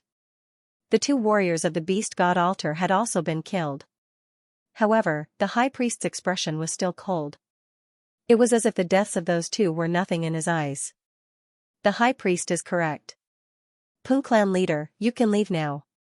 He Yao issued a callous order for him to leave. The death of the Silver Rock clan's young master meant that the Ping clan had lost the qualifications to be a middle beast clan and had become a lower beast clan. Peng Wanli hung his head dispiritedly as he was helped away by several Peng clan guards. Time passed day by day, but still no one came out of the 8 Wastelands Tower. Fortunately, the number of light dots in the different floors of the 8 Wastelands Tower did not decrease. This continued until the 25th day. On the 8th floor, Xianxia and Yi Baiming sat cross-legged back to back. The 2 of them were exhausted. Xianxia and Yi Baiming had tried many times, but without exception, they all failed. Time in the Eight Wastelands Tower was dull and monotonous. Could it be that they had to wait until the end of the month and leave the Eight Wastelands Tower? Because they were on the 8th floor, they could not contact the outside world. Yunxing did not know how the others were doing. However, there was one thing that Yunxing was certain of. Bo, Night Demon Queen, and the others were still alive. Night Fox, it is actually quite good to stay in the Eight Wastelands Tower. Yunxing said faintly. A hand appeared behind her. Yi Baiming held her in his embrace. You must be tired these days. With me here, everything will be fine. Yi Baiming understood what Yunxing meant. The two of them, from the first time they met to the many times they were separated, had experienced hardships that normal people could not imagine. After so many years, it was only in this half a month that the two of them had the chance to truly live a peaceful life alone. Although there was nothing in the Eight Wastelands Tower, she had him and he had her. This was better than anything else. Here, there was no blood feud between the Wuji continent and the Eight Wastelands continent. There was also no hatred between humans and beasts. There was also no ancient forbidden curse. There was only peace and mutual dependence. In their eyes, there was only the reflection of each other. It was as if this moment had become an eternity. The two of them enjoyed this tranquil time that they had never experienced before. Night Fox, if we can't be together in the future, will you forget? Before Yunxing could finish her sentence, the man's breath drowned her. After a passionate kiss, Yunxing was panting. Her eyes were blurred as she stared at the handsome face in front of her. It was so handsome that it hurt her eyes. Yunxing, I will never leave you for the rest of my life. You are not allowed to leave me either. I will think of a way to remove the ancient forbidden curse myself. I still want to have many children with you. Maybe we can consider having 8 or 10. Yi Baiming rested his chin on Yunxing's cheek. He had stayed in Bahuang Tower for over 20 days. Stubble had grown on his smooth chin. It was hard and itchy as it rubbed against Yunxing's face. Bah, who wants to have 8 or 10 children with you? Do you think I'm a sow?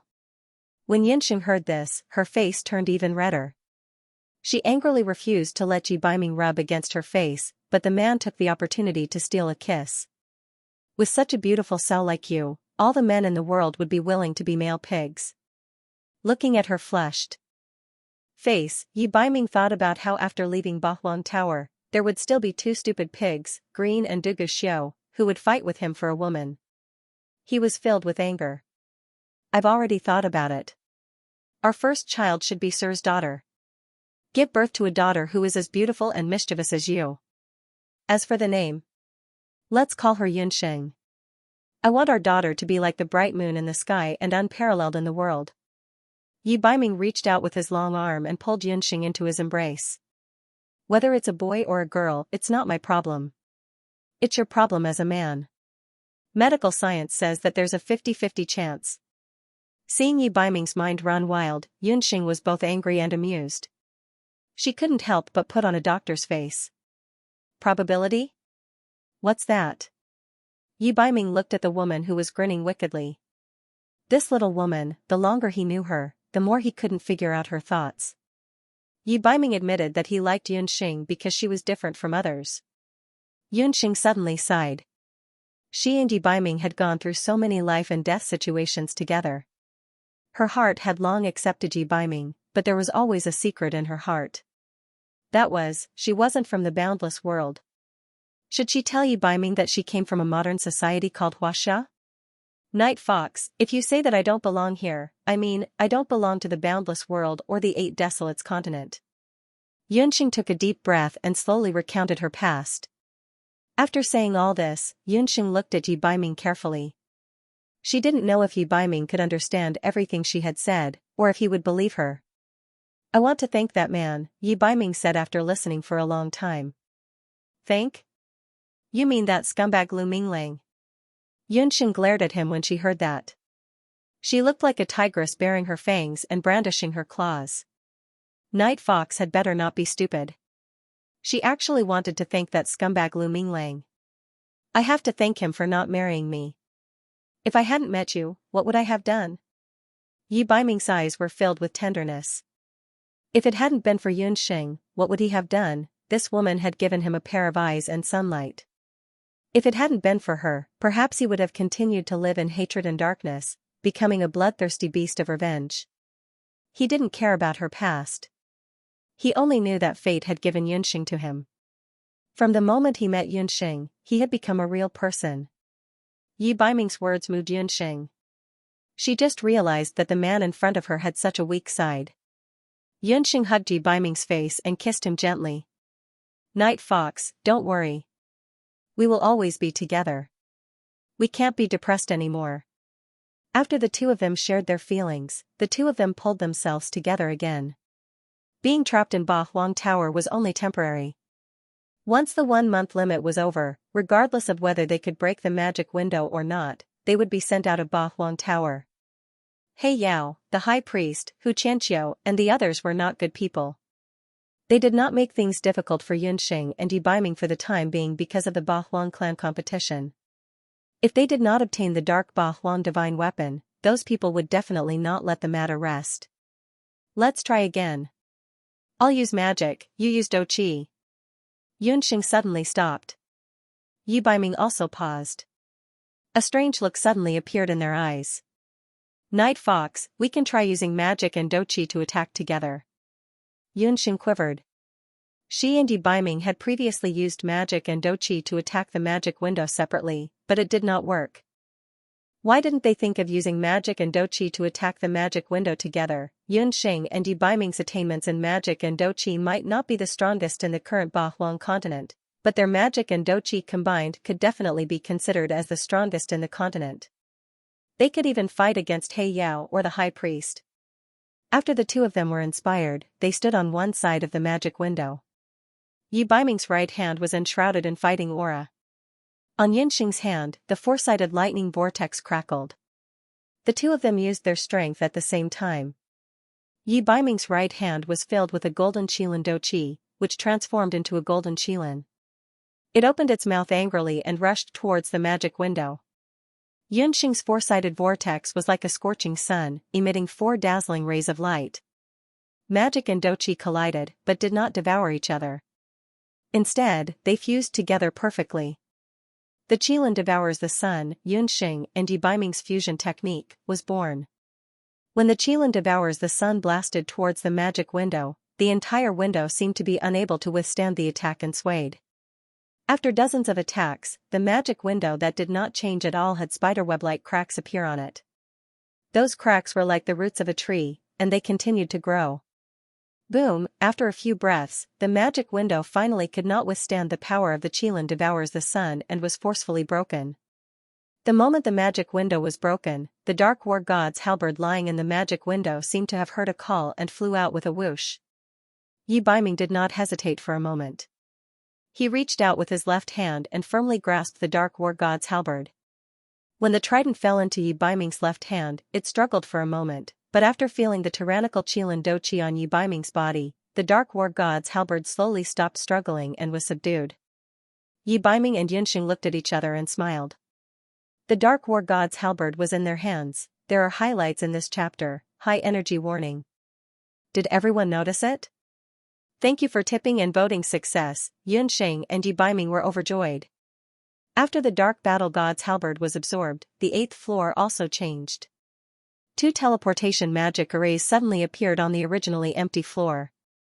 Let's quickly leave the 8 Wastelands Tower. Yi Baiming also revealed a look of joy when he saw the teleportation magic arrays. But Yunxing was staring at the other teleportation magic array.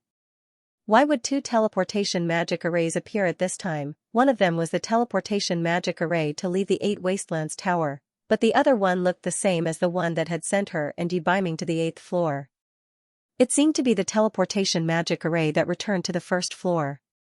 At this moment, a strange sound came from Yunxing's beast speech ring. When she heard the strange sound, Yunxing's heart skipped a beat. Night Fox, leave the 8 Wastelands Tower first. I want to return to the 1st floor to take a look. Yunxing's decision puzzled Yi Baiming. You want to return to the 1st floor, but there's nothing there. If you must return, I'll go with you. Yi Baiming knew that Yunxing was regretful that she didn't obtain the 8 Wastelands Darkness Divine Artifact. She probably returned to the first floor because she suspected that there were other 8 Wastelands Darkness Divine artifacts on the first floor. No, you have to leave first. It's already been more than 20 days. I don't know if the others have broken the magical display window. The first person to leave will be first. Yunxing was unwilling. Yi Baiming was delayed because of her. After all, whether he won or not was related to whether he could obtain the method to break the ancient curse from the High Priestess. Yunxing's insistence made Yi Baiming hesitate. Go quickly. I'll be fine. Yunxing simply pushed Yi Baiming and forcefully pushed him into the teleportation magic array. Little wildcat, I'll definitely wait for you to come out. Yi Baiming's voice disappeared as the teleportation magic array's light dimmed. On the 8th floor, only Yunxing was left.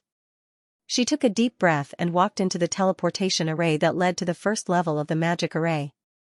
Outside the 8 Wastelands Tower, even experts like the patriarchs and the high priest were a little dispirited after waiting bitterly for many days.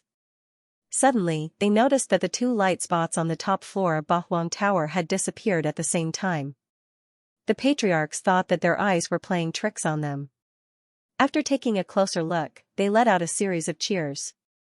Xianxia's face was full of smiles. Because there was a 50% chance that the first warrior would be from the Celestial Fox tribe. A magic array appeared, and Yi Baiming, dressed in black, walked out of it.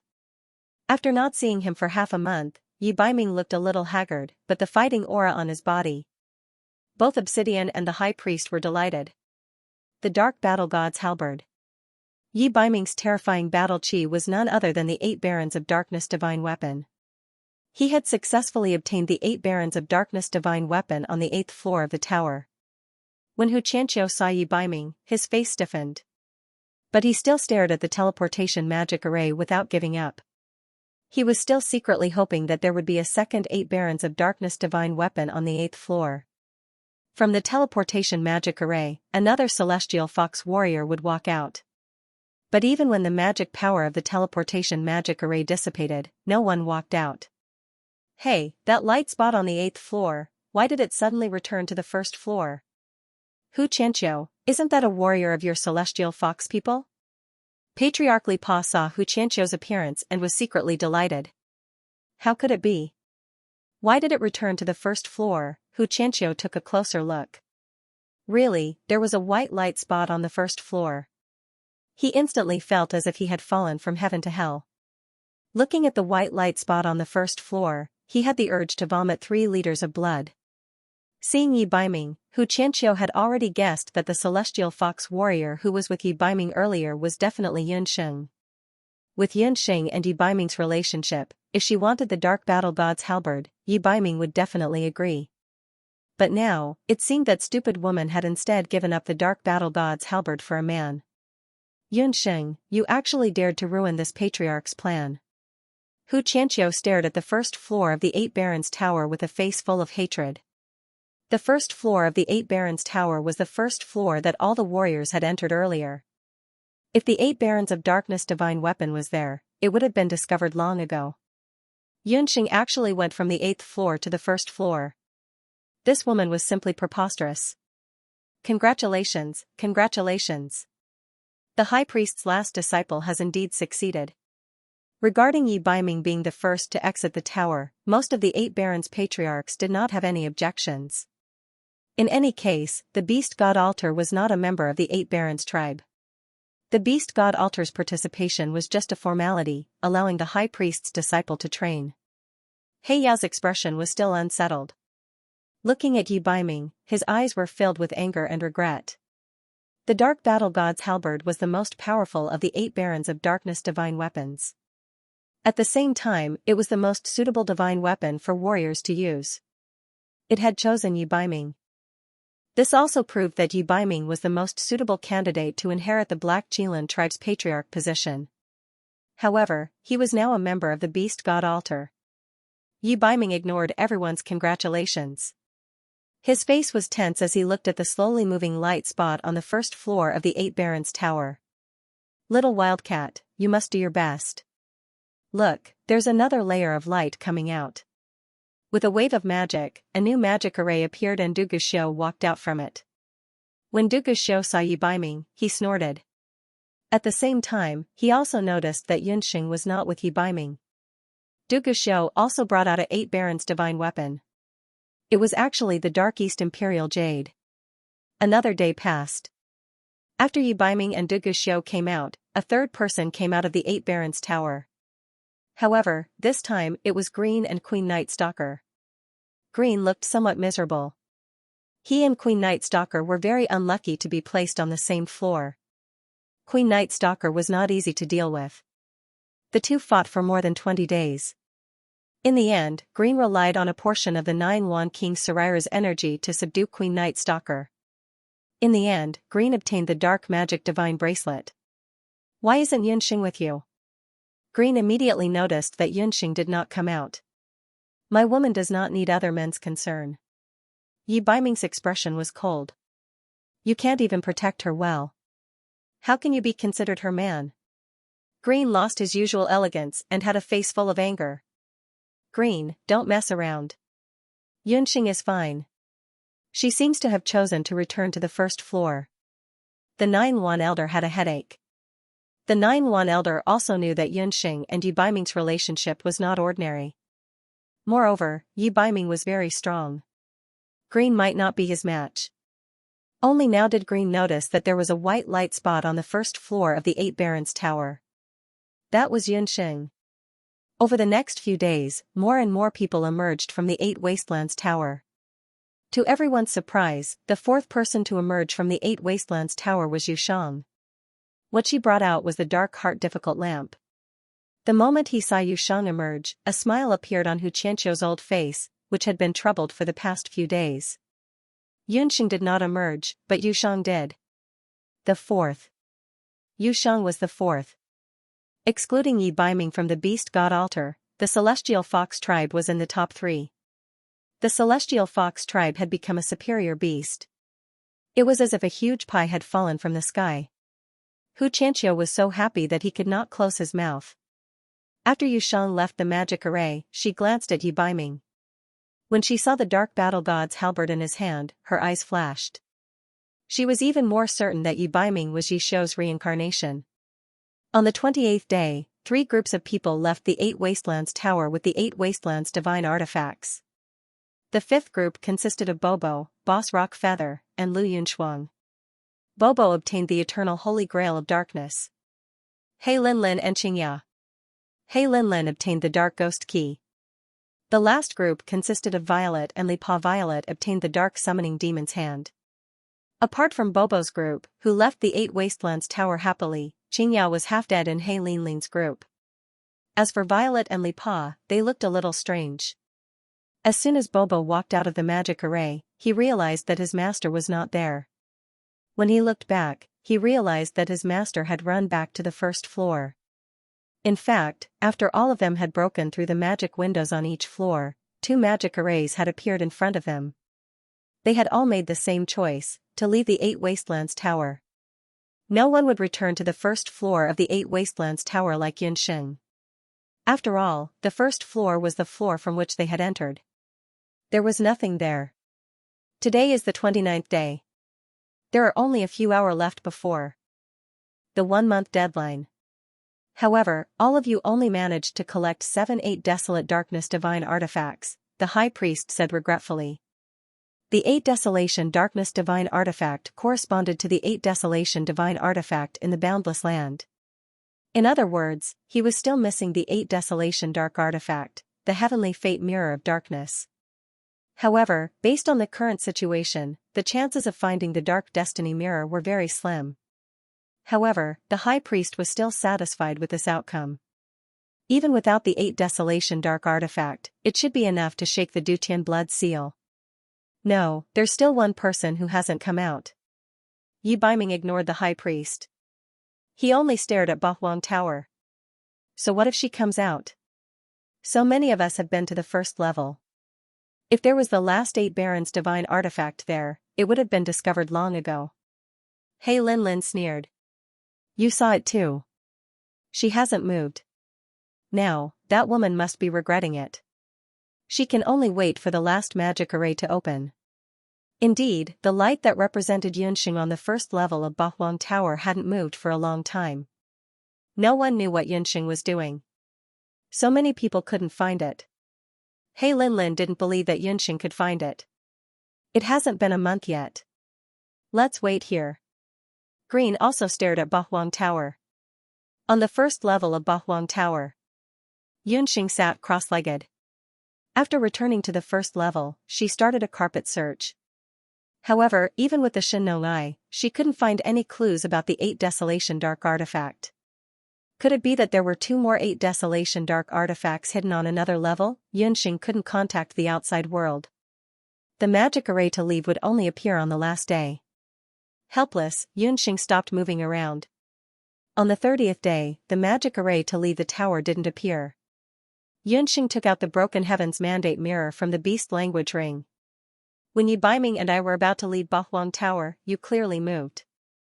Why is there no reaction at all now? Yunxing's face was reflected in the broken mirror. That day, the reason why Yunxing suddenly decided to return to the first level was because when she was about to leave, the Heaven's Mandate mirror in the beast language ring suddenly rang. Yi Baiming didn't hear that sound. However, as the owner of the 8 Desolation Dark artifact, Yunxing heard it clearly. Therefore, she decided to return to the first level. Ever since Ji Rumo died, the Heaven's Mandate mirror didn't react like a divine artifact should. After looking at the Heaven's Mandate mirror a few times in her hand, Yunxing sighed. Outside Bahuang Tower, the sky gradually darkened. Around noon, the last half an hour was about to pass. Within the 8 Wastelands Tower, the white dot of light remained motionless. It seems that there won't be any more miracles. It's time for her to come out. The High Priest said, enchanted. Inside Bahuang Tower, there was a magical fluctuation. In the center of the first level, a magic array appeared. Finally, we can leave this damned place. Yunxing stood up. At this time, the Bahuang mirror in her hand reflected the magic array. The shattered surface of the mirror reflected thousands of light and shadows. The light shadows shot to the ceiling. Suddenly, the ground beneath his feet began to move. The entire Bahuang Tower was changing. When Yunxing realized this, she quickly transformed into magic wings and flew up. The tower shook more and more.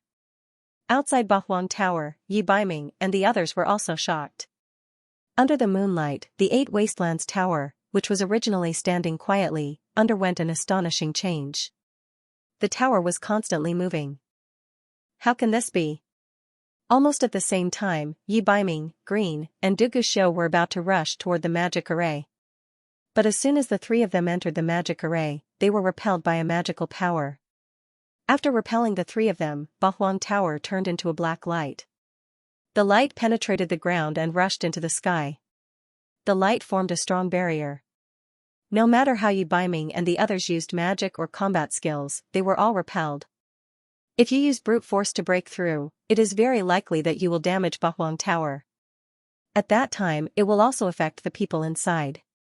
The High Priest looked at Bahuang Tower in shock. The High Priest was also shocked by this bizarre scene. His magic array had lost its effect. At this time, Bahuang Tower was like an island.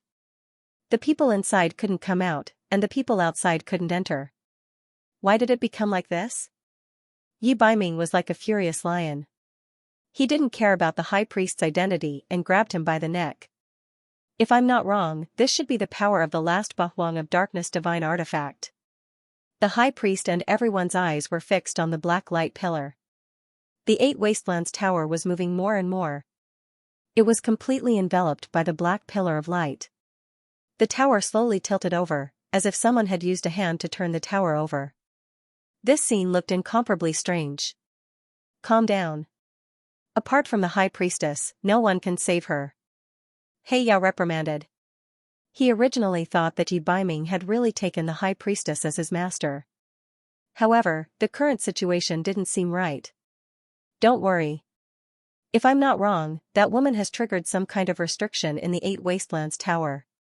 She might be able to find the Heavenly Fate Mirror. The High Priestess' words made Yi Baiming loosen his grip. If she dies, I will bury the entire 8 Wastelands Tower with her. Yi Baiming turned around and stared at the 8 Wastelands Tower. Yi Baiming's words were very calm. However, within those words, there was a chilling and austere aura that made the high priestess' heart turn cold. If something really happened to that woman, she was afraid. There was no fear in the high priestess' eyes. Instead, there was a trace of inexplicable excitement. At this moment, the tower was completely tilted over and the angle of tilt was still increasing. Until the entire tower was completely flipped over. The original first floor of the Eight Wastelands Tower suddenly became the last floor. There's something on the tower. The topmost floor of the Eight Wastelands Tower that was tilted over actually gave birth to a new floor.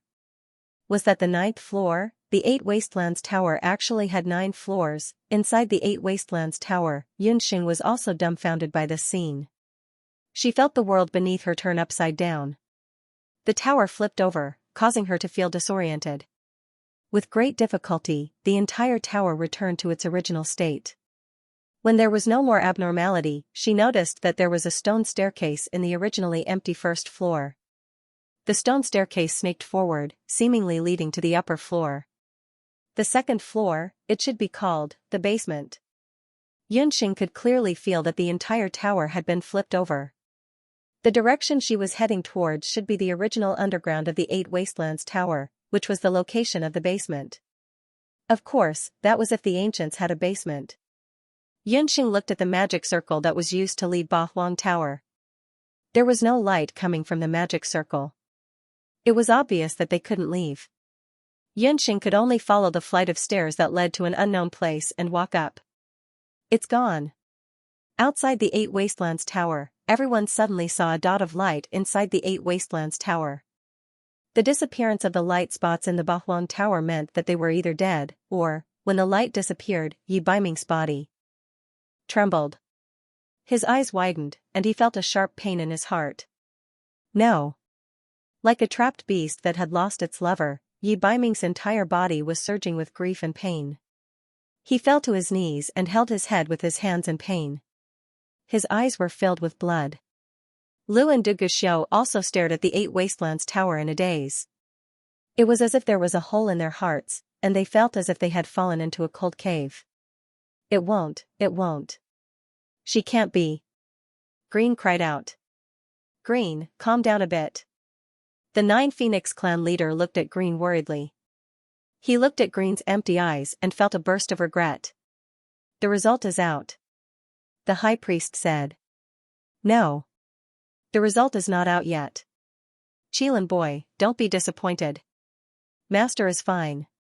She should have entered a sealed enchantment. Seeing that the situation was not right, Bobo simply wiped off the disguise on her face. She didn't want Master to come back safe and sound while Qilin boy was beaten black and blue. When he saw Bobo, Yi Baiming's originally slack eyes gradually became clear. Bobo, it's you? When Yi Baiming saw Bobo, he suddenly remembered that Yunxing and Bobo had a life contract. If she was fine, that meant that Yunxing must be fine too. The sadness in his eyes was instantly swept away. It's actually you? Little girl, don't talk nonsense. Eight Wasteland Tower has already become like this. That bastard is dead for sure. When Yushang, who was overjoyed over Yunxing's death, saw Bobo, her eyes blazed with hatred as if she had met an enemy. It's me, this great aunt. Do you believe that I won't slap you 100 times with such a despicable mouth? Bobo huffed. Are you telling the truth? Duguxiu had always hated Bobo, but this time, he suddenly felt that Bobo wasn't so annoying. Of course it's true. I'm Tang Tang. Anyway, I know that Master is just trapped in a very special place. She will definitely come out. It's just that I'm not sure when she'll come out. Only a few people knew Bobo's identity. Bobo couldn't sense Yunxing's aura, but she was sure that Master was still alive. Although she couldn't say for sure where Yunxing had gone, she was sure of one thing, Master's life wasn't in danger. High Priestess, since the life and death of that woman from the Celestial Fox tribe has been divined, and 30 days have passed, the Eight Wasteland Clan competition's core competition has already ended. There's no need to waste time on an insignificant person, said the patriarch of the Obsidian clan. He didn't expect that even with the ancient forbidden curse, Yi Baiming and Du Guxiu would still be dead set on that woman from the celestial fox tribe like moths to a flame. The high priestess glanced at Yi Baiming. Yi Baiming was the first to bring out the 8 Wastelands Darkness Divine artifact. He was fully deserving of first place, but at this moment, his entire body and mind were focused on the 8 Wastelands Tower. Even though there were no signs of living people on the 8 Wastelands Tower. The high priestess looked at Du Guxiu again. He was the second to bring out the 8 Wastelands Darkness Divine artifact, but Du Guxiu wasn't interested in hearing the results of the core competition at all. Then she looked at Green. His expression was exactly the same as the other 2 men. He treated the high priestess as heir. The rest could only be. The high priestess looked at Yushang, who was the 4th to come out, and Hu Qianxiu, the leader of the Celestial Fox people. Congratulations, the Celestial Fox tribe has replaced the D clan as a high-ranking beast clan this time. The high priestess announcement made Yushang and Hu Qianxiu beam. As long as they obtained the qualifications of a high-ranking beast clan, Yunxing's life and death were insignificant to them. The other beast clans also had their own gains. The rankings of the other Bakra orcs had also been determined. The D clan, the Chinese, and the Behemoth tribe were middle-ranking beast clans. As for the Ping clan and the Blue Hell Wolf clan, they were reduced to low-ranking beast clans. The 8 Wastelands Tower came to an end. When dawn came, the citizens of the city also saw the magical scene of the 8 Wastelands Tower. What was even stranger was that there were a few people guarding outside the 8 Wastelands Tower like stone statues, unwilling to leave no matter what. What is this place? To Yunxing's surprise, when she walked up to the last floor of the Bahuang Tower, she saw a scene like this. When she finished the last step, the Bahuang Tower under her suddenly disappeared. She was in an empty space. All around her, there were mirrors. Her reflection was reflected in the mirrors. No matter how Yunxing moved forward or backward, she still saw countless mirrors. The previous exit also disappeared. She couldn't find the way back. The endless reflections and the long wait made it easy for people to develop a world-weary mood. Fortunately, Yunxing was a doctor. In such an environment, she knew that she had to keep herself calm. Otherwise, she would fall into madness and even self-harm. After drinking some water of life, Yunxing calmed down. She began to calculate her heartbeat. Based on her heartbeat and pulse, she guessed that she had been trapped in this enclosed space for a day and 2 nights. Suddenly, Yunxing felt that there was something behind her that was sizing her up. She turned around abruptly and saw her reflection in the mirror. "Is there anyone there?" Yunxing shouted into the darkness. There was no reply. No, this was not the real world. If it was the real world, there should be an echo. Yunxing looked at the mirror beside her. She raised her hand and shot a magic spell at the mirror. The Yunxing in the mirror smiled strangely. The mirror did not have a trace of crack. The magic was reflected back. It could also reflect magic. Could these mirrors be the Dark Destiny mirror? Could it be that I am in the Dark Destiny mirror? Yunxing recalled the abnormal reaction of the Dark Destiny mirror. Hee hee. Woman, you're pretty smart. You actually found out. Suddenly, the figure in the mirror changed. Song Yunxing had become another person. In the mirror, there was a man. That was a very handsome man. His appearance was unforgettable as long as one saw it. Ji Rumo. Yunxing saw the man in the mirror and was shocked. She stared at the mirror in disbelief. His eyebrows, nose, lips, and even his hairstyle were exactly the same as Ji Rumo's. However, Yunxing suddenly realized that he was not Ji Rumo. This was because Ji Rumo would never have such an evil aura. Moreover, the man in the mirror had black hair, while Ji Rumo's hair was white. Don't mention that idiot's name to me. He's simply a disgrace to our mirror spirit clan. Hearing Ji Rumo's voice, the man frowned in disgust. The mirror spirit was a very special artifact spirit. Most of them had their own consciousness, which was outside of the human world, the god world, and the underworld. That was why mirror spirit Ji Rushue couldn't even sense Bo Bo's divine power when she created the mirror world of darkness. You know Ji Rumo? Yunxing was a little excited. Ji Rumo's death had always been a regret for Yunxing. Even though she had the red lotus hellfire, she couldn't reforge the mirror of darkness. We don't just know each other. We are the children of the mirror. In the words of your human race, we are twins. My name is Ji Rushue, and his name is Ji Rumo. However, he represents the light side, and I represent the dark side. Ji Rushue smiled. Ji Rumo, that idiot, loves to save people. I, on the other hand, love to eat people. Ji Rushue looked like Ji Rumo, but when he smiled, there was an indescribable sense of danger. Eat people? Yunxing sensed the murderous intent in Ji Rushue's eyes. Hee, that's right. Eat people. The Dark 8 Desolation artifacts are different from the 8 Desolation artifacts. They were created to save, while we were created to destroy. Look at the mirror beside you. With that, Ji Rushue waved his hand. Many different people appeared in the mirror beside Yunxing. Those people all had dumbstruck expressions on their faces. These people are the High Priest. All these years, he placed them in the 8 Desolation Tower for me to eat, so that I won't cause trouble.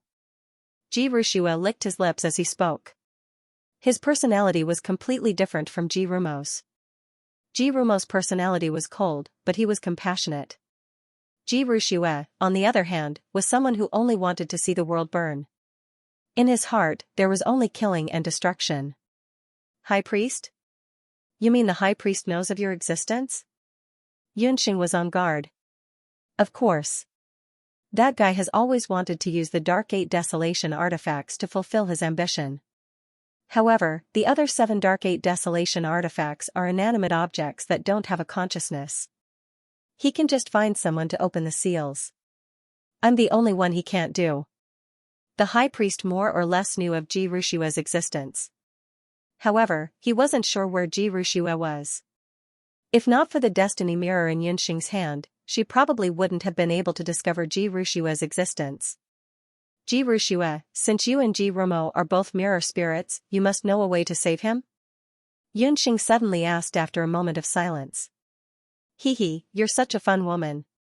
When Yunxing entered the world of his dark destiny mirror, Ji Rushue had already discovered that Ji Rumo's aura was on Yunxing. At that time, Ji Rushue had the opportunity to kill Yunxing. However, he didn't do it immediately. He was very curious about the woman that Ji Rumo had chosen at the risk of his life. What kind of person was she? When he first saw Yunxing, Ji Rushue only thought that Yunxing had a beautiful face. But was this enough to make Ji Rumo sacrifice himself without regard for anything else? However, after a few days of observation, Ji Rushue discovered that Yunxing was a little different. On the first day that woman entered, she had indeed wandered around like a headless fly. However, later on, she began to eat and do some strange things. After a few days and nights without any contact with the outside world, she was still sharp enough to discover his existence. If you really want to know how to save Ji Rumo, I can tell you. However, I have a condition. Ji Rushue smiled and pointed at a mirror behind Yunxing. I've already devoured the lives of 998 people and sealed them in the mirror to become mirror men. These mirror men are much better than living people. They'll be with me forever. As long as you're willing to be the 999th mirror man, I'll help you save Ji Rumo.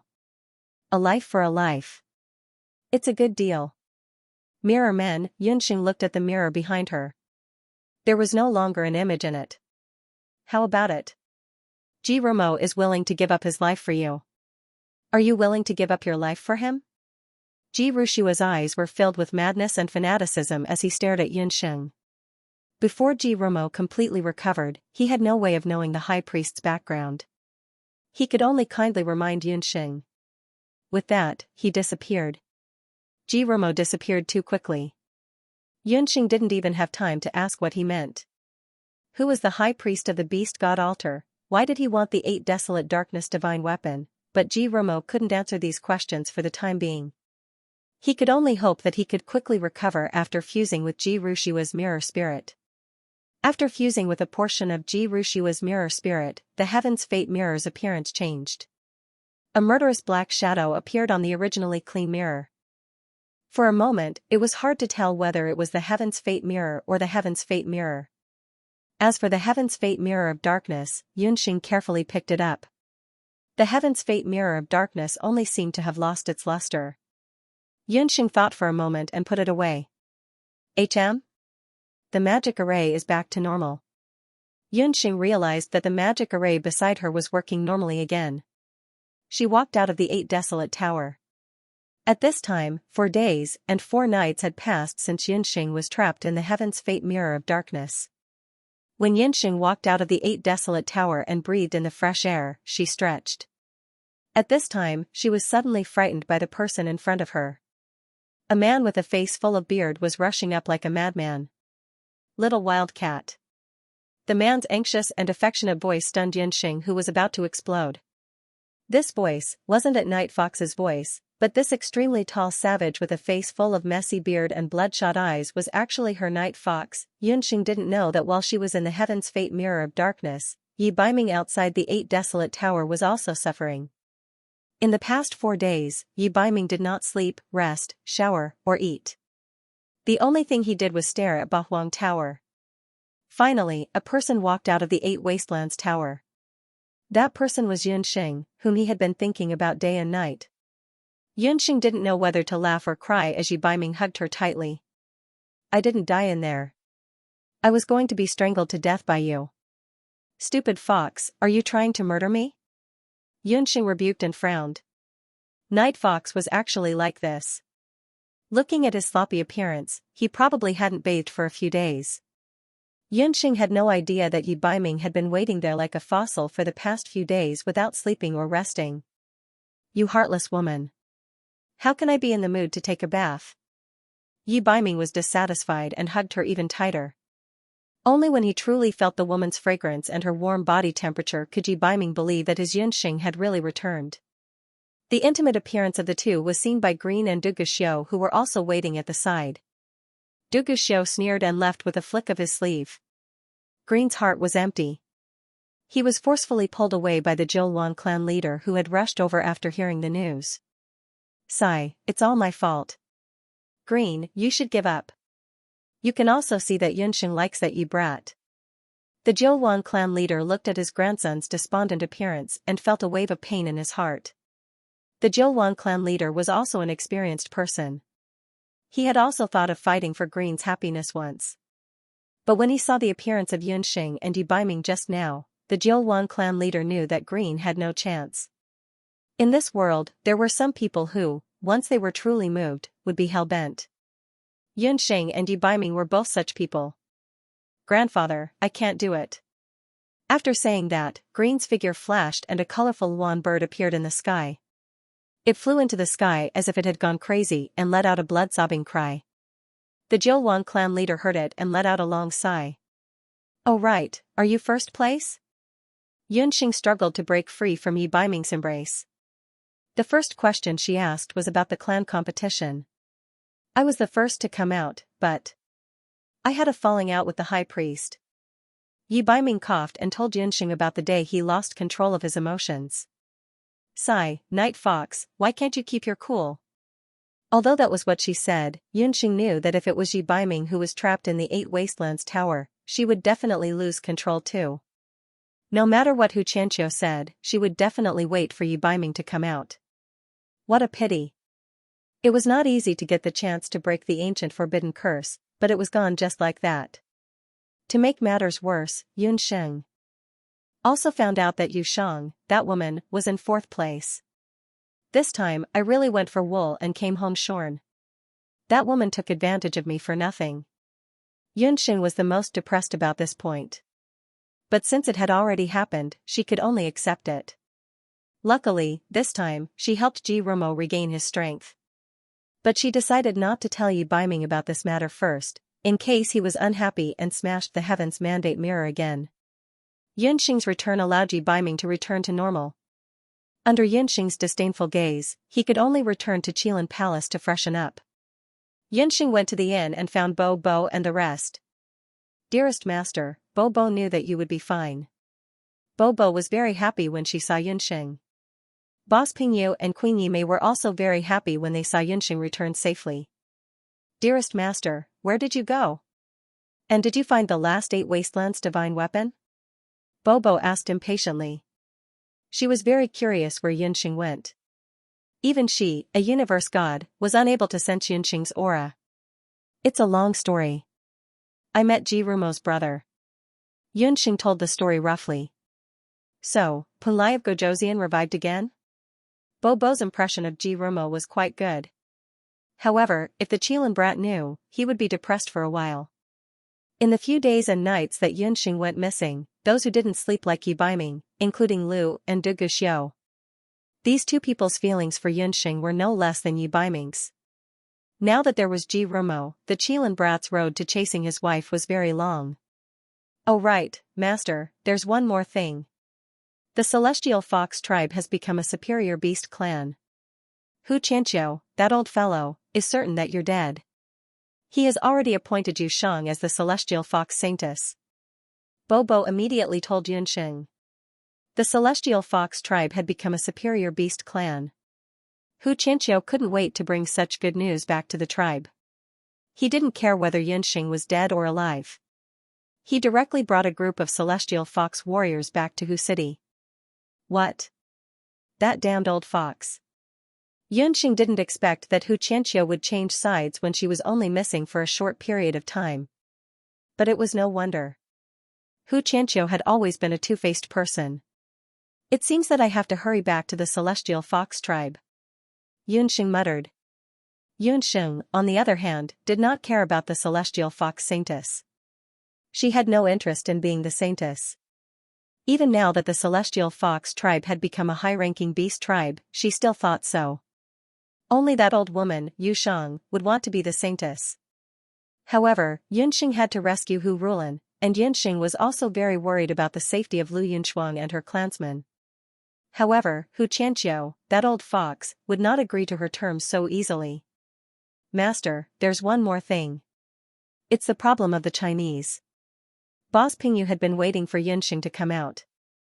The Bashi tribe had lost their right to be the Bakra orcs. Pingyu and the Green Hell Wolf tribe had become low-ranking beast tribes, and the Chinese had become middle-ranking beast tribes.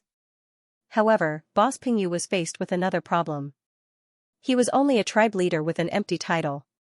He had neither clansmen nor cities under him. I've already considered this matter. Queen Yicha, immediately send your night charm warriors to Cangdu and the Yuda region. Yunxing wrote a few letters and handed them to Queen Yicha.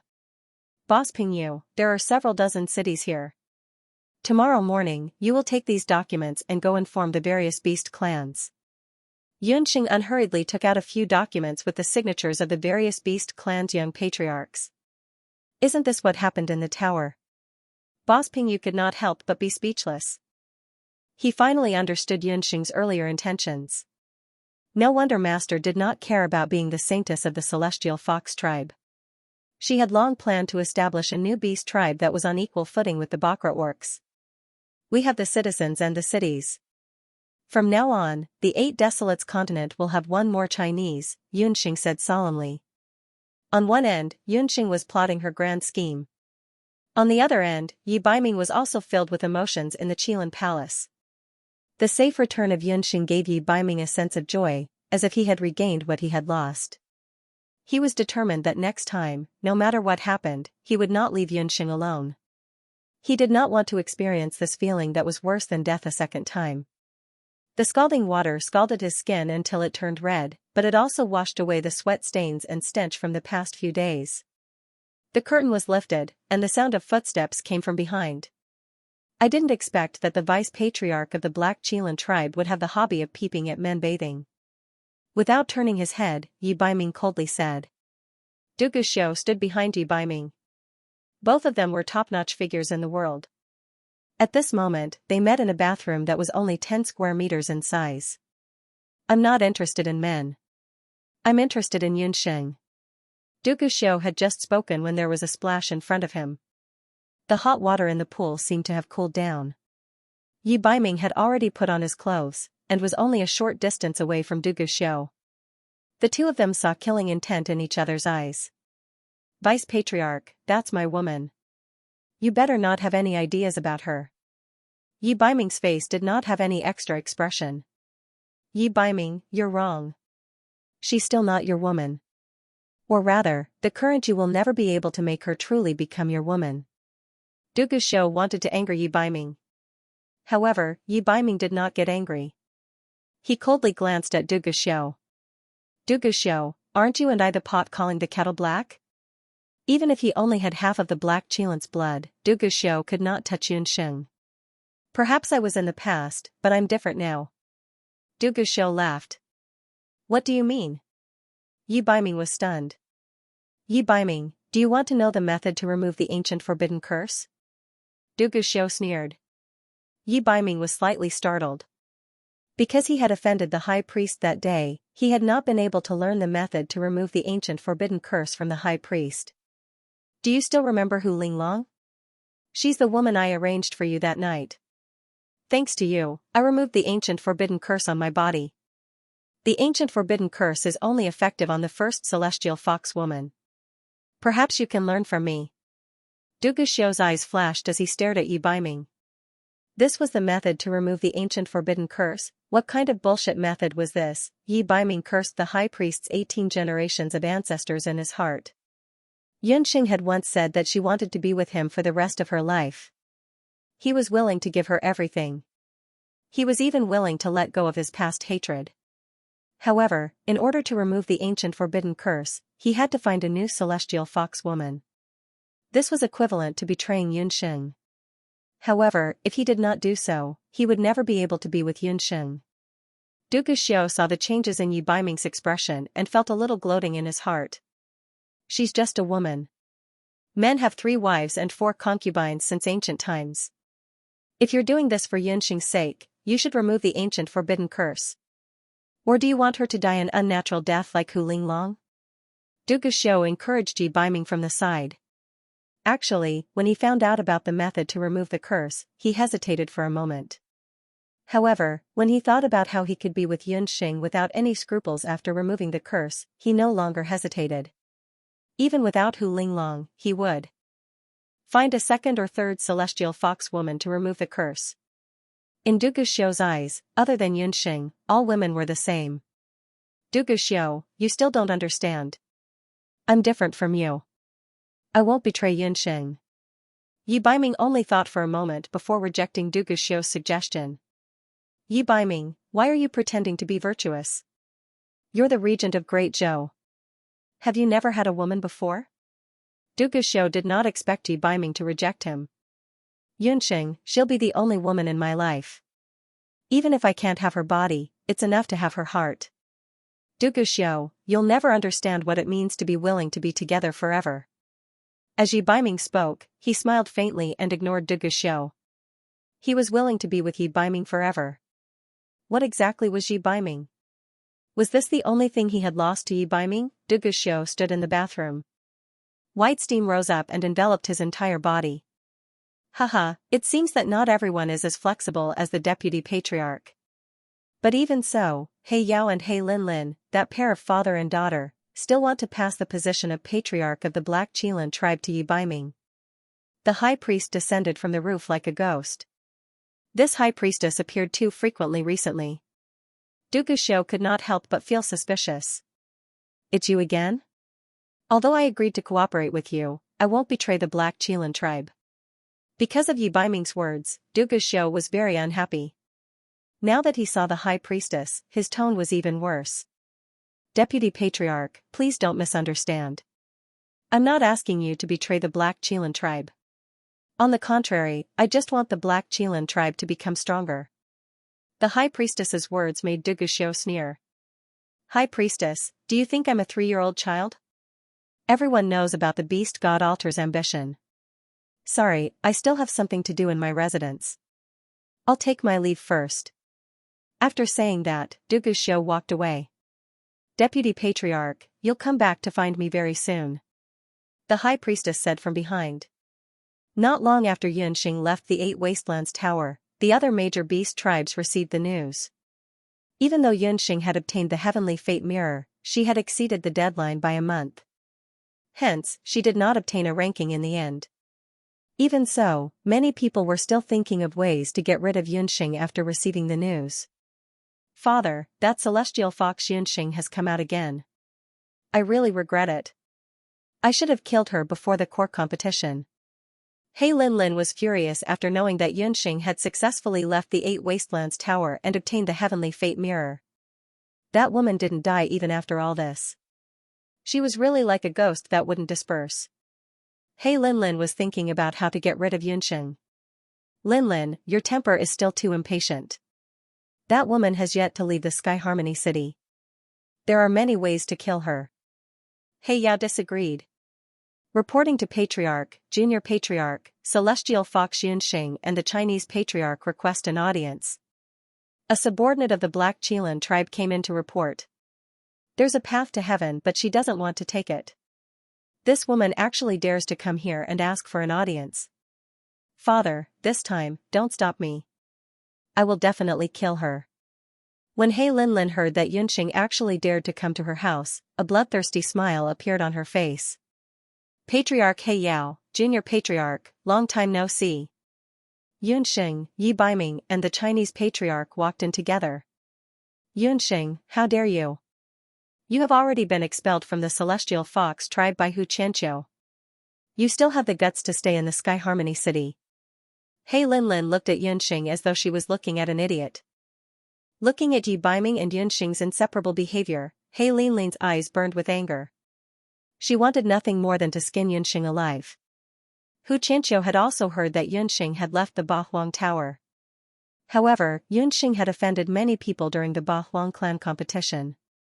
She had also offended He Linlin, Yu Shang and the others.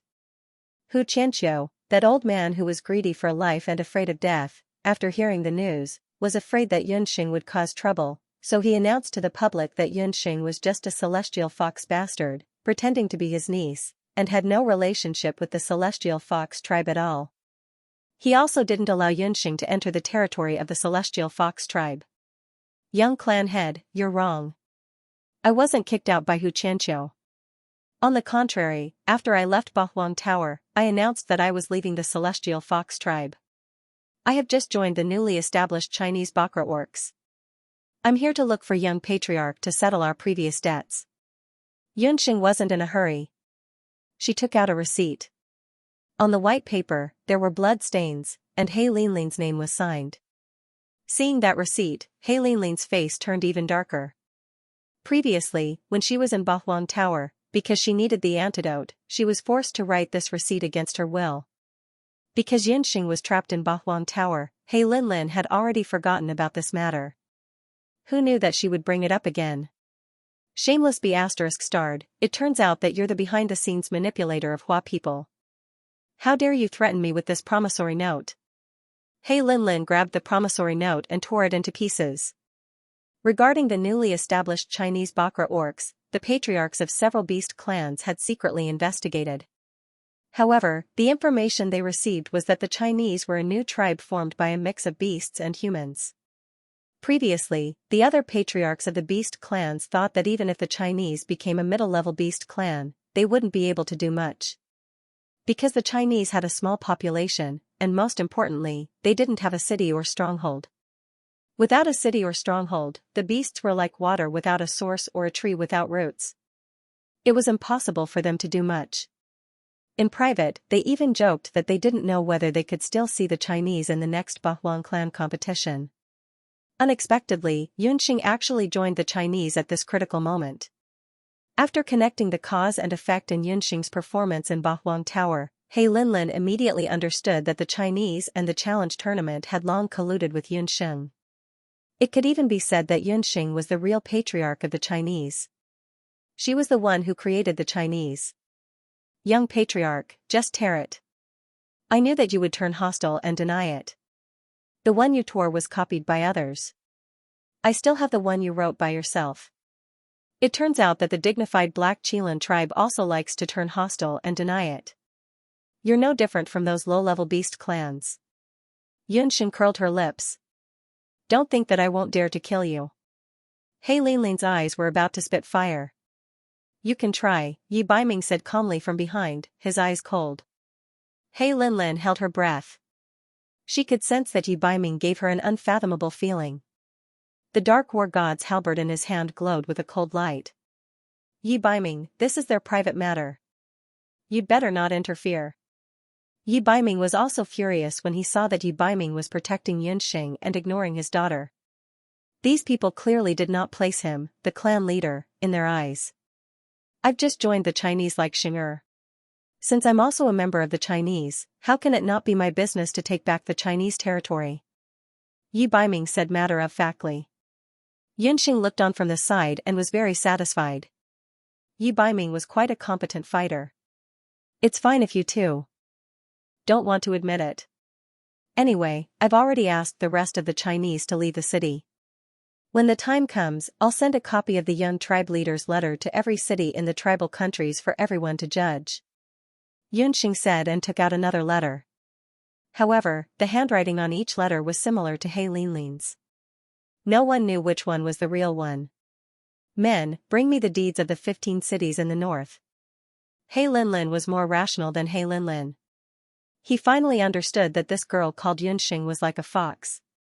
She was very cunning. With Yi Baiming around, he couldn't kill her immediately. If she wanted cities, he would give her 15 of the poorest and most remote cities. However, whether she could safely reach the 15 cities in the north after leaving Sky Harmony City would depend on Yunxing's ability. Patriarch He Yao is indeed magnanimous. You're not like some petty people who don't admit it after signing the letter. I'll take away the city deeds. In order to prevent some people from not believing me, I'll have to trouble Patriarch He Yao to write another letter saying that you're willing to give the 15 cities to the Chinese forever. Yunxing took out a brush and ink as if she was performing a magic trick and asked He Yao to write another letter. He Yao pulled a long face. He almost tore the paper with every word he wrote. When he reached the last word, the brush was crushed into pieces by He Yao. Patriarch's words are really precious. I'll take my leave first. Don't worry, after I get the cities, I'll go as far as I can.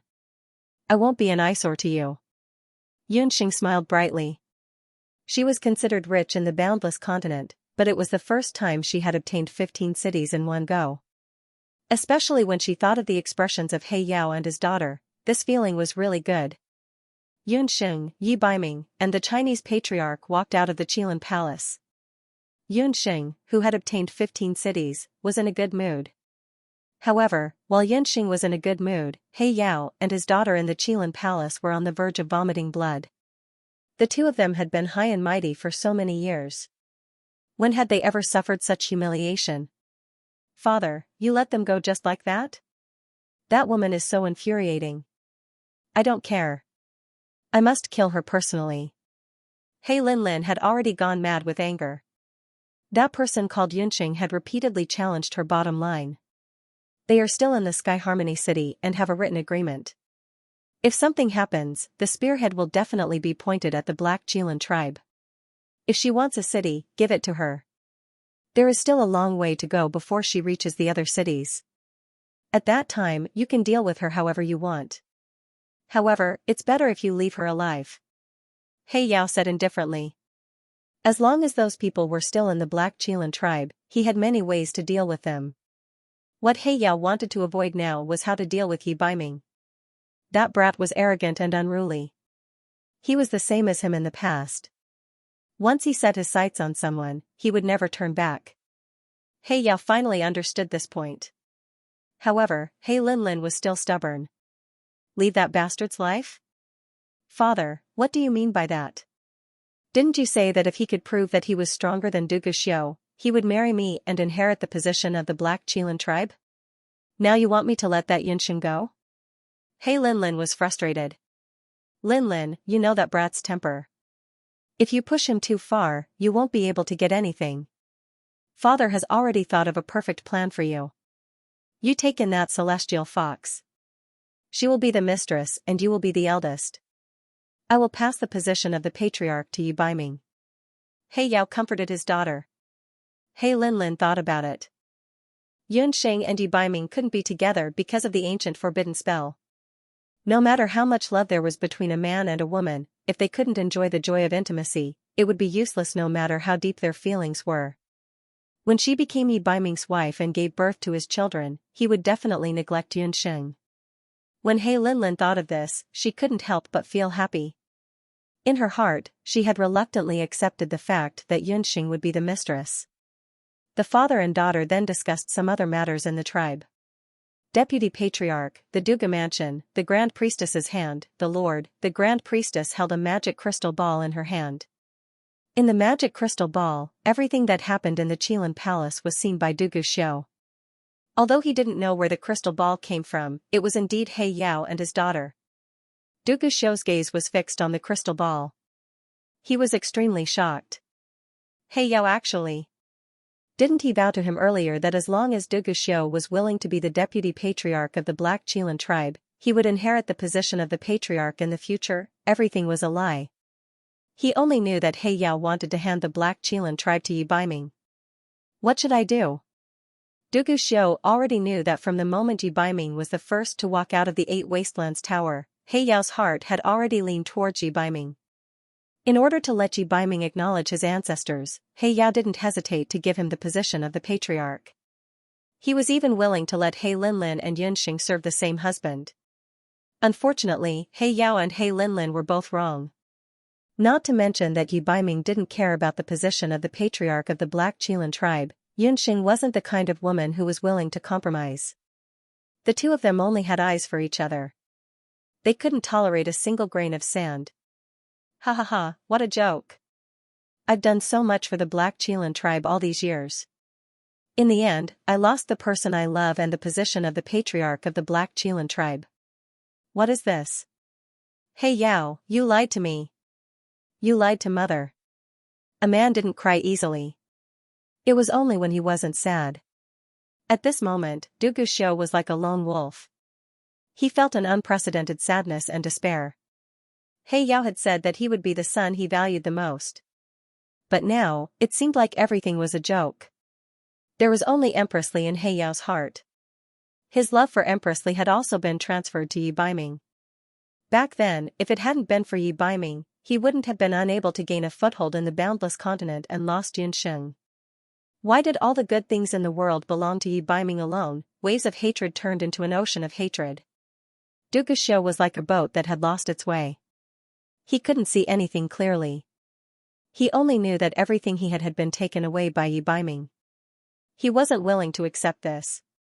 He wanted to take back everything that belonged to him. He could give Yunxing more happiness than Yi Baiming. As long as he became the most powerful person on the continent, he would be able to take revenge. I want to take revenge on He Yao and Yi Baiming. Tell me, what should I do? There were no more tears in Dugu Xiu's eyes. He was like a walking corpse. There was only hatred in his heart. There is a statue here. You just have to secretly place it in the forbidden area of the Black Qilin tribe. Also, find the Black Qilin relic and hand it to me. I can help you seize everything you want, whether it is the position of the patriarch or that woman from the Celestial Fox tribe. When the high priest mentioned the Celestial Fox tribe, hatred flashed across his eyes. Dugu Xiu, who was completely surrounded by hatred and jealousy, didn't notice the strange expression on the high priest's face. It's not difficult to enter the forbidden area. However, the Black Qilin King's relic is with He Linlin. It might be a little difficult to get. Dugu Xiu hesitated. Don't worry. You will have the chance soon. The high priest smiled. The secret cooperation between the high priest and Dugu Xiu was very secretive. He Yao and his daughter were still in the dark. What? You guys didn't find the Chinese? It wasn't easy for He Linlin to wait for Yunxing and the rest to leave Sky Harmony City. Who would have thought that they would disappear without a trace the moment they left Sky Harmony City? Young Patriarch, we have been watching them for 12 hours. But they disappeared the moment they left the city. The warriors of the Black Qilin tribe were sweating profusely. The warriors of the Black Qilin tribe were also speechless. They could tell He Linlin the details of the matter. The truth was, during these few days, He Linlin and the rest had been secretly following Yunxing and the rest. When the other party finally left Sky Harmony City, they were about to inform the young patriarch. But who would have thought that a mysterious airship would appear at the outskirts of the city? The speed of the airship was simply indescribable. The warriors of the Black Qilin tribe used the 8 desolate Qilin horses to chase after it. Even after 3 desolate Qilin horses died, they still couldn't catch up. In the end, they were left behind without a trace. No matter how hard they tried, they couldn't catch up. The warriors of the Black Qilin tribe couldn't understand how an ordinary-looking airship could be so fast. Trash, good for nothing. In the Qilin palace, waves of angry scolding and smashing sounds echoed. The palace maids and guards outside the palace all shrunk their necks.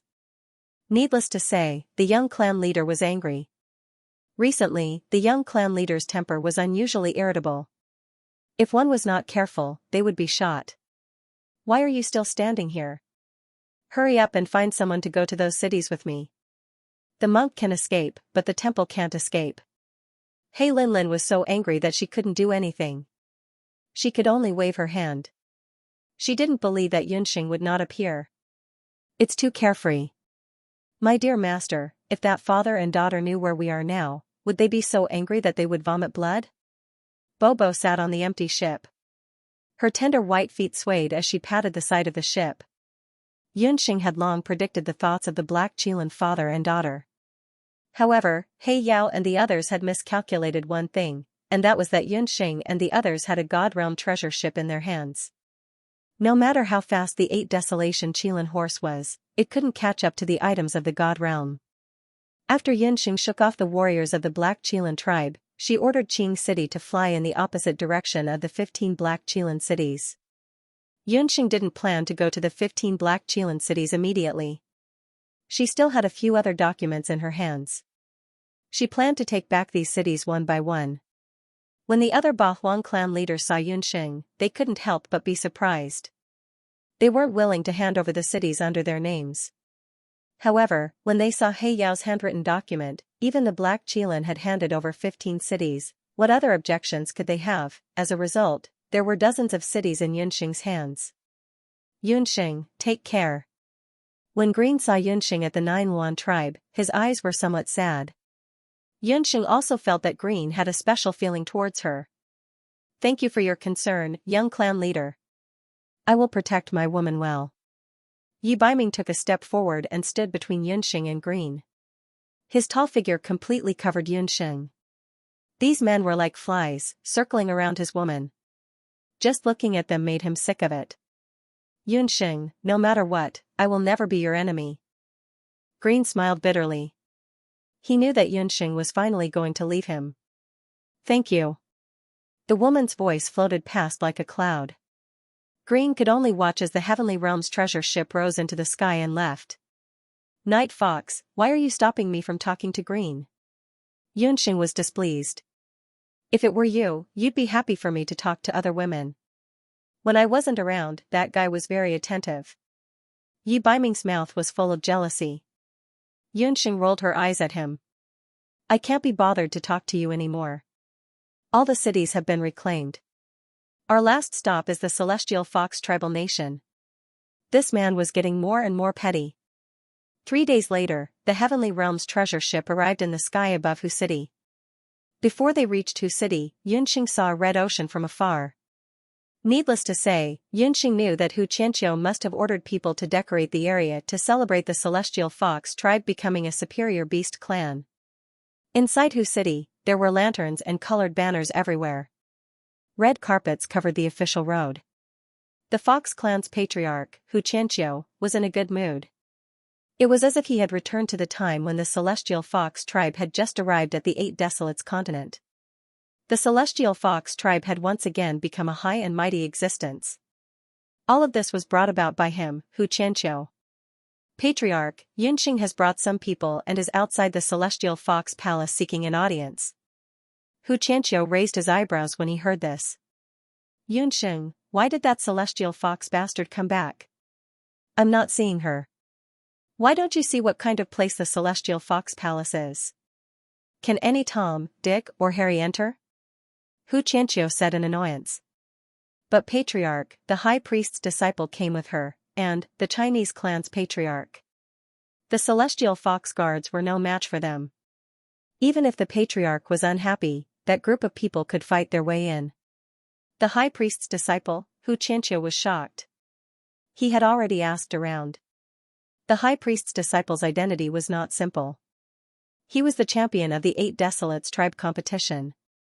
It was said that he was the illegitimate son of the Black Qilan patriarch, He Yao. He Yao had always wanted to pass the position of Black Qilan patriarch to him. Such a big shot could not be offended. Idiot, how can we let Lord Yi wait outside? Quickly invite the Saintess over. We have to welcome the guests together. Hu Qianqiu said hurriedly. When Yunsheng, Yi Baiming, and the others entered the Celestial Fox Palace, Hu Qianqiu and Yu Shang were already waiting inside. When Yu Shang saw Yi Baiming, her eyes flickered. Hu Qianqiu also had a fawning look on his face. But when the two of them saw Yunsheng walking side by side with Yi Baiming, their expressions became strange. Yunsheng, you still have the face to come. If it wasn't for the Saintess ability, the Celestial Fox tribe would have been killed by you. Hu Qianqiu had a look of disgust on his face. He had originally thought that this woman, Yunsheng, would be very capable. In the end, she was the last to leave the 8 Desolates tower. If it was her, the Celestial Fox tribe wouldn't even be able to get a low-level beast. I've seen shameless people, but I've never seen someone so shameless.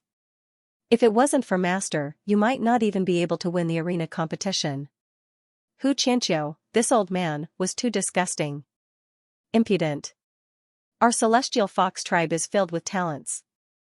Us becoming a high-level beast race has nothing to do with her. Hu Qianqiu's face and ears were red. He would rather die than admit that Yunsheng had done anything. Hu Qianqiu, I didn't come here today to discuss these matters with you. Whether it's being expelled from the Celestial Fox tribe or the Saintess position, I have no interest in any of these. We had an agreement before.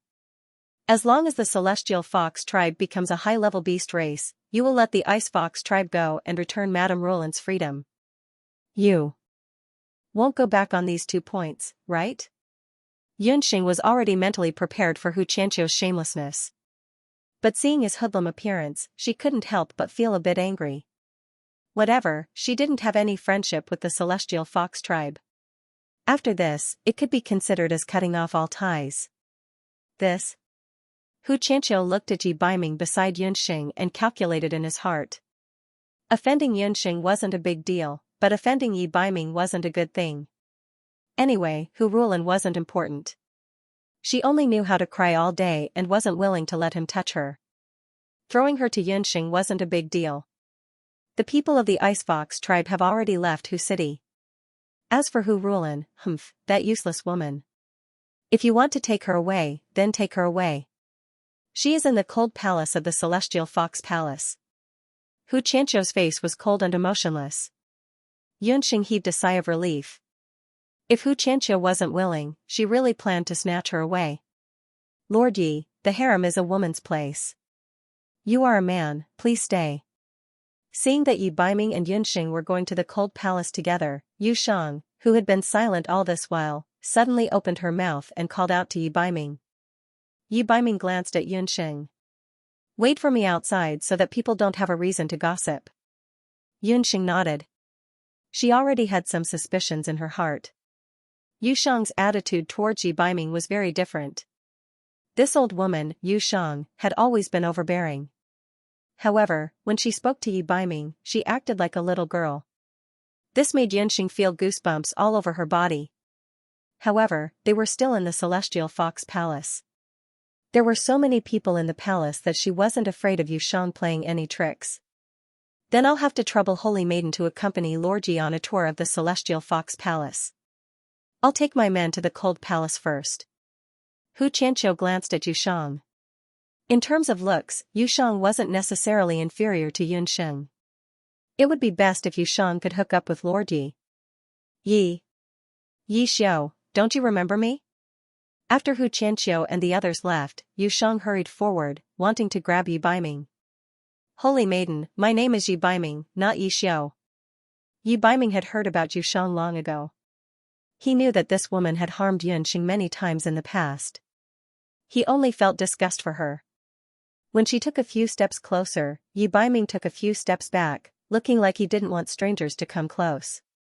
Yi Xiao, you're Yi Xiao. You look almost the same as Yi Xiao. You have the same nose bridge, the same deep eyes, and the aura of the Qilan king on you. I'm Yushang, Hu Yan's younger sister. Hu Yushang's eyes were filled with tears. She had loved Yi Baiming for so many years. Now that she saw Yi Baiming, who looked almost the same as Yi Xiao, standing in front of her, she couldn't help but grab his sleeve. Rip. Yu Chang's hand had just touched Yi Baiming's sleeve when a gust of wind brushed past. All that was left in Yu Chang's hand was a piece of torn sleeve. The biting cold battle energy caused Yu Shang's skin to ache slightly. Her delicately decorated fingernails had been cut in half, and her fingertips were dripping with blood. I don't care if you're Yushang, or even Hu Yan's sister. None of this has anything to do with me.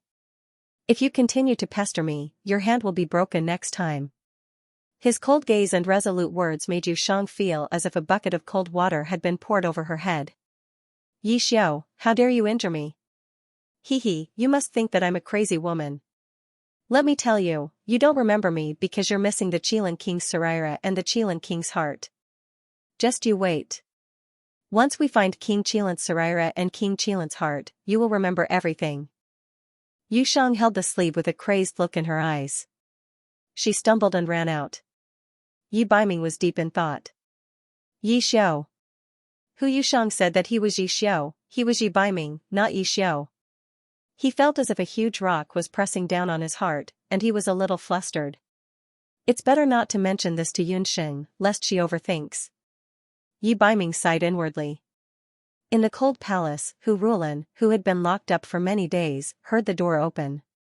When she saw Yunxing walk in and offer to take her away, a smile appeared on Hu Rulan's face. How could this woman be so calm? Hu Xianxia looked at Hu Rulan in disbelief.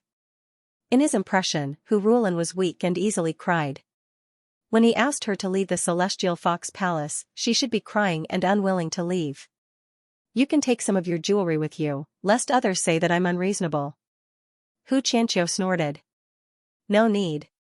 I just want to take Guizhi and my daughter's ashes away. I don't want anything else. Hu Rulan had changed into a plain dress. She hugged the urn and walked out of the cold palace with the accompaniment of her maidservants, leaving Hu Qianqiu far behind. Hu Qianqiu was at a loss for words.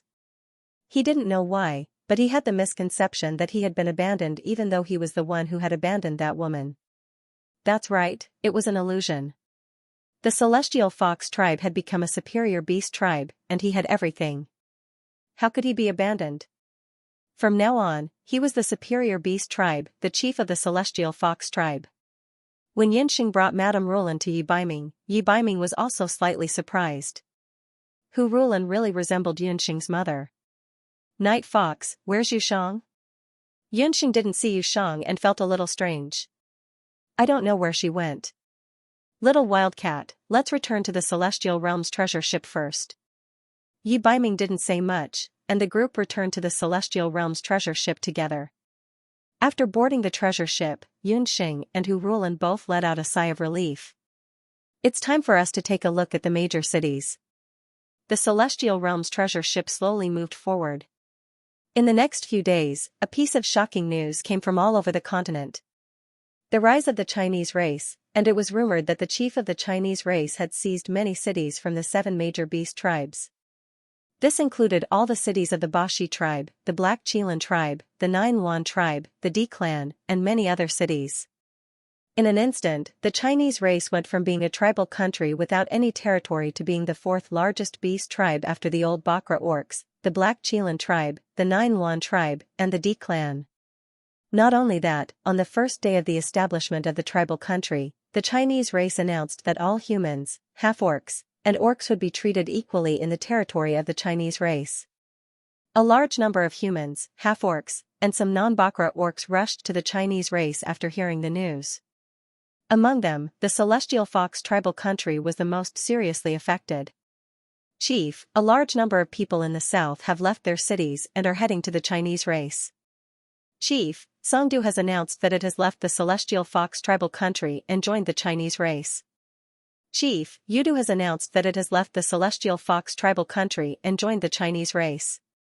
Chief, Fengdu has announced that it has left the Celestial Fox tribal country and joined the Chinese race. The news came one after another, and Hu Qianqiu was caught off guard by the news. Those people in the capital cities and those who had left their homes for the Chinese race all had the same slogan: protect the saints and humans, orcs, and half-orcs are equal. Damn it, are these people rebelling? Xianxia couldn't sit still anymore, and the elders of the Elders Association also came to him one by one. The capital city they were in had been affected by the secession of the three capital cities from the Heavenly Fox tribe nation and had also fallen into turmoil. Xianxia immediately prepared an army and prepared to attack the traitorous capital cities. However, the three capital cities formed an alliance army, and in the alliance army, there was also a ferocious army of tigers and wolves. The Skyfox army, for a moment, was actually unable to repel the enemy. The allied army pointed their spears at the chief of the Celestial Fox people and the Celestial Fox tribal country. They believed that Xianxia was the only saintess. Chief, at this time, you must ask Saintess Yusheng to quell the rebellion. Several elders suggested, but at this critical time, Yusheng and the Grand Witch Doctor both disappeared. Bitch, the old and the young are all like this. None of them are reliable. Xianxia was even more annoyed when he heard this. As for the elders, they were cursing in their hearts. Isn't this all because of you? If it weren't for the tribe leaders' ingratitude, they wouldn't have to offend a thorn like Xianxia. No one would have thought that Xianxia, that bitch, would unknowingly have such a high reputation among the major cities and the half-beastmen of the human race. She didn't become the saintess. Many people in the major cities of the Celestial Fox tribe were dissatisfied with this matter. This became the fuse of the internal strife of the Celestial Fox tribe. However, Xianxia was too immersed in the joy of becoming a superior beast that he didn't notice it. What made Xianxia even more annoyed was that Xianxia had taken Hu Rulan away one step ahead of time. She even colluded with the Ice Fox tribe. Right now, that group of allied forces was indeed very difficult to deal with. The Celestial Fox tribe nation fell into turmoil. The Ba Serpent tribe was destroyed, but the Chinese cities were thriving. He Linlin and the others had been waiting in the 15 cities of Black Qilan for many days, but Xianxia and the others had not been seen. What made He Linlin even more annoyed was that a large number of humans and half-beastmen had poured in just over a month's time. Even the dozen or so Black Qilan cities, which used to be very backward, had sent Chinese officials to the city. These officials were not as greedy as the Black Qilan nobles and officials. They built roads, opened martial arts schools, and encouraged people to learn medical skills in the local areas. Soon, they were supported by the Black Qilan people. Seeing her own people being recruited by the Chinese, one could imagine how He Linlin felt in her heart. Damn it, where is Xianxia hiding? He Linlin decided that no matter what, she had to find Xianxia's whereabouts. After some inquiries, He Linlin finally found out that Xianxia was currently staying in the original capital of the Baxi tribe, Bazhou County. Thus, she immediately led a group of Black Qilan elites and secretly hid in the Snake Palace in Bazhou County under the cover of the night. Around midnight, He Linlin killed her way into the Snake Palace. Black shadows flickered as He Linlin and the Black Qilan warriors charged into the main hall of the Snake Palace. Xianxia, you slut. Let's see where you'll escape to this time, He Linlin said through gritted teeth. She approached the bed and slapped it. The bed curtain fell, and there was no one on the bed. She was fooled. He Linlin was startled. She immediately flew backwards. But when she turned around, she saw Du Guxiu and the high priest standing behind her. It's you? Why are you here? Seeing the two people who shouldn't be here, He Linlin became alert. She remembered that when she left Sky Harmony City, Du Guxiu was sent to another capital. He Linlin, you've been fooled. Xianxia isn't here. Du Guxiu looked at He Linlin with ridicule. Compared to Xianxia, He Linlin was still much weaker. Why would Xianxia stay in the Ba Serpent tribe to wait for people to capture her after provoking several large beast tribes? She should be hiding in a place where no one would be able to find her. Du Guxiu, you colluded with the high priest. You betrayed the Black Qilan tribe. He Linlin also realized that she had been fooled. She looked around and realized that the Qilan warriors who followed her were all behind Du Guxiu. When did these people become Du Guxiu's subordinates? Betray? He Linlin, you should say this to He Yao. Who forced me to betray you? After you father and daughter used me, you want to kick me away? Dream on.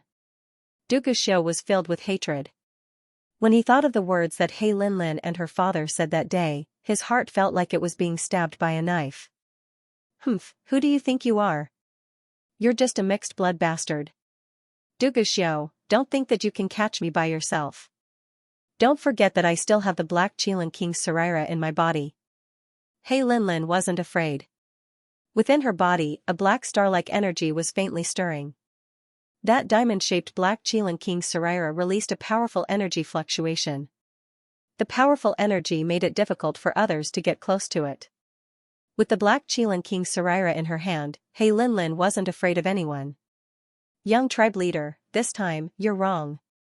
It's better if you hand over your Black Qilin King's Saraira. The high priest took a step forward and reached out his hand towards He Linlin. For some reason, the Black Qilin King's Saraira that was like a ferocious beast in the eyes of others was useless in the eyes of the high priest. You. Impossible, how could you? He Linlin's eyes widened in fright as if she had seen something inconceivable. The Black Qilin King's Saraira was only absorbed into He Linlin's body through the combined efforts of many elders of the Black Qilin clan. There were only two ways to retrieve the Black Qilin King's Saraira. The first way was to summon the Black Qilin King's Saraira. The second way was much simpler. The second way was to kill He Linlin and retrieve the Black Qilin King's Saraira from her body. The high priestess had chosen the latter. She felt that all the fighting aura in her body was being controlled. She couldn't even move an inch. The high priest's hand pierced into He Linlin's chest and grabbed the Black Qilin King's Saraira. Together with her heart, the Black Qilin King's Saraira was pulled out from He Linlin's chest. He Linlin's beautiful eyes protruded out like a goldfish's eyes. They gradually turned turbid and finally became the color of death. Du Guxiu, who was standing behind the high priest, looked at the scene in horror. The Black Qilin King's Saraira was dug out. There were still traces of blood on it. You killed her? Du Guxiu did not expect the high priest to kill her directly. Only by killing her will we be able to carry out our plan. Bring her corpse back and hand it to He Yao. Tell him that she was killed by Yunxing and Yi Baiming. The high priest snatched away the Saraira and wiped the blood off his hand. His tone was very calm. It was as if killing He Linlin was as simple as killing an ant to him. Du Guxiu took a glance at He Linlin, who was lying on the ground. Her eyes were still open. She had an expression of being unable to rest in peace. Blood was still flowing out from her chest. Her death was very terrifying. The high priest was actually able to kill a martial god like He Linlin with a single hand. Exactly what was his origin? It was only at this moment that Du Guxiu realized how terrifying the high priest was. Merely, upon recalling what He Yao had said earlier, Du Guxiu clenched his teeth. He ordered his subordinates to carry He Linlin's corpse and rush back to the Black Qilin clan. Du Guxiu could already imagine how furious He Yao would be upon seeing the corpse. Somewhere in the skies of the Eight Wastelands, the treasure ship of the realm of the gods was flying leisurely. There were no villages in front and no shops at the back. Due to the defensive magic array on the treasure ship, it was very safe in this area. Just like what Du Guxiu said, Yunxing was not stupid enough to hide in any Chinese city.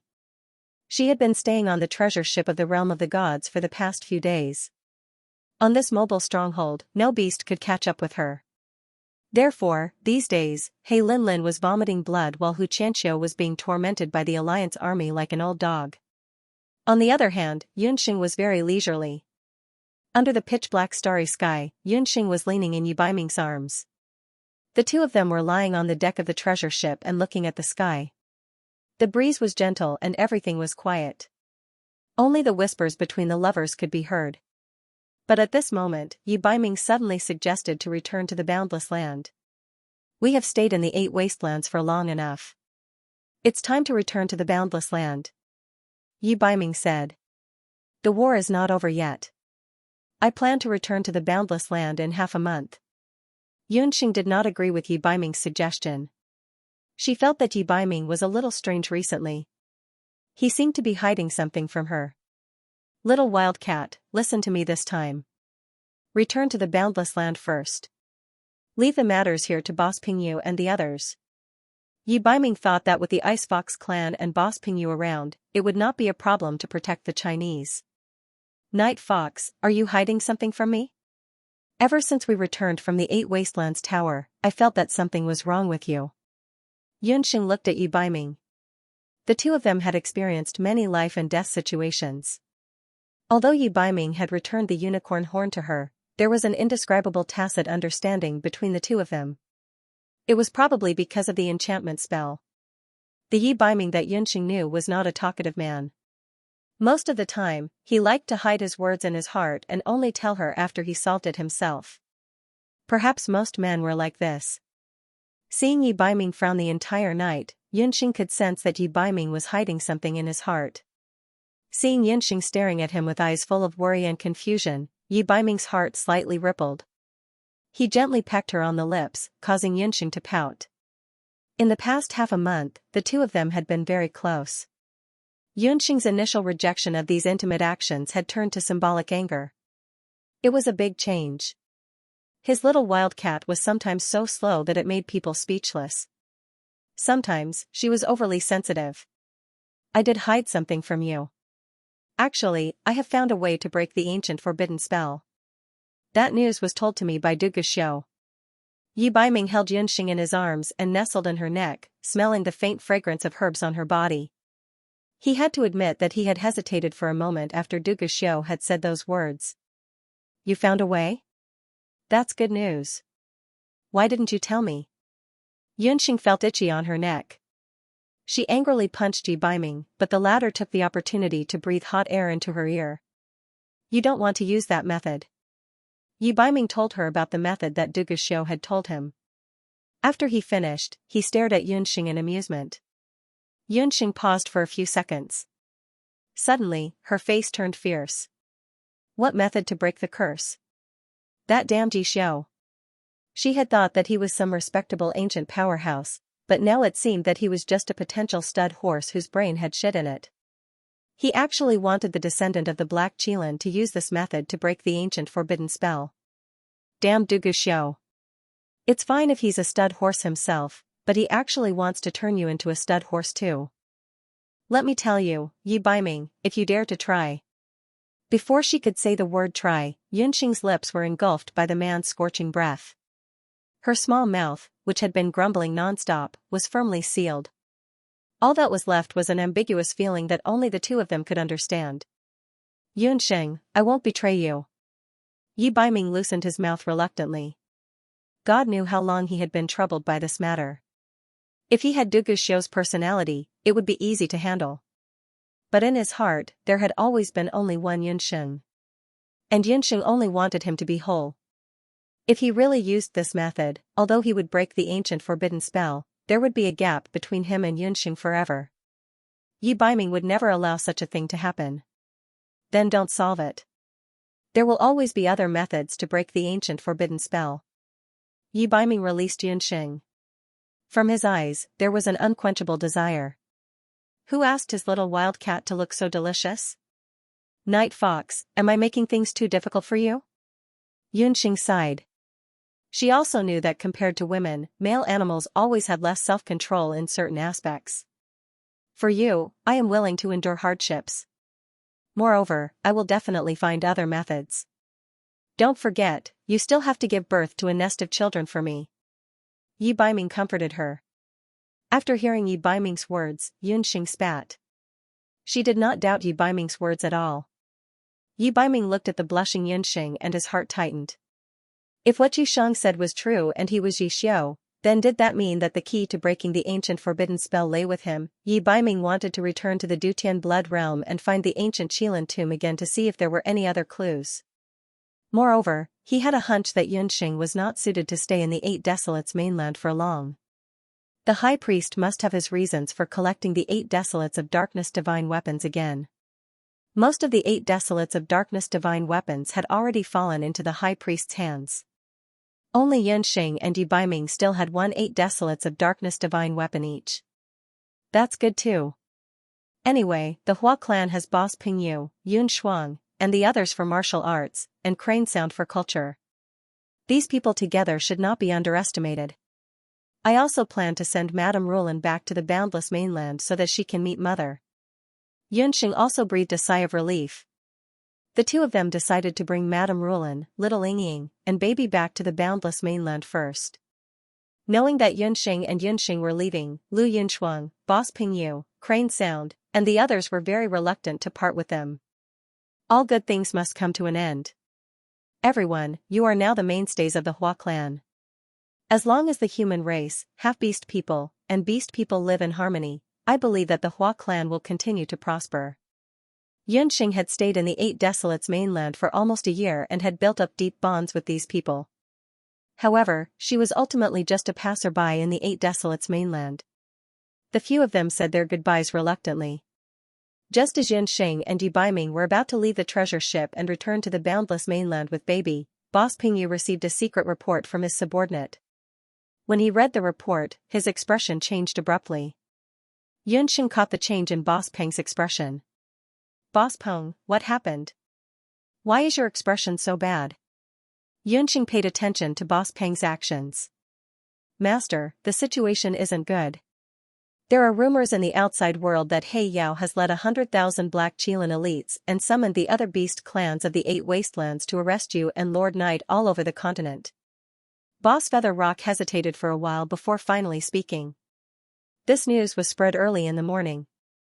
The Black Qilin tribe's reputation in the Eight Desolates continent was shocking. He Yao personally issued the order. Other than the Nine Yuan tribe, the Di clan, the Hua tribe, and the Beaming tribe, many other beast tribes on the continent responded. Especially the Celestial Fox, the Green Hell Wolf, the Ba Serpent, and the Pung tribe who had a grudge with Yunxing and the others. They also joined He Yao's alliance. They were very powerful and had already searched for the whereabouts of Yunxing and the others in the Eight Desolates continent. Why did He Yao suddenly want to kill us? This situation doesn't seem right. Yunxing's expression changed when she heard the news. Although He Yao had always hated her and Yu Baiming, he had never wanted to kill them. Otherwise, if he was forced into a corner, he would have done it in Sky Harmony City. Yunxing always thought that He Yao's friendship with Yu Baiming wouldn't allow him to kill Yu Baiming. In fact, He Yao did do that. I heard that the young tribe leader of the Black Qilin tribe, He Linlin, was killed. The culprit is, you guys. Boss Peng stammered. This was clearly framing them. Yunxing and Yu Baiming looked at each other. During these days, after they obtained the city, all the orders and measures were given directly from the Divine World treasured ship. They didn't leave the ship at all. Not to mention He Linlin, they didn't even meet anyone from the Black Qilin tribe. He Linlin is dead. The Black Qilin king's relic is probably in the hands of the culprit. No wonder He Yao went crazy and joined forces with the other four beast tribes to hunt us down. Yu Baiming hadn't expected things to develop to this point. Although He Yao had many children, the only truly outstanding ones were He Linlin and Dugu Xiu. Among them, He Linlin had grown up with him. Her arrogance was similar to He Yao's, and she was He Yao's favorite child. With He Linlin's death, and the Black Qilin clan losing the Qilin king's relic, it was expected that He Yao would be furious. Master, that He Yao is a madman. He can do anything. We should leave Eight Desolates continent immediately. Bobo urged. Between the Eight Wastelands and the boundless continent was the Dutian blood world. Unless there was a world deity like Bobo, even He Yao would not be able to cross over in a short period of time. Therefore, leaving the Eight Desolates continent was the safest option. Yunxing, Bobo is right. You, Madame Rulin, Little Ying and the others should return to the boundless continent first. Leave the Black Qilin tribe to me. I will definitely find the person who set us up. Yu Baiming felt that something was amiss. He had fought with He Linlin before. He Linlin had the Black Qilin king's relic. Even he couldn't guarantee that he could kill her. The person who killed He Linlin was definitely not simple. No, I won't leave. Night Fox, I will be wherever you go this time. Yunxing shook her head. She knew Yu Baiming's concerns very well. He Yao was looking for the two of them. If the two of them left, He Yao would definitely attack the Chinese and the human race in the Eight Desolates continent. Then, all her efforts in the past would be in vain. Yi Baiming wanted to stay behind to stop He Yao's anger and find the real culprit. However, He Yao might not listen to Yi Baiming's explanation now. They had been separated countless times. This time, she definitely couldn't let go of this man's hand. You. Yi Baiming was at a loss for words. His eyes flashed with complicated emotions. Yi Baiming felt that even if he had thousands of words to say, he couldn't say them. He could only hold Yunxing's hand tightly and couldn't let go. Master, Qilin boy, if you don't leave, I won't leave either. Bo also threw a tantrum. Bo, don't be willful. Once He Yao strikes, even the treasure ship of the realm of the gods may not be able to stop his anger. Send the powerless little Ling Ying and Madame Rulin back to the boundless continent and into the hands of my parents. Remember, don't tell mother and the rest about what happened here. Yunxing was most worried about Madame Rulin and the rest. Master, you must be careful. Bo will immediately come back to find you after sending Madame Rulin and the rest back. Bo's eyes were red like a rabbit's. She had a feeling that she wouldn't be able to see Master again after leaving this time. Bo left with Madame Rulin and the rest. Yunxing and Yi Baiming watched them disappear into the magic array. Master, what should we do next? Boss Pingyu was also very surprised. Yunxing and Yi Baiming still chose to stay under such circumstances. Boss Pingyu, we have offended He Yao and may implicate you. If you're afraid, you can leave with your subordinates. Yunxing gathered everyone on the ship. No, Master, you didn't abandon us. We won't leave either. Although the Chinese people have just been established, all the Chinese people are loyal to you because they respect you, Master. No matter how strong the Black Qilin tribe is, how can they compare to the tens of millions of humans and half-beast men of the Chinese? Boss Pingyu and the people on the ship, including Qingqing, were all unwilling to leave. Since that's the case, let's choose the nearest city and wait for He Yao's arrival. Yunxing wasn't willing to hide anymore. What she had to face, she had to face. Whether it was He Yao or the other beastmen tribes, she, Yunxing, had never been truly afraid. Yunxing and Yi Baiming chose Luochuan City, a city of the Beaming tribe, as their temporary base. At the same time, they spread the news and waited for He Yao's army to arrive. He Yao hadn't arrived yet, but Yunxing and the others had already waited for another person. High Priest? Yi Baiming was somewhat wary when he saw the High Priest. The High Priest of the Beast God altar seemed to be everywhere. He was even faster than He Yao. Long time no see, the two of you don't need to be nervous. I'm not He Yao's helper. On the contrary, we're here to help the two of you. The High Priest was still wearing a priest robe that covered his face. He looked eerie.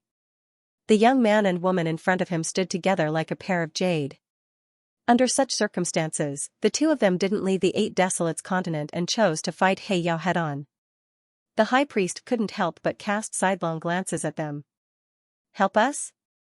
Could it be that the Beast God altar wants to break off relations with the Black Qilin tribe? Yi Baiming sneered.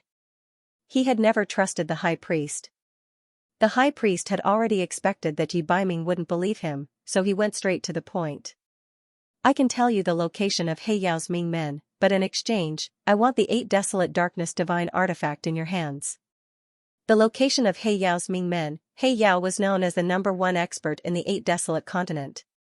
His cultivation was the second strongest in the history of the Black Qilin tribe, second only to the former Black Qilin King Yi Xiu.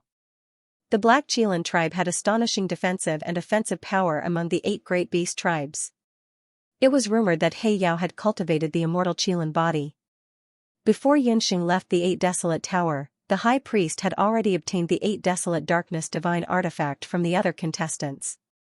Only Yi Baiming, Yunxing, and especially Yunxing, who was the last to leave the 8 Desolate Tower, still had the Heavenly Fate Mirror in her hands. Others might not know the use of the Heavenly Fate Mirror, but the High Priest knew. Yunxing could obtain the Heavenly Fate Mirror, which meant that Mirror Spirit concubine Ru Shui had either been killed or subdued by her. Therefore, the High Priest was still somewhat wary of Yunxing, who had the Heavenly Fate Mirror. Yi Baiming and Yunxing were also secretly considering the authenticity of the High Priest's words. Although this person's actions are strange, he does know a lot of secrets of the Black Qilin tribe. The method to break the ancient forbidden curse that Duguxiu mentioned was also taught to him by the high priest. Yi Biming and Yunxing discussed.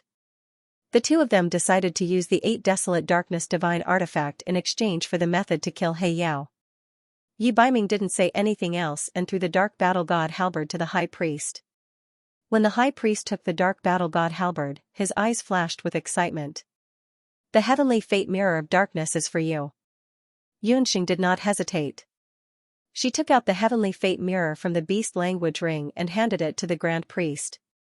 When the high priestess received the heavenly fate mirror of darkness, she was stunned. You killed Ji Ruxue? In the 8 Wastelands Tower, even the high priestess couldn't kill the mirror spirit, but it was actually killed by Yunxing. This woman did seem to have some tricks up her sleeves. The high priest's gaze lingered on Yunxing's face for a moment, his eyes filled with disgust. Killing or not killing won't affect the divine power of the heavenly fate mirror of darkness. Yunxing did not comment. She would not tell the high priest that Ji Rumo had devoured Ji Rushua's divine power. The current heavenly fate mirror of darkness had no energy at all. To put it bluntly, it was just an ordinary mirror. However, the high priest shouldn't have noticed this. Since the two of you are straightforward, I will fulfill my promise. He Yao's life gate is his heart. Every Qilin king can only prevent his resurrection by shattering his heart. On the other hand, even if his Qilin body is destroyed, as long as he has the Qilin heart and the Qilin king's Saraira, he can be resurrected. He Yao will be here soon. I hope I will be able to see the two of you again in the future. With that, the high priest left with the 2 treasures. It's the Qilin heart. But it won't be easy to get He Yao's Qilin heart, Yunxing mused. Don't worry. As long as we are together, everything can be resolved, Yi Biming said softly. Rumble, it was as if tens of thousands of horses were galloping past the city gates. Yi Biming and Yunxing were both shocked. He Yao had led over 100,000 soldiers to the city gates outside Luochuan City. This time, He Yao had come prepared. The Featherpung tribe's Featherpung army was circling in the air. On the ground, the Qilin army, Celestial Fox army, Bosserpent army, and Viridian Wolf army surrounded Luochuan City from all directions. Yi Biming, Yunxing, you bastards who don't know what's good for you, come out. He Yao was clad in a battle helmet. His face was so cold it could freeze into ice.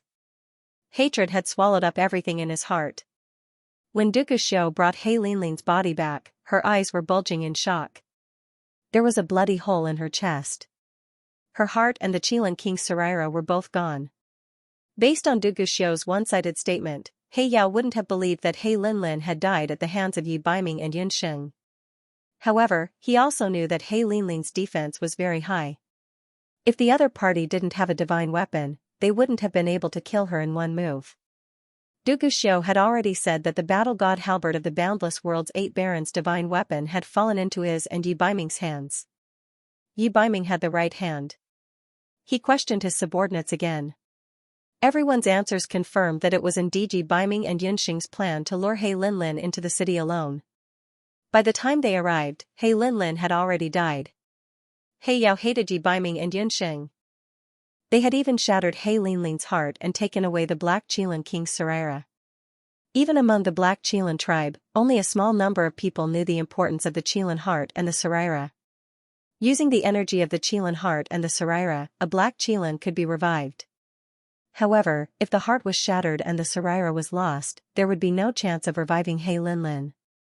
Despite the Black Qilin army's pressure, Luochuan City was peaceful. There were no city guards on the city walls, and the city gates were wide open. Upon closer inspection, He Yao and the others realized that Luochuan City had long become an empty city.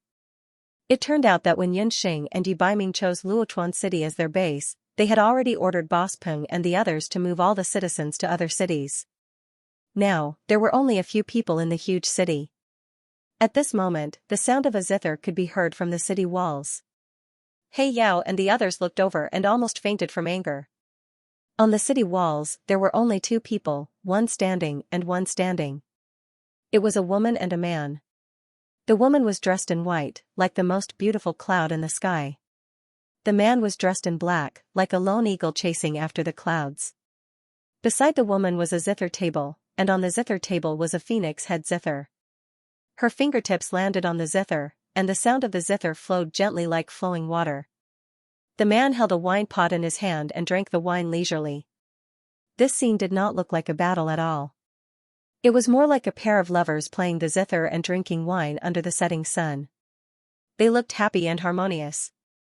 The man and woman were clearly Xianxia and Yi.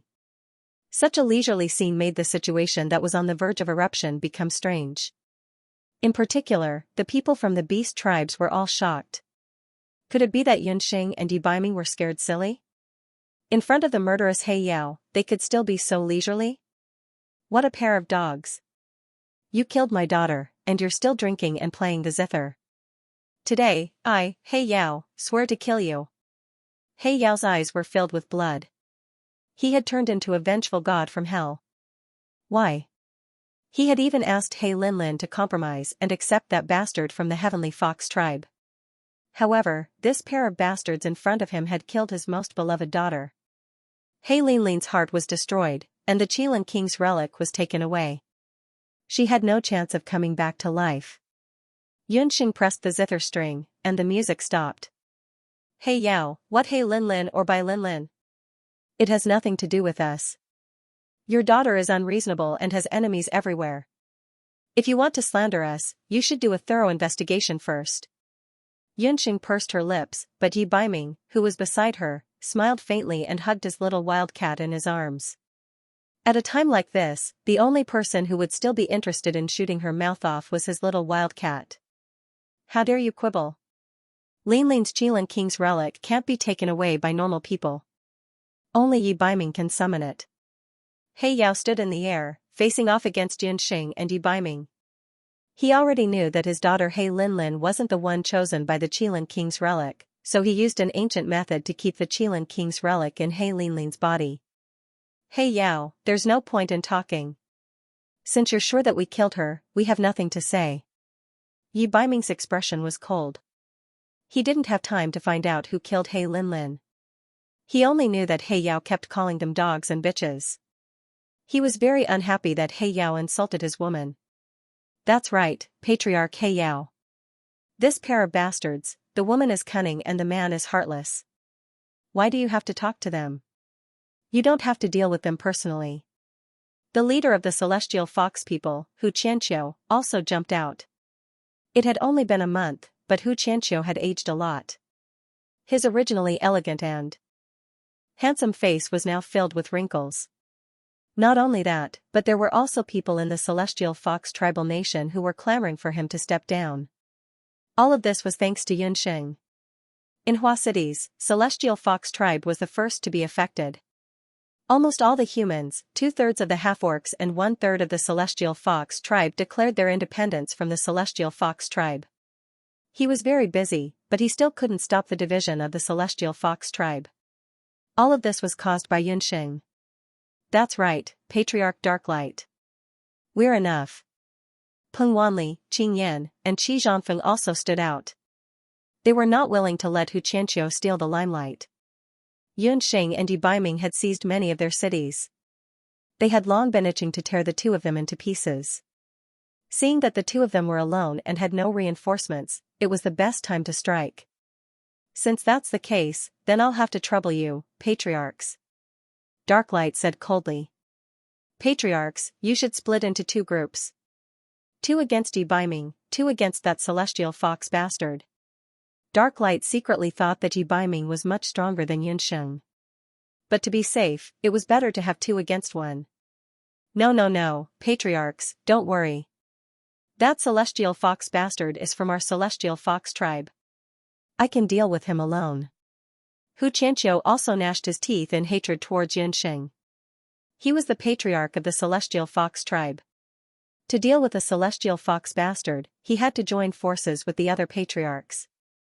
If news of this spread out, where would his reputation as the patriarch of the celestial fox people be? Then we'll do as Patriarch Hu said. Let's split into 2 groups. Everyone, let's kill that brat together. The other patriarchs also shouted and flew into the sky. Little wildcat, go easy on him. Yi Biming winked at Yunxing. His meaning was that he was not worried about Yunxing at all. His tone was clearly sad for Hu Qianqiu. You too, go easy on him. Yunxing smiled. Dark Light did not expect that the two of them would still be flirting at this critical moment. He could make a move at any time. At this moment, he only needed to watch from the side. Kill. As soon as Yi Baiming and Yunxing separated, the gentleness in their eyes disappeared. A trace of coldness flashed past, as if they were two different people. The three patriarchs also knew that Yi Baiming's strength was not to be underestimated. Patriarch Qing Yan roared towards the sky. His body suddenly expanded, and his four limbs turned into thick wolf limbs. A blood crescent blade appeared in his hand.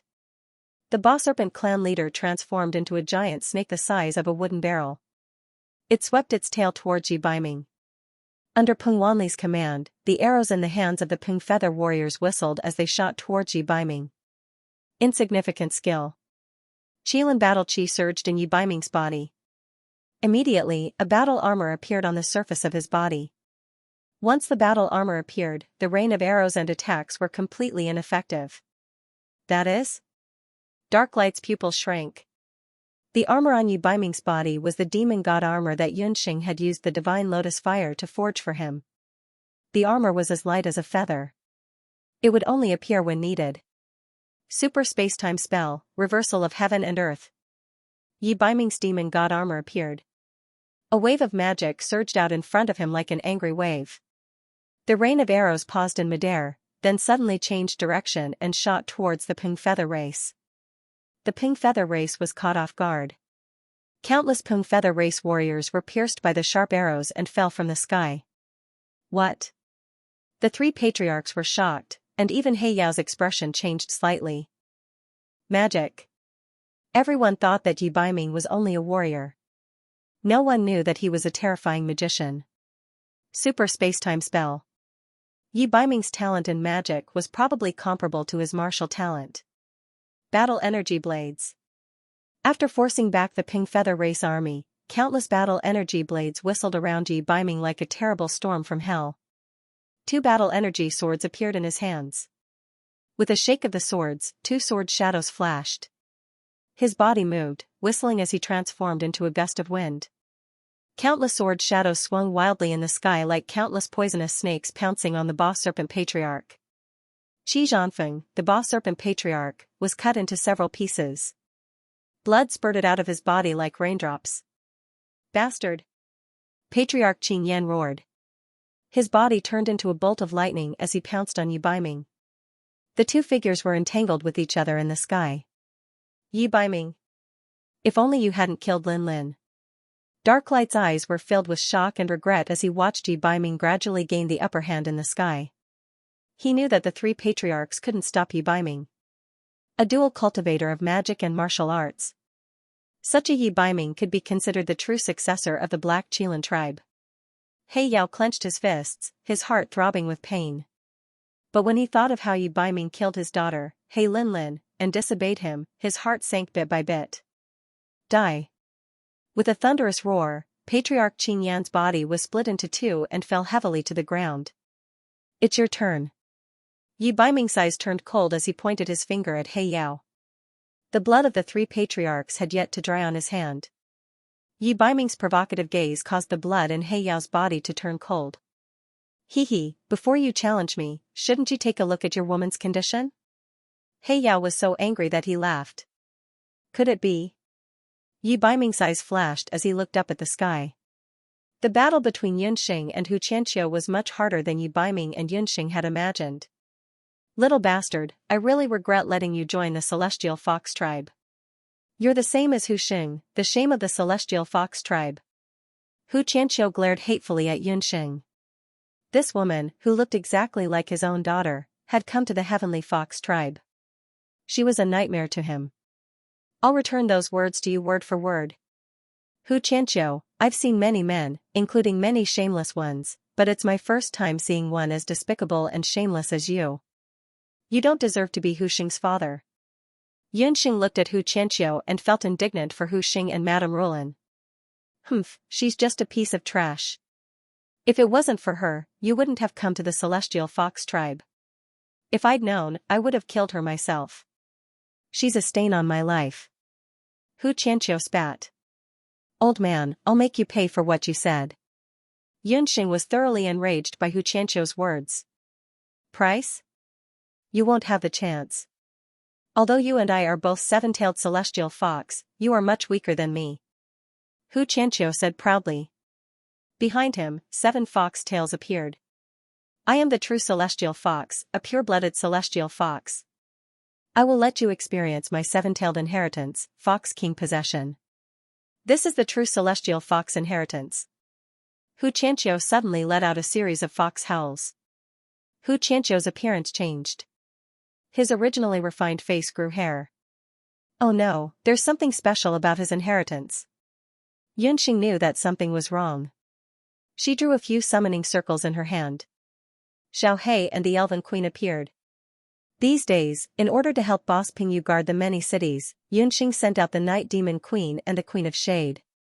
Now, she only had 2 magical beasts by her side. He originally thought that it was enough to deal with Hu Qianqiu, but he did not expect that Hu Qianqiu still had a hidden move. Haha, what do you think these trashy magical beasts can do to me? Hu Qianqiu's body was still changing. His body was like a gust of wind, constantly changing his position in the air. He nimbly dodged Xiao and the Elven Queen's attacks again and again. So fast. Yunxing was awestruck. Space-time prohibition. The magic scepter in Yunxing's hand emitted a gray magic light. Hu Qianqiu only felt the surrounding wind suddenly stop blowing.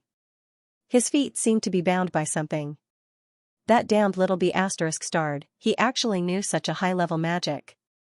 Hu Qianqiu, who was restrained by the space-time prohibition, slowed down a little. Little bastard, so what if you are a dual summoner and magician? It's too late. At this moment, Hu Qianqiu burst out laughing. Fox King possession, I will let you see the true strength of the celestial fox. Hu Qianqiu had already disappeared. He had turned into a celestial fox the size of a small mountain. That celestial fox had a total of 7 tails, a crown-shaped mark on its forehead, and a body full of silver-gray fur. The Fox King's aura caused the surrounding air to tense up. Xiao and the Elven Queen also felt some pressure, and couldn't help but slow down a lot. Hu Qianqiu always had a submissive look in front of others. Yunxing didn't expect that he actually had such a terrifying celestial fox inheritance. Speaking of which, Hu Qianqiu's celestial fox inheritance was somewhat similar to the celestial fox of the mixed celestial fox mare that Yunxing had seen earlier. It was just that Hu Qianqiu was a 7-tailed celestial fox. Compared to the celestial fox mare, his bloodline and strength were many times higher. He didn't just summon the Fox King, but directly possessed the celestial Fox King. It was as if the Fox King possessed him, and its power was astonishing. The Fox King circled around the entire Luotuan city, and the 7 tails stirred up the clouds in the sky. I didn't expect that old man Hu Qianqiu to have such ability. When He Yao saw this scene, he couldn't help but be secretly shocked. He had looked down on Hu Qianqiu earlier, but he didn't expect that Hu Qianqiu's celestial fox inheritance would be so powerful. Yi Baiming couldn't help but frown. Hu Qianqiu's strength seemed to be stronger than the other patriarchs, but he was actually the strongest among the patriarchs, second only to He Yao. No wonder he took the initiative to ask to fight Yunxing alone. It seemed that he had to speed up. Yi Baiming's expression changed. Without hesitation, he slid his feet and charged towards He Yao. Hu Qianqiu, who was possessed by the Fox King, was even faster. Its defense was even more shocking. Yunxing used several magic attacks, but it didn't even hurt a single strand of its fur. The earth quakes and the mountain sway. Bastard, die. Hu Qianqiu stomped down and kicked the city walls of Luotuan City.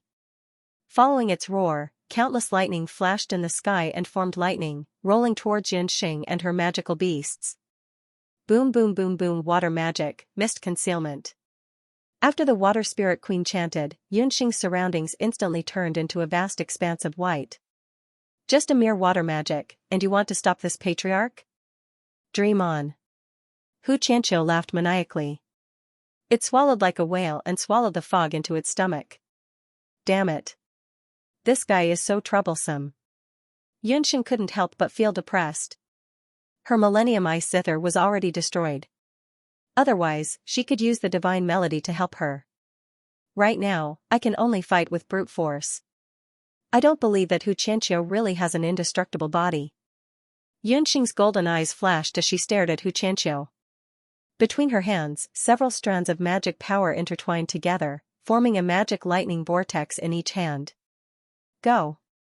2 lightning vortexes, carrying a crackling magic power, charged towards the Fox King Xianxia.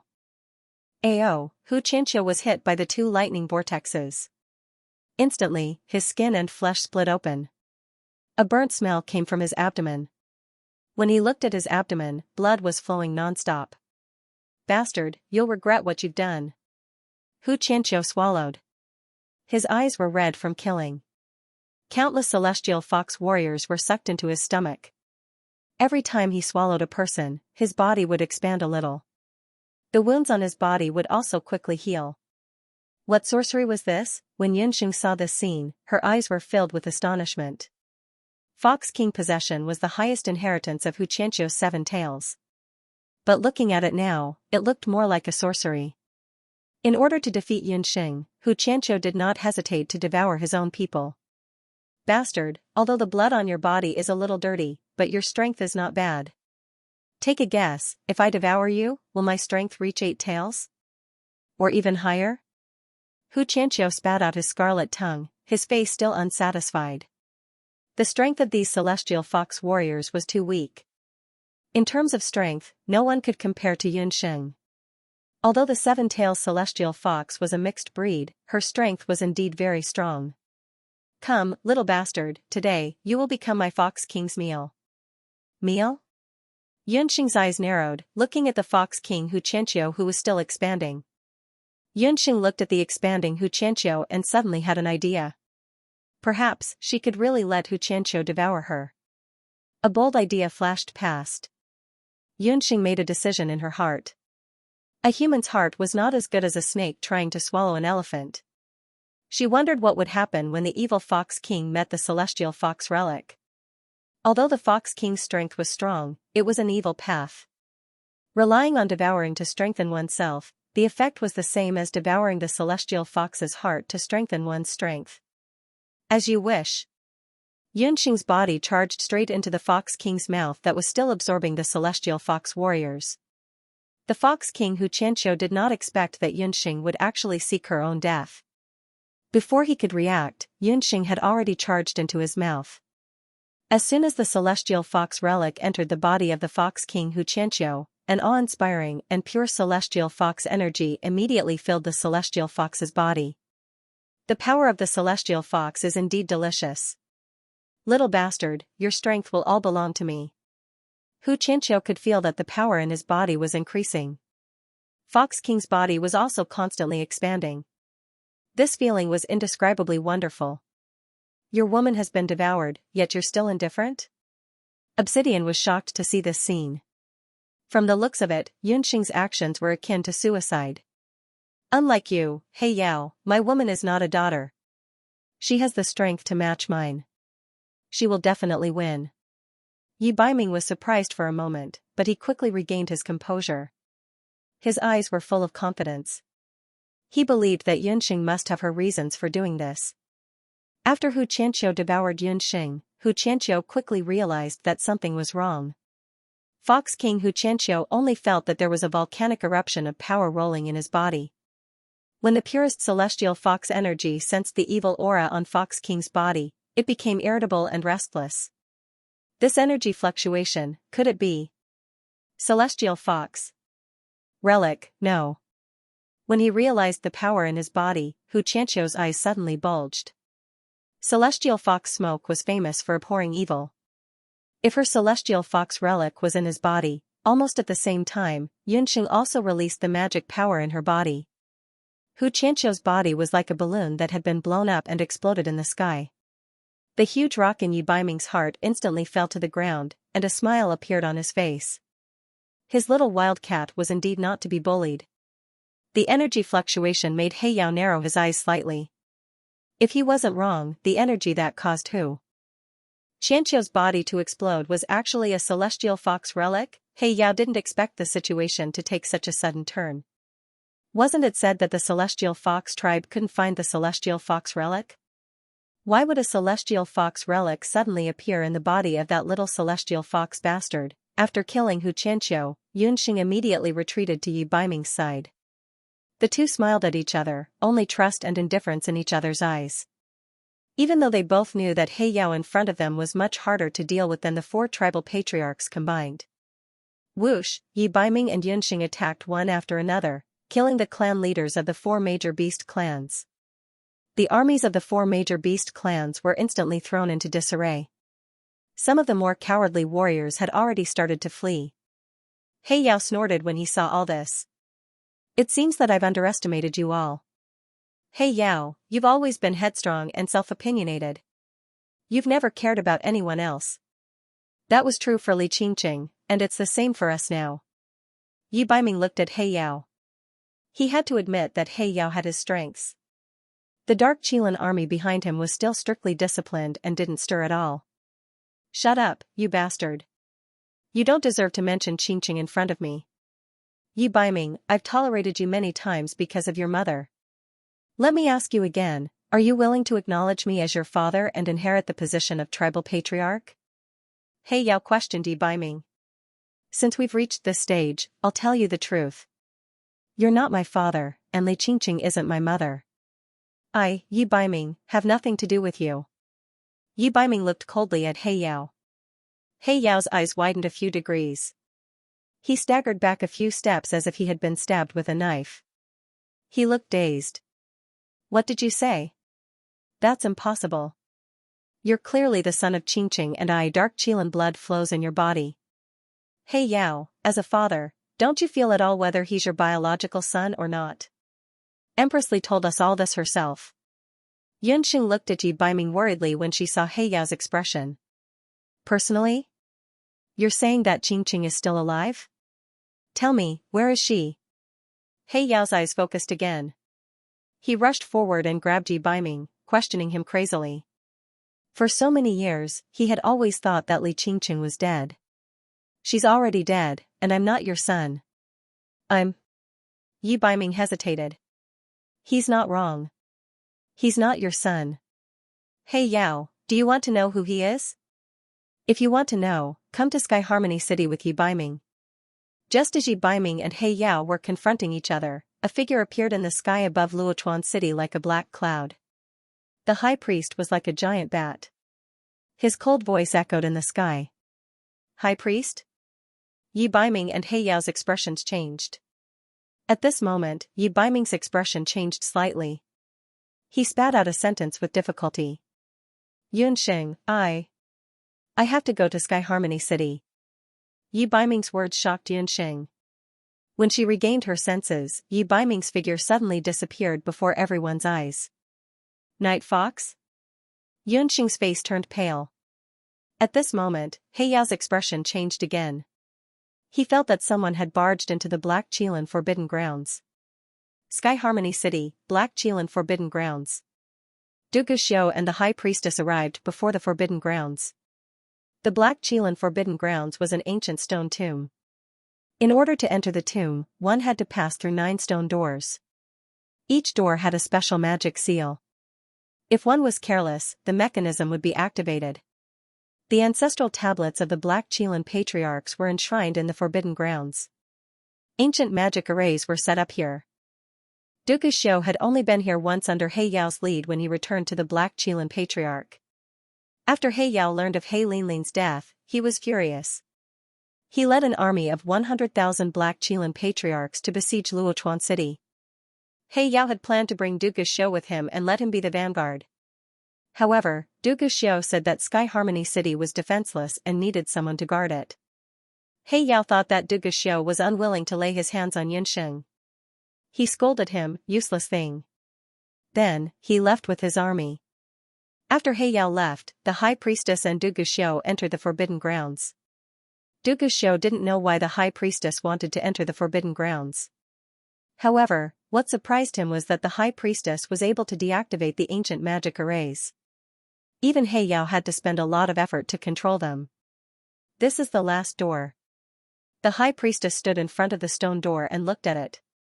After the high priestess deactivated the last magic array, the stone door creaked and the heavy stone door slowly opened. Do you know what's behind the last stone door? The high priestess suddenly asked. The empty tomb of the Qilin king from ancient times. Duke Xiao had heard of it from He Yao. The Black Qilin graveyard was an empty tomb to commemorate the Black Qilin king's relic that had died in the Boundless continent. The real Black Qilin king's corpse was still in the Eight Desolates continent. Hee, is that so? So that's what the later generations said. The high priestess let out a strange laugh. Duke Xiao looked at the high priestess suspiciously. You've been following us for so long. Come out. Just as the high priestess and Duke Xiao were about to enter the stone door, the high priestess suddenly stopped. Yu Shang and the great witch doctor walked out. Seeing the two of them, Duke Xiao was very surprised. Who are you? Why did you barge into the Black Qilin king's forbidden grounds?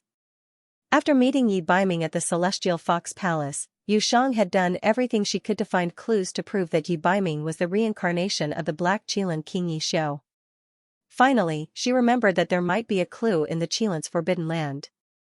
Hu Yu Shang, I didn't expect you to be so stupid after being reborn. The high priest snorted. Yu Shang's expression turned strange. It's you. Are you Yi Xiao's shadow? Shadow? Ha ha ha, that's right. After so many years, I'm just a shadow in the eyes of the world. I don't have a name or an identity. I didn't think anyone would still remember me. The high priest laughed sinisterly and took off his priest robe. Duke Xiao, Yu Shang, and the Grand Magus Doctor exclaimed when they saw the high priestess. It was a person. Merely, his face was riddled with holes. His appearance had been destroyed by someone. As Yi Xiao's shadow, why are you still alive when he's dead? Yu Shang looked at the high priest in disbelief. The so-called shadow was Yi Xiao's closest shadow guard. He'd been with Yi Xiao since birth and never left his side. Under certain circumstances, the shadow would even act as Yi Xiao's substitute. After Yu Shang's reminder, everyone realized that the high priest's body shape and voice were similar to Yi Xiao's. If not for Hu Yan, the patriarch wouldn't have died. The high priest's hatred flared when he mentioned Hu Yan. The relationship between the high priest and Yi Xiao was very well hidden. Even Hu Yan and Hu Yushang had only found out about it last. There's a legend in the Black Qilin tribe that if twins appear, it means bad luck. A Qilin is the elder brother, and a Qilin is the younger brother. Qilins are auspicious beasts, while Qilins are beasts of calamity. The elder brother brings hope, while the younger brother brings disaster and disease. The high priest fell into deep thought. He also brought everyone present to a certain night thousands of years ago. That night, the patriarch's wife gave birth to a pair of identical twins. Due to the ancient teachings of the Qilin tribe, the birth of twins would bring misfortune to the tribe. In order to keep this a secret, the patriarch's wife killed the witch doctor who delivered the twins that night. Even the witch doctor's maid was killed on the spot. The patriarch's wife originally wanted to kill the younger twin, but just as she was about to do so, the elder brother, Yi Xiao, started crying. The patriarch's wife was afraid that others would find out, so she could only destroy the younger twin's face and secretly abandon him outside the home of a couple who didn't know about it. The patriarch's wife originally thought that the child would disappear forever just like that. However, she neglected the fact that the child was the same as Yi Xiao. They both had the bloodline of the Black Qilin king. Even though he was born into an ordinary, poor family, he gradually revealed his talent. However, unlike Yi Xiao, his talent in magic was superior. However, due to his appearance, he lived a very humble life. Perhaps it was fate, but when the two brothers were 9 years old, Yi Xiao went out to hunt and coincidentally met his younger brother, who later became the shadow. The two became very good friends. Yi Xiao didn't mind his ugly appearance and kept his nameless brother by his side as his personal guard. However, when Yi Xiao brought his nameless brother back to the Black Qilin tribe, the patriarch's wife recognized at a glance that this so-called personal guard was the twin brother she had abandoned back then. In order to prevent the matter from being exposed, the patriarch's wife captured him. Only then did the high priest know his identity. The patriarch's wife also discovered the high priest's talent in magic. At the same time, Yi Xiu wasn't willing to let this trusted aide who was like his own brother leave. Helpless, the patriarch's wife threatened him with the lives of his adoptive parents, forcing him to never tell Yi Xiu the truth. Although the high priest hated the patriarch's wife, he had deep feelings for his elder brother, Yi Xiu. In the end, he promised the patriarch's wife that he would never betray Yi Xiu. The high priest had always followed Yi Xiu. The two of them grew from youths to heroic men. Seeing the unparalleled Yi Xiu gradually become the #1 expert among the Bakra orcs, although the high priest was occasionally envious, he was still happy for his elder brother from the bottom of his heart. Together, the two of them conquered territory after territory for the prosperity of the Black Qilan tribe. All of this changed because of Hu Yan's appearance. Yi Xiu betrayed the friendship between us brothers. For that woman, he even forgot the oath we made to unify the Qilan tribe. The high priest, who was immersed in his memories, suddenly changed his expression and his eyes were filled with hatred. Celestial Fox People Long Hu Yan was an extraordinary woman. Even Hu Yushang, who had always been jealous of Hu Yan, had to admit this point. The meeting of Hu Yan and Yi Xiu was a beautiful story in the eyes of some people, but in the eyes of others, it was an ill-fated relationship. Hu Yan was free, and Yi Xiu was unruly. Both of them were top geniuses among the Bakra orcs of their time. However, these two geniuses did not have any sparks in their early days. They only met once when they were 13 or 14 years old, but it was just a fleeting glimpse. It was only until the two of them participated in the Bahuang tribe competition that year. In that Bahuang tribe competition, Yi Xiu and Hu Yan clashed from the start of the competition. In the final core competition, Yi Xiu and Hu Yan fought for 7 days and 7 nights until one of them ran out of magic power and the other ran out of battle chi. Finally, they fought to a draw. At that time, there were rumors that Yi Xiu and Hu Yan would become mortal enemies. However, in the end, Yi Xiu took a fancy to Hu Yan. No matter where Hu Yan went, Yi Xiu would appear there. Initially, Hu Yan was very repulsed, but as time passed, Hu Yan also fell in love with Yi Xiu. It was because of this that the high priest's eyes were filled with venomous hatred when he mentioned Hu Yan. That kind of hatred made everyone present feel a chill in their bones. The high priest and Yi Xiu in their youth could be said to be inseparable. At that time, everyone in the Black Qilan tribe knew that Yi Xiu had a shadow. Although that shadow's appearance was unknown, he was the person closest to Yi Xiu. However, everything changed after Yi Xiu met Celestial Fox People Long Hu Yan. Beside Yi Xiu, Hu Yan appeared. She was afraid of death and did not dare to fight with the humans. She even advised Yi Xiu to coexist peacefully with the humans. Bah, bastards like the humans can only be slaves.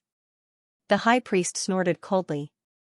Once a conflict arose, it was like a prairie fire.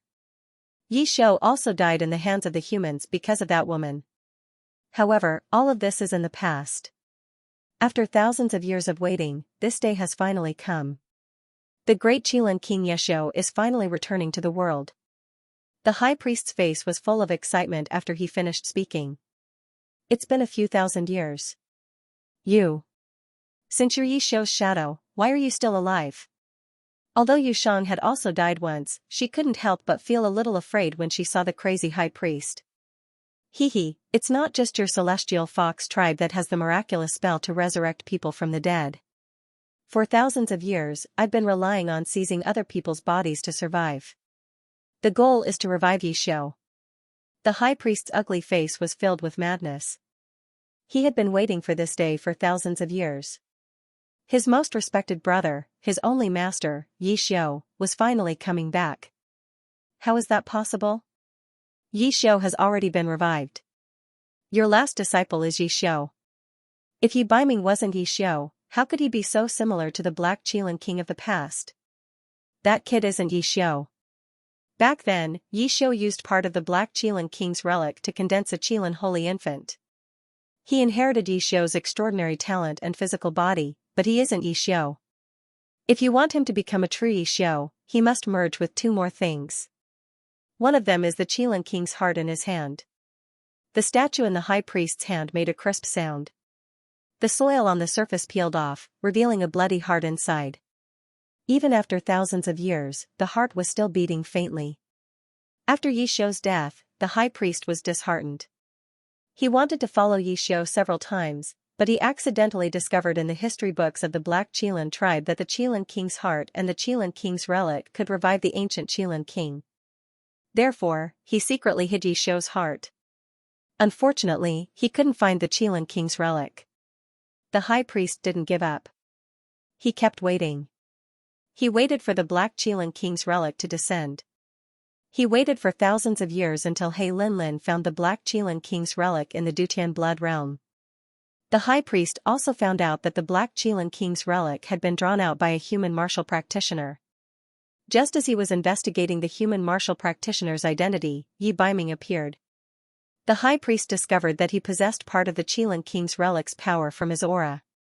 Yi Baiming was the future successor that the Qilin king had condensed using his own relic's power. In that case, we only need to merge the Qilin king's heart and the Qilin king's relic into Yi Baiming's body? Yu Sheng understood the high priest's meaning. Yi Baiming will become Yi Xiu. Only then will Yi Xiu be revived. The high priest didn't enter the Black Qilin forbidden grounds immediately because he was waiting for Yi Baiming's return. He knew that when the Qilin forbidden grounds opened and the Qilin king's heart and relic appeared, Yi Baiming, as the Qilin holy infant, would definitely respond and rush back. That was because his body instinctively called out to him. He must have felt the call of the Qilin king's heart and relic. In a certain part of the sky of the Eight Desolates continent. What's in the Qilin forbidden grounds? On the Divine World treasure ship, Yunxing and He Yao stood on opposite sides. Due to Yi Baiming's abnormal behavior and sudden departure, Yunxing and He Yao stopped fighting for the time being. Although He Yao wasn't in the Sky Harmony City, he had sensed that the magic array of the Black Qilin forbidden grounds had been activated by someone in the Sky Harmony City.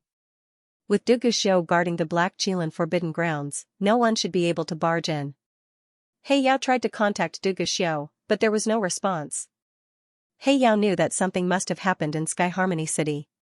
I don't have the obligation to answer you.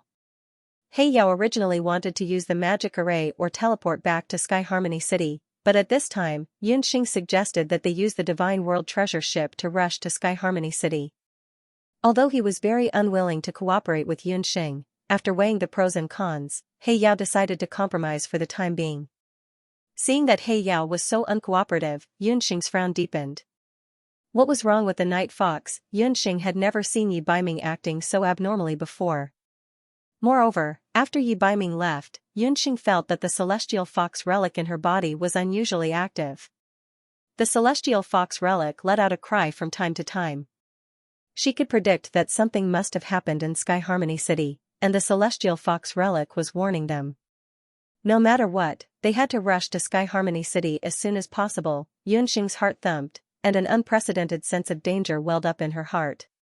The treasure ship of the Divine Realm flew above Sky Harmony City. The once prosperous Sky Harmony City was now shrouded in a huge shadow. Wails of agony could be heard in the city. The entire city was like a ghost prison. What is that? Yunxing and He Yao both saw the scene. It's the magic array of the forbidden ground. Someone is using the magic array to revive. What is that? The energy of the Qilin king's relic. He Yao had a dark expression on his face along the way. He finally spoke when he sensed a familiar aura coming from the Qilin forbidden land. There was a magic array left behind by the ancient Qilin in the forbidden ground of the Qilin. It was rumored that as long as one gathered the heart of the Qilin race and the Qilin king's relic, they would be able to revive someone. Could it be that their daughter, He Linlin, wasn't killed by Yunxing and Yi Baiming? Quick, we have to go in as soon as possible. The ominous feeling in Yunxing's heart grew stronger and stronger. The two of them temporarily put aside their enmity and jumped off the treasure ship toward the forbidden ground of the Qilin. Inside the forbidden ground of the Qilin. What did you do to my body? Yi Baiming, the high priest, and the others were in a stalemate. Since yesterday, Yi Baiming felt as if he had lost control of his body. He was forced to abandon Yunxing and rush to Sky Harmony City alone. He could feel that there was something controlling him from within. Only when he reached the forbidden ground of the Qilin did he realize that the control came from the forbidden ground of the Qilin. Yi Baiming, I'm not controlling you. It's the energy in your body that belongs to the Black Qilin King Yeshio that's calling you. As the Holy Infant, from the moment you were born, you were destined to take on the responsibility of reviving Yeshua. Behind the high priest was an ancient magic array. Within the magic array, the Qilan king's relic and the Qilan heart were emitting powerful energy. The high priest, great witch doctor, Yu Shang, and Du Guxiu were channeling the energy in their bodies into the ancient magic array. Activating an ancient magic array required a large amount of energy. This was why the high priestess needed the help of Du Guxiu, Yu Shang, and the others. What bullshit *T Holy Infant? I don't understand what you're talking about. Yi Baiming forcefully stopped himself from moving forward. Come. As long as you enter that ancient magic array, you can completely become a night elementalist and become the most powerful person on the continent. The high priest's voice was like a poisonous snake, but also as alluring as honey. As long as you become a night elementalist, you won't have to fear obsidian anymore. You can call the wind and summon the rain in the mortal world and fulfill the wish that you couldn't fulfill thousands of years ago. Counterattack the boundless world and avenge the Bakra orcs. The high priest chanted. As the high priest chanted, ancient images appeared before Yi Baiming. Thousands of years ago, in the Dutian blood realm, the warriors of the human race and the beast race fought fiercely. At the last moment, the 8 barren divine weapon appeared, and the entire sky was dyed red with blood. Countless beasts were killed, and their heads fell from the sky like stones. The Qilan king Yishio screamed in pain. His mountain-like body was hit by several divine weapons and fell down. Revenge. You must avenge me. Yi Baiming's eyes were bloodshot. Yi Baiming's blood was boiling. Every muscle in his body was screaming as he walked forward step by step. He seemed to feel that he had become a night elementalist. His hatred for the human race and his desire for power were devouring his consciousness bit by bit. His body seemed to become a shell. You are not a night elementalist. You are Yi Baiming. My Yi Baiming. Yunxing's voice was like a sharp arrow that pierced through everything. Yi Baiming's feet stopped. Time seemed to go back several years. Yi Baiming slowly turned his head, and a figure rushed into his arms. Night Fox, we have agreed that wherever you are, I will be there. We have agreed that we will not be separated. Yunxing's body was trembling slightly. I don't care who you are. In my heart, you will always be Yi Baiming, my Night Fox. The short road from Sky Harmony City to the Black Qilan Forbidden Grounds was the longest road Yunxing had walked in her life. Every step felt as long as a lifetime. Yunxing was afraid that she would be too late. When He Yao said that there was an ancient magic array in the Black Qilan Forbidden Grounds that could revive people, Yunxing knew that if she was late, she might lose Yi Baiming forever.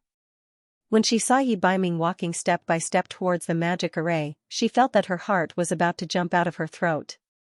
She was really afraid that once Yi Baiming stepped into the magic array, he would become a different person. Fortunately, she rushed over.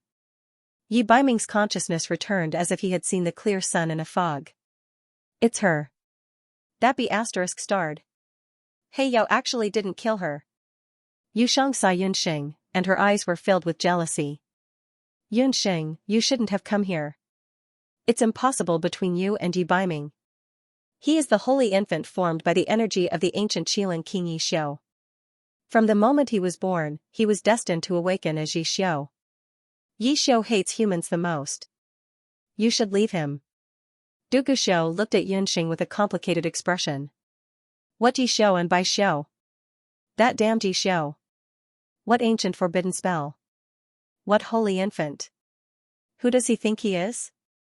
Does he think that everything is up to him? I only know that from the day I met this man before me, he was Yi Baiming. No one can take him away from me. Yunxing was completely enraged. She grabbed Yi Baiming tightly with both hands, looking like she was about to explode. Reckless woman. Anyone who tries to stop the Qilan king Yishio's resurrection will only die. Yu Shang, the magic array is almost ready. I know that you have a grudge against this woman. You will deal with her. The high priest sneered. He suddenly extended his claw and appeared in front of Yi Baiming in a flash. High priest, just as Yunxing said, I am Yi Baiming, not Yishio. Therefore, I will not cooperate with you. Whether Yishio is resurrected or not has nothing to do with me. Yi Baiming took a step forward and started fighting with the high priest. Bastard, I didn't think that you would still be standing here alive. That's fine too. The grudge between us should have been settled long ago. Yu Shang smiled seductively and charged at Yun Xing. I'm sorry, but I've been wanting to kill you for a long time. Yun Xing and Yu Shang's 7 tails appeared behind them at the same time. Haha, Yun Xing, I'll let you have a taste of the power of puppet control today. Yu Shang's fingertips changed, and magic power condensed into countless spiderweb-like magic threads. With a few sizzling sounds, the magic threads wrapped around Yun Xing's hands and feet like needles. Beast King roar. Yun Xing was not to be outdone. She let out a sharp cry from her throat. Bang! Bang! Bang! The magic threads broke instantly.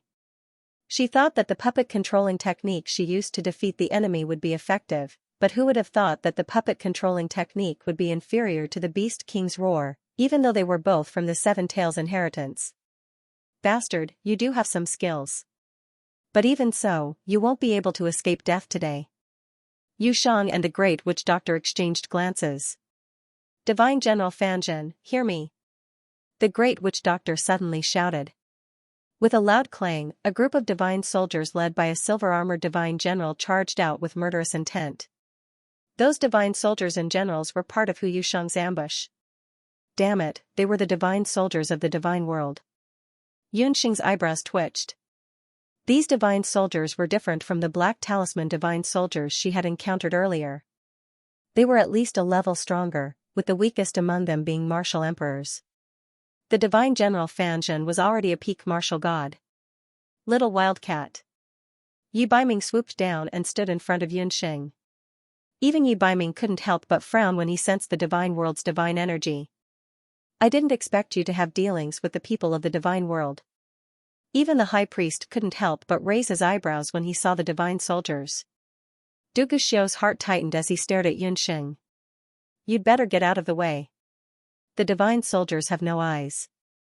I want to kill that bastard celestial fox. If you want to hurt her, you'll have to step over my dead body. Yi Baiming's right arm trembled, and golden scales appeared on his arm.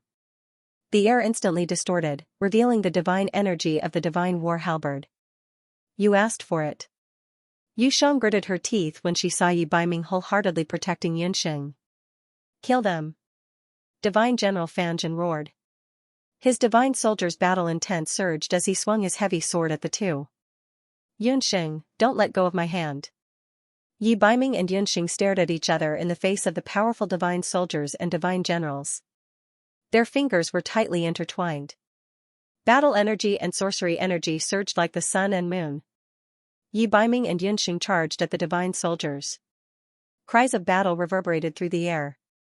Blood, like red spider lilies on both sides of the river of forgetfulness, bloomed enchantingly. This was a battle between 2 people against 100 divine soldiers and divine generals. Even though there were only 2 of them, Yun Xing and Yi Baiming were unstoppable. One by one, the divine soldiers fell to the ground, screaming. Du Guxiu looked at the man and woman fighting in the rain of blood. He looked at their hands, which were still clasped together. His expression, Dugu, had a complicated look in his eyes. At that moment, even he didn't know whether he was happy or sad. He was happy because Yi Baiming would die. He was sad because if Yi Baiming died, Yun Xing wouldn't live on by herself. He knew that whether Yi Baiming became a Yixiu or not, Yun Xing would never leave him. Countless magical attacks and the stench of blood filled the air. Yun Xing couldn't remember how many people she had killed. The magic scepter in her hand had broken into 2 because of the repeated attacks. Yi Baiming's hand never let go of her right hand. But she could feel the battle energy in his body fading away. Would they really die in battle? No, that definitely wouldn't be their end. They had to survive. Who allowed you to act so recklessly in the Black Qilin Forbidden Grounds? He Yao roared as he descended from the sky. He looked at the corpse-strewn Forbidden Grounds. He looked at Du Guxiu, who was standing beside the High Priestess. He looked at the Black Qilin King's heart and the Qilin King's relic. It's you? It's you guys. Obsidian immediately understood what was going on when he saw this. The scene of his daughter He Linlin's tragic death was still vivid in his mind. He had always thought that it was Yi Baiming and Yunxing who had killed He Linlin. He didn't expect that the ones who had killed He Linlin were the High Priestess and Dugu Xiao. Why, Xiaoer, why did you do this? He Yao was both physically and mentally exhausted. His beloved daughter had died tragically. Yi Baiming wasn't his biological son. He only had Dugu Xiao left in this world. But his only son had actually stabbed him in the back at such a time. Why? Hey Yao, you've always treated me as a spare chess piece. In your heart, whether it's my mother or I, we can't compare to Li Qingqing and her son. I only cooperated with the High Priestess for my own benefit, Dugu Xiao said calmly to the furious He Yao. A tear fell from He Yao's eye. He Yao had lived in this world for decades. This was the first time he had shed a tear. Only now did he realize that everything he had done for so many years had been wrong. The forbidden grounds had been breached. Dugu Xiao had colluded with the High Priestess. He, the so-called patriarch, had been deceived and used from start to finish. He Yao's expression was ice-cold. Qilin battle energy roared madly from his body like a storm. No matter who it is, only death awaits those who dare to cause trouble in the Black Qilin forbidden grounds. Both of you, back off. An enormous surge of Qilin battle energy instantly locked onto the many divine soldiers and divine generals present. Time seemed to freeze in an instant. This is... Yunxing and Yi Baiming stopped at the same time. Their gazes rested on He Yao, the patriarch of the Qilin clan. He Yao's figure was like a boundless night sky. His face was filled with rage and despair. Let's end this. This damn thing. A terrifying black hole suddenly appeared in front of everyone's eyes. The divine power of the divine soldiers and divine generals was instantly suppressed. Their bodies were devoured by He Yao's terrifying devouring power. The moment he was devoured, He Yao spat out a mouthful of blood. He turned his head in disbelief and saw Dugu Xiao standing behind him. Dugu Xiao's left hand, the Qilin arm transformed from the halberd of the divine battle god, pierced He Yao's heart. There was a dull thud as He Yao's heart was crushed. His eyes were filled with disbelief as they slowly became lifeless. He Yao had never imagined that he would one day die at the hands of his own son. You are my only son. He Yao fell to the ground unwillingly. As he closed his eyes, he glanced at Yi Baiming. An alluring figure flashed across his mind, and everything fell into darkness. He Yao's body turned cold. Finally, everything returned to normal. A powerhouse of the Bakra orcs, He Yao, the Black Qilin, had fallen. In the Black Qilin forbidden grounds, the divine soldiers and divine generals had been devoured. Both sides had suffered great losses. After killing He Yao, Dugu Xiao's face was indifferent. Perhaps this outcome had already been decided the moment he cooperated with the high priest. However, who would have thought that the formidable He Yao would be killed by his own son? You killed him? Yi Baiming and Yunxing were both exhausted. They couldn't do anything about He Yao's death. How can I become the Black Qilin patriarch if he's not dead? Dugu Xiao's face was cold, as if the person he'd killed wasn't his own father. Even if he's not dead, the position of Black Qilin patriarch will belong to you. Don't you know that I have nothing to do with He Yao? Yi Baiming didn't feel much sympathy for He Yao's death. He Yao's appearance had helped them resolve the crisis of the divine soldiers. He was thankful for that. Haha, what's the point of bickering at a time like this? Those who deserve to die are already dead. It's your turn now. The high priest's scalp-numbing smile fell on Yi Baiming and Yunxing. High priest, I've already said that I'm not Yi Xiao. I won't merge the Qilin King's Saraira and Qilin King's heart to help Yi Xiao be reborn. Yunxing's appearance made Yi Baiming even more determined. The blood that flowed out of the wounds on their hands was warm. Their heartbeats also formed the same rhythm. Yi Baiming's words were also Yunxing's words. The reason you refuse to become Yi Xiao is because of that bastard celestial fox beside you. Alright, since that's the case, I'll make you give up completely. The high priest suddenly disappeared. A hideous black figure with a disfigured face appeared in the sky above the forbidden area. He looked abnormally evil, and a murderous aura emanated from him. He opened his large hand. Like a mountain, his large hand broke through the air and forcefully separated Yunxing and Yi Baiming. Yunxing was sucked into the palm of that huge hand. In an instant, Yunxing felt as though her Dharma soul had been frozen, unable to move. Let her go. The high priestess bent her fingers slightly. Her large hand was like a cage. In an instant, Yunxing's limbs began to creak. There was the sound of clothes being torn apart. How dare you? High priest. Yi Biming and Duguxiu felt their souls tremble. They all knew that as long as the high priest used a little more, Yunxing's body would probably explode. At the thought of Yunxing's tragic death, both of them felt as if their hearts were being twisted by a knife. High priestess, what are you hesitating for? Kill that bastard. She's the one who's been hindering Yi Xiu's rebirth time and time again. Yu Shang, on the other hand, was extremely excited. She couldn't wait to see Yunxing split into pieces and be beheaded. Yi Biming, listen carefully. I order you to enter the magic array and fuse with the Qilin King's heart and the Qilin King's Saraira. If you hesitate for even a second, I will break her hand. If you hesitate for even a second, I will twist her head off. I don't want to destroy such a beautiful woman. The high priestess's tone was sinister. As the shadow of the ancient Qilin King, the high priestess's strength was comparable to Yi Xiu's in the past. Needless to say, after thousands of years of accumulation, the high priestess had used the beast god altar to obtain a lot of mysterious power. Night Fox, don't agree to it. Yunxing endured the bone-shattering pain and groaned. If Night Fox walked into the magic array, she would really lose her. Yi Biming, why aren't you doing it? Do you want to kill her? Duguxiu rushed forward like an enraged lion. Scram! Yi Biming roared and exhaled with difficulty. Little wildcat, I'm sorry. I have to go back on my word this time.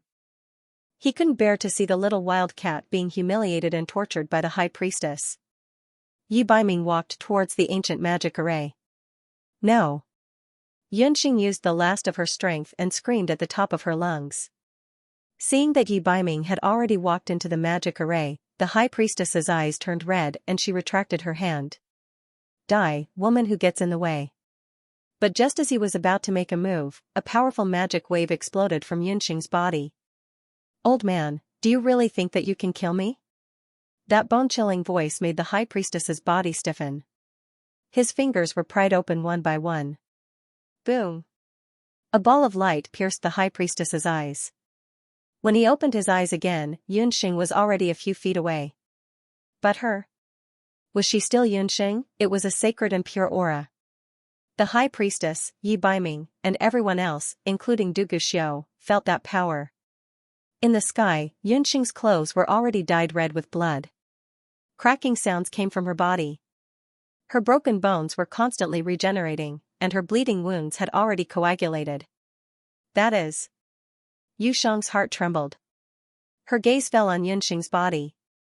At this time, Yunxing's blood-stained clothes had already disappeared. She was wearing a snow-white battle armor. At this moment, Yunxing was like a goddess of war draped in ancient divine armor.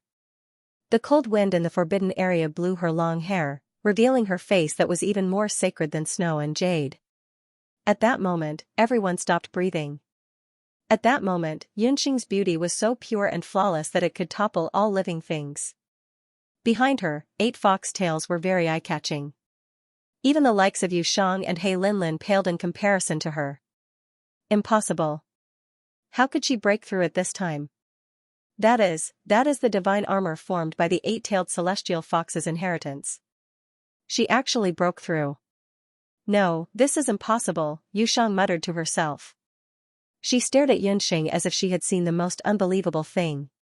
No one had expected that the 8-tailed celestial fox's inheritance that Yunxing had studied bitterly for months to no avail would be broken through by Yunxing at this time. This woman was like a legend. No matter when, she would come back from the brink of death. The high priestess's eyes were also bloodshot. He stared at Yunxing, as if he saw another shadow in her. Many years ago, there was also a woman wearing the celestial fox divine armor who stood at the peak of the continent. That face, that temperament, it was exactly the same.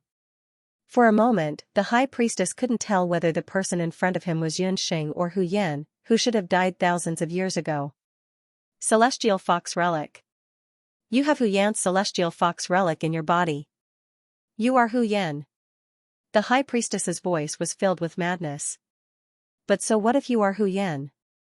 Ha ha ha, Yi Xiu hates you to the core. Once that man becomes Yi Xiu, the first thing he will do will be to kill you. Oh, is there really no way to salvage the situation? I don't think so. A smile appeared on Yunxing's face. With that, she looked at the magic array. Suddenly, her figure flashed as she charged toward it. But when the high priestess saw what Yunxing was doing, shock surfaced on his ugly face. Yunxing only made one move. In an instant, she released all the mana in her body. Like Earth crashing into Mars, she crashed into the ancient magic array. When the high priest saw Yunxing's actions clearly, he immediately understood. That woman wanted to destroy the ancient magic array. Stop her. The high priest panicked. But at that moment, Yunxing landed in a sturdy arm. Little wildcat, I'm really flattered that you're throwing yourself into my arms like this. The man's doting voice lingered in her ears. Yunxing looked up and realized that Yi Baiming had blocked her attack. Night Fox, didn't you already? Yunxing looked at the ancient magic array and realized that the Qilin King's heart and the Qilin King's Saraira were still intact. Silly girl, I'm worried about leaving you alone. Yi Baiming glanced at Du Guxiu. Yi Baiming, how dare you trick me? The high priest didn't expect Yi Baiming to be faking it. Unrepentant fool. Don't think that you can do whatever you want just because you're the holy infant. Whatever Yi Xiu can give you, I can take back. The high priest's gaze sharpened as he clenched his fingers. The ancient magic array emitted a dazzling black light. The ancient magic array was like a black whirlpool, forming a strong suction force. Yi Baiming felt the blood in his body flow backward. His body flew toward the ancient magic array. His flesh was swept up by the ancient magic array's energy, and a portion of it was forcefully torn away. Ungrateful thing. Who do you think gave you talent? Who gave you a heaven-defying physique? Since you don't know how to cherish it, I'll peel off your flesh inch by inch today. The high priest sneered and flew over. Remember, your body will never be able to resist the call of the Qilin King's Saraira and the Qilin King's heart. Night Fox. Yunxing grabbed Yi Baiming's hand. However, the suction force of the magic array was too strong. Yunxing was directly sucked into the magic array. Yunxing. Seeing that Yunxing was about to be implicated, Du Guxiu flew forward and grabbed Yunxing's hand. At this critical moment, the high priest suddenly paused. The ground shook violently, and a pinkish color and a black color burst out from the ground. Dark Sun. It's all your fault for being so slow. Hurry up and save Master and that Qilin brat. Popo and Mingri's sudden appearance shocked the high priest and the others. You are? Underworld god? Even the high priest was horrified when he saw the son of the underworld that was filled with the aura of death. This was the true god of the underworld, a fiend from the underworld. Mingri's handsome brows furrowed, looking like he was having a headache. He had promised the four cardinal divinity that he would not interfere with the affairs of the mortal world and Popo. However, in order to save Yunxing and Yi Baiming, Popo went straight to the underworld palace. She cried, threw a tantrum, and threatened to hang herself. If Mingri didn't help her, she would. She would ignore Mingri for the rest of her life. In desperation, Mingri had no choice but to rush over. Yes, he is Underworld God. Underworld God, as a member of the Underworld, you disobeyed the rules of the God realm and interfered with the affairs of the mortal world. Aren't you afraid of the God Emperor's reprimand? The Great Witch Doctor also recognized Mingri. So what if I interfered? You can go to the God realm and complain. Mingri gave the Great Witch Doctor a cold stare. Who in the world would dare to complain about the Underworld God? If they really did, the consequences would be severe. Except for Popo and Mingri, even if the people of the mortal world wanted to complain, there was no door to heaven. Popo, remember, don't do it again. Mingri waved his sleeves and rolled Yunxing and the others over. Wait, just two. The life and death of these cats and dogs can't be counted in the favor of this world god. Popo wouldn't ask Mingri for help if she hadn't been forced to the point of burning eyebrows. She saw Du Guxiu at a glance. With a kick of her long legs, she directly kicked Dugu's show away and rolled into the magic array. Underworld god, do you really want to interfere in the affairs of the mortal world? The high priest avoided Ming Ri and didn't dare to stop him for a while. So what if I interfere? This world god will not only interfere, but also take them away. Remember, if you do too much injustice, you will die. The mortal world is not a place where you can hide the sky with one hand. Ming Ri said and disappeared with Popo and Yunxing and Yi Biming in the magic array. High priest, are you just going to let them leave? Yu Sheng was about to kill Yunxing and revive Yi Xiu, but the son of the underworld suddenly appeared and snatched Yi Xiu away. She was even more furious. Even underworld god has taken action. Do you still want me to snatch them from him? However, most of Yi Biming's flesh and blood have been absorbed by the magic array. He will be a cripple in the future. Keeping him alive will only prolong his feeble existence. As for that celestial fox, she won't have many good days either, the high priest said viciously. High priest. Look at the magic array behind us. Yu Sheng and the high priest only paid attention to Ming Ri and the others. Only the great witch doctor noticed the drastic change in the magic array. Just now, when Bobo had kicked Dugu's show into the magic array, he hadn't thought that Dugu's show would be able to survive inside the magic array. As soon as Dugu's show entered the magic array began to change rapidly. Inside the magic array, the ancient Qilin king's heart and King Qilin's Saraira shone brightly. Dugu's show's body was constantly absorbing the energy fluctuations in the magic array. Could it be? The high priest was shocked by this unbelievable scene. How can this be? Isn't it said that only the Qilin Holy Infant can merge the Qilin King's Saraira and King Qilin's heart? Why is the magic array changing like this? Yu Sheng asked curiously. It must be the will of the heavens. It must be because of Yi Biming's flesh and blood that was absorbed by the magic array. Ha ha ha, so what? Yi Xiu's resurrection is a fact that even the heavens can't reverse. The high priest laughed maniacally. The part of Yi Biming's flesh and blood inside the magic array had been absorbed by Dugu's show's body. Under the magic array's transformation, Dugu's show's figure had long disappeared. A brand new body was taking shape. Countless amounts of energy gushed out of the King Qilin's Saraira and transformed Dugu's show's body. A huge body that looked like a mirage gradually took shape. A pair of red eyes flickered in the magic array like red lanterns. A powerful ancient energy rushed into the sky. The entire 8 Desolates continent changed colors because of it. The ancient King Qilin, Yi Xiu, had finally been resurrected after thousands of years. With the help of Ming Ri, Popo, Yunxing, and the others finally escaped from the jaws of death and returned to the boundless land. With the help of the magic array, they arrived at the entrance of a relay station near the Dutian blood realm. Popo, this time, I have already disobeyed the will of Mother Goddess and saved their lives for you. However, the calamity of the human world has not ended. An even greater crisis is approaching. Ming Ri turned his head to look at the sky. He saw the clouds roiling in the sky above Bloody Sky Metropolis Jia. The clouds had already turned the color of blood. A black bolt of lightning flashed across the sky like a dragon. Ming Ri's brows were tightly knitted together. I know. Whatever calamity, I will deal with it myself. Popo waved her hand. Night Fox. Yunxing supported Yi Biming. As a large amount of flesh was directly absorbed by the magic array, Yi Biming looked terrible now. Half of his body had almost turned into white bones, and his handsome face was almost completely destroyed. Seeing Yi Biming in such a state, no matter how strong Yunxing was, she could not help but cry. If an ordinary person became like this, they would have died long ago. However, Yi Biming relied on his strong willpower to hold on. Little wildcat, don't cry. I'm fine. Just as he finished speaking, Yi Biming spat out a mouthful of blood. He coughed violently and vomited out a black blood clot. Seeing all this, Yunxing and Popo's faces turned even uglier. Ming Ri, quickly think of a way. Qilin kid won't die, right? I want you to save a living person. What's the meaning of you saving a half-dead one? Popo had the urge to strangle Ming Ri. If not for Ming Ri's unwillingness to save people, she would not have waited until that time to save her master and Qilin kid. In her impression, Qilin Kid was a cockroach that could not be killed. He had never been in such a situation. More than half of his Qilin flesh was devoured.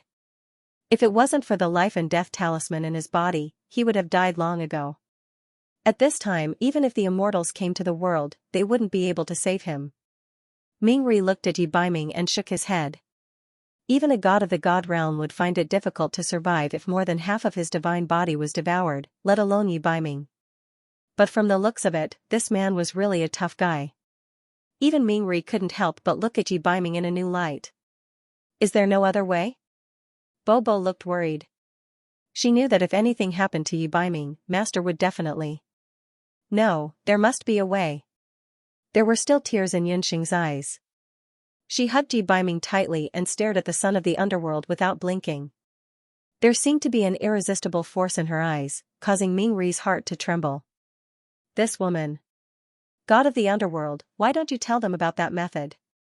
Just as Mingri was hesitating, a voice came from Yunxing's body. Jirumo? Yunxing was shocked. She took out the Heaven's Mandate mirror from the beast language ring. Jirumo, who had been unconscious for a while, woke up again. It was just that he didn't expect that so many things would happen while he was unconscious. Jirumo had long felt that there was something wrong with the high priest. It was just that he didn't expect that the high priest was actually Yi Xiu's shadow guard. Even if that method will cause his soul to scatter, you still want to try it? Mingri saw Jirumo and knew that he couldn't hide the matter anymore. As the top light magic genius in the boundless continent, Jirumo had dabbled in a lot of things. It was unknown how he found out about the secret method of the underworld. Mingri pondered for a moment and said faintly. Even as the god of the underworld, he felt that that method was cruel. I'm willing. The one who answered Mingri was Yi Baiming. He laughed bitterly. His eyes were already blurred by blood, but he could feel that Yunxing, who was beside him, was crying. As long as he could make Yunxing smile again, he was willing to do anything. He is the holy infant that Yi Xiu created with the power of the Qilin King's relic. He has no father or mother. Besides the Qilin King's relic, he was also nurtured by the Qilin King's body. Just now, I didn't feel Yi Xiu's corpse in the Qilin Forbidden Land. If I'm not wrong, the real corpse of the Qilin King should still be in the Dutian blood realm. Mingri hesitated for a while, but still decided to help Yi Baiming under Bobo's threatening gaze. However, he asked Yunxing and the others to find Yi Xiu's corpse first. Only when they found Yi Xiu's corpse could Mingri use hellfire to rebuild Yi Baiming's bones and flesh. Logically speaking, the corpse of the ancient Qilin King Yi Xiu should be buried in the Qilin tomb. No, back then, I entered the Qilin tomb. There was only the Qilin King's relic, but there was no corpse of the Qilin King. Yi Baiming remembered very clearly that there was no corpse of the Qilin King Yi Xiu in the huge Qilin tomb. Why don't we ask Gufeng?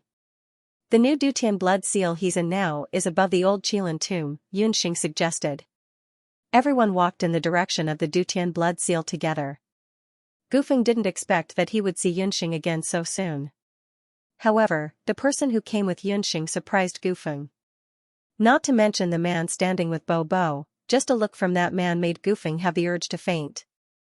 Also, what was with the bloody Yi Baiming with Yunxing? Wasn't that kid always so strong that it made people's hair stand on end? Was it always others who were abused by him? Also, the strangest thing was that Yunxing had brought the Heaven's Mandate mirror that should have been broken. Jirumo was alive again. Gufeng, I don't have time to talk to you so much for the time being. Under your feet should be the ancient Qilin tomb. You've been here for so long. Have you found the corpse of the ancient Qilin King? Yunxing asked anxiously. As the Dutian blood seal was once damaged, Gufeng reconstructed the new Dutian blood seal with the power of light. It was located at the original location of the Qilin tomb. No, I'm already very familiar with this area. I can be sure that the corpse of the Qilin King isn't here. Gufeng shook his head. This is troublesome. Without the corpse of the Qilin King, even I can't save him. Mingri was also helpless. Everyone knew that Yi Xiu had fallen in the Dutian blood world in the battle between the human race and the Bakra orcs. His corpse was not in the Qilin tomb. The Dutian blood world was so big.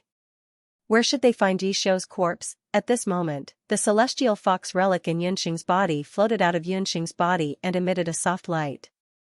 It was like a bright lamp, guiding the way in front of Yunxing. Everyone, follow me.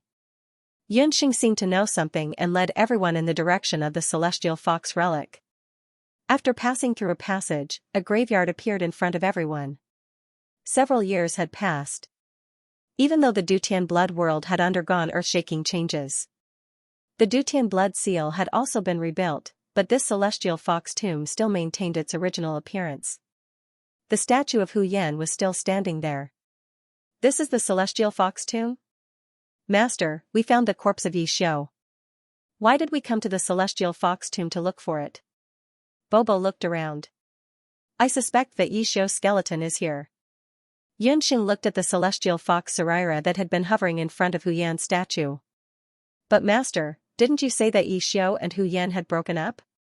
It was also because of this that Yi Xiu issued an ancient forbidden curse that cursed celestial fox and black Qilin to never be together. How could their skeletons be together? Bobo remembered very clearly that it was that damned ancient forbidden curse that caused Master and Qilin to suffer so much. Even so. Yunxing looked at Hu Yan's statue. Different from the statue in the Dutian Fox Temple, this statue of Hu Yan in the Celestial Fox Tomb did not have the majesty of the Celestial Fox people. Hu Yan's eyes were full of sorrow as she looked ahead stubbornly. In front. Yi Xiu's skeleton may be in front. Yunxing followed Hu Yan's line of sight and looked over. She and Bobo followed Hu Yan's line of sight and found an open space and dug down. They dug until they were dozens of meters deep. Found it. Master, there really is a skeleton here. Bobo saw the skeleton of a beast. In terms of shape, this skeleton was very large, far larger than most of the skeletons of magical beasts that Yunxing and the others knew. And after thousands of years, not only did the skeleton not become brittle, the skeleton was very complete. Its shape was perfect, and every bone was like a black diamond. There was also a flow of energy in the skeleton. This is indeed the skeleton of the ancient Qilin king. Mingri went forward to check and said with certainty. With the remains of King Qilin, he could think of a way to rebuild Yi Baiming's body. Yunxing glanced at Hu Yan's statue. She didn't know if it was her illusion, but when the skeleton was unearthed, the statue's eyes seemed to soften a lot. Yi Baiming, I need to remind you of something. Your body is very weak right now. Even a normal attack could take your life, not to mention the 9-layered hellfire that the underworld uses to purify evil spirits. If you don't refine it properly, your soul may scatter, Mingri once again asked Yi Baiming before he began to cast Yi Baiming's bones and flesh. Underworld God, thank you for your reminder. No one knows my current situation better than I do. Even though we have already escaped from the 8 Desolates mainland, the High Priest will not let this matter rest.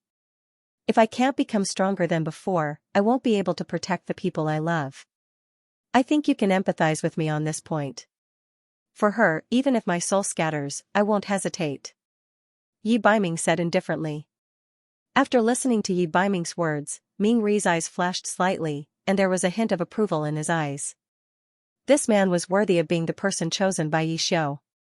Even if he didn't have a tyrannical body, he had a strong willpower that could destroy the world.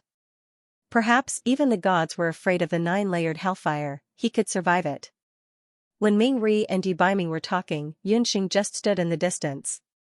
She couldn't hear what the two were talking about, and Yunxing didn't need to know what they were talking about. That was a conversation that belonged to the men. Master, don't worry. Mingri won't harm the Qilin boy. Bobo said softly. Yes, no matter what he does, I will stand by his side. Yunxing also made up her mind, and there was more determination in her eyes. Everyone, I will take Yi Baiming to the 9-layered hell. That is the ghost prison of the underworld, and ordinary people can't enter. In order to preserve Yi Baiming's physical strength as much as possible, Mingri supported him with one hand. We will go too. Yunxing and Bobo said in unison. Yunxing had a strong dark soul in her body, and Bobo was a world god in the mortal world. The two of them could barely avoid being eroded by the ghost chi in the 9-layered hell. Looking at the two's concerned eyes, Mingri pondered for a moment, and with a gust of wind, he took the three of them into the 9-layered ghost prison of the underworld. Yunxing only felt darkness in front of her eyes, and the gloomy wind that was rolled up by Mingri's sleeve was bone-chilling. When she opened her eyes again, she was already in the middle of the hellfire. Around her, there were countless blood-red iron chains hanging. The black and purple flames were burning the bodies of the ghosts that were chained by the iron chains. The 9-layered hell was the place where the mortal world, the divine world, and the underworld punished sinners. The hellfire here would not be extinguished all year round. Mingri took Yunxing and the other two and fell into the deepest part of the 9-layered hell. Over there, the fire soared into the sky, and the evil aura was so thick that it made people feel suffocated. You guys stay here. No matter what happens later, you guys are not allowed to go down. Mingri added a magic barrier beside the two of them. Then, he took Yi Baiming and stood in the air above the sea of fire. Fusing with the skeleton of the ancient Kailan king is a very painful process. Whether you can endure it or not, it depends on your own willpower. Mingri rolled up his sleeve, and the black skeleton of the Kailan king fell into the sea of fire. The purplish-black hellfire turned into a tongue of fire and swallowed the skeleton. Go! Mingri used his evil aura to wrap Yi Baiming up and sent him into the sea of fire. Inside the magic array, Yunxing was so nervous that her body stiffened. Bobo held Yunxing's hand tightly. Only Bobo knew that her usually strong-willed master would only reveal her weak side in the face of the Qilin brat. In the flames, Yi Baiming's body was quickly swallowed by the flames. What kind of pain was that? It was as if his soul was about to be destroyed. At this time, the Kailan bone had been melted into molten iron by the ghost fire. The temperature of the entire 9-layered hell was even hotter than 10 suns burning together. Mingri kept chanting. A large amount of yin qi rushed out of his body and merged into the 9-layered hellfire. Crack, crack, crack. At this time, Yi Baiming's flesh and blood had almost completely melted. He was no longer in human form. In the fire, only a brightly colored magic soul was still emitting a dim light. Woo, Yunxing finally couldn't bear it anymore. She bit down on her lips. In her mouth, there was a strong taste of blood. Even Bobo was shocked to see this. Yi Baiming, I know you can hear me. The next step is the most important. If you can endure it, you can be reborn. At this step, Mingri's expression became serious. He closed his 5 fingers and slowly moved Yi Baiming's magic soul and the skeleton of the Kailan king in the sea of fire, trying to fuse the two together. The Qilin king's skeleton, which had been melted into liquid by the 9-fold ghost fire, merged with Yi Baiming's spirit soul. When she first came into contact with Yi Baiming's spirit soul, Yunxing clearly saw the Qilin king's skeleton reject it. Boom, the skeleton that had been dead for many years seemed to have come alive. A terrifying aura shook the entire 9-fold hell. The fire burned even more fiercely. Even Yunxing and Bobo, who were in the magic formation, could feel the repulsion. The Qilin king's skeleton continued to resist for more than an hour. These 2 hours felt as long as a lifetime. In this hour, Yi Baiming's spirit soul, which had been dim, grew stronger. In contrast, the Qilin king's skeleton's resistance weakened. In the end, the spirit soul and the skeleton fused together. The 9-fold ghost fire was still burning. The Qilin king's skeleton enveloped Yi Baiming's spirit soul. The fusion of spirit and bone caused a vigorous vitality to radiate from the skeleton. Mingri's eyes lit up. With a roar, the 9-fold ghost fire transformed into 9 fire WYRMS. The 9 fire WYRMS held as they charged toward the newly born Qilin king's skeleton. Boom, the 9 fire WYRMS exploded. At this moment, the Qilin king's skeleton underwent a strange change. Tiny blood-red veins grew on the originally black skeleton, as if the earth had recovered in spring. Those tiny veins grew from thin to thick. Then, new muscles that were forged by flames also grew. It was a very strange process.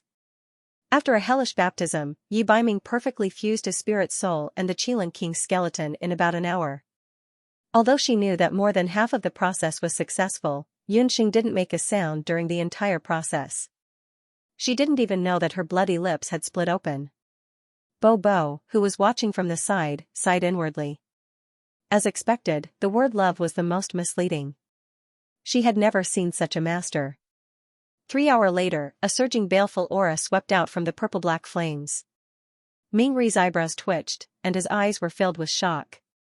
He seemed to have created something incredible. He didn't know what kind of impact this would have on the mortal, divine, and netherworld realms in the future. But now that things had come to this, it was too late for Mingri to regret. It's done. Everyone cheered. Yunxing couldn't help but hold her breath as she looked at the figure walking out of the fire step by step. With every step the man took, the ghostly flames within the ninefold ghost prison would tremble, and an indescribably terrifying might covered the heavens and earth, causing the entire ninefold ghost prison to twist. But just as Yunxing and Popo were overjoyed, a strange scene occurred. Yi Baiming, who had already walked out of the will-o'-the-wisp, suddenly stopped. He suddenly let out an angry roar, and with a shake of his body, he turned into a golden qilin. Inside its body, a new wave of doqi soared into the sky. Yi Baiming's body also emitted rays of golden light, and his entire person was like a scorching sun, bathed in golden light. The flames of the ninefold hell were extinguished, as if a bucket of water had been poured over them. What's wrong? Seeing Yi Baiming's sudden change, Yunxing thought that something had happened, and anxiously asked Popo and Mingri. Mingri and Popo also revealed strange expressions at the same time. Master, the Qilin boy seems to be breaking through after casting his bones and growing his muscles. He seems to be breaking through to become a demigod. After hesitating for a moment, Popo made a smacking expression. Yes, after fusing with the Qilin King Bone and the Nine Hells' ghostly flames, he intends to break through to become a demigod. This boy is actually breaking through in my ninefold hell, this is really...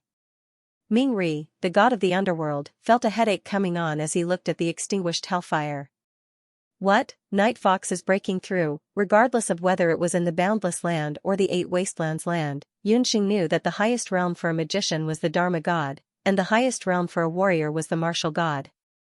But above that, above the martial god and Dharma god was the demigod.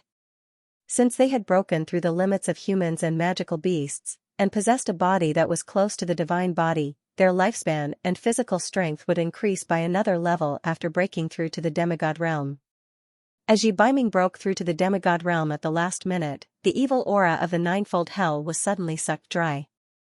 Mingri had no choice but to urgently mobilize the netherworld guards to suppress the evil spirits in the ninefold hell.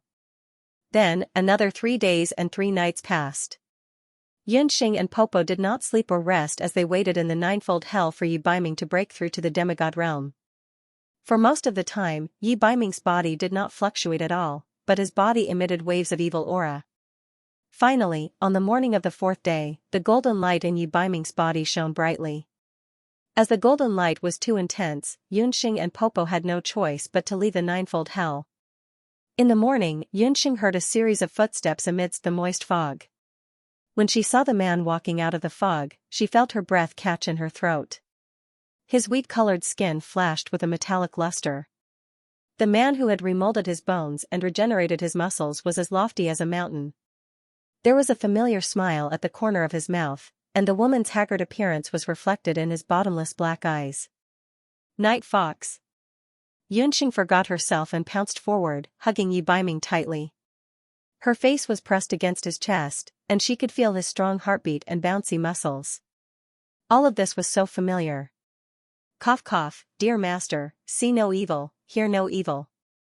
You can say whatever you want, but can you wait for the Qilin boy to put on his clothes first? Ah, Ming ****, you big bastard, what are you doing? Popo was secretly admiring the Qilin boy's figure, but who knew that Ming Ri's face was gloomy as he covered Popo's eyes. If you want to look at me. Ming Ri said in a strange voice. What's there to look at? Besides, didn't we take a bath together when we were young? Popo's words stopped abruptly. Popo had already been dragged to a corner by Ming Ri for enlightenment education. Yunxing's hand moved downwards.